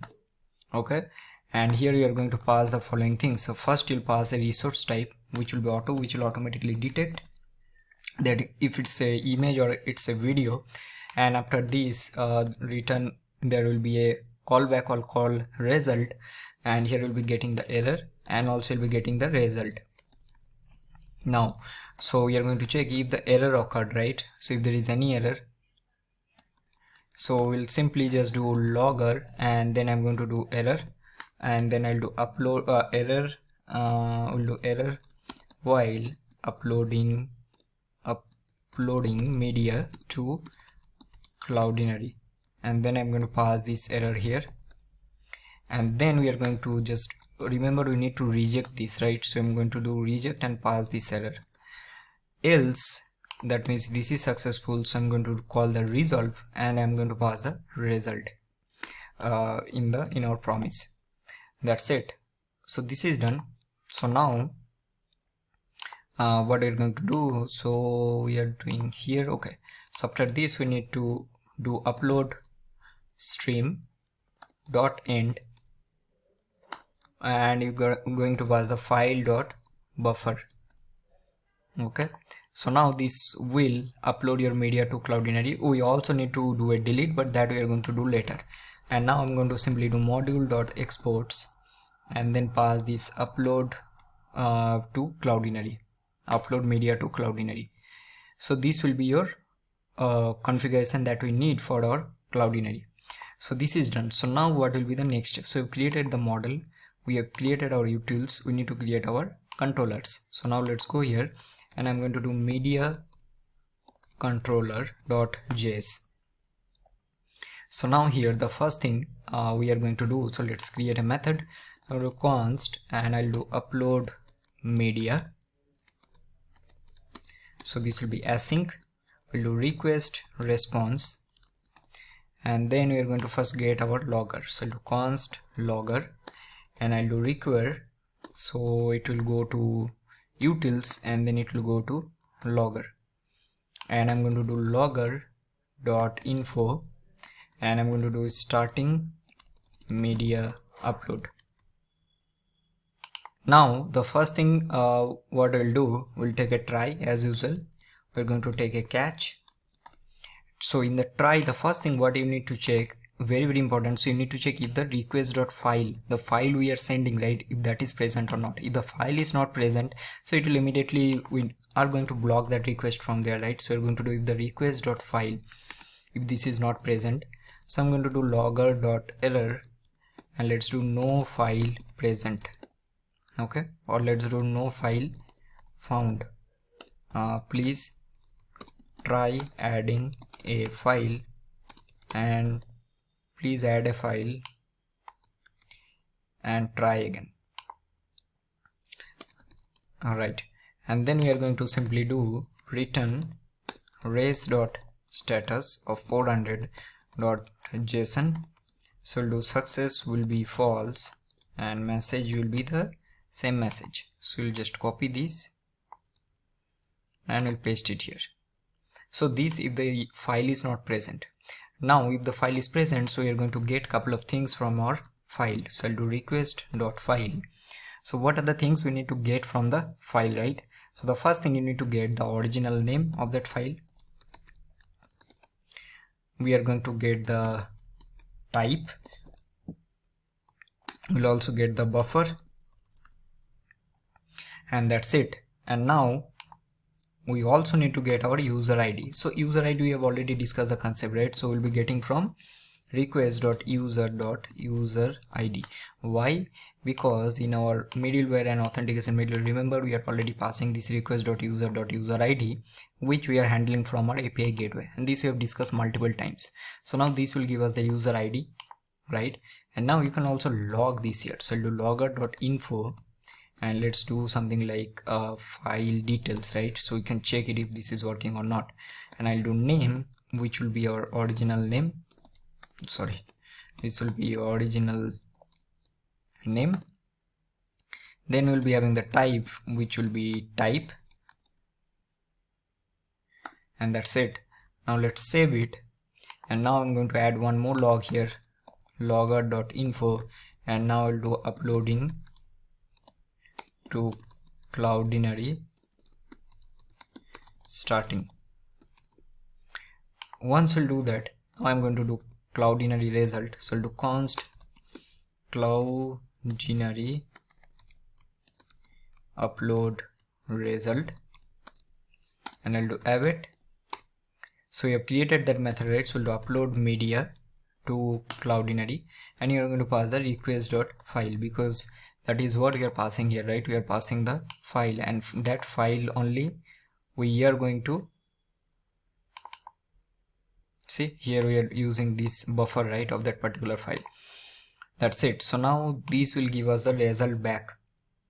And now how we are going to get it, right? So if you go here, let's go to there, or else where is the docs? These only, right? Node.js. Okay, let's go to all SDKs, and then I'm going to do Node.js. Let's see what we are getting. We'll be getting some public ID or something here for sure.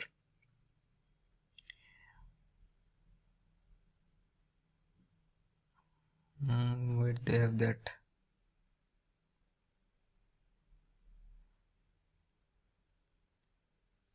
So we are getting public ID. There will be some public ID or something in the result.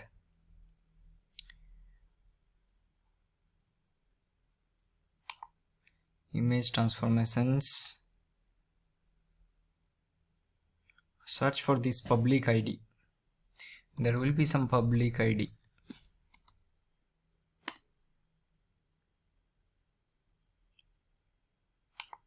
This one.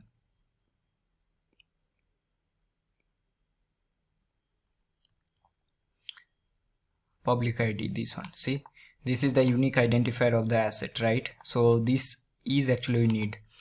So now what I'm going to do, simply I'll do logger.info, and then I'm going to do Cloudinary upload successful, and then I'm going to pass the public ID. So this will be this Cloudinary result that we are going to get, dot, there will be a public ID, right? So do public ID. That's it. So now I'm going to create our new media. So I'll do const newly created media. This will be new media. So you will import from our model, and then we are going to pass a couple of things, right? So first we need to pass the public ID, remember. So public ID will be this one, Cloudinary upload result dot public ID. Then we are going to pass the original name. So this will be our original name here. Then we are going to pass the MIME type, which will be this one. Then we need to pass the URL. So these also will be getting some secure URL or something here. There will be a secure URL.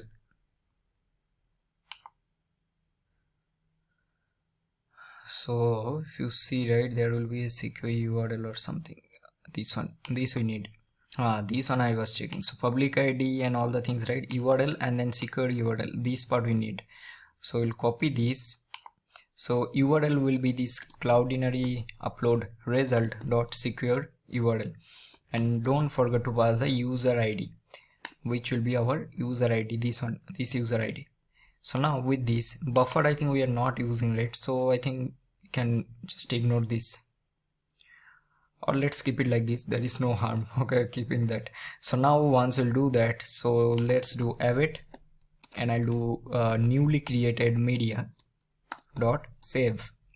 So this will save in our database. And now I'm going to just send a res dot status of 201.json. So I'll do success is true, and here I'm going to pass a media ID, and this will be our media dot ID. Sorry, not media dot ID. This will be newly created media dot ID. And also I'm going to get the URL, which will be our newly created media dot URL, because this URL we are passing here, right? So this will be returning back. And I'll also return a message that media upload is successful. But this is nothing. We are only just saving this one in our database, but at the end there is no point, right? If we are only uploading the media in database, what we need to do whenever we are uploading our post, so in that post service, if you see, if you go the post service and go to your models, and you can see there you are having these media IDs, let's say single or whatever, multiple, but you are uploading this one in a different service. So somehow you need to get this media ID, right? So that one we need to check how we are going to do it. So the first thing, what also, it's not like this is the only way of implementing. There is multiple ways you can do that. I just want to, again I'm repeating, I just want to show you some of the concept that you can apply by your own, and then you can modify or write better code than I am writing, right? So let's say I'm writing some code, you will be able to write much better than me, but if your concept is only clear, right? For example, I'm using Cloudinary. Let's say you don't want to use Cloudinary, you don't like using Cloudinary, you want to use AWS S3. Concept is same. You'll be creating a S3, the package you need to install, you're going to create some util function, you'll upload that to S3, you'll be getting the URL, and then you'll be saving that URL to database. Concept or process is same, right? But you need to understand all of this. So now this is done. So first what I'm going to do, right? Okay, in the catch also we need to return something, but I don't want to write. I'm very lazy in this thing, so I'll just copy from here and then I'll just paste it here. Okay, so okay, this we are using error here. So this is done. So now we have created our basic controller. We haven't created most of the things, so many things we need to do. So do module.exports, and I'll do upload media, save it. So now what we are going to do, we are going to go to our media routes. Okay, so now let's go to our media routes, because here we need to do a lot of things. So first I'm going to create media routes.js. so first we need, so do const express, and you are going to have, we'll do require. So first you need express, that is the first step. We definitely need multer, so we need multer here. So I'm going to do require, and you need multer. I've also discussed this multer and Cloudinary concept in the first part also, although we haven't we didn't have the microservices concept that time, but at the end the concept is almost same. Now here what we're going to do, right? So first I'm going to do const, and let's get our require, and we need to go to our controllers, and then I'm going to go to media controller, and here you need to get upload media. So now also we need to get our authentication request, remember? So we'll go to our middleware, and then I'm going to go to auth middleware, and here I'm going to get our authentication request. Now I'm going to get my logger also, and I'll do require, and let's go to utils and get the logger. So all the things we get here, and then we'll do router, and this will be express dot router. And now we need to configure our multer here. This is important, right? So we'll do configure multer for file upload. You can also create a separate file, that's absolutely fine, right? So I'm just going to do const upload. So this will be our multer, and this will, first we need to give a storage. So we'll do multer dot, there will be a memory storage, so this we are going to use. Then I will use a limits, and let's give a file size of 5 MB, right? So I'll do 5 into 1024 into 1024, so this will be 5 MB. And then I'm going to do a single file upload, and then I'll pass a file here. So this will automatically create our utils for our multer. So now we are going to use, so I'll do router, so this router that we are having, then I'll do dot post, and let's do a upload. And now I'm going to pass here authentication request, because this is very important. We need to, the user has to be authenticated, then only they will be able to upload. And here now we'll do request response next, and then first what we will do, simply we will call this upload that we have created. So this will give us request response, and we're going to create a function error. So we also need to check, right, if there is any error occurred, so we are going to return some error. So here the first thing I'm going to check, if this error that we are having, if this instance of, we'll do multer dot multer error, so we are going to return some logger. So do logger dot error, and I'm going to do multer error while uploading, then pass the error. And we also need to return, we'll do res dot status of 400 dot json. So I'll do a message, the same message, then I'm going to do a error, which will be error dot message. Also I'm going to pass the stack here, this is important, so I'll do error dot stack. So this, if there is any multer error, right, else we are going to check if this error is true, so we will return some error here, right, unknown error occurred, something like that. So we'll do unknown error occurred while uploading, and here I'm going to do a 500, and let's copy the same thing. That's it. So this part, okay, after this, now what we are going to do, so here also we are going to simply check that if the request.file is not present, so let's return error from here also.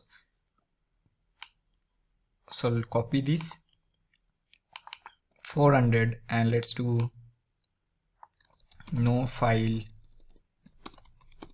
we'll do no file found, and I'm going to do here message, let's only return this, that's it. Once this is done, so now what you're going to do, just simply call the next method, we'll do next. So we already have the next method here, right? And then after this, what you're going to do, simply, so this part, right, we have created till this function here, you can see this one, the middleware that you have created for the multer. And then after this, what you need to pass, you need to pass the controller. So we are going to pass the upload medium here. So now this will create or make our route complete for upload. I hope you are getting. Once this is done, now you are going to simply do module.exports, and I'm going to do router. All right, so let's save this. So now we have created our first controller routes also. So let's go to our server.js of the media file. All right, so as usual, so let's start with our server.js, right? So first we will, I think we have created a env file, so I'm going to add some other properties. So first, so this is running on 3001, post is running on 3002, so this will be 3003. Okay, and then I'm going to do not, let's copy all of this, why we are writing. So I need Mongo URI, and then we are also going to need Redis URL, node env. So let's copy this Mongo URI. So this we need. Then we are having the node environment, this also we need. Okay, so let's save this. So now let's go to our server.js, and let's start with first we need .env .config. Save this. After this we need express, so I'm going to do express require express. Copy this. We are going to need mongoose. Then we need also chords, so let's just copy all of this. Why we are writing all of this again and again? So let's go here. So we need a chords, helmet, both. So let's copy this and we'll paste it here. Also we're going to need the media routes, so we'll const media routes, and this will be require routes media routes. Then also you're going to need error handler and also logger. So these two things we need. So copy this and paste it here. So that's it. So now let's going to start the app. So do const app, and this will be express, and then I'll do const port, which will be process.env.port, or this will be 3004. And now I'll simply use the same thing. So we need to connect to our DB.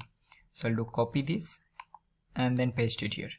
So it will automatically take from our MongoDB database.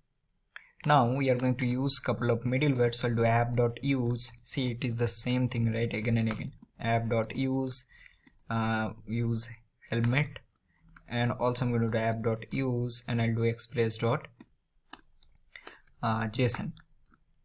So now once we'll all of these, now again, if you remember that I have given this, right, same thing, let's use this middleware also to log, and then I'm going to copy this and then give here that implement IP based rate limiting for sensitive endpoints. So for you, the sensitive endpoints will be, let's say user is uploading multiple times. So in that case you can restrict the user based on the number of times they want to upload. So just do this one, implement by yourself. And from where you'll be getting the this resource? So go to your identity service, go to source, go to server.js, and remember we have implemented this, right? So now again, if you see, right, we are only doing it for the register. You can also do for login and every other thing that I maybe forgot, but that is okay. You can change this one based on your like whatever you like. So once we'll do this, now I'm going to simply do app.use. So I'm going to use this one as /API/media, and then I'm going to pass our media routes. Okay, and then I'm also going to use we'll do app.use, and I'll use error handler.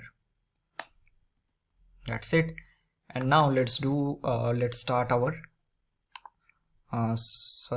port here. So let's copy this part and let's paste it here. Save this. So now let's see first what is happening, right? If there are any error or anything. So npm run dev, and let's see.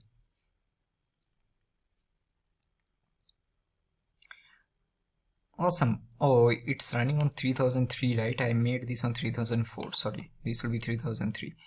So this is now running on 3003 and everything is working fine. But now we need to go to our API gateway, correct? Go to source, go to server. Why? Because at the end we need to create a proxy, right? So that it will target the media route. So now I'm going to copy this, and then I'm going to do here setting a proxy for our media service. Now here what you're going to do simply, so for media we need to make slight change. So that will be app.use. So this will be /version1/media, which is okay. We are going to pass the validate token that we have also discussed that we are passing for all the authentication request. It will automatically pass the token in our header or the user ID. Now I'll create the proxy, and let's go to the env of the API gateway. So we'll go to the env and then I'll copy this and then paste it here, and then I'll make this one as media, and this is running on 3003, correct? So I'll copy this, and now I'm going to create a proxy. So I'm going to do process.env.media service URL, and then after that what we're going to do, so we need to give comma here, and I'm going to destructure all the proxy options, and here we need to make some changes. So let's copy the proxy request decorator. So copy till this part, and then I'll paste it here. So what are the changes we need to do, right? So the first thing will be this will be same, right? The first thing will be, okay, these will be same, correct? So let's copy this, because anyway we need to pass this, but here because this is a form data, right? Media means what? It's not a like normal text, right? It's a multi-part form data. So we are going to do something like this. So we'll check if the source request dot headers of, then I'll do content type. So I'll do content type.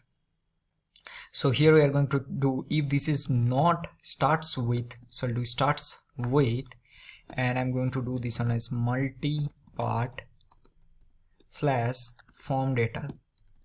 So that means if it is not a multi-part form data, then only we are going to change this one to application /JSON. So I'll copy this and then I'll pass it here, and then I'm going to just return. So return proxy request options.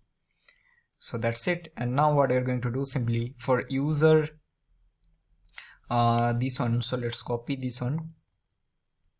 So it will be almost same. The only difference will be this will be media service, and then at the end we are going to add a parts request body, and this will be false. The reason why we are doing this, so that it will ensure that entire request body is proxied for the file uploads also. Okay, so we are changing this part. This part is important here. Okay, so if we are checking if the content type is not starting with multi-part form data, so then only we'll change this one to application /JSON, or else we'll keep it like this. Let's save it and see if we are getting an error or not in the API gateway. We are not getting an error, and then I'm also go below and then add one more log here, sorry, and this log will be our media service is now running on media service URL. So now media service is also running, post service is running, identity service is also running. So now it's time to check first the media service media upload is working or not, because at the end what we need to do, what is our final target? Our final target will be, see, first thing again I will explain media upload, how the process will work, right? Let's think in that way. See, think about a form, a client side form. So you're having a product name, you're having a product description, you are having a upload image, correct? This is how it will work, and you will click on upload image. It will make, let's say, a request, API request to Cloudinary. It will save that to Cloudinary. You will get back the public ID and URL from Cloudinary. You are saving that one in your database. Let's say you are having a media collection, that the same thing we are doing here. So you are having a media service, and then we are having a media database where we are saving all our assets. We get the ID back, and then that ID we are going to pass where? We need to pass in our post service, because in the post service we have these media IDs, very important. So these media IDs we are going to pass. Now again, if you have like carefully watching this particular section, remember while creating this model I told you that I'll give you a homework, and remember that I'm going to give you, and that will be very interesting, and I'll tell you that what exactly you need to do and how you're going to do it. But before that, let's go here and let's go to login and user, and I'm going to just headers, this is fine, body, let's send it. So let's see what is happening. So get our token. So now I'll go and add a new request. I'll do upload a image. So let's go to our any other, for example this one will go, or this one. So go here, paste this one. So this will be our media /upload, and this will be a post request and try to send authentication required, which is awesome. This is working. So now let's copy this, go here, token, and then pass it here, send this. Cannot read property starts with of undefined. Alright, so that means we're doing something wrong here. Where we are doing, maybe in the API gateway we are doing something wrong. Let's see. Content type we are not passing here, so this part we need to check. So that is like, we can also, this makes sense, right? Because we need to pass that. So here we are going to do content type as, so this will be multi-part form data. Now let's try to send it. So we are getting another error, that unknown error occurred, boundary not found, and these we are getting from our media service probably, right?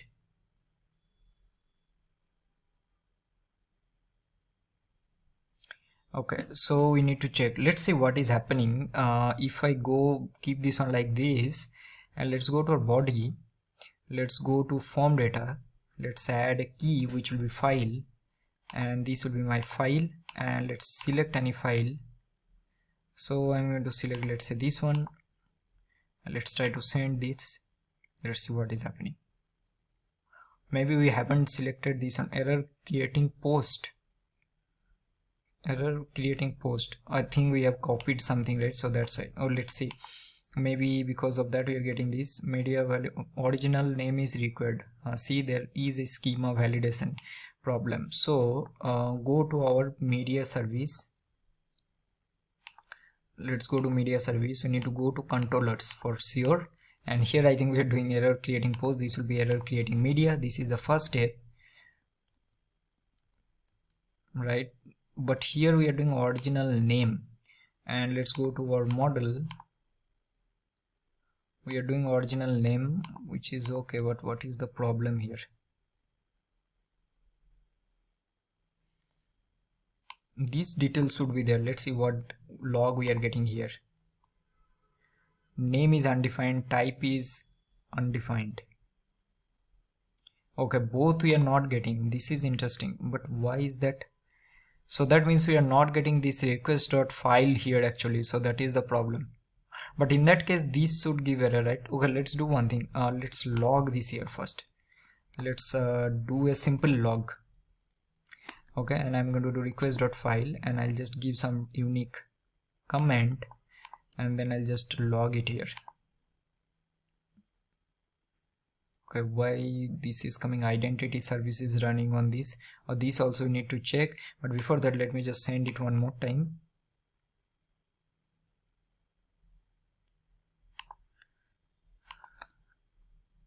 Field name, original name. See, it's small. That is the problem. So now we need to change this, right? So this will be original name, and also meme type we are getting, so this will be original name, which will be original name. This is fine. So now let's save it. Save this, and let's go here and try to send one more time. Still getting error.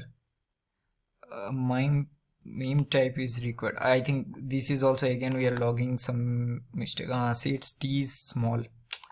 I'll do this kind of mistake. So let's copy this. We can also add a schema, that is also fine. We already have the joy, right? We can add that also. So now let's see what is happening. So let's send one more time. See, I see this kind of, okay, that's absolutely fine. I think these things will happen. So now we are getting success is true. Media ID we are getting, URL also we are getting. This media ID is nothing but this is stored in your MongoDB database, right? So now you are getting the URL.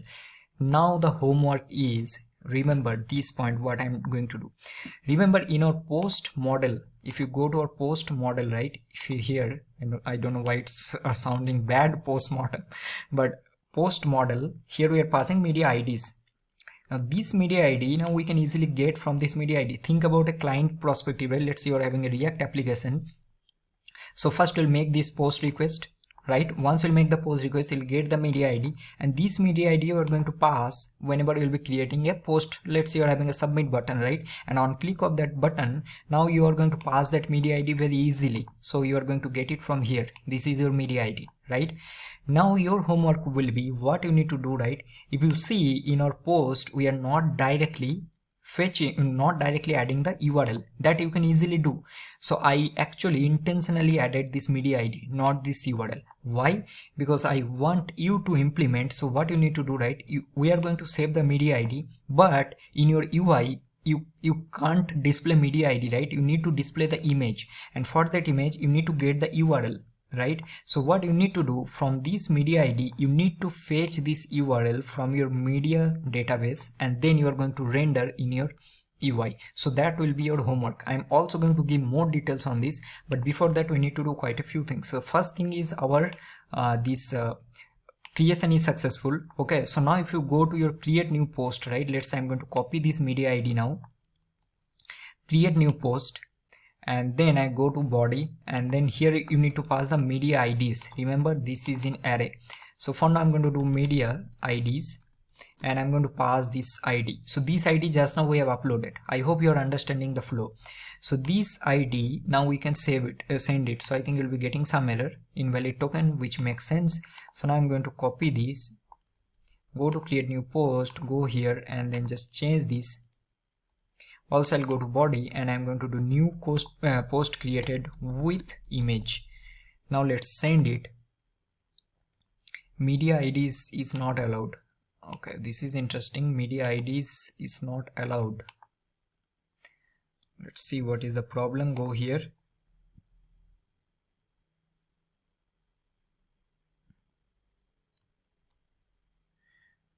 But we are sending media IDs here, right?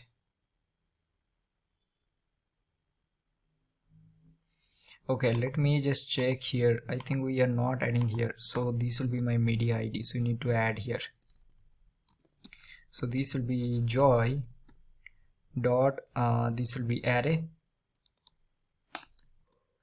That's it. So now let's save it for now just to check, and let's do one thing. Let's try to send one more time.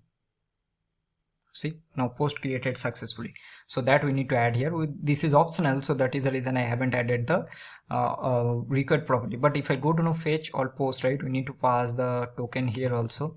So now I'm going to copy this token,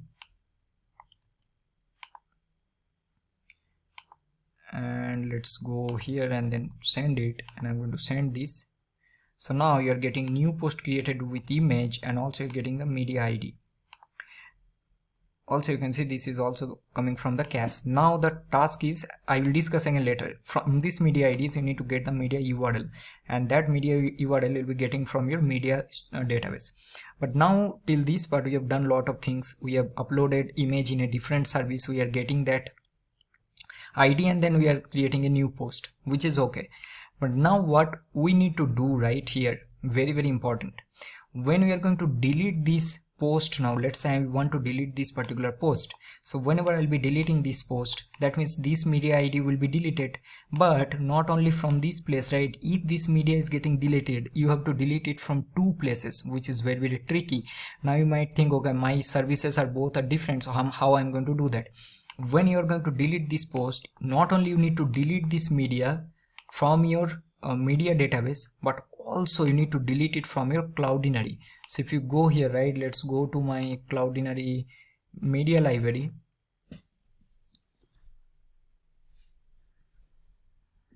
Let's wait for some time, and you will be seeing this image just now I have uploaded, this one, right? This you can see, you are getting this one. So now this you need to delete here also, not only. So from whenever you will be deleting a post, you have to delete this image from your media database, as well as you need to delete from your Cloudinary. So that for that reason we need some connection, so that we can communicate between two services, right, without touching those services or without changing anything.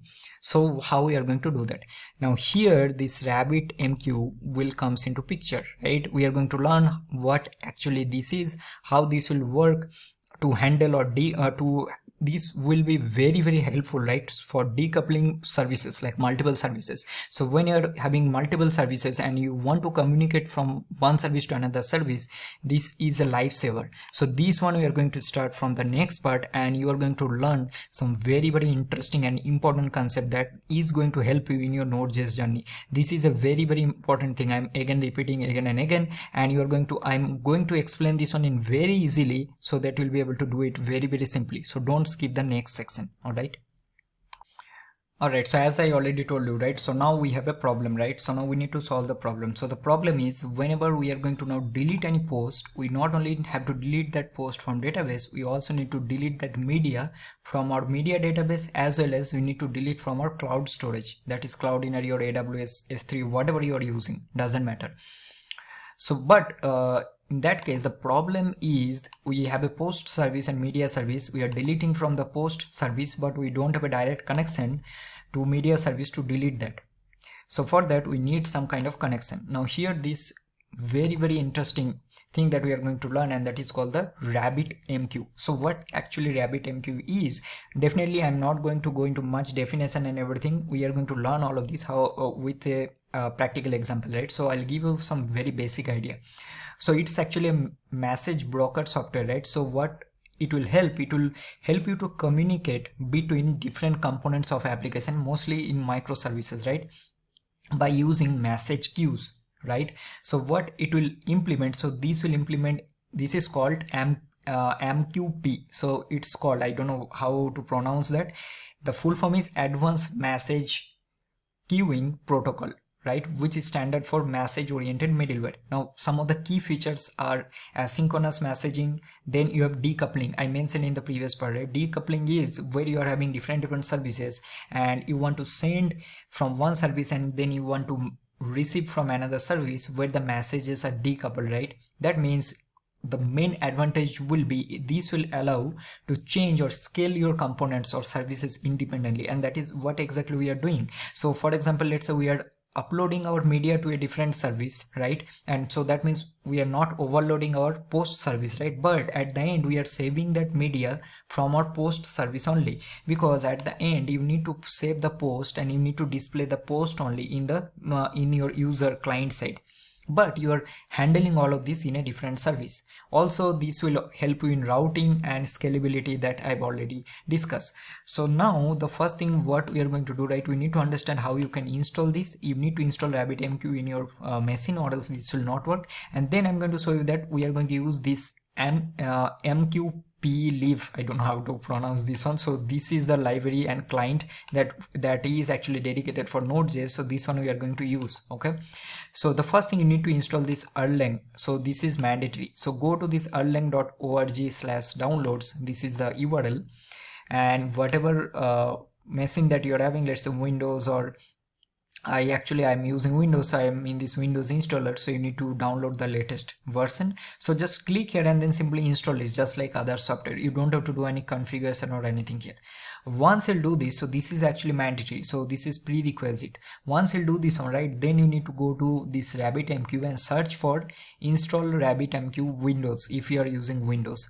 Once you'll do that, right, so let's go below and you can see that we are having these dependencies. Then there is a direct downloads, and then just download this RabbitMQ server, the latest version. Once you'll download all of this, again as usual this will download. You don't have to add any configuration or anything. So the only thing what you need to do, right, first, once that installation is completed, so go to your C drive. Okay, so go to C drive and then go to program files. Once you'll go to program files, right, then you need to go to your RabbitMQ server. So this file will be automatically created. Again I am repeating, you don't have to make any additional configuration. Just click here, download, and install that one, just like other software. Once you'll do that, automatically it will be added here. So go there. Now once you'll go to RabbitMQ server, you need to go to this RabbitMQ server and the version. So you go there, right, and here you'll be getting this bin. So now this is the folder, so just copy this. Remember, RabbitMQ server, the version name that you are installing, and then bin. So this here you need to go copy this, open your command line, and run this one as an administrator. So click here, yes, and then navigate to this directory. And now what you are going to do right here, you need to run this command, which is called, I'm not going to do that, I'll just show you that what you need to do. So we'll do RabbitMQ hyphen plugins, and you'll do enable. So you need to enable this one, and then you'll do RabbitMQ underscore management.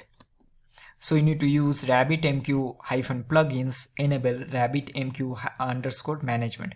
So this is the one you need to enter. Just hit enter and it will automatically enable RabbitMQ in your local machine. Once you do that, you are good to go. So this is the installation steps. It's very simple. So first you need to install the Erlang. Once you will do that, go here, download the latest version in this URL. You can also note it easily from your video. Do that and then go to that path I mentioned, run that open command line, run as administrator, and run that command RabbitMQ hyphen plugins space enable space RabbitMQ underscore management. Once you'll do that, your installation is completed. Now what we need to do, we are going to use this Node.js client, right, which is called AMQPLIV. I don't know how to pronounce this one, I'm very bad. So just copy this. Now we need to install this one, where we need to install this one in our post service first, and also need to do this one in our media service. And then we are going to learn very easily, like with a practical example, that how you are going to communicate between two services without touching any other functionality. So now I'm going to just right click on my post service, open integrated terminal, and just install this one. So I'll do npm install and then paste it. So this is the first prerequisite that you need to do. Once you'll do that, what will be the next step? The next step will be, we need to create the connection, right? We need to connect to our RabbitMQ, we need to publish an event, or we can consume an event. So there is two things. So it's just like a socket concept, right? So you are publishing, sending some broadcast, and then on the other side someone is receiving. So it's something like that. You are publishing and then someone is consuming. So you're publishing from a post service and you're consuming from a media service, or vice versa. So now we need to create that. So for that, the first thing what I'm going to do right here, let's go, and then I'm going to show you a couple of things. The first thing is the connect method. So go to API reference. You can also copy this link, or else I'll show you how you can come here. So go back, search for this package name, go to the npm, and then go to the API reference. This is the best resource that you can get. Then go to API reference, go to connect. So this is the connect API that it will simply connect to an AMQ091 server, right? We need to configure AMQ URL that I'm going to show you, right? And this is the first thing that we need to understand. Then you are having another method that is very important, that how we are going to create a channel. So then you are having this create channel method. So you're going to learn that how this will create a channel, and then how you're going to publish an event, and also how you're going to consume an event. Very simple, like we'll not go into much very complex thing. So first thing what I'll do, right, I know this will be very tricky for some of you. So let's create an example. So I'm going to close everything, go to post service, go to source, go to utils, and create a file here, and let's give this one name as RabbitMQ.js. and we'll do this one very slowly. First go to your env files, and I'm going to minimize this one a little bit. I'll give a RabbitMQ hyphen URL, and this will, just like your Redis is running on this Redis localhost 6379, right? This RabbitMQ will run on 5672. So you'll give AMQP, right? And then you'll give localhost, and this will run on 5672. This is the port, default port. Very important, you need to give this one, right? So AMQP localhost, and you need to give 5672. Okay, now once you'll do that, let's save this. And then what you need to do, so just go to your RabbitMQ, and now what you're going to do, simply just we need to create a couple of things. So first thing, we need to get this. So I'm going to close this, and I'll do const AMQP, and then I'll do require, and you need this, and also I need the logger. So I'll do logger, and I'm going to do require, and I'm going to do logger. Now we need to create the connection and the channel, right? If you see, right, we have a connection and a channel. So let's go to the top. So you have a channel, right? So these are channel objects for each API. That these contain most of the methods for getting things done. So we are going to create a new channel. We are going to publish to the channel and also the consume it.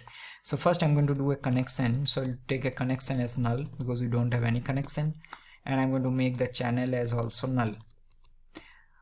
The first thing, we need to create a unique exchange name. So I'll do const and I'll do exchange underscore name, and let's give this one as Facebook events because this is a social application, right? You can change this one. This is the unique exchange name you need to use. Okay, so now after this, what you're going to do, so let me just show you that how this will work. So let me search for Azure exchange. So you can see that we are passing this exchange name, then we are having the type here, right, and also some functions that we can pass. So here you can see that some of the things I want to mention, that is there is a durable property, right? So if we are passing this on as true, the exchange will survive broker restarts and it will be defaults to true. We can make this one false also, but one thing is very important here, you need to pass this exchange, right, and also the type. The first thing what I'll do, simply go here and let's create a function. I'll do async function. I'm going to name this one as, let's say, let's give connect RabbitMQ, and now I'm going to do try and I'm going to do catch. So I'll simply do logger dot error and I'm going to do error connecting to RabbitMQ, pass the error, and in the try I'll simply do connection. Sometimes this API reference will be a little tricky, so you can also go to their tutorials, but I'll highly suggest if you can create all of this hands-on while watching the video, it will be very simple. So this library that we are using for Node.js, right, this will automatically give you the connect method, right? And here you need to pass the URL, which is important. So we are going to pass process.env dot this RabbitMQ URL. Now this will automatically create connection, not yet. So what you're going to do, then you're going to create a channel. So I'll do now abbot. So this connection will now give you to create a channel. So simply call the create channel. That's it. Now this will automatically create a channel, but for that you need to create a connection, and for connection you need the URL. Once you'll create the channel, now we are going to do channel.assert exchange. We're going to pass the exchange name. Here we're going to pass this one as topic, and then let's make the durable as false. Now this is done, and then I'm also going to log a info here, that logger.info, and I'll do connected to RabbitMQ, and I'm also going to return my channel here. Now this is done, and then at the end we're going to do module.exports, and I'm going to do connect, let's make this one connect to RabbitMQ, and we'll pass it here. Alright, so now we have created the utils, right, that we created the connection. But now again, see, whenever you are communicating with two services, right, although you have created the connection, you need to somehow use that connection, right? So how we are going to do that? So for that we need to again go to our entry point of this post service. Remember, we are in the post service now. Go to entry point, and here you see we are doing this app.listen port. So here I'm going to now create a async function. So I'll do async function, and I'm going to do, let's say, start our server, important. Okay, and now just do try, and you need to do abbot and just do connect to RabbitMQ. So that means you are connecting here in your main server only, and then you are going to pass this, send it here, and if there are any catch, so just log this. So do fail to connect to server, and then we need to do process.exit, and I'll do 1. So now we need to call this. So I'll just copy this and then just invoke it here. That's it. And let's go to our post service now. We'll go below and then I'm going to save this. Let's see what is happening. It's connected. You see, it's connected to RabbitMQ. It's automatically will connect from that URL that we have passed here. Remember, this will be mqp:/localhost 5672. If you're facing any issue installing this one, you can ping me in Insta. Okay, I'll try to help you. So now your connection is completed. So what will be our next step? Now before doing to the next step, we need to do a couple of things. We need to create another utils, and that utils we are going to do in our media service, because what is our final aim? Our final aim at the end, whenever we are going to delete a post, we need to also delete the media from our media database, and also we are going to delete from our cloud storage, right? So for that, we need to create a utils which will delete our media from Cloudinary. Then only we'll be able to do that, right? So let's do that first, that create that utils, and then next what we're going to do, we'll go to post service, we'll go to source, go to controllers, go to post controllers, and now remember we are creating this delete post method. See here, very important. So here we are going to simply publish a event from here. I'm going to explain that will be very interesting. So we are going to publish an event from here, and that published event we are going to consume from this media service, and see how that will work. Alright, so as I already told you, right, so now we are going to create a utils here. So along with this upload media to Cloudinary, we are going to create a delete. So let's do a delete method. So I'm going to delete media from Cloudinary, and here actually we need the public ID. Remember, we actually saved the public ID, right? So this will now help us to delete that media from the Cloudinary. So I'm going to just do try catch, and let's log the error. So I'm going to do logger.error, and I'm going to do error deleting media from Cloudinary, and here I'm going to do pass the error. All right, and then let's throw this error here. Next, in the try, it will be very simple. Just do const result, and this will be avid, and we are going to do Cloudinary. Sorry if you are getting any noise. So we'll do uploader dot, and then we are going to use destroy and just pass this public ID. It's very simple, and then it will automatically delete, and then you are going to add one more info. So I'll just do logger.info, and I'm going to do media deleted successfully from database. Not database, this will be our cloud storage. Let's give this one cloud storage, and then we are going to pass the public ID here. So let's pass the public ID, and then we are going to return the result. So we'll do return result. All right, so now I'm going to just copy this, and then we are going to pass it here. So let's save this, and now what we'll do, right, before we'll implement our RabbitMQ feature or the message queue for this delete feature, what we are going to do, right, first we'll go to our controller on this media service only. Let's go to media controller, and I'm going to quickly create one more method just to testing purpose, right? So we have upload media, so I'm going to do get all media, so that we'll be able to check that whether the media is actually deleting or not, because that is the only aim we need to do, right?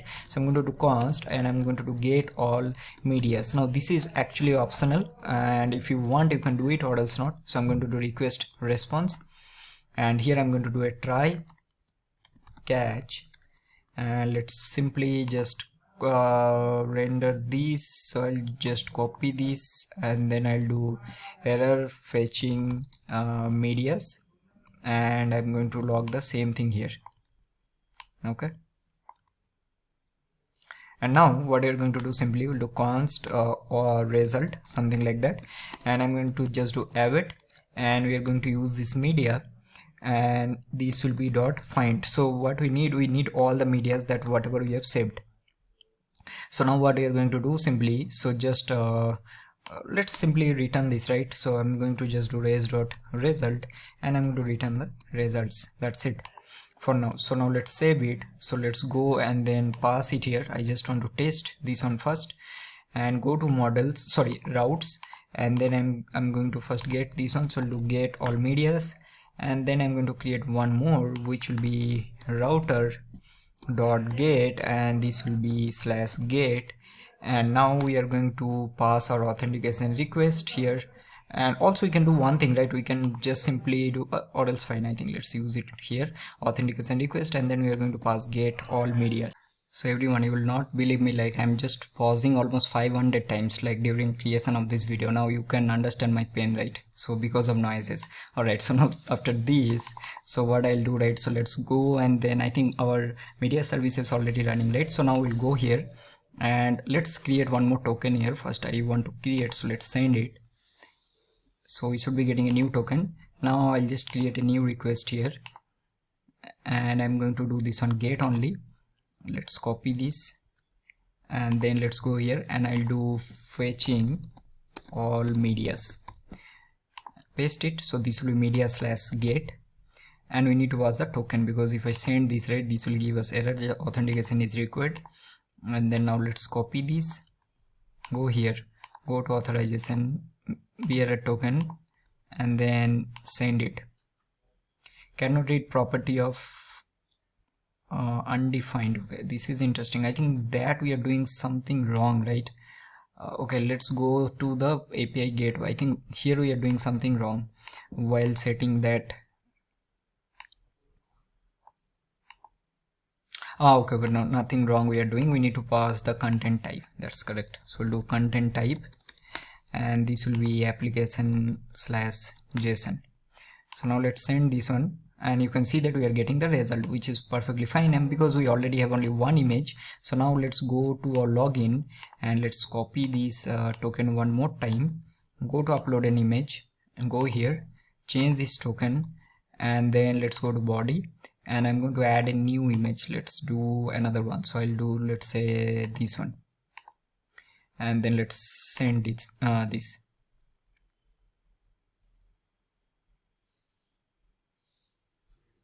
So it's uploaded, and now let's go here. Now we should be getting two result.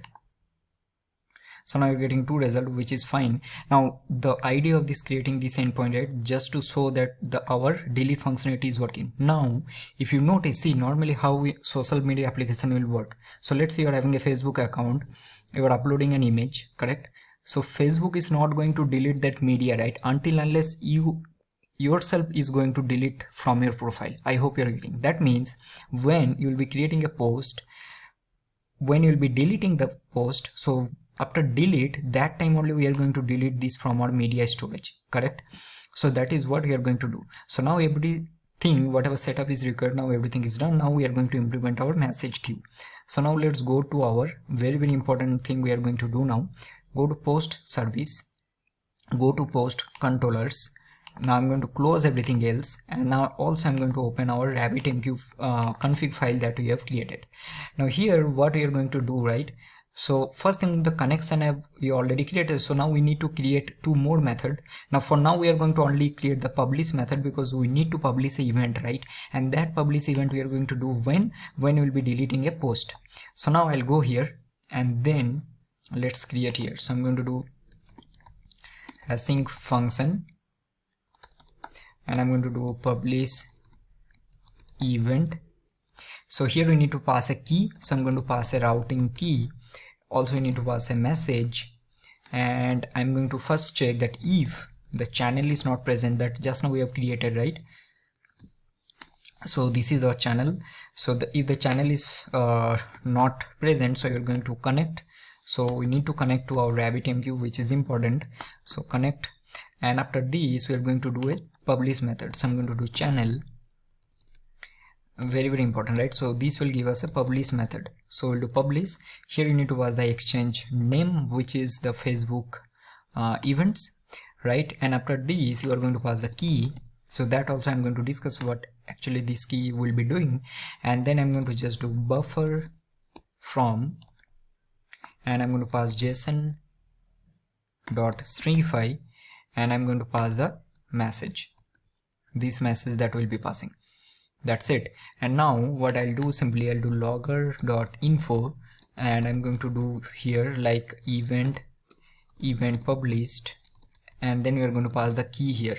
So I'm going to just do routing key, which is this one. So now let's copy this, and we are going to pass it here. So this will be our publish event method. Okay, so now let's save this, Now once this is done, right, now comes the main interesting thing or main part where we need to publish this event. So now we'll go to our delete post. Now once we're going to delete, so let's say till this part, right, here we are doing invalidate cache, because after deleting we are invalidating the cache, whatever is stored in our cache. So here we are going to do our publish event method. So now do publish post delete method. Right now you are going to learn new things if you are doing for the first time. So now I'm going to do await.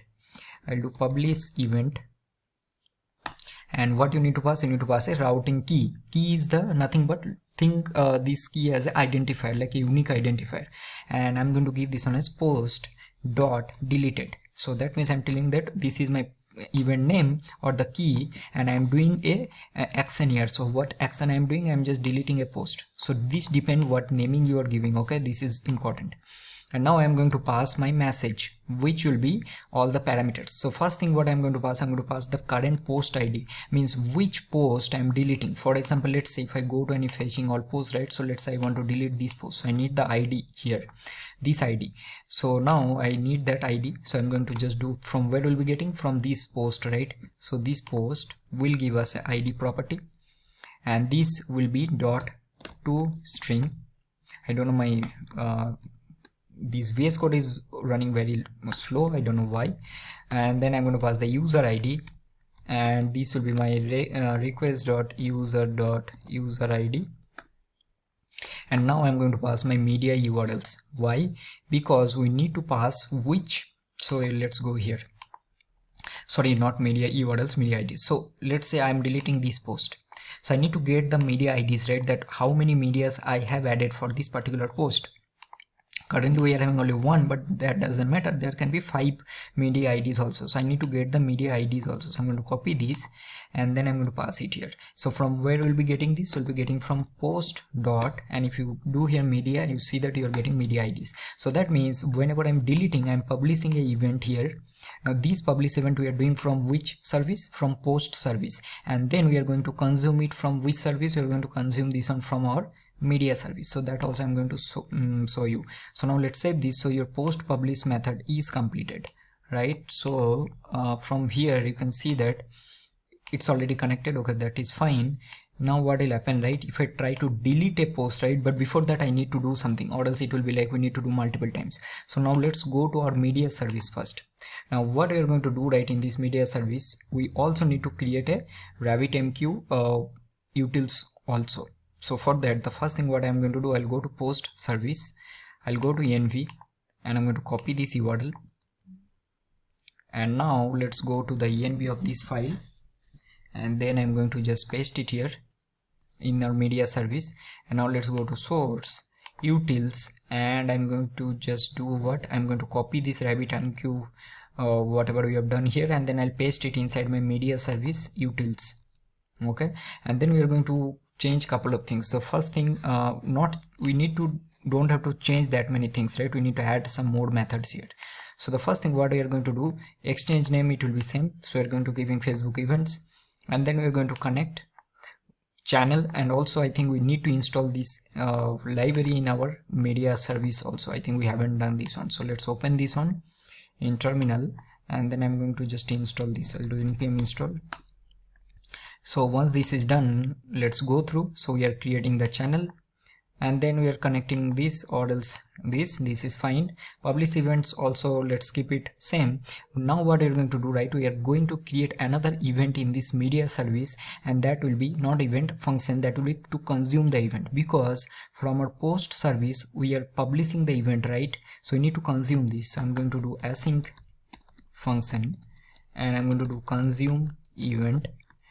So again I'm going to pass the routing key, and I'll get a callback. And here we are going to do it the same thing again, that if channel is not present, first connect, and then let's give a variable name, and I'm going to do await. Now we need to create a queue. Okay, so to create a queue, we are going to do channel.assert queue, and here you need to pass. You can also see all of this in their official doc. Okay, let's go here. Okay, there will be something channel dot not asset. I think it's not asset. I think I've done mistake. It will be assert queue. See this one, right? So you need to give the queue, right? And then the options you need to pass and some other properties like exclusive and everything, right? So here currently we will keep this one as empty, and then here we are going to pass, so we'll pass this exclusive as true. Now after this, what we're going to do, simply we'll do await, and we need to bind the queue. I think there will be a bind queue method. Okay, so here this will also take the queue just now we have created. The source will be our exchange name, and then the pattern. So here we are going to pass our routing key, means which event we want to consume, right? So for example, if you go to this post service, right, we are doing post delete. So when we are publishing this, so this will be our routing key here. So now here what I'm going to do is I'll do channel, and let's copy this bind queue. So I'll do channel dot bind queue. Here we need to use this queue, and then after this we are going to pass the exchange name, which will be our source, and then we'll be having the pattern, right? So for pattern we are going to use our routing key.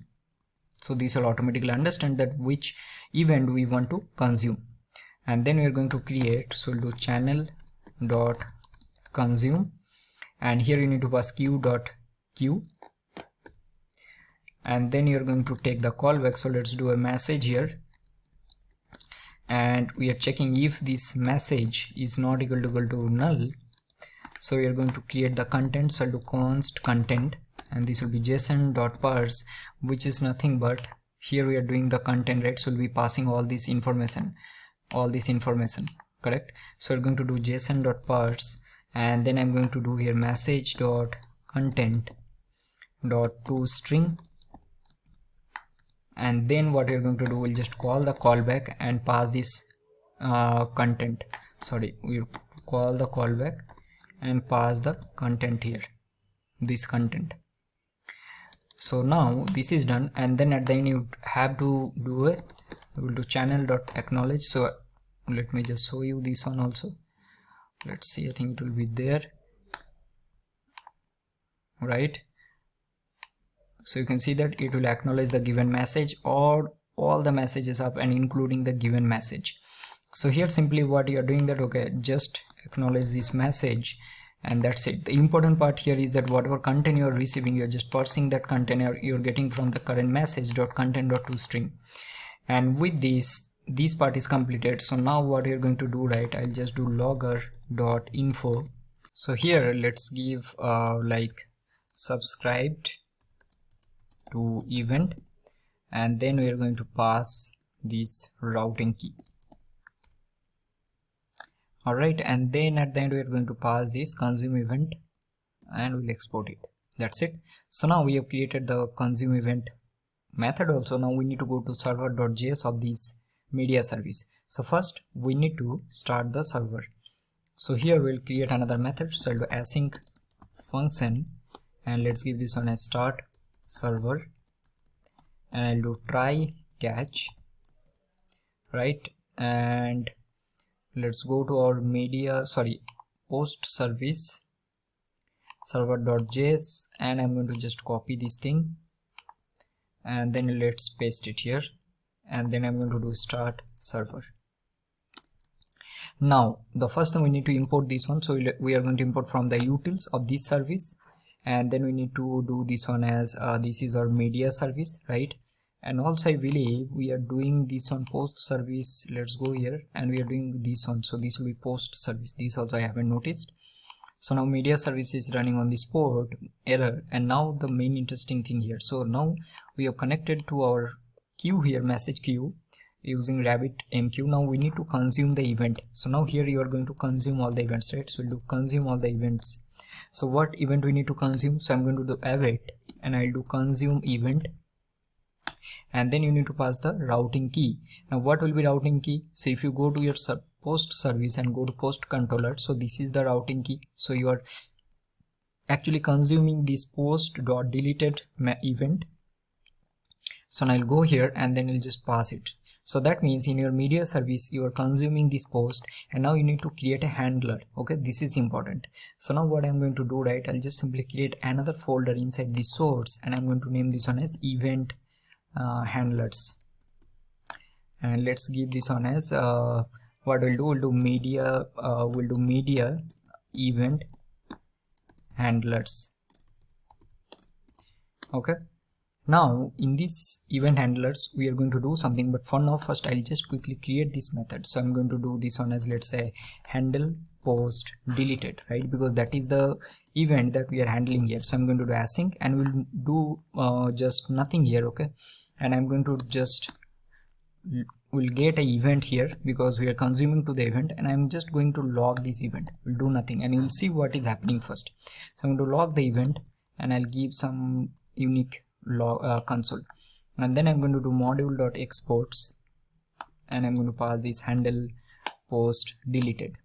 So what will happen, right, here you are just telling that, okay, I want to consume this event and I want to use this handle post deleted method whenever I will be getting this event here. So now you have completed most of the things. So if you just go back to the flow, right, so what is happening, from your post service you have connected to your message queue first, then from your controller when you are deleting the post you are publishing the event with the routing key, which is the key event key, and you are passing all this input, and this one you are consuming in your media service in your server.js here. And then when you are consuming this event, you are calling this method, and this method is going to give you the event, and this event will consume what? This event will consume all of these things you are passing from here. Which one? These things: post ID, user ID, and media IDs. And you are going to see how this is happening, right? This is very interesting. Now what I'll do, I'll check everything is running or not. Okay, API gateway is running, identity is running. This is what? This is post service is also running. Okay, something is crashing here. Post service, media service is already running on. Oh, I got it. Okay, so we need to do in our media service. Let's go to our media service server.js. I think we have done something wrong here. Is it? This is our media service. Sorry, what we have done? We have pasted it in a wrong place. Is it? 1 minute.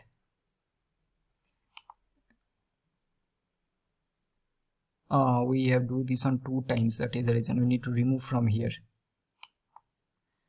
Now this should work. Alright, so now media service is running, and see, you are already subscribed to this event post.deleted. Now let's go one thing. So we have API, identity, post, and media service, and I'm going to just close these two. Now see what will happen. Now remember, in your media service, right, in your event handlers, we are logging this event. Remember this. I'm going to just copy this and I'll paste it here. Now let's go below, and I will go to our postman, and we'll do each and everything step by step. Then only you'll be able to understand that what the hell is happening here. So we'll go to login and user, send this. First token is created. Go to this, right. First I'll go to upload an image, and I'm going to just upload a new image here. So remember the image. Okay, so let's say I'll upload this John Mayer. I don't know what image is this, whatever. So let's pass it here, and I'm going to copy the token, and let's go to upload an image, go to authorization, and I'm going to pass this here, and let's send this.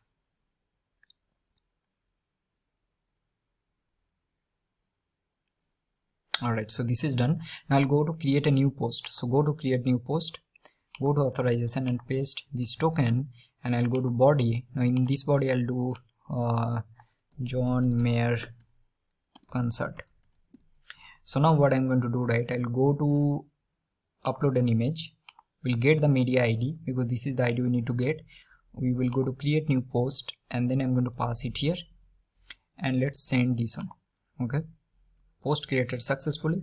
And now I'm going to go here, and let's copy this, go to fetch all post, and I'm going to paste it here, and let's send this. So we got John Mayer concert, and we get this media ID, and now we get the user and ID. Now see what will happen. Now first I'll go to delete single post. okay, and then go to authorization. First I'll paste this one. Remember, we need to delete the post, correct? Now whenever I'll be deleting, if I go here, right, let's say I'll go and refresh this.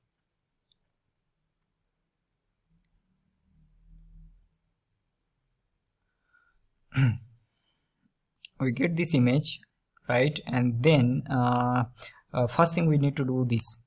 First I'll go here. We created this post, sorry, fetch all post.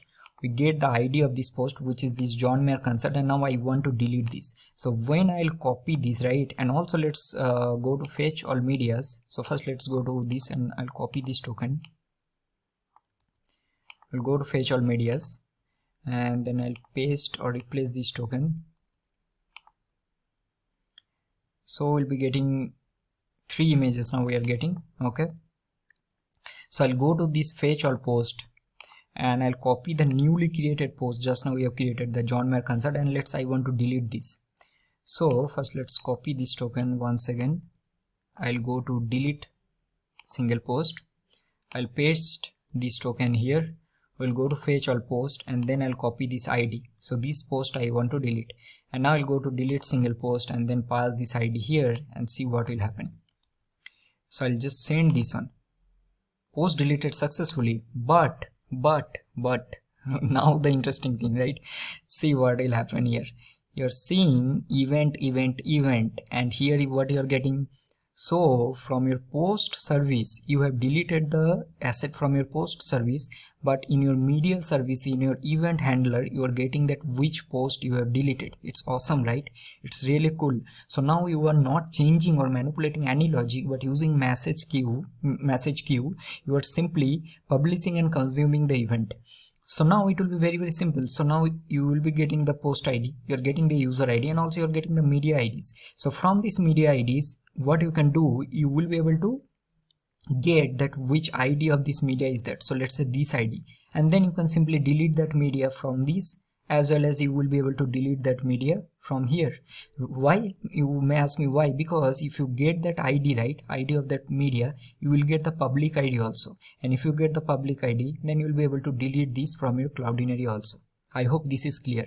So now you can see you are getting the event. So now in this handle post deleted event, what we are going to do, we'll do the following things. So first I'll do const, and I'll get 2 things. So from this event, I will be getting the post ID. So this post ID I'll be getting, and also I'll be getting the media IDs. And then I'm going to just do try catch. So I'm going to do logger dot error, and I log this error, and I'll do something like error occurred while media deletion. And in the try, first we need to find the media, that which media we need to delete. So I'll do media to delete, and then we are going to do this. So I'll do avid, and I'll go to media model. So we are going to import this from our model, and we'll do find. So how you are going to find this? So you're going to do ID. So this ID will be, so basically we are doing ulta, means opposite, right? It means opposite. So from these media URLs, or from this this ID that we'll be having, right, this ID, that we are going to check that which media URL, means this one, consists out of which collection. That means, let's say we are having this, whatever this 0866, so this contains in which of the section. So its contents here, so you can see 0866, this is the one. So we'll get the ID from here. So now what you're going to do, simply you'll do ID, and I just need to do in. So I'm checking in, and we need to pass the property. So we are going to give here media IDs. Okay, now what will happen, this will give you which media you want to delete, and now you can simply do for, and we'll do const media of, and we're going to do media to delete, and then you are going to do avid. Remember, we have created a delete media from Cloudinary, right? And what you need to pass, the public ID, and this will be getting from where? So we'll be getting from this media, right? And then this will give you, this will give you public ID. because these we have already stored in our database. Public ID is already there, right? And then once we'll delete this, and then we are going to delete it from our MongoDB database also. So we'll call this media, and then we'll do find by ID and delete, and just pass this media dot ID, right? And then I'm going to just do logger dot info, and I'm going to do deleted media, and I'll pass this media dot ID, and I'll do associated with this deleted post, and here you're going to pass the post ID. So I'm going to pass the post ID, which is this one, okay? And I think it's fine. And once we'll do that, so after this, right, we need to also log one more thing. So I'm going to just do logger dot info, and I'm going to do like processed, processed. So that means the deletion is completed. So do process deletion of media for post ID, and then we're going to pass the post ID here. With this, you have successfully completed this media delete functionality. So that means whenever you're going to delete a post, it will automatically delete that media from your media service, means from your media database collection as well as from your Cloudinary, and see if that is working or not. Now for now it will not work because we haven't implemented this right yet. So now we are going to do each and everything from scratch. So first I'll go to upload an image. So let's do all of this step by step. First I'll go and upload a new image. Okay, so go to body, and then I'll close this, and let's upload an image that we'll be able to. Let's do this one, and then I'll do open, and then I'm going to send this. Okay, and let's see what is happening. Alright, so this is created. So now let's copy this, and let's go to our create a new post, and I'm going to go to body. I'll change this media ID to this, and I'm going to do, let's give a random name. So I'll do John Doe, so that we'll be able to understand anything. Send this. So post created successfully, fetch all post, and then I'll send this. So we'll be getting new post. See now what will happen. I'm going to copy this, right? Okay, remember this one, and if I go here and let's refresh this and see what we are getting. So we'll be getting another new image that will be updated here, which will be this one. Just now we have done this one. Okay, so now I will go here, and then I'm going to delete this new post. So let's do a delete, and I'll just do send. Post deleted successfully, and now let's go here, see what is happening. Deleted media, right? It's okay, spelling is wrong, whatever, and process deletion of media. So that means this is not only deleted from your post, but if you go here, right, let's say I'll go to fetch all post and try to send this. So you're not getting John Doe, but if you go here and refresh this and see what will happen. So this will definitely going to delete this one from your Cloudinary also. See, that image is not there. It's awesome, right? So now you have deleted this one, and also if you go to your fetch all medias, right, I'm pretty sure that will not be there. So let's send it.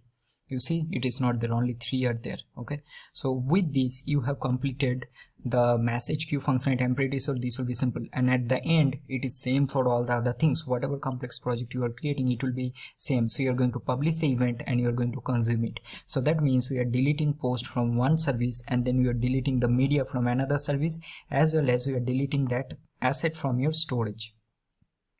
So with this we have completed our media service also.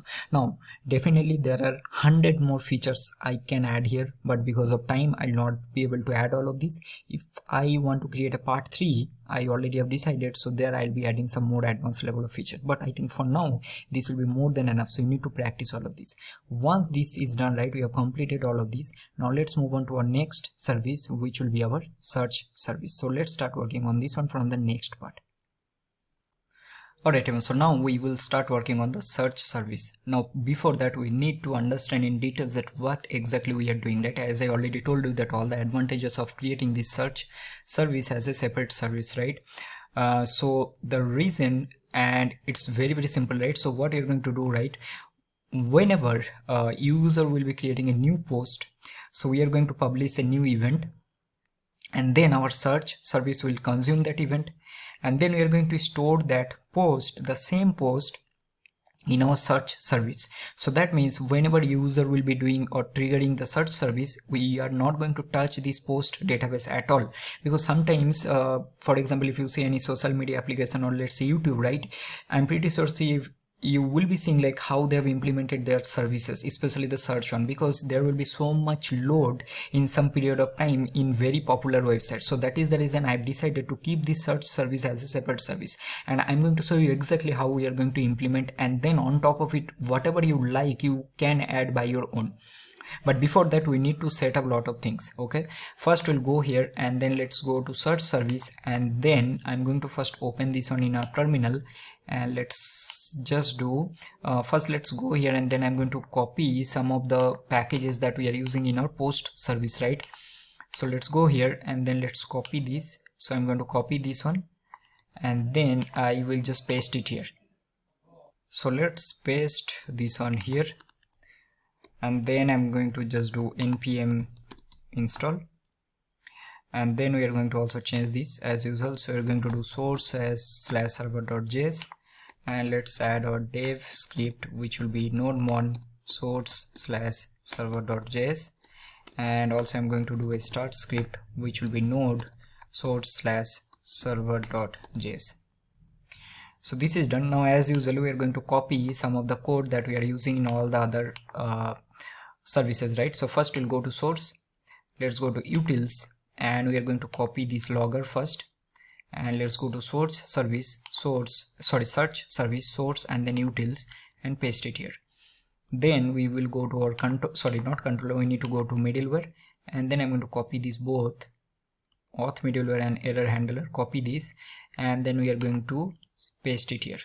All right, so these two things we need. After these we will start working on the models. So first I'll create let's create a search.js. okay, now here what you're going to do, right, you can also give search post. So I'm going to do this on let's first do const mongoose, and I'll do require, and I need mongoose. So let's create const search post schema, and I'm going to do new mongoose dot schema. So here the first thing I need the post ID. You'll understand why we need all of this. So that means whenever we will be creating a post, we are going to pass all of this using our message queue, right? So we're going to publish all of this, and then we're going to consume, and based on that we're going to save this. So we need the post ID. So type will be string, and required will be true, and this also has to be unique, right? So this also has to be unique. So once we need the post ID, we also need the user ID. So here we'll make this one as user ID. This also will be same. Then we'll copy this and then we'll paste it here, and this will be our content or title, whatever you're having based on your property, you can change this. So title will be true, type will be string, required will be true, and this is not required. So then content, after this what we're having now, here we are not going to have the media URLs or media IDs. Why? Because we're not going to search any post based on the image, right? We are only going to search a post based on the content. I hope you're getting. But here we need a created at, and here we are going to do, so we'll do type will be a date, and here I'm going to do required will be true, and then we are going to pass timestamps will be true. And then now here the important thing, what we're going to do, we'll do search post schema dot index. So we need to create an index, right? So the index we are going to search based on content. So I'll pass the content property, this one, and this will be a text. Also we'll create one more index, and we'll pass this created at, which will be -1. That's it. And then what you're going to do is simply do const search post, or let's give only search, and this will be mongoose dot model, and then I'm going to pass search, and then let's do search post schema, and then simply do module.exports, and this will be search. So now with this we have created our schema that we need. Now next what we are going to do, right? So next we need to do a couple of things. First we need to create our search controller, which will be pretty simple. So what we're going to do, right? First let's close everything else, and then I'll go to our server.js of this file, and here what we're going to do simply, so first we'll do require, so we'll do .env .config, and then before that also we need to create our env, right? We haven't created, so let's quickly create. So we'll do .env, and let's copy this one from our media service. So I'm going to copy this, paste, not here, we need to paste it here, remove all these, we not required. Now search service will run at 3004. MongoDB URI, node environment, and RabbitMQ both are required. And now we'll go to post service env. Also I'm going to copy this Redis URL. So this will be our search service environment. So now we'll go to our server.js, and then let's taking all of this, or let's go here and let's use some of the things. So we'll go to post service server.js, and let's copy this Express, Mongo, Redis, Cors, Helmet, all of these required. So I'm going to copy all of these and then we'll paste it here.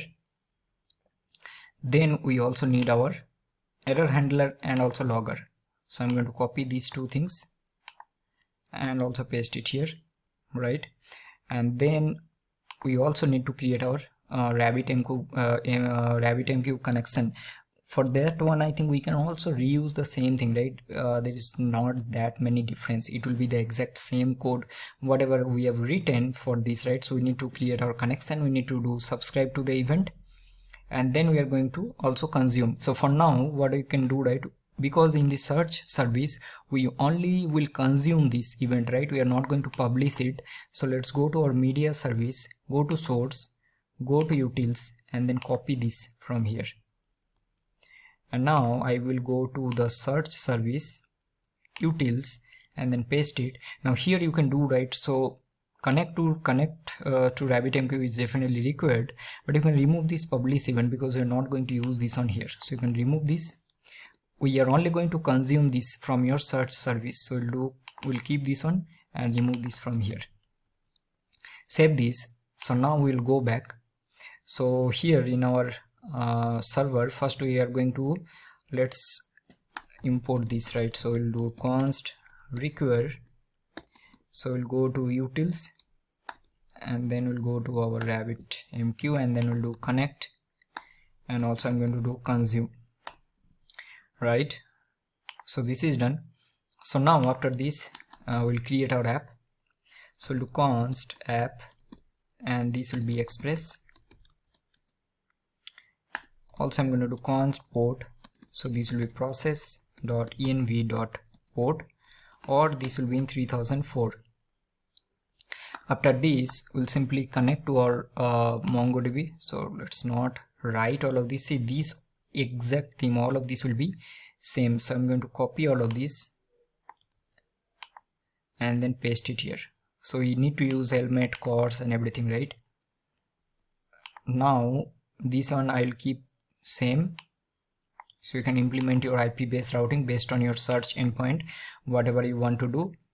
And then after this we are going to use our routes. I'm going to do use, and now first we need to create our controller and our routes, right? So we'll go to controller and let's create our search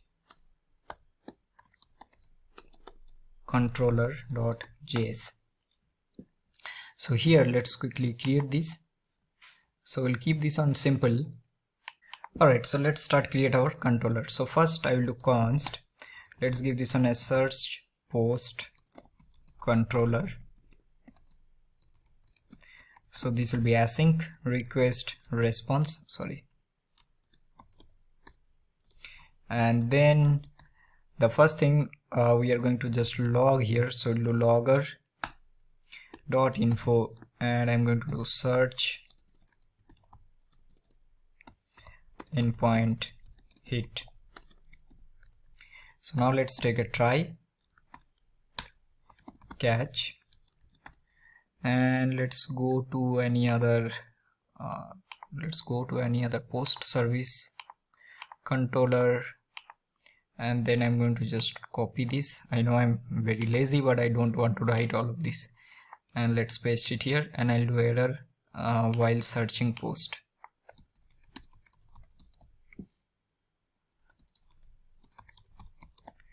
Alright, so now in this try, the first thing what we'll be getting, so we'll be getting the query, right? Which query user is typing. So I'm going to do const, these are all are normal concepts. I'm going to do request.query, and I will be getting the query. So this will be my query endpoint, query value that I'll be searching.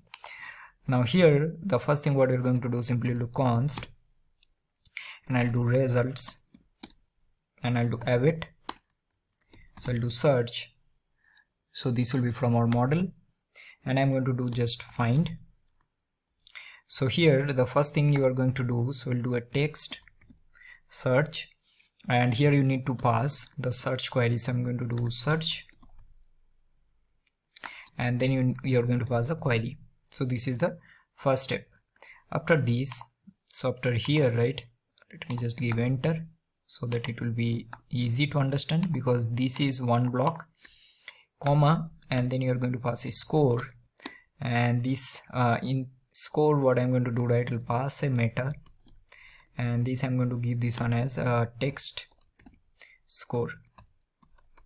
Okay, so then after this what I'm going to do, we can also sort this. Let's say I'll sort this one with score, so I'll do score, and here again okay, this is correct. So here I'm going to again pass this one, right? So we'll use this same. Okay, and then I'll just do a limit, and let's say I only want to show 10 result. And with this is done. So after this we are going to simply just do let's return res.json, and I'm going to just do here I'll pass this on these results. So for now I think this is fine. This is all the very basic, but that's okay. Once we'll pass the results, so let's copy this, and I'll do module.exports and pass it here. So this is done. So now we are going to create our routes. So let's go to our routes, and let's create our search routes.js. So I'll do const express, and I'm going to do require express, and I'm going to use our search post. So I'll do require, go to controller, and go to search controller, and we'll get our search post controller. Also I'm going to get our authentication request. So I'll do require, so we need to go to middleware, and then auth middleware. So we're going to get our authenticate request. Now I'm going to do const router, and this will be express.router, and I'm going to do router.use and pass this authenticate request. So once we'll do this, now simply do router.get, so we'll do slash posts, and I'm going to pass the search post controller, and then we're going to do module.exports router. Alright, so this is done. So now we will go to our server.js of this.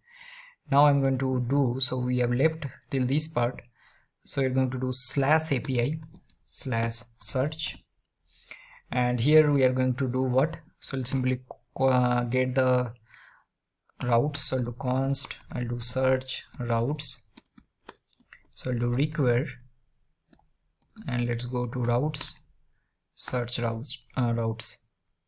So here we are going to pass the search routes. So let's save it. So till this part, this is done. But now the problem is, okay, we definitely need to start our server and everything. the first problem we need to understand that, but we don't have anything on our search schema, right? We don't have anything. So how we are going to implement or create a search schema or search collection every time user will create a post? So to do this one, we need to somehow again publish an event whenever user will be creating a new post. Makes sense, right? So to do this one, we need to go to our post controller, and here where we are doing this create new post, if you see, right, create post. So here what we are going to do, once the new post is created, we need to publish the event here, and that event we are going to consume from these search routes. With this, every time user will save a new post, another post, the same post, will be automatically saved in our search collection also. And now whenever we will be hitting the search endpoint, instead of querying from this post database, it will always query from the search database. Okay, so let's do this one in the next part. Alright everyone, so now as I already told you, right, so every time user will create a new post, we need to publish an event. So now I'm going to close everything else and we are going to implement that. So we already have in our utils, if I go to this RabbitMQ, so we already have the publish event method, right? Go to post controller, and here what you are going to do simply, so once the post creation is successful, means here we are saving this, right? So after this I'm going to do something like this. So I'll simply take Abbott and I'm going to do a publish event, right? I think we are already using this publish event, this one. So here what I'm going to pass, so here I'm going to pass, okay, I don't know why this session is not coming, but anyway, so I'll give a name which will be my routing key, and I'll give this one as post created. Remember this one we have used before also, post deleted we have used, so now we are using post created. And here we are going to pass the couple of things. So first I'm going to pass a post ID, and this will be this newly created post dot id dot toString. Next we are going to pass the user ID, so this will be this newly created post dot user dot toString. And then we are going to have the content, so content will be this newly created post dot content, and then we'll be passing the created at, so we'll do created at, which will be newly created post dot created at. So let's save this. So now what we are going to do, so this will automatically publish the event. So once we'll publish this event, okay, we need to consume this one, right? I think maybe my IntelliSense is not working, so that is the reason. Anyway, so once we'll publish this, we need to consume this from our search service. So for that, if I go to my search service and let's go to this RabbitMQ, we are already having the consume event, right? So now what we are going to do, we will open our server.js in our search service, and then we are going to first use that RabbitMQ. We need to start the server, right? That is the first thing we need to do. So let's do one thing after this API search, this one, right?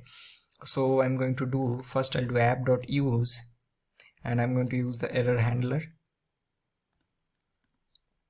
Then we are going to do async function start server. So I'm going to do try, and I'm going to do a catch, and now I'm going to just log this. So I'll do logger.error, pass the error, and I'll do failed to start search service, and I'll do process dot exit, and here in the try first I'll connect. So I'll do abbott connect to RabbitMQ, and then after this we need to do what? We need to consume the events, right? Or subscribe to the events, or subscribe to the events. Now here what you are going to do, we'll do abbott, I'm going to do consume event, and which event we need to consume? Just now we have created post created, remember? So this one I'm going to copy, and then I'm going to pass it here, and for this one we need to create a event handler, right? So we'll go to source, create a event handler, event handlers, and then I'm going to create search event handlers dot js. Now here the first thing we are going to create, So let's create a method. So I'll do async function, and I'm going to do this one as handle post created. Means every time I'll create the post. So here I'll get the post data or event, whatever you can take. You can take also event, that is also fine. And then I'm going to do a try. I'm going to do a catch. So first I will just do logger dot error, and I'm going to do error handling post creation event. And here now I'm going to create a new post. New post means new search post. So I'm going to do const new search post, and this will be new search. Now this we need to import from our model. Now this will receive the following things, right? It will receive a post ID, remember. Now this post ID will be this post ID we are getting. So now these we are publishing this event, so we'll be getting from where? Event.post ID. I'm sure that you are getting what I'm trying to do here. Don't get confused.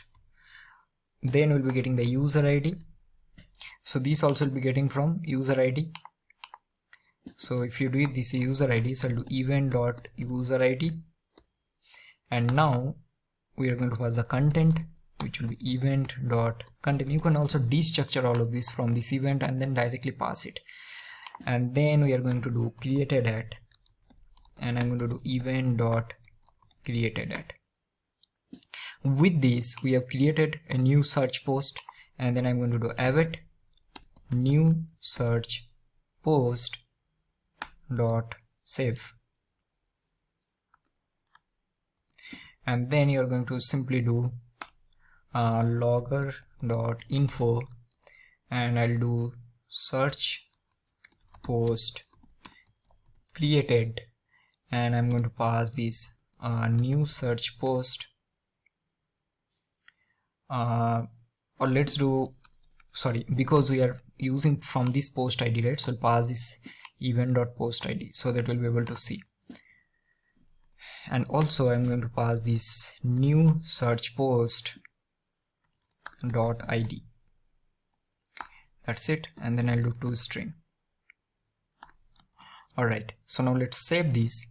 So now we have created our handler, and then I'm going to do module dot exports, and I'm going to do handle post created.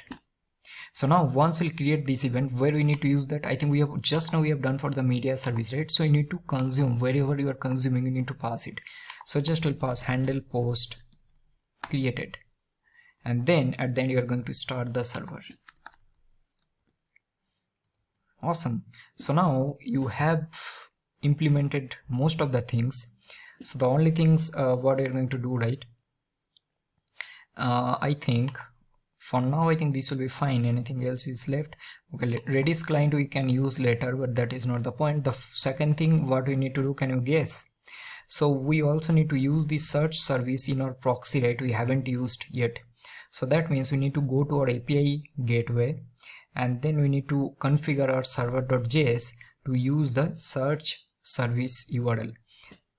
So let's go to our API gateway, we'll go to source, we'll go to server.js. The first thing, I'll close everything, we need to go to env, and then again what I'm going to do, I'm going to use another env here, and I'm going to give this one as search,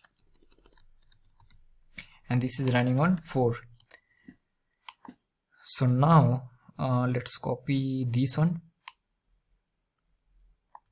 and then I'm going to just paste it after this. So this will be for our search service, and this will be version 1 / if you go to search service, right, let's go to server.js, you can see that we are using this search, so it will be /search. So you're going to use validate token, and this will be dot we need to use search service URL, and rest of the things will be exactly same. So only difference will be this will be search, other things will be same. So now let's save this. Also I'm going to just copy this, paste it here, and I'm going to do search, and this will be now running on search service URL. I'm doing little fast. I'm pretty sure you are also able to understand. We have done this on multiple times. So search service is now running. Now see what will happen. I'll just refresh this my database. Okay. Now till now we have created so many posts. Makes sense. We don't have any search schema, so search document or collection till now because just now we have created, right? So let's say how many posts we are having now. That we need to check. So now we are having total 8 posts till now. The next post I will be creating, that will be new post, right? And see what will happen after that. So first what I'm going to do, right? Let's go to our search service. This is what. Okay, let's clear this and then I'm going to do npm run dev. Let's see if there is any error or not. Connected to RabbitMQ, subscribes to event. Already it's subscribed to the post created event and it's also connected to MongoDB. Awesome. Now let's go there and then first I'll go here and then send created one more token. I'll copy this and then I'm going to go to this create new post. For now I'm going to just pass this on as empty and I'll do new post created after implementing, or let's do search service. Just do search service, right? And then I'm going to just pass this token here and then send it here. Post created successfully. Now let's go here, refresh this. See what happened? There is a new doc collection is automatically created. It's awesome, right? And if you go here, let's see what is happening.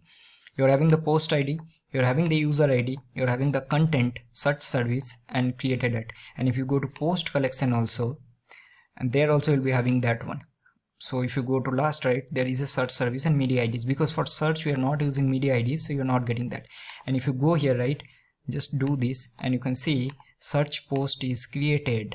That means from your post service you are triggering the search service and automatically adding that same post in your search collection. Now what will happen, whenever you'll be searching any post, instead of directly hitting the post service, you are going to search from your search service. And the advantages are so many advantages, right? So you are not manipulating anything here. If you want to implement some different mechanism for your search, then you can just manipulate this search service. You don't have to do anything here. So now whenever we'll be searching, we are going to target these. Now definitely there is some catch. For example, whenever we'll be deleting a post, we also delete that search from this also, right? So that we are going to do, but you can see it's working fine. So now I'll go here and let's go to body and I'll do search service 2, send this. Now let's go here and then I'm going to refresh this and see what will happen. So now you'll be getting 10 and go to searches. Okay, here it is not coming. This is interesting. So there is some error. Okay, duplicate key, user ID. Okay, user ID is a duplicate key. That means you have done something wrong. Okay, this is what we need to check. Let's go here. Something we are doing wrong. Let's see.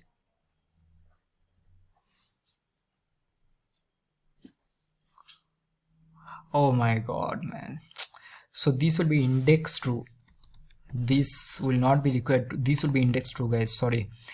My bad. We need to make index as true, right? So then I think this would work. Let's see. So now I'm going to go here. I think this is a very important point that I just noticed, I think. So let's see if we are getting an error or not. I think we'll be getting some error. We need to again restart this one. So let's restart. And then I'm going to just send one more time, see if we are getting the error or not. Yeah, we will be getting that error.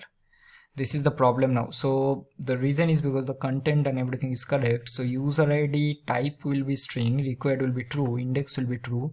What I'm going to do, right? So let's do one thing. Let's delete this. So I'm going to just delete this collection, drop this.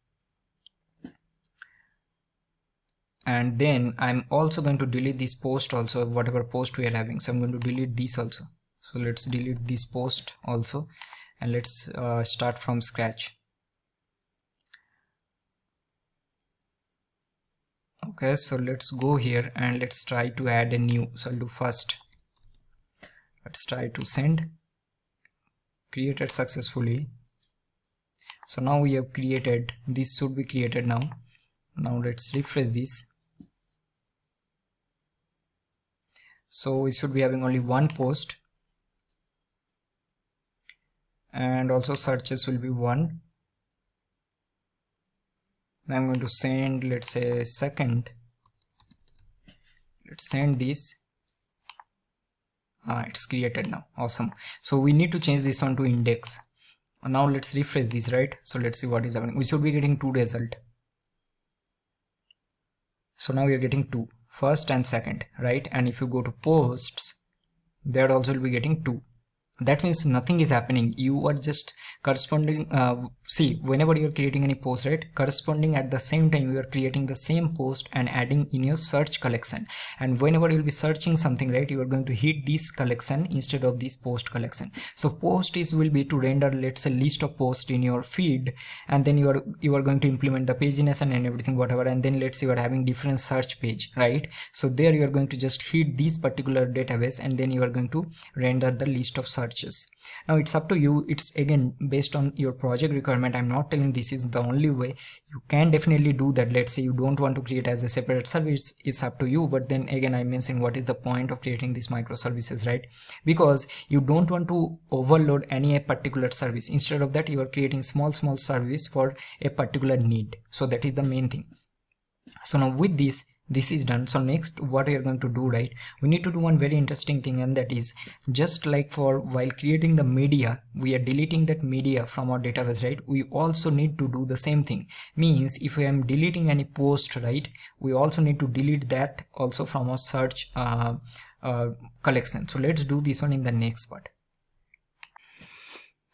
Alright everyone, so now first let's implement the delete functionality, right? So what I'll do, right, let's do like this. So first thing, we will go to our post service, go to controllers, and let's see if we are passing that. I think we are already passing that one while deleting, right? So we are passing this post deleted.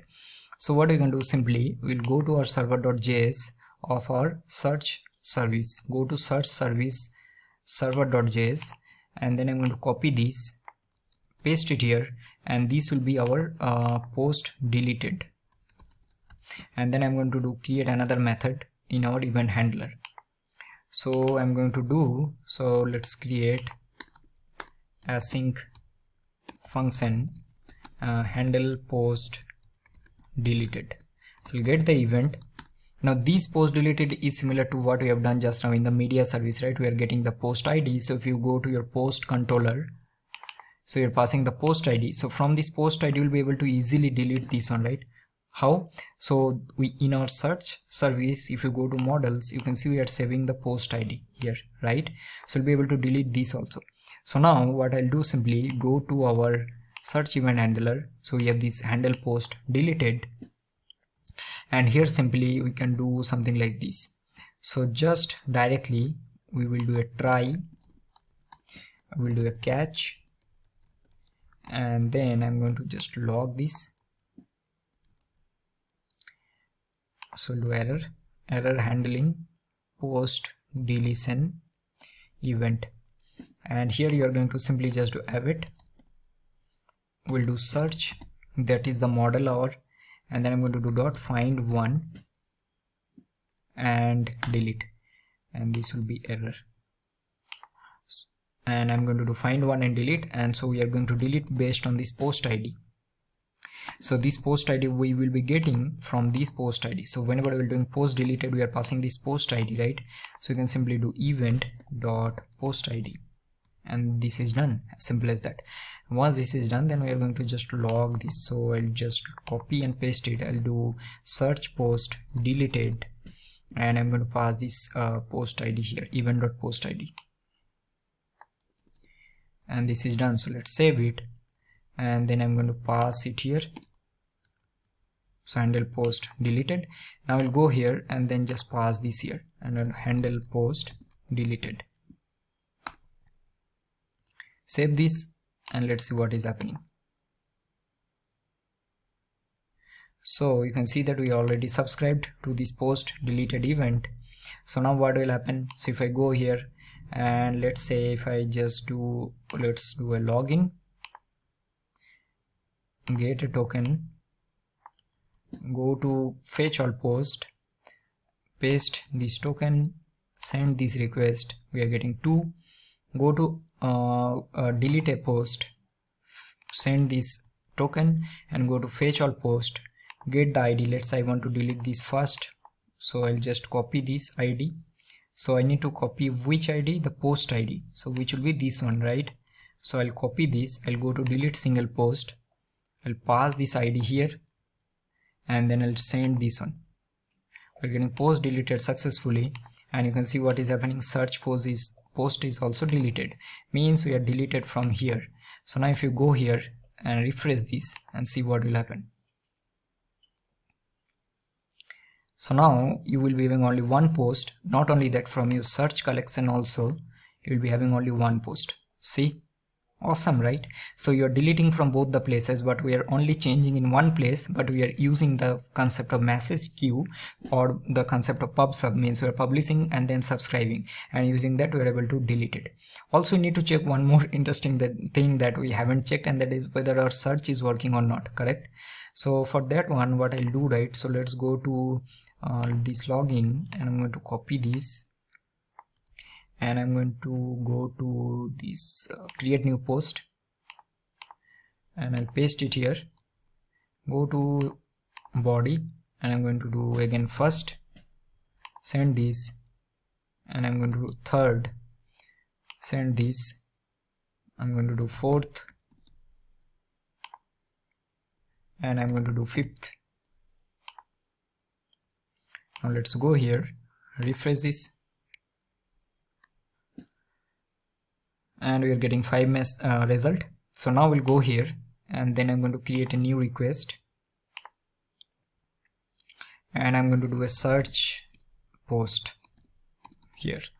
Okay, and then let's go to a get, copy this, paste it here.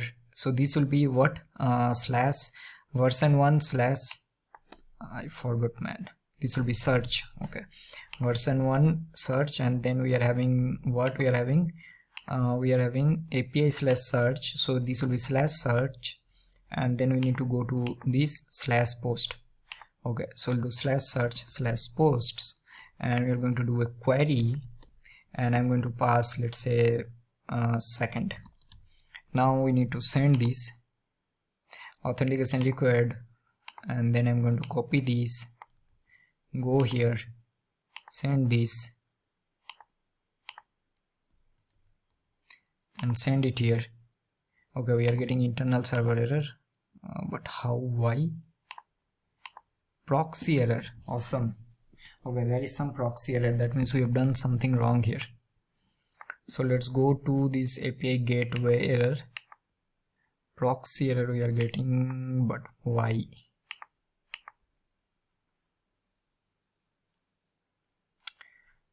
Version1 version search,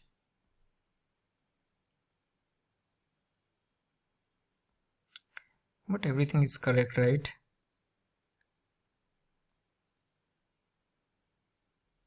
Okay, we need to check what is happening here. Maybe something we are doing wrong. Again, I think we are not passing content type, I think. But why we need to pass this, right? Okay, let's see if we are doing something wrong or not here. I think this is not the case. I believe this is something different. I think we should be getting, see, this is a different, because this is a GET request, right? Why we need to pass it? Then why, what we are doing wrong? Let's see this one. Okay, this part I genuinely don't know why this error is coming. I need to check this. Oh my god, man. See, this thing is, we are not listening to any port, how it will work. So we need to do like app, wow, man, awesome. So we'll do app.listen, I'll do port, and then I'm going to just do here logger.info, and I'll do now search service is because that is working using this pub sub concept, right? So that is the reason that is working. How come this will work? So I'm going to pass the port here. So now let's save this. So let's go to our search service. So this is now running, and let's try to send it now. See, that's what I'm thinking, why this will happen. So you're getting second. Now I'm going to go to create new post. I'm going to do second to, right, or do second text, send it one more time. We'll go here and send it one more time. We are getting 2 now. You're also getting this code and everything, right? So now you're getting second and second text, and it is absolutely working fine. Now what you are doing, right, if you see the advantage, you are not hitting the post request, right, post collection. You are targeting the search collection here, and based on that you are getting. Now I'll give you another homework in the search service, so that we have already implemented in our post service, and that is, now here you need to implement Redis caching. So we'll do Redis caching. So your homework I'll add. So I'll do homework. I can easily do that. I genuinely don't want to do it. I want you to implement and then comment in the video that what are the new things you are adding. Okay, so I'll do add Redis caching. So first you need to pass Redis client as part of your request. So what I mean by that, so if you go to the post service, go to server.js, see we are passing this request.redis client, right? So these you are going to pass, and then implement Redis caching here. So how you are going to do it? So you need to go to your search controller and you need to implement caching here, but you are only going to do, so I'll just do here that implement caching here. For max you can do like 2 to 5 minutes, I'll say. Okay, 2 to 5 minutes. Now here also there is a catch. Every time you are going to add a new post, so that means this event handler will be getting triggered. So every time you are going to create a new post, you are going to invalidate the cache. That also I have showed you, right, how you are going to invalidate a cache. So if you go to post service, there is a logic for the invalidate cache. See, it's already there. See this one. So here we are calling when, so every time we are creating a new post, we are invalidating the cache, right?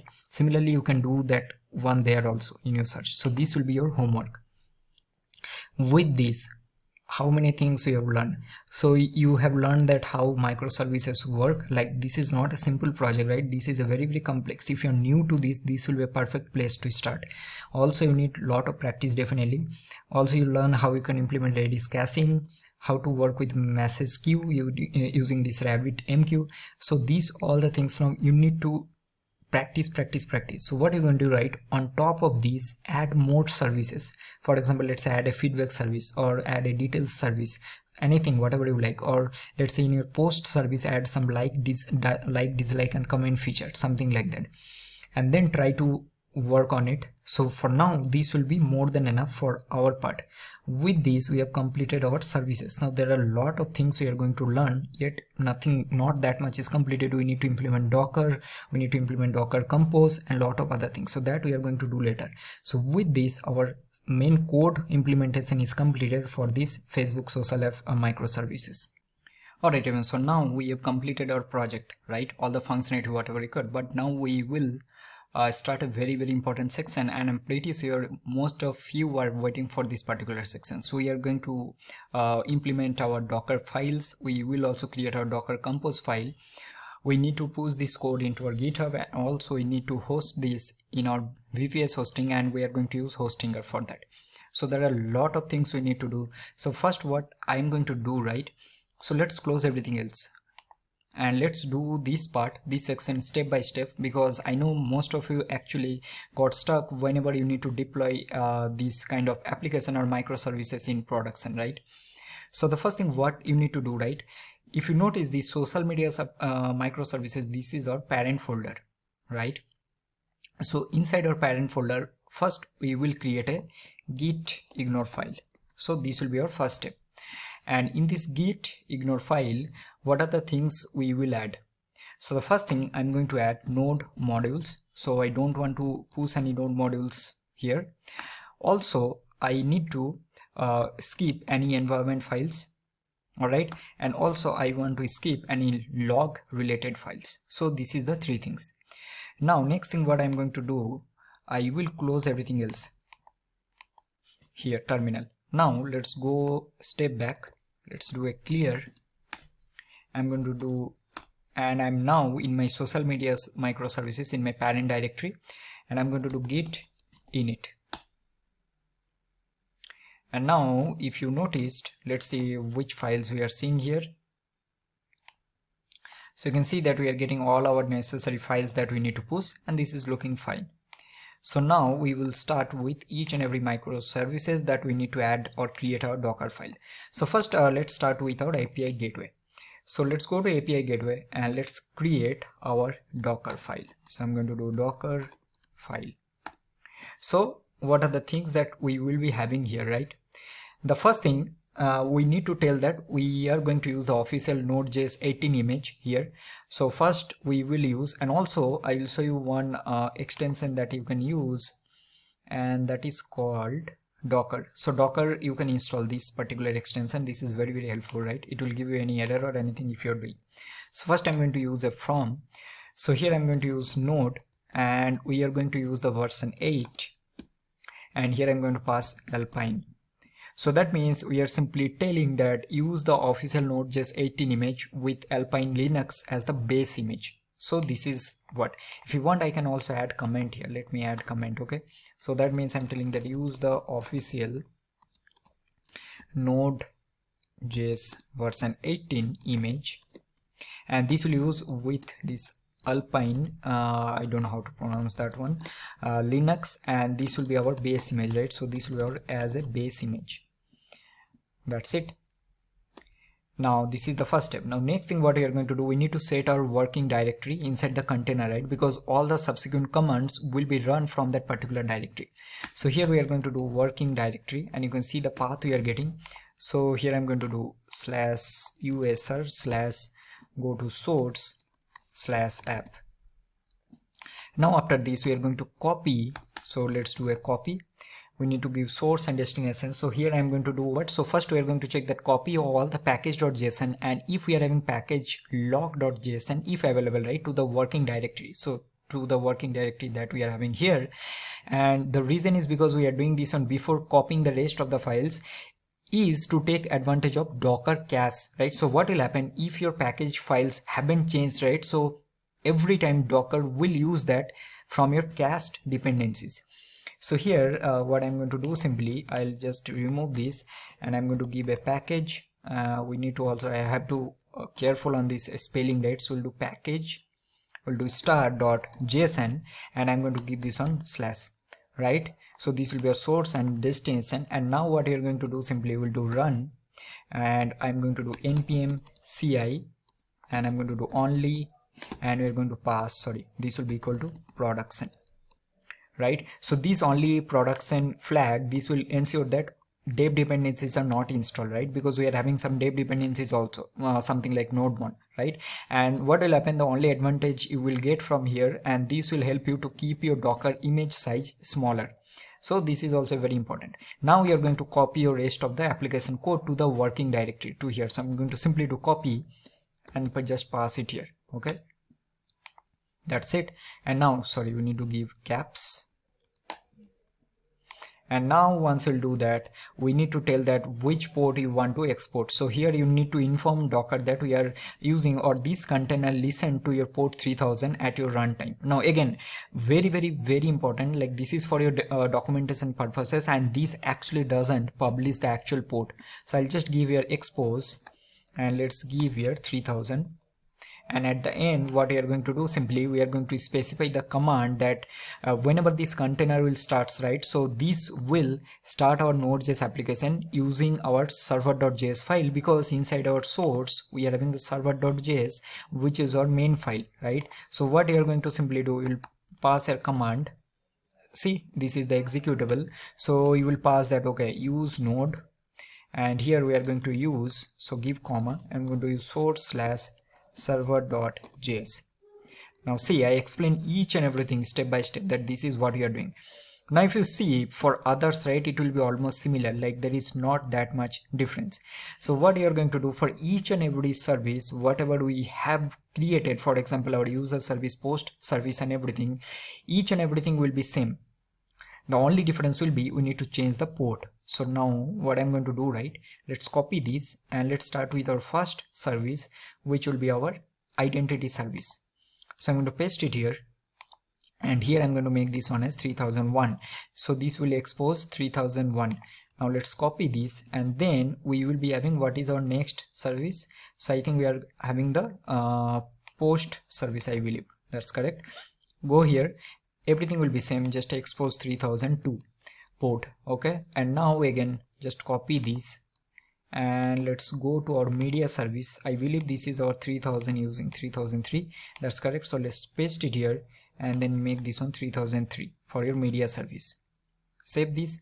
Now let's copy this one more time and go to your search service and paste it and make this one 3004. So now with this we have actually created Docker for each and every service that we are having, but we need to run all of these service at once, right? So for that we need to create a Docker compose, and that is important. So now let's create a Docker compose, and now this file, right, I'm going to explain each and every line that we are going to do, and this is very important that what actually we are doing here. So in our root directory, okay, very important. So inside this folder I'm going to create, let's create a Docker compose, and we need to give YML, right? And here let me close everything else so that it will be easy, and then I'm going to start. So first what we are going to use, so I'll give a version. So I'm using version 3.8. so this will simply tell that this specify the version of Docker compose we are using. Next we are having the services. Now comes we need to write quite a few things, right? So the first thing we are going to use, so here I am using a API gateway, right? So this is my API gateway. So now I need to tell that, okay, for this API gateway you need to build our, for each and every service you need to build our Docker image, right? So now I'm going to tell that, okay, build, and here I'm going to tell that go to this /API gateway. So it's simply telling that build the Docker image from the API gateway directory. So go to this API gateway, you can see, right? Here you need to pass the ports. So I'm going to pass ports, and here we are going to pass, so we need to give 3000 colon 3000. So simply we are telling that expose the port 3000 on the host and map it to port 3000 in the container. So this will be our post, because this is, sorry, ports, this is running on API gateway. Now coming to the important part, which is our env file. So here we need to use the env file also, right? So what will be our env file? So if you go to this directory, and if you go to this directory and then let's go to this env, so what will be? So we need to go to /API gateway, and then what you need to do /.env, because this is the path that we need to give from where it will be getting this env file, right? Now here we need to give another extremely important thing, and that is that these API gateways depend on which services that we need to use. For example, we are using Redis and also we are using RabbitMQ, correct? So we need to give depends on, and here you need to give Redis, and also we are going to give RabbitMQ. So these will be the services that it's actually depends. So that means we are telling that there has to be Redis service that needs to be available, and also RabbitMQ service that also needs to be available.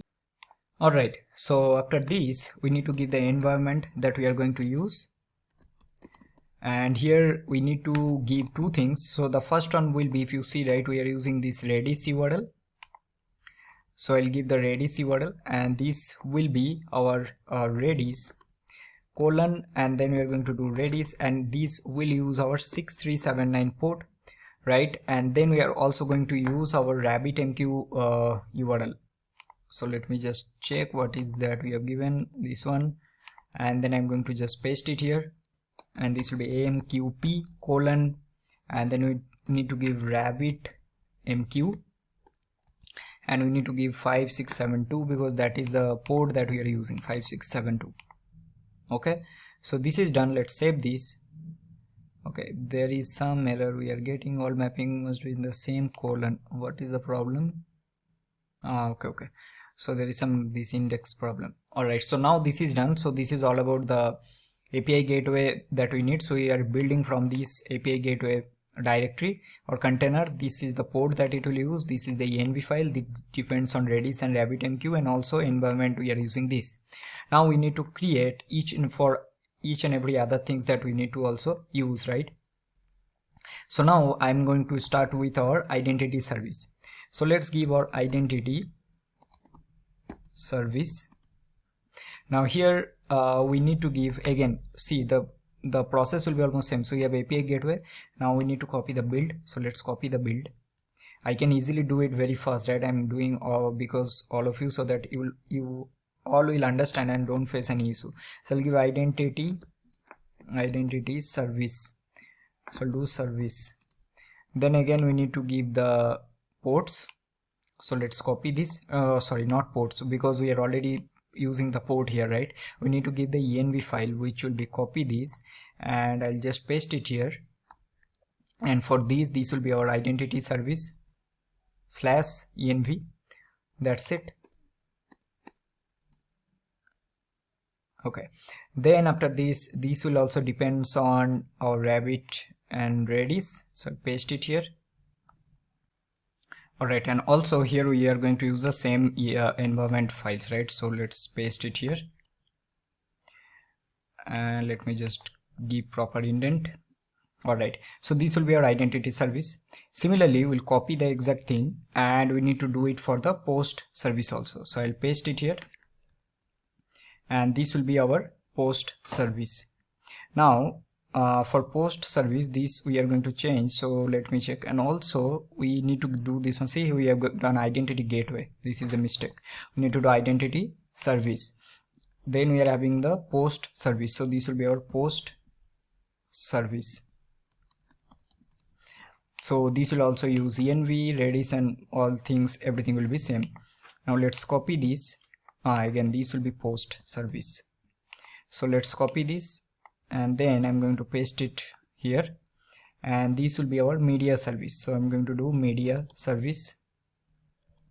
This go to media service, and rest everything will be same. Copy one more time, and now this will be our search service. So I'll now paste it, and this will be our search service. Alright, so now with this everything is created. So now what we are going to do, right, we also going to use Redis, right? So that also we are going to use here. So I'm going to give Redis, and here we are going to use the image. So for Redis we are going to use the image. So I'm going to use Redis Alpine. So this will automatically use the official Redis image based on this Alpine Linux, right? And then also we need to give the ports. So for ports I'm going to use here, so let's give, we are going to give colon, and 6379 will be the default port. Sorry, this will be 6379 colon 6379. So this will be our Redis, so which will automatically expose your default Redis port to the host. Next we are going to use our RabbitMQ. So I'm going to do RabbitMQ. Now here you need to pass the image, right? So I'm going to do image. So for image, this will use RabbitMQ, and then you have to give :3 and hyphen management, because this will automatically use the official RabbitMQ image with the management plugin enabled, right? So that's why we are going to use this, and we are going to also use ports here. So I'm going to give ports. So for this one we are going to use 5672 colon 5672, and also I'm going to use 15672 and 15672. So this will expose the management plugin HTTP API to the host. So after this I'm also going to add a health check. I think the spelling is wrong, health check, and here I'm going to add a test. So let's add, so I'm going to give a command. Also I'm going to give RabbitMQ diagnostics STICS, and I'm going to -q. I'll explain what we are doing, and I'm going to add a ping. So this will automatically run. So it will run a command, okay, and if it will check that if the RabbitMQ is responsive or not, or basically if it is healthy or not, right? There can be some problem sometime. Also, I'm going to add a interval here. So let's add an interval of 30 seconds, and then we are going to also add a timeout, and I'm going to add this one as 10 seconds. Means we are giving 10 seconds timeout for your health check command to execute. Also, I'm going to add a retries. So yes, I will yeah, so I'll give 5 retries. So with this Docker compose is created now. Okay, so I explain each and everything, but let me go through one by one, and also I need to check if I'm doing any mistake or not. So you're using services API gateway, go to API gateway, which is fine. Ports we are exposing 3000, go to API gateway env, depends on this, environment is this, correct. Identity service, go to identity service, go to env, depends on this, environment is this. Post service, go to post service, env, depends, environment. Media service, go to media service dot env, this correct. Search service, go to search service, search, depends on environment this. Redis, it will image the base Redis image, and for RabbitMQ it is use this image. Ports, it will use this. Health check is this. Awesome. So now with this we have created our Docker configuration for our microservices. So now what we're going to do right next will be, first I'm going to create a GitHub repository, and then I'm going to push this code in our GitHub. Okay, so let me just quickly create one repo. So I created a repository. Let me just copy this, and first I'm going to push this, right? So let's go here, let's do clear, I'll do git add,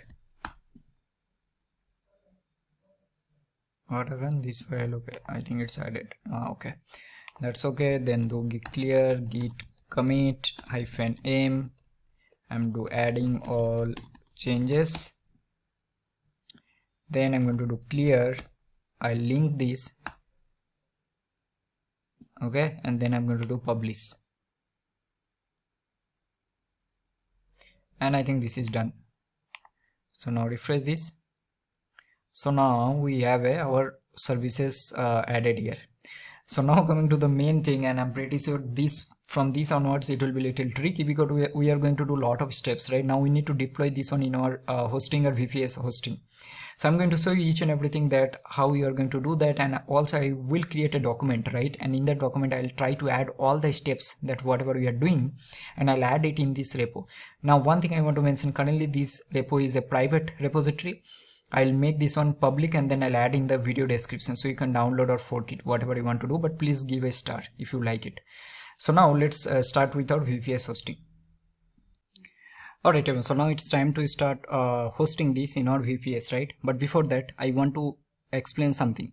Till this part we have added all this manually, right, in this Docker compose. Now I'm pretty sure there was some indentation issues, okay, and if you try to just build this, right, this will give you error.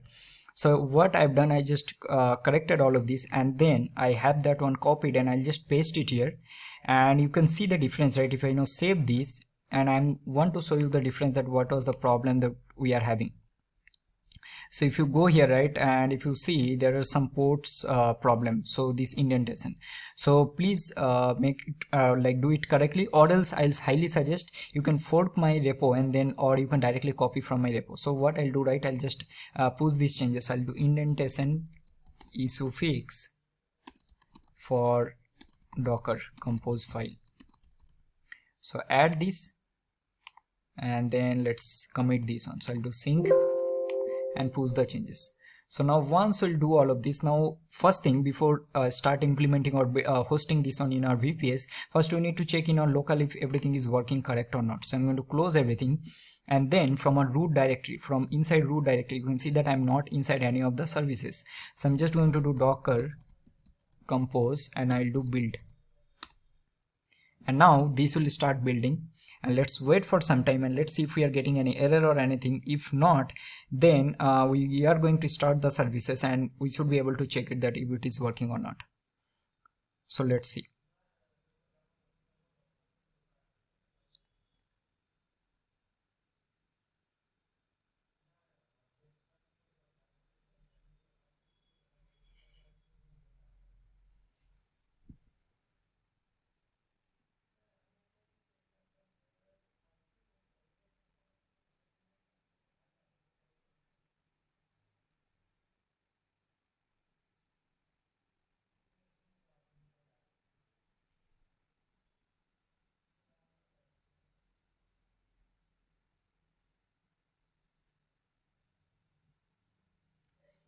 Awesome. So now I think this is done. So now let's do one thing. Let's start the container. So what I'm going to do, right, I'll do docker compose and we'll do up. See, it's created, right? So all of this is created. Now what I can do, right, I can directly open this in your Docker service. So sometimes you will get some error, that RabbitMQ error you will get, but it will automatically retry and then it will be connected. Now wait for some time. See, it's now connecting. So once this is done, then we are going to also check it in our I will also share some of the commands that you can use, or you can directly go to your Docker desktop if you are using, and you can also check there also.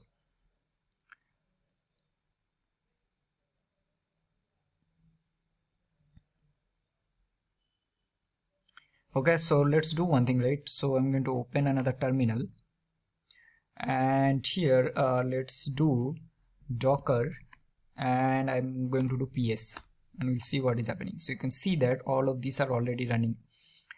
We have identity service, post service, API gateway, and all the other things, right? And now if you want to see any logs, right, so let's go here first, and I want to open this. So let's type v, and you'll be able to see this will be running here. See, here it is already running. Okay,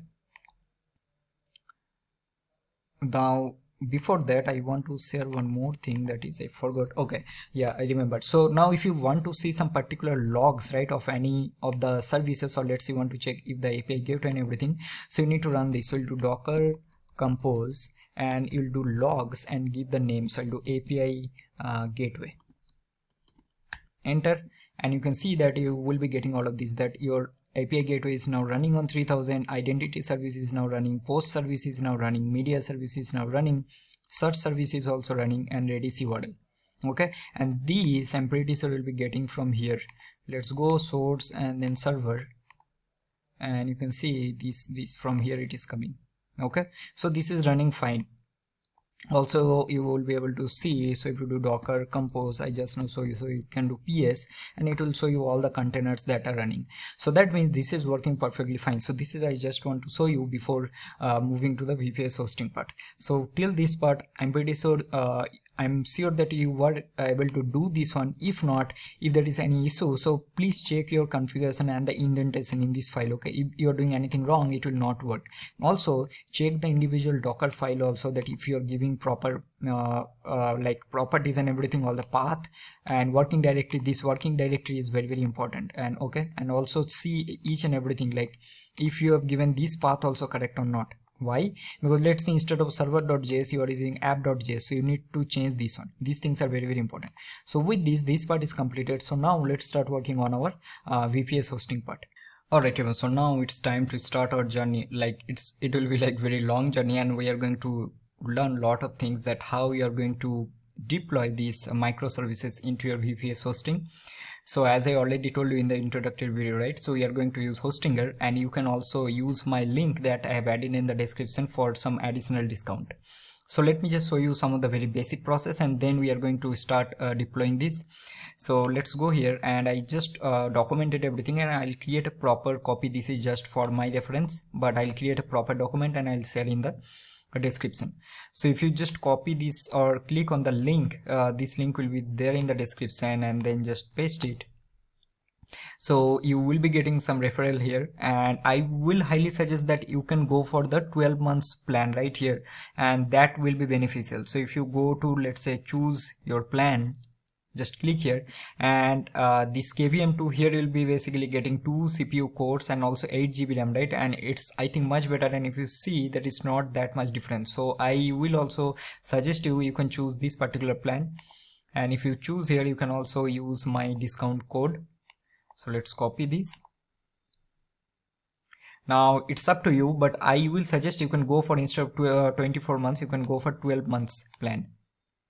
And if you see, let's paste my code here, and it will be around like 6,793 rupees. So you are getting almost 65% discount. So you can choose this plan and then just click on continue, and then you just have to create an account. And once you create an account, right, I already have an account here. So I'm going to show you the next step what we are going to do. So let's go to my cPanel, and you can see that this will be the, if I go to home, right, you will be here. So first you need to create the VPS, and that is simple, very simple step. You just have to create it and you have to choose a operating system. We are going to use Ubuntu for that. So let me just quickly show you. So if you go to this VPS, right, you can go here and you can see this is what I have already created. This is my cloud.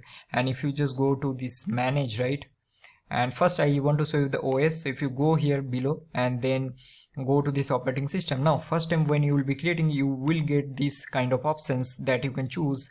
Just choose plain OS and select Ubuntu, because I will also highly suggest to use Ubuntu here. And you can then once you click submit, it will take some time, like 2 to 5 minutes, and it will be automatically created. Once you create that, then you can go to your overview. And now coming to the main important thing. So here you'll be getting all the configuration that you are going to use to deploy any kind of Node.js or full stack, whatever you want to deploy in the VPS hosting. So first, this is your IP address. Okay, this is the host name. And then if you go to the SSH access, so here you'll be getting the root, and also there will be SSH password. Now highly recommended, don't share this password with anyone. This is very important. Also, when you will be creating this VPS for the first time, right, they will also prompt you to provide the password. So there also you can provide the password. So once you'll add this password, you can also change from here. So this will be your root, and this is what you need to use to open this one or connect to your VPS from terminal. So we need to use SSH root, which is your username, and then you need to pass the IP. Now I want to say one interesting thing is that you can also go to this browser terminal, right? So if you click here, first time you'll see that you'll be getting some kind of blocker here that Chrome will automatically block, and you just have to allow this. And once you click this one, right, so it will automatically give you access, and you will be able to directly access from your terminal. So you see it's opening from here, right? Let's wait for some time. So you'll be also able to access from here, but I'll just do it from my command line in my local. So let's get started. So let's start with the first step. So I'm going to just now do a clear, or not clear. From here it will not work. Let me just open another command line. And now the first thing what I'm going to do, so let's go to my this one, and then first I'm going to connect. Okay, so we'll copy this, and let's do all of this step by step, and like lot of things we need to do here. Okay, so first I'm going to SSH root, and then this is our IP, and then just right click and then enter. So now it will ask for password. Now again, very important, don't share this password with anyone. So I'm going to now give my password here. Once this is, now you can see that you are inside your VPS. So this is your root. Now the next step what we are going to do, we are going to use this command sudo apt update y. So let's copy this, and also when I will be sharing this particular these comments, right, or let me do one thing. I will just quickly create one more document with proper explanation. I think that will be much better. So let me just quickly create the document, and then we'll start from this second step. Okay, so the first thing what we need to do, so let's start with the second one. So this will update the package list to ensure that you have the latest information. So you copy this, and we'll go here, and let's right click and enter. So now this will take some time, and whatever packages it's required, it will automatically fetch, and then it will update. Let's wait for some time. Okay, next, so we need to now install some necessary packages, right, for our Docker. Now remember one very interesting thing, because we are using Docker right now, that will make our life much easier, because you don't have to install this node and everything like independently. So Docker will take care of all of this. So now I'm just going to copy all of this, and then let's copy, and then just do right click and enter.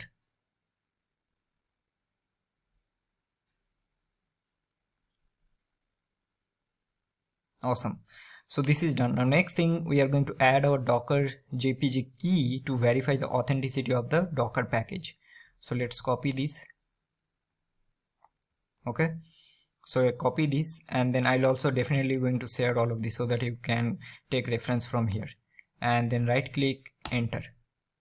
That's it. Then we are going to add the Docker repository to the sources list to install the Docker from, right?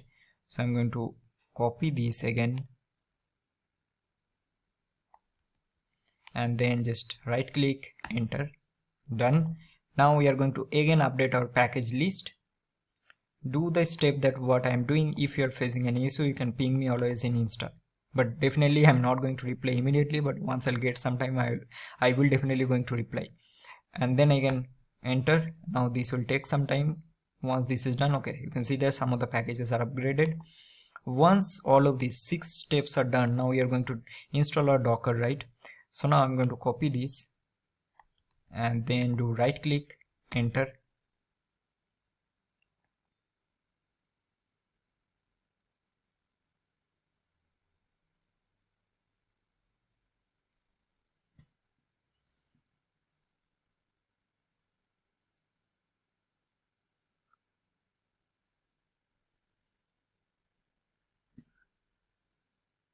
Awesome.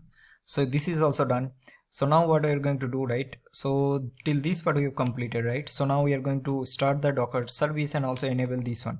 So I'll copy this and let's right click, enter, then copy this command and then enter. This is done. And now we are going to check if the Docker is now installed properly or not. So I'm going to copy this and right click and enter. So we have a Docker version. Awesome. Now we are using Docker Compose, right? So we need to also install Docker Compose. So let me just copy this command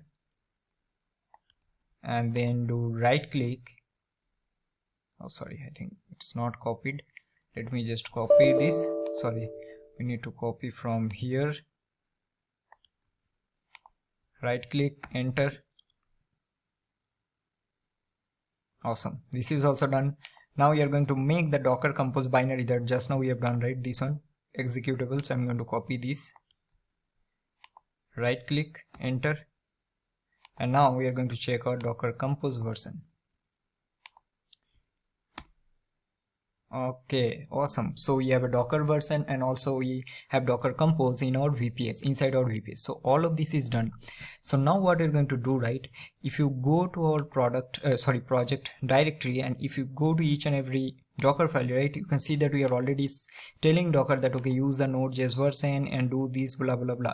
Now the main advantage of this Docker is, right, so what it will do, it will automatically use all the, it will automatically create all the images and everything that we need. For example, let's say your media services depend on, let's say, Redis and RabbitMQ, right? And we have added all of this, so you don't have to manage anything. Docker will automatically do based on the configuration or the compose file that you have created, and this each and every individual Docker file. Now the main thing is that what you're going to do, right? You remember we haven't pushed our env files in GitHub, right? Now we need to have the env files, right? Because this is very important. So what we're going to do, right? We will open this project. So first, we have already pushed our code in our GitHub, so that is the first step. So we already have this code, so we're going to clone this code inside our VPS. We will create a folder first, clone it, and then manually add env files for each and every services. Okay, so let's quickly do that. So if you go to this, right, and you can see I'm telling that okay, create this directory. So now what I'm going to do, right, I'll copy this and then I'm going to go here in my this, and then I'm going to paste these, and then let's give this one /projects, and I'm going to give what we'll do Node.js full course. Okay, so this will now create. Okay, so now we will go inside that folder just now we have created, right? So let's right click and then I'll go here, and now we need to clone the repo just now we have created. So we'll do git clone. Now here we are going to do this one in a different way, because whenever you are going to clone a repository inside your VPS, right, so you need to authenticate. So here we are going to create a token. This will be a kind of personal access token, and then you are going to give your username. So how we are going to do, right, now I'm not going to show you the token creation process because that's not good. It is against security policies, right? So I'll show you that how you're going to do that. So first you need to go to settings, and then I'll go to these developer settings, and I believe here you'll be getting personal access tokens, and you need to create these token classics. and here you will be able to generate a new token. So you will do generate new token and give classics. Okay, so I'll just quickly create this, and once I'll create, right, so what I'll do, right, once the token I'll receive, I'm going to replace this part. See, just notice this one carefully, this part with the token, and username will be my name, which is Sangam Mukherjee. Okay, so this I'm going to replace, and this repo will be the repo name. So I already created the repo name, right? So if you go back, let's go back. So this will be my repo name, Node.js Microservices. I repeat once again, first you'll get the token, this will be your repo name, and my username, this is my username. So I'm going to replace this token part with my token. Username will be my username, or it will be your username, and this will be your repository name. This is the repository. So I'll just quickly do this, and then I'm going to run complete this command, git clone, with all the details. Okay, so let me just quickly do this. Okay, so I completed this process. Okay, so I given my token, git clone. Remember to give HTTPS, okay, my username and my repository name. Once this is done, now let's open our VS Code. Okay, and then here the first thing you need to install a extension. So here if you search for remote, and then you'll be getting this remote SSH, this one, and this is I think from Microsoft. So you need to do this one. This is needed to connect from directly from your VS Code. So I'm going to just do, so let's do, go here, type Ctrl+Shift+P, and you can see you're getting remote SSH connect to host. Okay, and if you're not getting this option, just search here. So you'll do remote SSH, you'll be getting this. So click here. Now you need to give the SSH host. Now what is your host? So if you go here, right, so this is the host IP. So I'm going to copy this, and I'll go back and I'll just paste it here, hit enter. This will open a terminal, and now so this will ask for password. Okay, now this is the same password that you have given, so I'll give the password here, and now it will automatically establish the connection, and now you can see that you are inside your VPS now. So now what I need to do, right, so let's do one thing. So we need to go to this, I already have. So see, in VS Code, type Ctrl+Shift+P and navigate to this your path, so whatever path that we have created. So I'll go copy this till this part, and then I'll do Ctrl+Shift+P. I'll go here, sorry, I think we need to, let me just go open folder. Here we need to do, so first you need to go here, open folder, and then you need to go Node.js full quotes, right?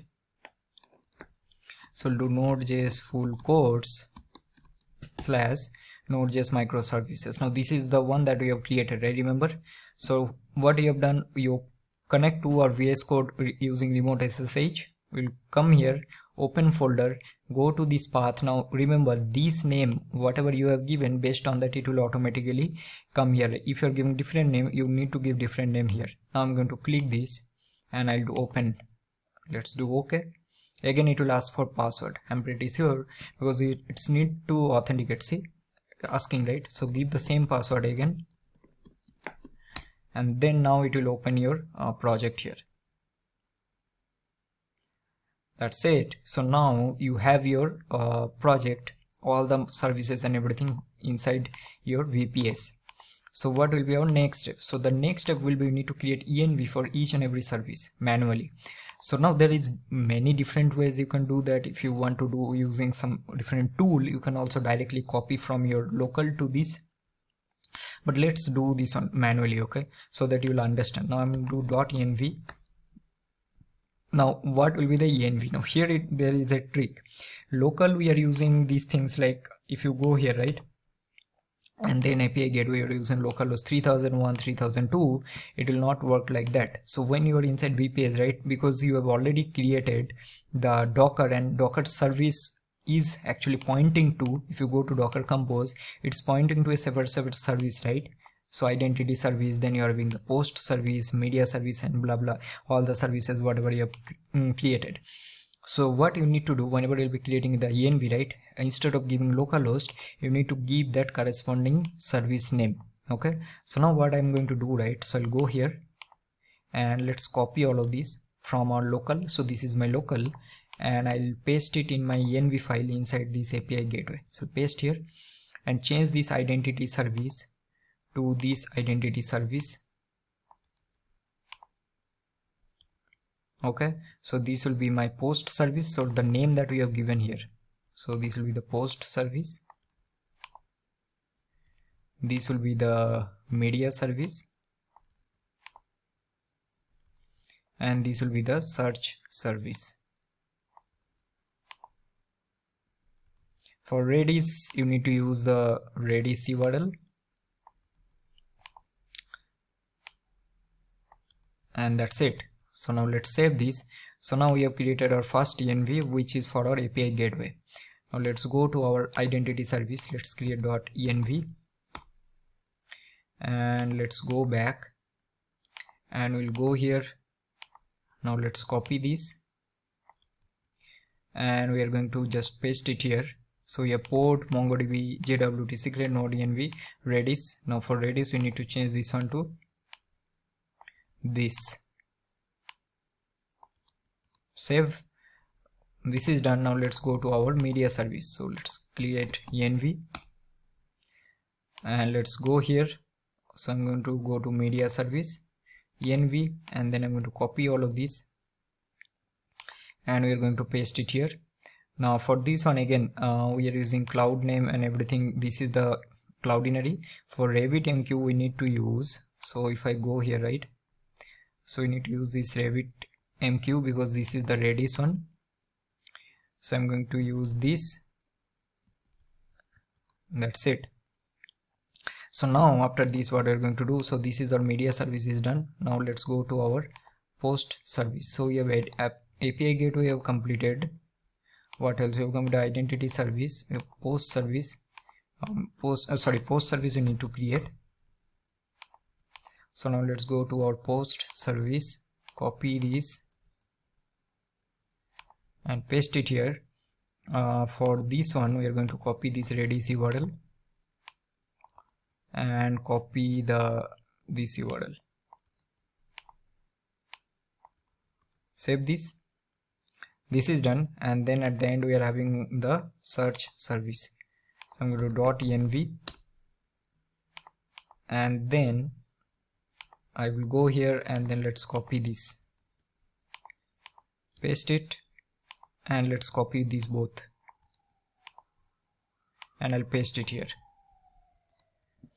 Alright, so with this we have actually added all the env files that is required for each and every service. So now what we are going to do, so let's see the next step. So if you see, right, we have added all of these.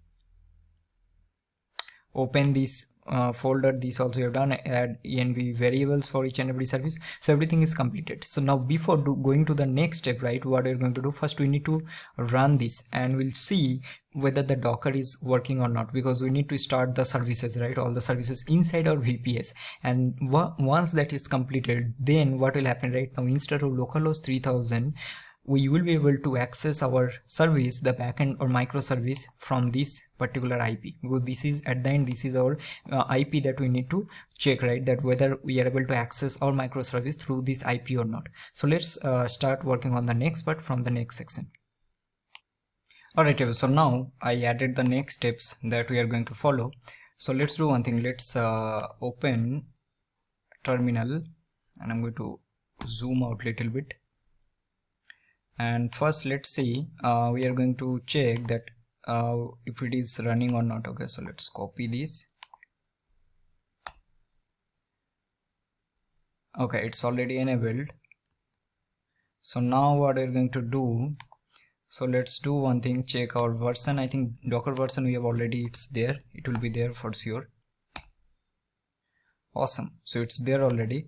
Now I'm going to build this. So let's copy this and hit enter, and now let's see what is happening, right? So now it will build. Let's wait for some time.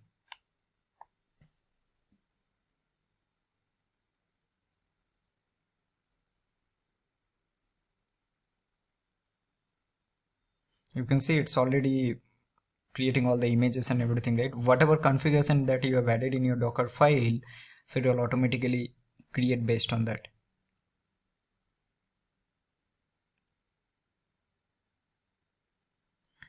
Finished. Awesome. So now let's go here, let's copy this and let's hit enter. Again, let's wait for some time. Right, so it's already pulling Redis and then RabbitMQ.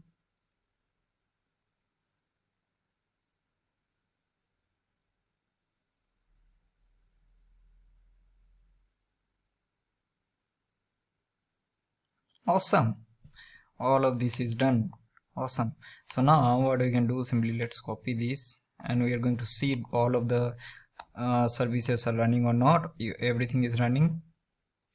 And now what we're going to do, right, let's go here and let's see logs.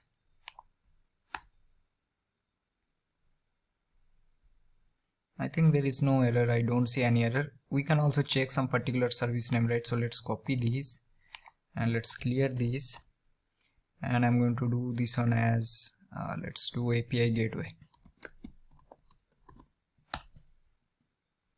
Okay, so I think it's running. Okay, so your service is now running. So now let's open our Postman. So let's see what is happening, right? Because we don't know whether it is properly working or not until unless we test it. So now I'm going to just copy all of this, sorry, close all of this.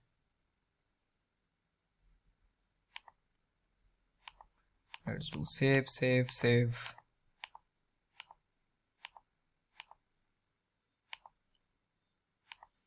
And now I'm going to create a new, let's create a blank collection and I'll do VPS testing. And let's create our, let's create our new, add a new request. So I'll do some register route, I'm going to check. And let's go here, we are going to do copy and I'll paste it here.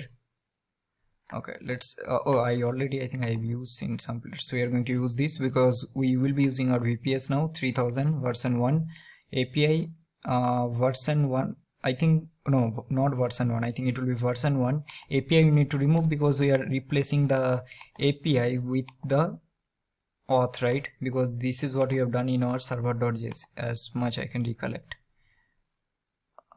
See this one, right? So we are going to version 1 auth / register, do post, go to headers, I'm going to add a content type, I'll do application/json, go to body, go to raw, and I'm going to add a username, new user, I'm going to add an email, I'll do new user @gmail.com, and I'm going to add a password 123456. So let's send this and see.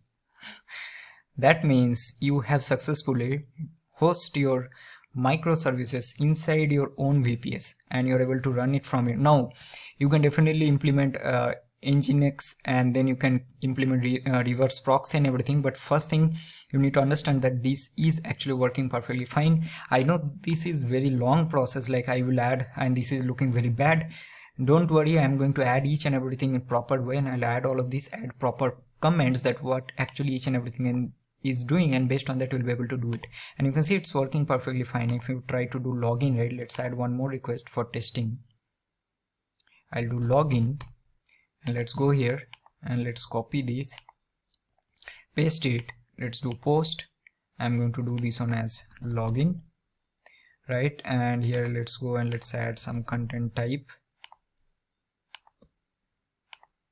as application/json, and I'm going to copy this, go to body, go to raw, paste it, and remove the username because for login we don't need the username. So let's send this. You're getting token, let's give this one, send this, invalid credentials. and it is working absolutely fine. Okay, so with this part is completed. Now I know you guys will be waiting for another thing, and that is how you are going to implement CI/CD also. So I'm thinking I will also implement that, and I'll show you that how you are going to implement CI/CD using GitHub Actions. But believe me, for that also the steps will be a little tricky, but I will try to make it simpler. But before that, so now you can come here, right, and you can also see inside your cPanel that what is the server uses and what is the CPU uses, memory and everything, right? Now if you are buying some custom URL, right, or domain, you can also replace this. You are using this IP, right? You can replace this with your own domain, and then your backend will be properly serving on that particular URL, and then you'll be able to, for example, let's say you're using HTTPS and then some your domain and then /version 1 auth and login, you will be able to work with and it will work perfectly fine. So with this we have implemented and host your own microservice inside VPS. Now let's move on to the next one, and in the next part first I'm going to recap everything whatever you have done, and then let's see what are the things that are left that we can implement. Alright everyone, so now I'm going to show you that how you can implement CI/CD. So we are going to use GitHub Actions, so that every time we'll push any changes, right, it will automatically make changes, and the changes will be automatically reflected.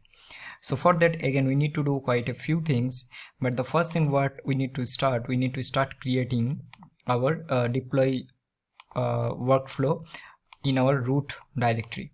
So here what you're going to do, right, in this, inside the social media app, and this is in my local, okay, not in the VPS I'm doing. So in my local, I'm going to create a folder. I'm going to do dot, and this will be GitHub. Okay, so this is a special folder, GitHub. Inside this we're going to create workflows, and now inside this I'm going to create deploy.yml. okay, so here what you're going to do, simply I actually have created the complete configuration, and I'm going to explain that what you're doing. The reason why I'm not writing line by line, because there will be so many indentation problem, and then again anyways we need to do it. So now I'll just copy this and I'm going to paste it here. Okay, and now let me just explain that what we are doing. Simply, the first thing you can see that this is our name of that workflow, right, which will appear in your GitHub Actions UI here. Now again, you can change this one whatever you want to give. What you're doing, we are simply telling that every time we are going to trigger the deployment process whenever there is a push to the to the master branch. Very important here, please check that which branch is your main branch. Okay, if you're using main, you need to change this one to main, but because I'm using master, so it will be master branch. Then this is my jobs, and then there will be build step, and it is running on Ubuntu latest version. Then we are doing steps, so this is the name, checkout code, and this action what it will do, right, so these actions doing nothing, it will just simply checks out the source code from the repository, and then it will go to the next step. Next, what we are doing, you can see that we are setting up Docker buildx. So this action will set up your Docker buildx, which enables your multi-platform Docker images and whatever Docker features required. So it will basically this step is basically for that particular thing. And now this is very simple, that this will just install your Docker Compose. Now another another important part is that you need to log into your Docker Hub. Okay, so this is actually you need to do. Now here what you're going to do, right, I will show you that how you can do that. So you have to first create an account in your just search for Docker Hub, and then I'll just do sign in, and I'll just sign in here, and you need to get a username, and also you need to get your password. So I'll go to my account settings, and if you see, right, I'm using this variable, so I need to have the username, which will be my Docker Hub username, and I need to have the password, which will be my Docker Hub password or token. So I'm going to use the token, and I'll also highly suggest you can create token. So you can see that this is my username, and I already have some personal token created. So I will go here, and if you go here, you'll be able to create your new token also. So you can go here, let's see.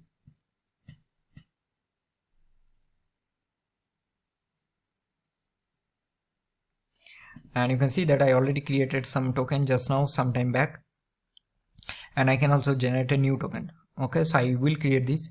Now let's go to the next one. And next, what you're doing, we're simply just building and publishing, push the Docker images here, and then we have the deploy steps, right? So here what it will do, right? So this deploy job, it will depends on the successful completion of the build job. So you have a two job, right? We have a build and then deploy. So if the build fails, it will not run. Once build is successful, then it will come here again. It will run on this Ubuntu latest. Again, it will check out your code. Now it will add some VPS SSH host. So this also I'll show you that how you're going to create private key and public key, and based on that these will automatically authenticate. Now this part is actually, this step is very important. If you're doing anything wrong, if you see I've given my host name here, so you need to change this one based on your ID that you are using, IP you are using. Then it will just do SSH into VPS and deploy. Now what this step is doing, right? So here it is simply this action. So this action will allow to run command over SSH on a remote server. Remote server. Yes. And now we are going to use our SSH private key. I'm going to show you that how you're going to do that. And now here you can see that we need to change this path. So you need to go to home, root, projects.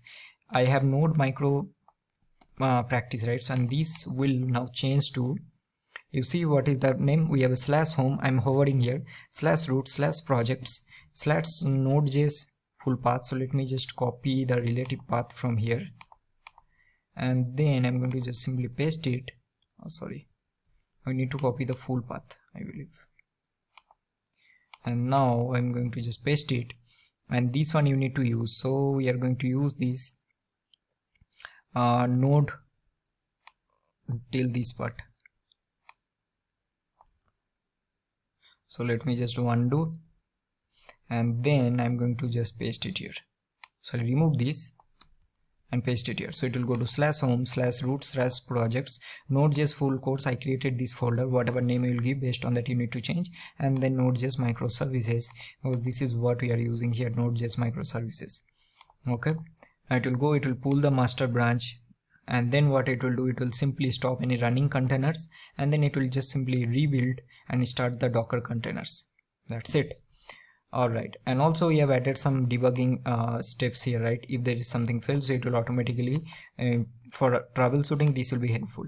So this is our deploy.yml. Now here not everything is completed because we need to add all of this, but first what I'm going to do, right, we need to go to our this. So I'm going to create a generate token. So I'll just quickly create this token, and once I'll create this, we need to go to the repository here. Once you'll go here, you need to go to settings of this project. So go to settings and go to actions and go to, not actions, we have to go to secret and variables, and let's go to actions. Now we need to create all the secret here. So first I'm going to create, so let's give so we'll go back, and I'm going to copy this Docker username, I'll paste it, and then I'm going to copy this. So this is my username, and then add the secret. I'll add one more, and now what I'm going to do, right, if you noticed, we have, before I'll add this one, we need to add one more, which is my VPS SS secret key, right, this one. So I'll copy this, and now I need to create a secret. Now to create a secret, we need to use this. We'll copy this SSH keygen, and then this is the command. I'll add this one and I'll open my command, and then I'll just paste it, enter.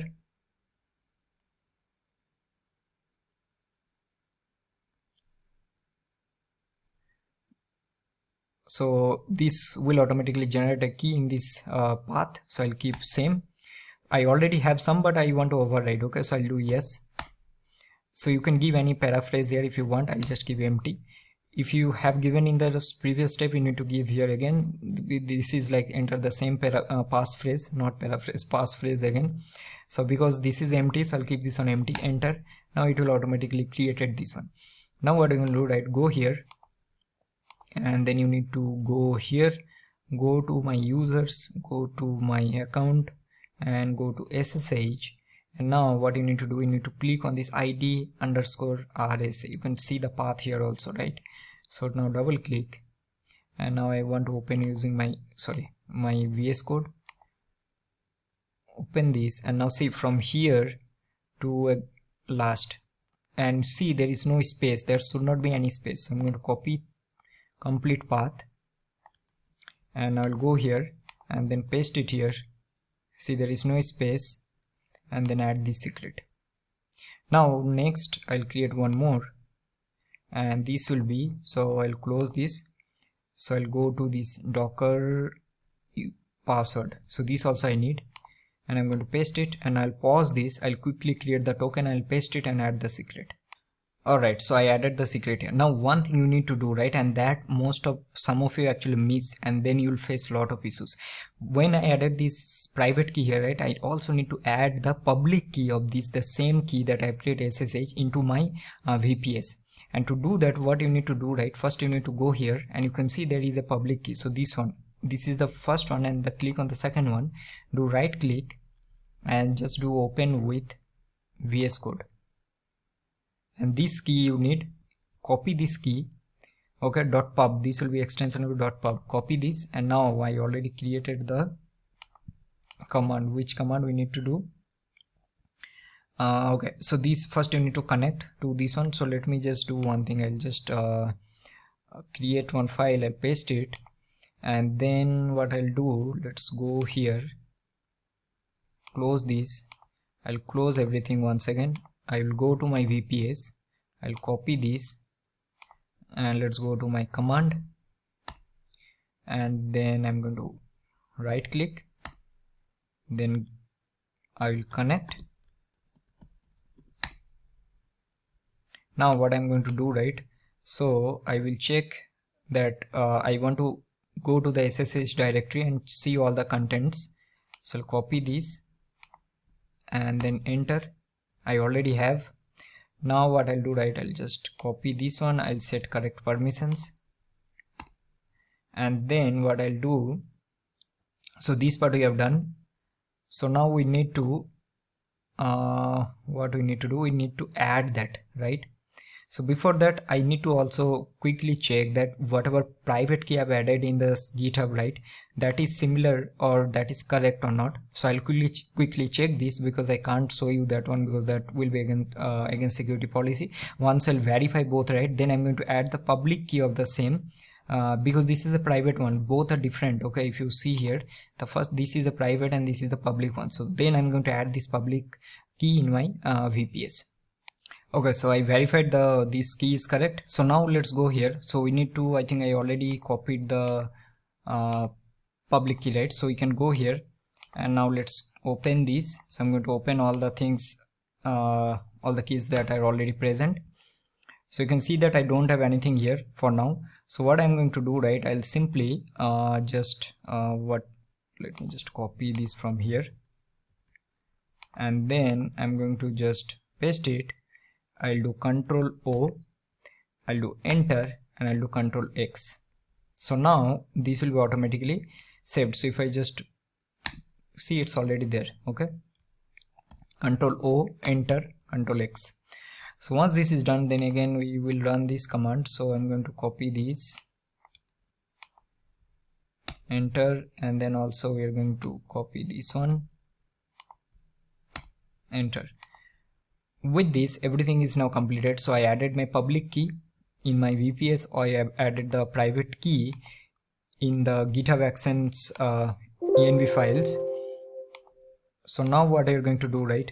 Now there is a problem. So what is the problem? Let me quickly explain, and then I'm also going to show you the best approach, because currently I'm working with my private repo, right? But you definitely shouldn't do that.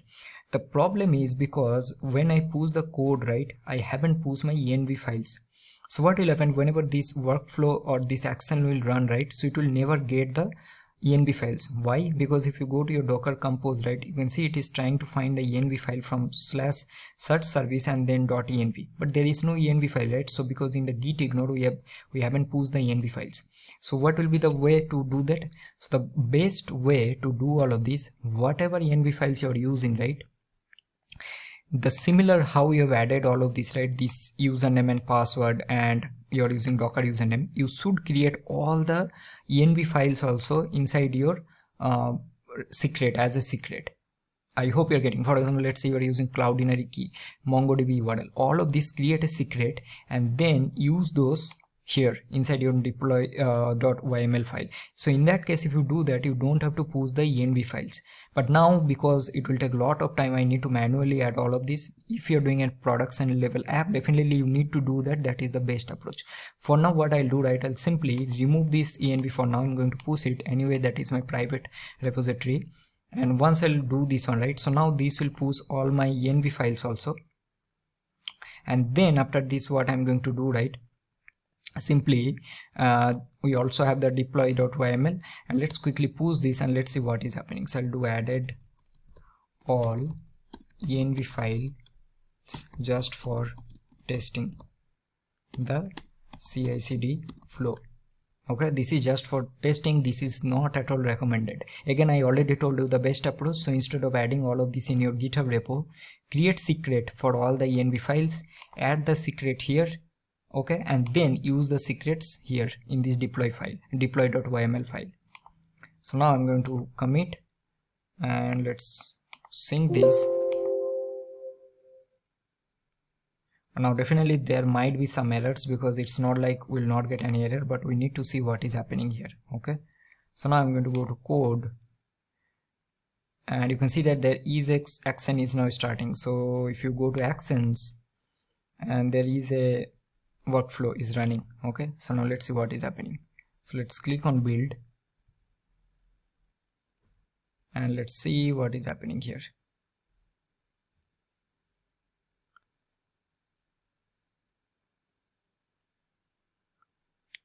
So I think it's building the Docker images. So let's wait for some time, because once the build is successful, then there will be second flow, right? That also needs to be successful.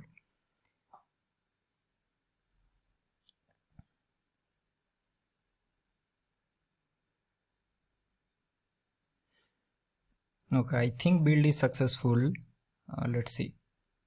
Okay, now deploy you need to check, because I will face the issues most of the times in this step only. There might be some problem with your VPS connection, and if the connection is, see, it is successfully connected. Your SSH key is now that means working fine. Okay, now let's see what is happening here.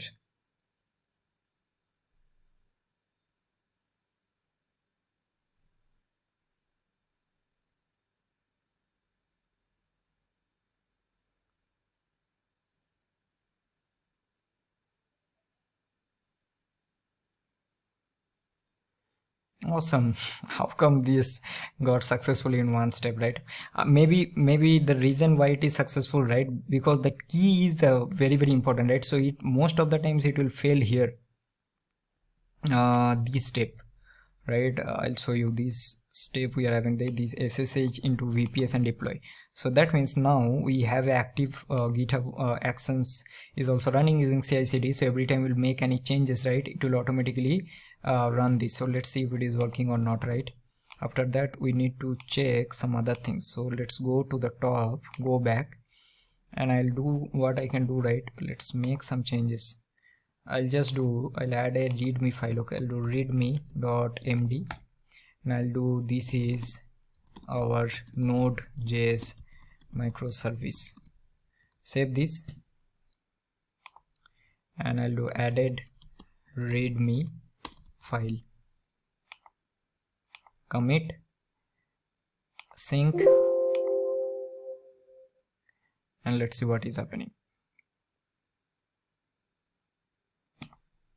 So now if you go to the code, right, there will be added readme file. It's already started, and if you go to actions, you can see it's already in queue. So it will be started now. So that means your CI/CD is also working fine. I know this is a lot of steps, but there is no shortcut, right? These things also we have done using shortcut only, like we have pushed our env files also in GitHub repo. That is not recommended. Again, I'm repeating. What you can do, add all the secrets and then use the secrets in your code. Okay, So with this, I think we have completed all the things. So let's wait for some time. Once this is done, then let's say, let me think if anything is left. If anything is left, so we'll discuss or else we'll wrap up this video. So everyone, this is successful, but there is a problem. Now there is a big problem. The problem is because I'll show you why. So I'll go to my Postman, right? And you can see I was trying to test this. I'll send this. And you can see we're getting that it's not able to connect to 3001. Can you guess the reason? See, the reason is because we have added the env files. Remember, now in our Docker Compose we are having each and every service, but in our local env files we are still pointing to localhost. How it will work? So what we need to do, right? Because now we have implemented CI/CD, so we don't have to manually add also in our VPS, right? So it will automatically pick from there. What we need to do each and every place, so let's say this Redis, each and every service, and also the RabbitMQ URL that we are using, we need to use from the service that we are using inside our Docker Compose. So how we are going to do that? So simply copy this and then search here, paste it, and now what we'll do, right, simply paste this and change this localhost.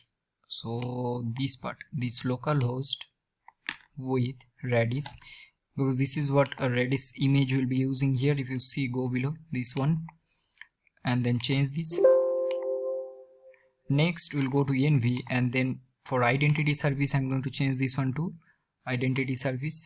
Copy this and paste it here. This will be our post.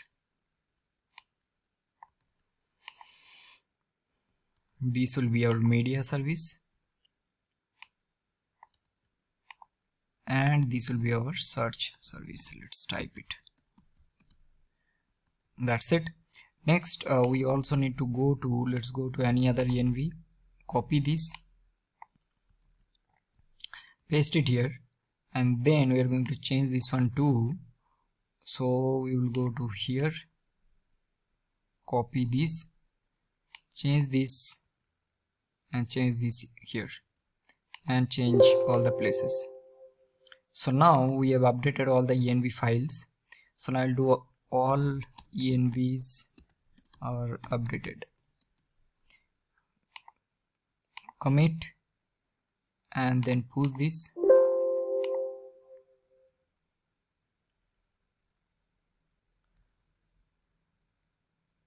So now this added.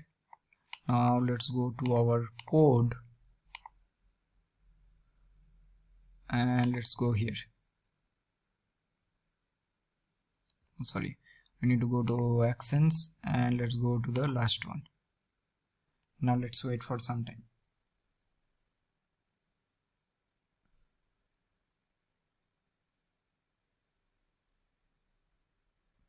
Let's go inside. Let's see what is happening here.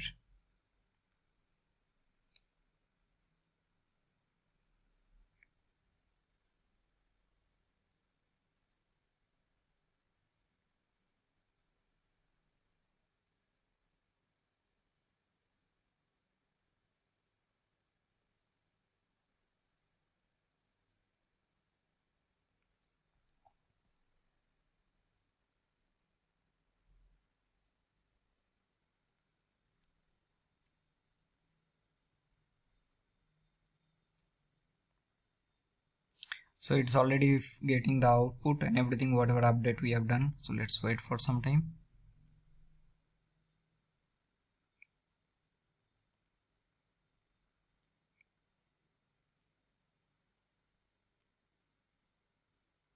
Okay, I think this is now completed. So now let's go back here, okay, and let's try to send one more time. See, it's working, right? And it's working on your VPS URL also, not from your local. And try to add one more user here, okay, and let's send this. See, and let's I'll try to add one more request, and I'll do get all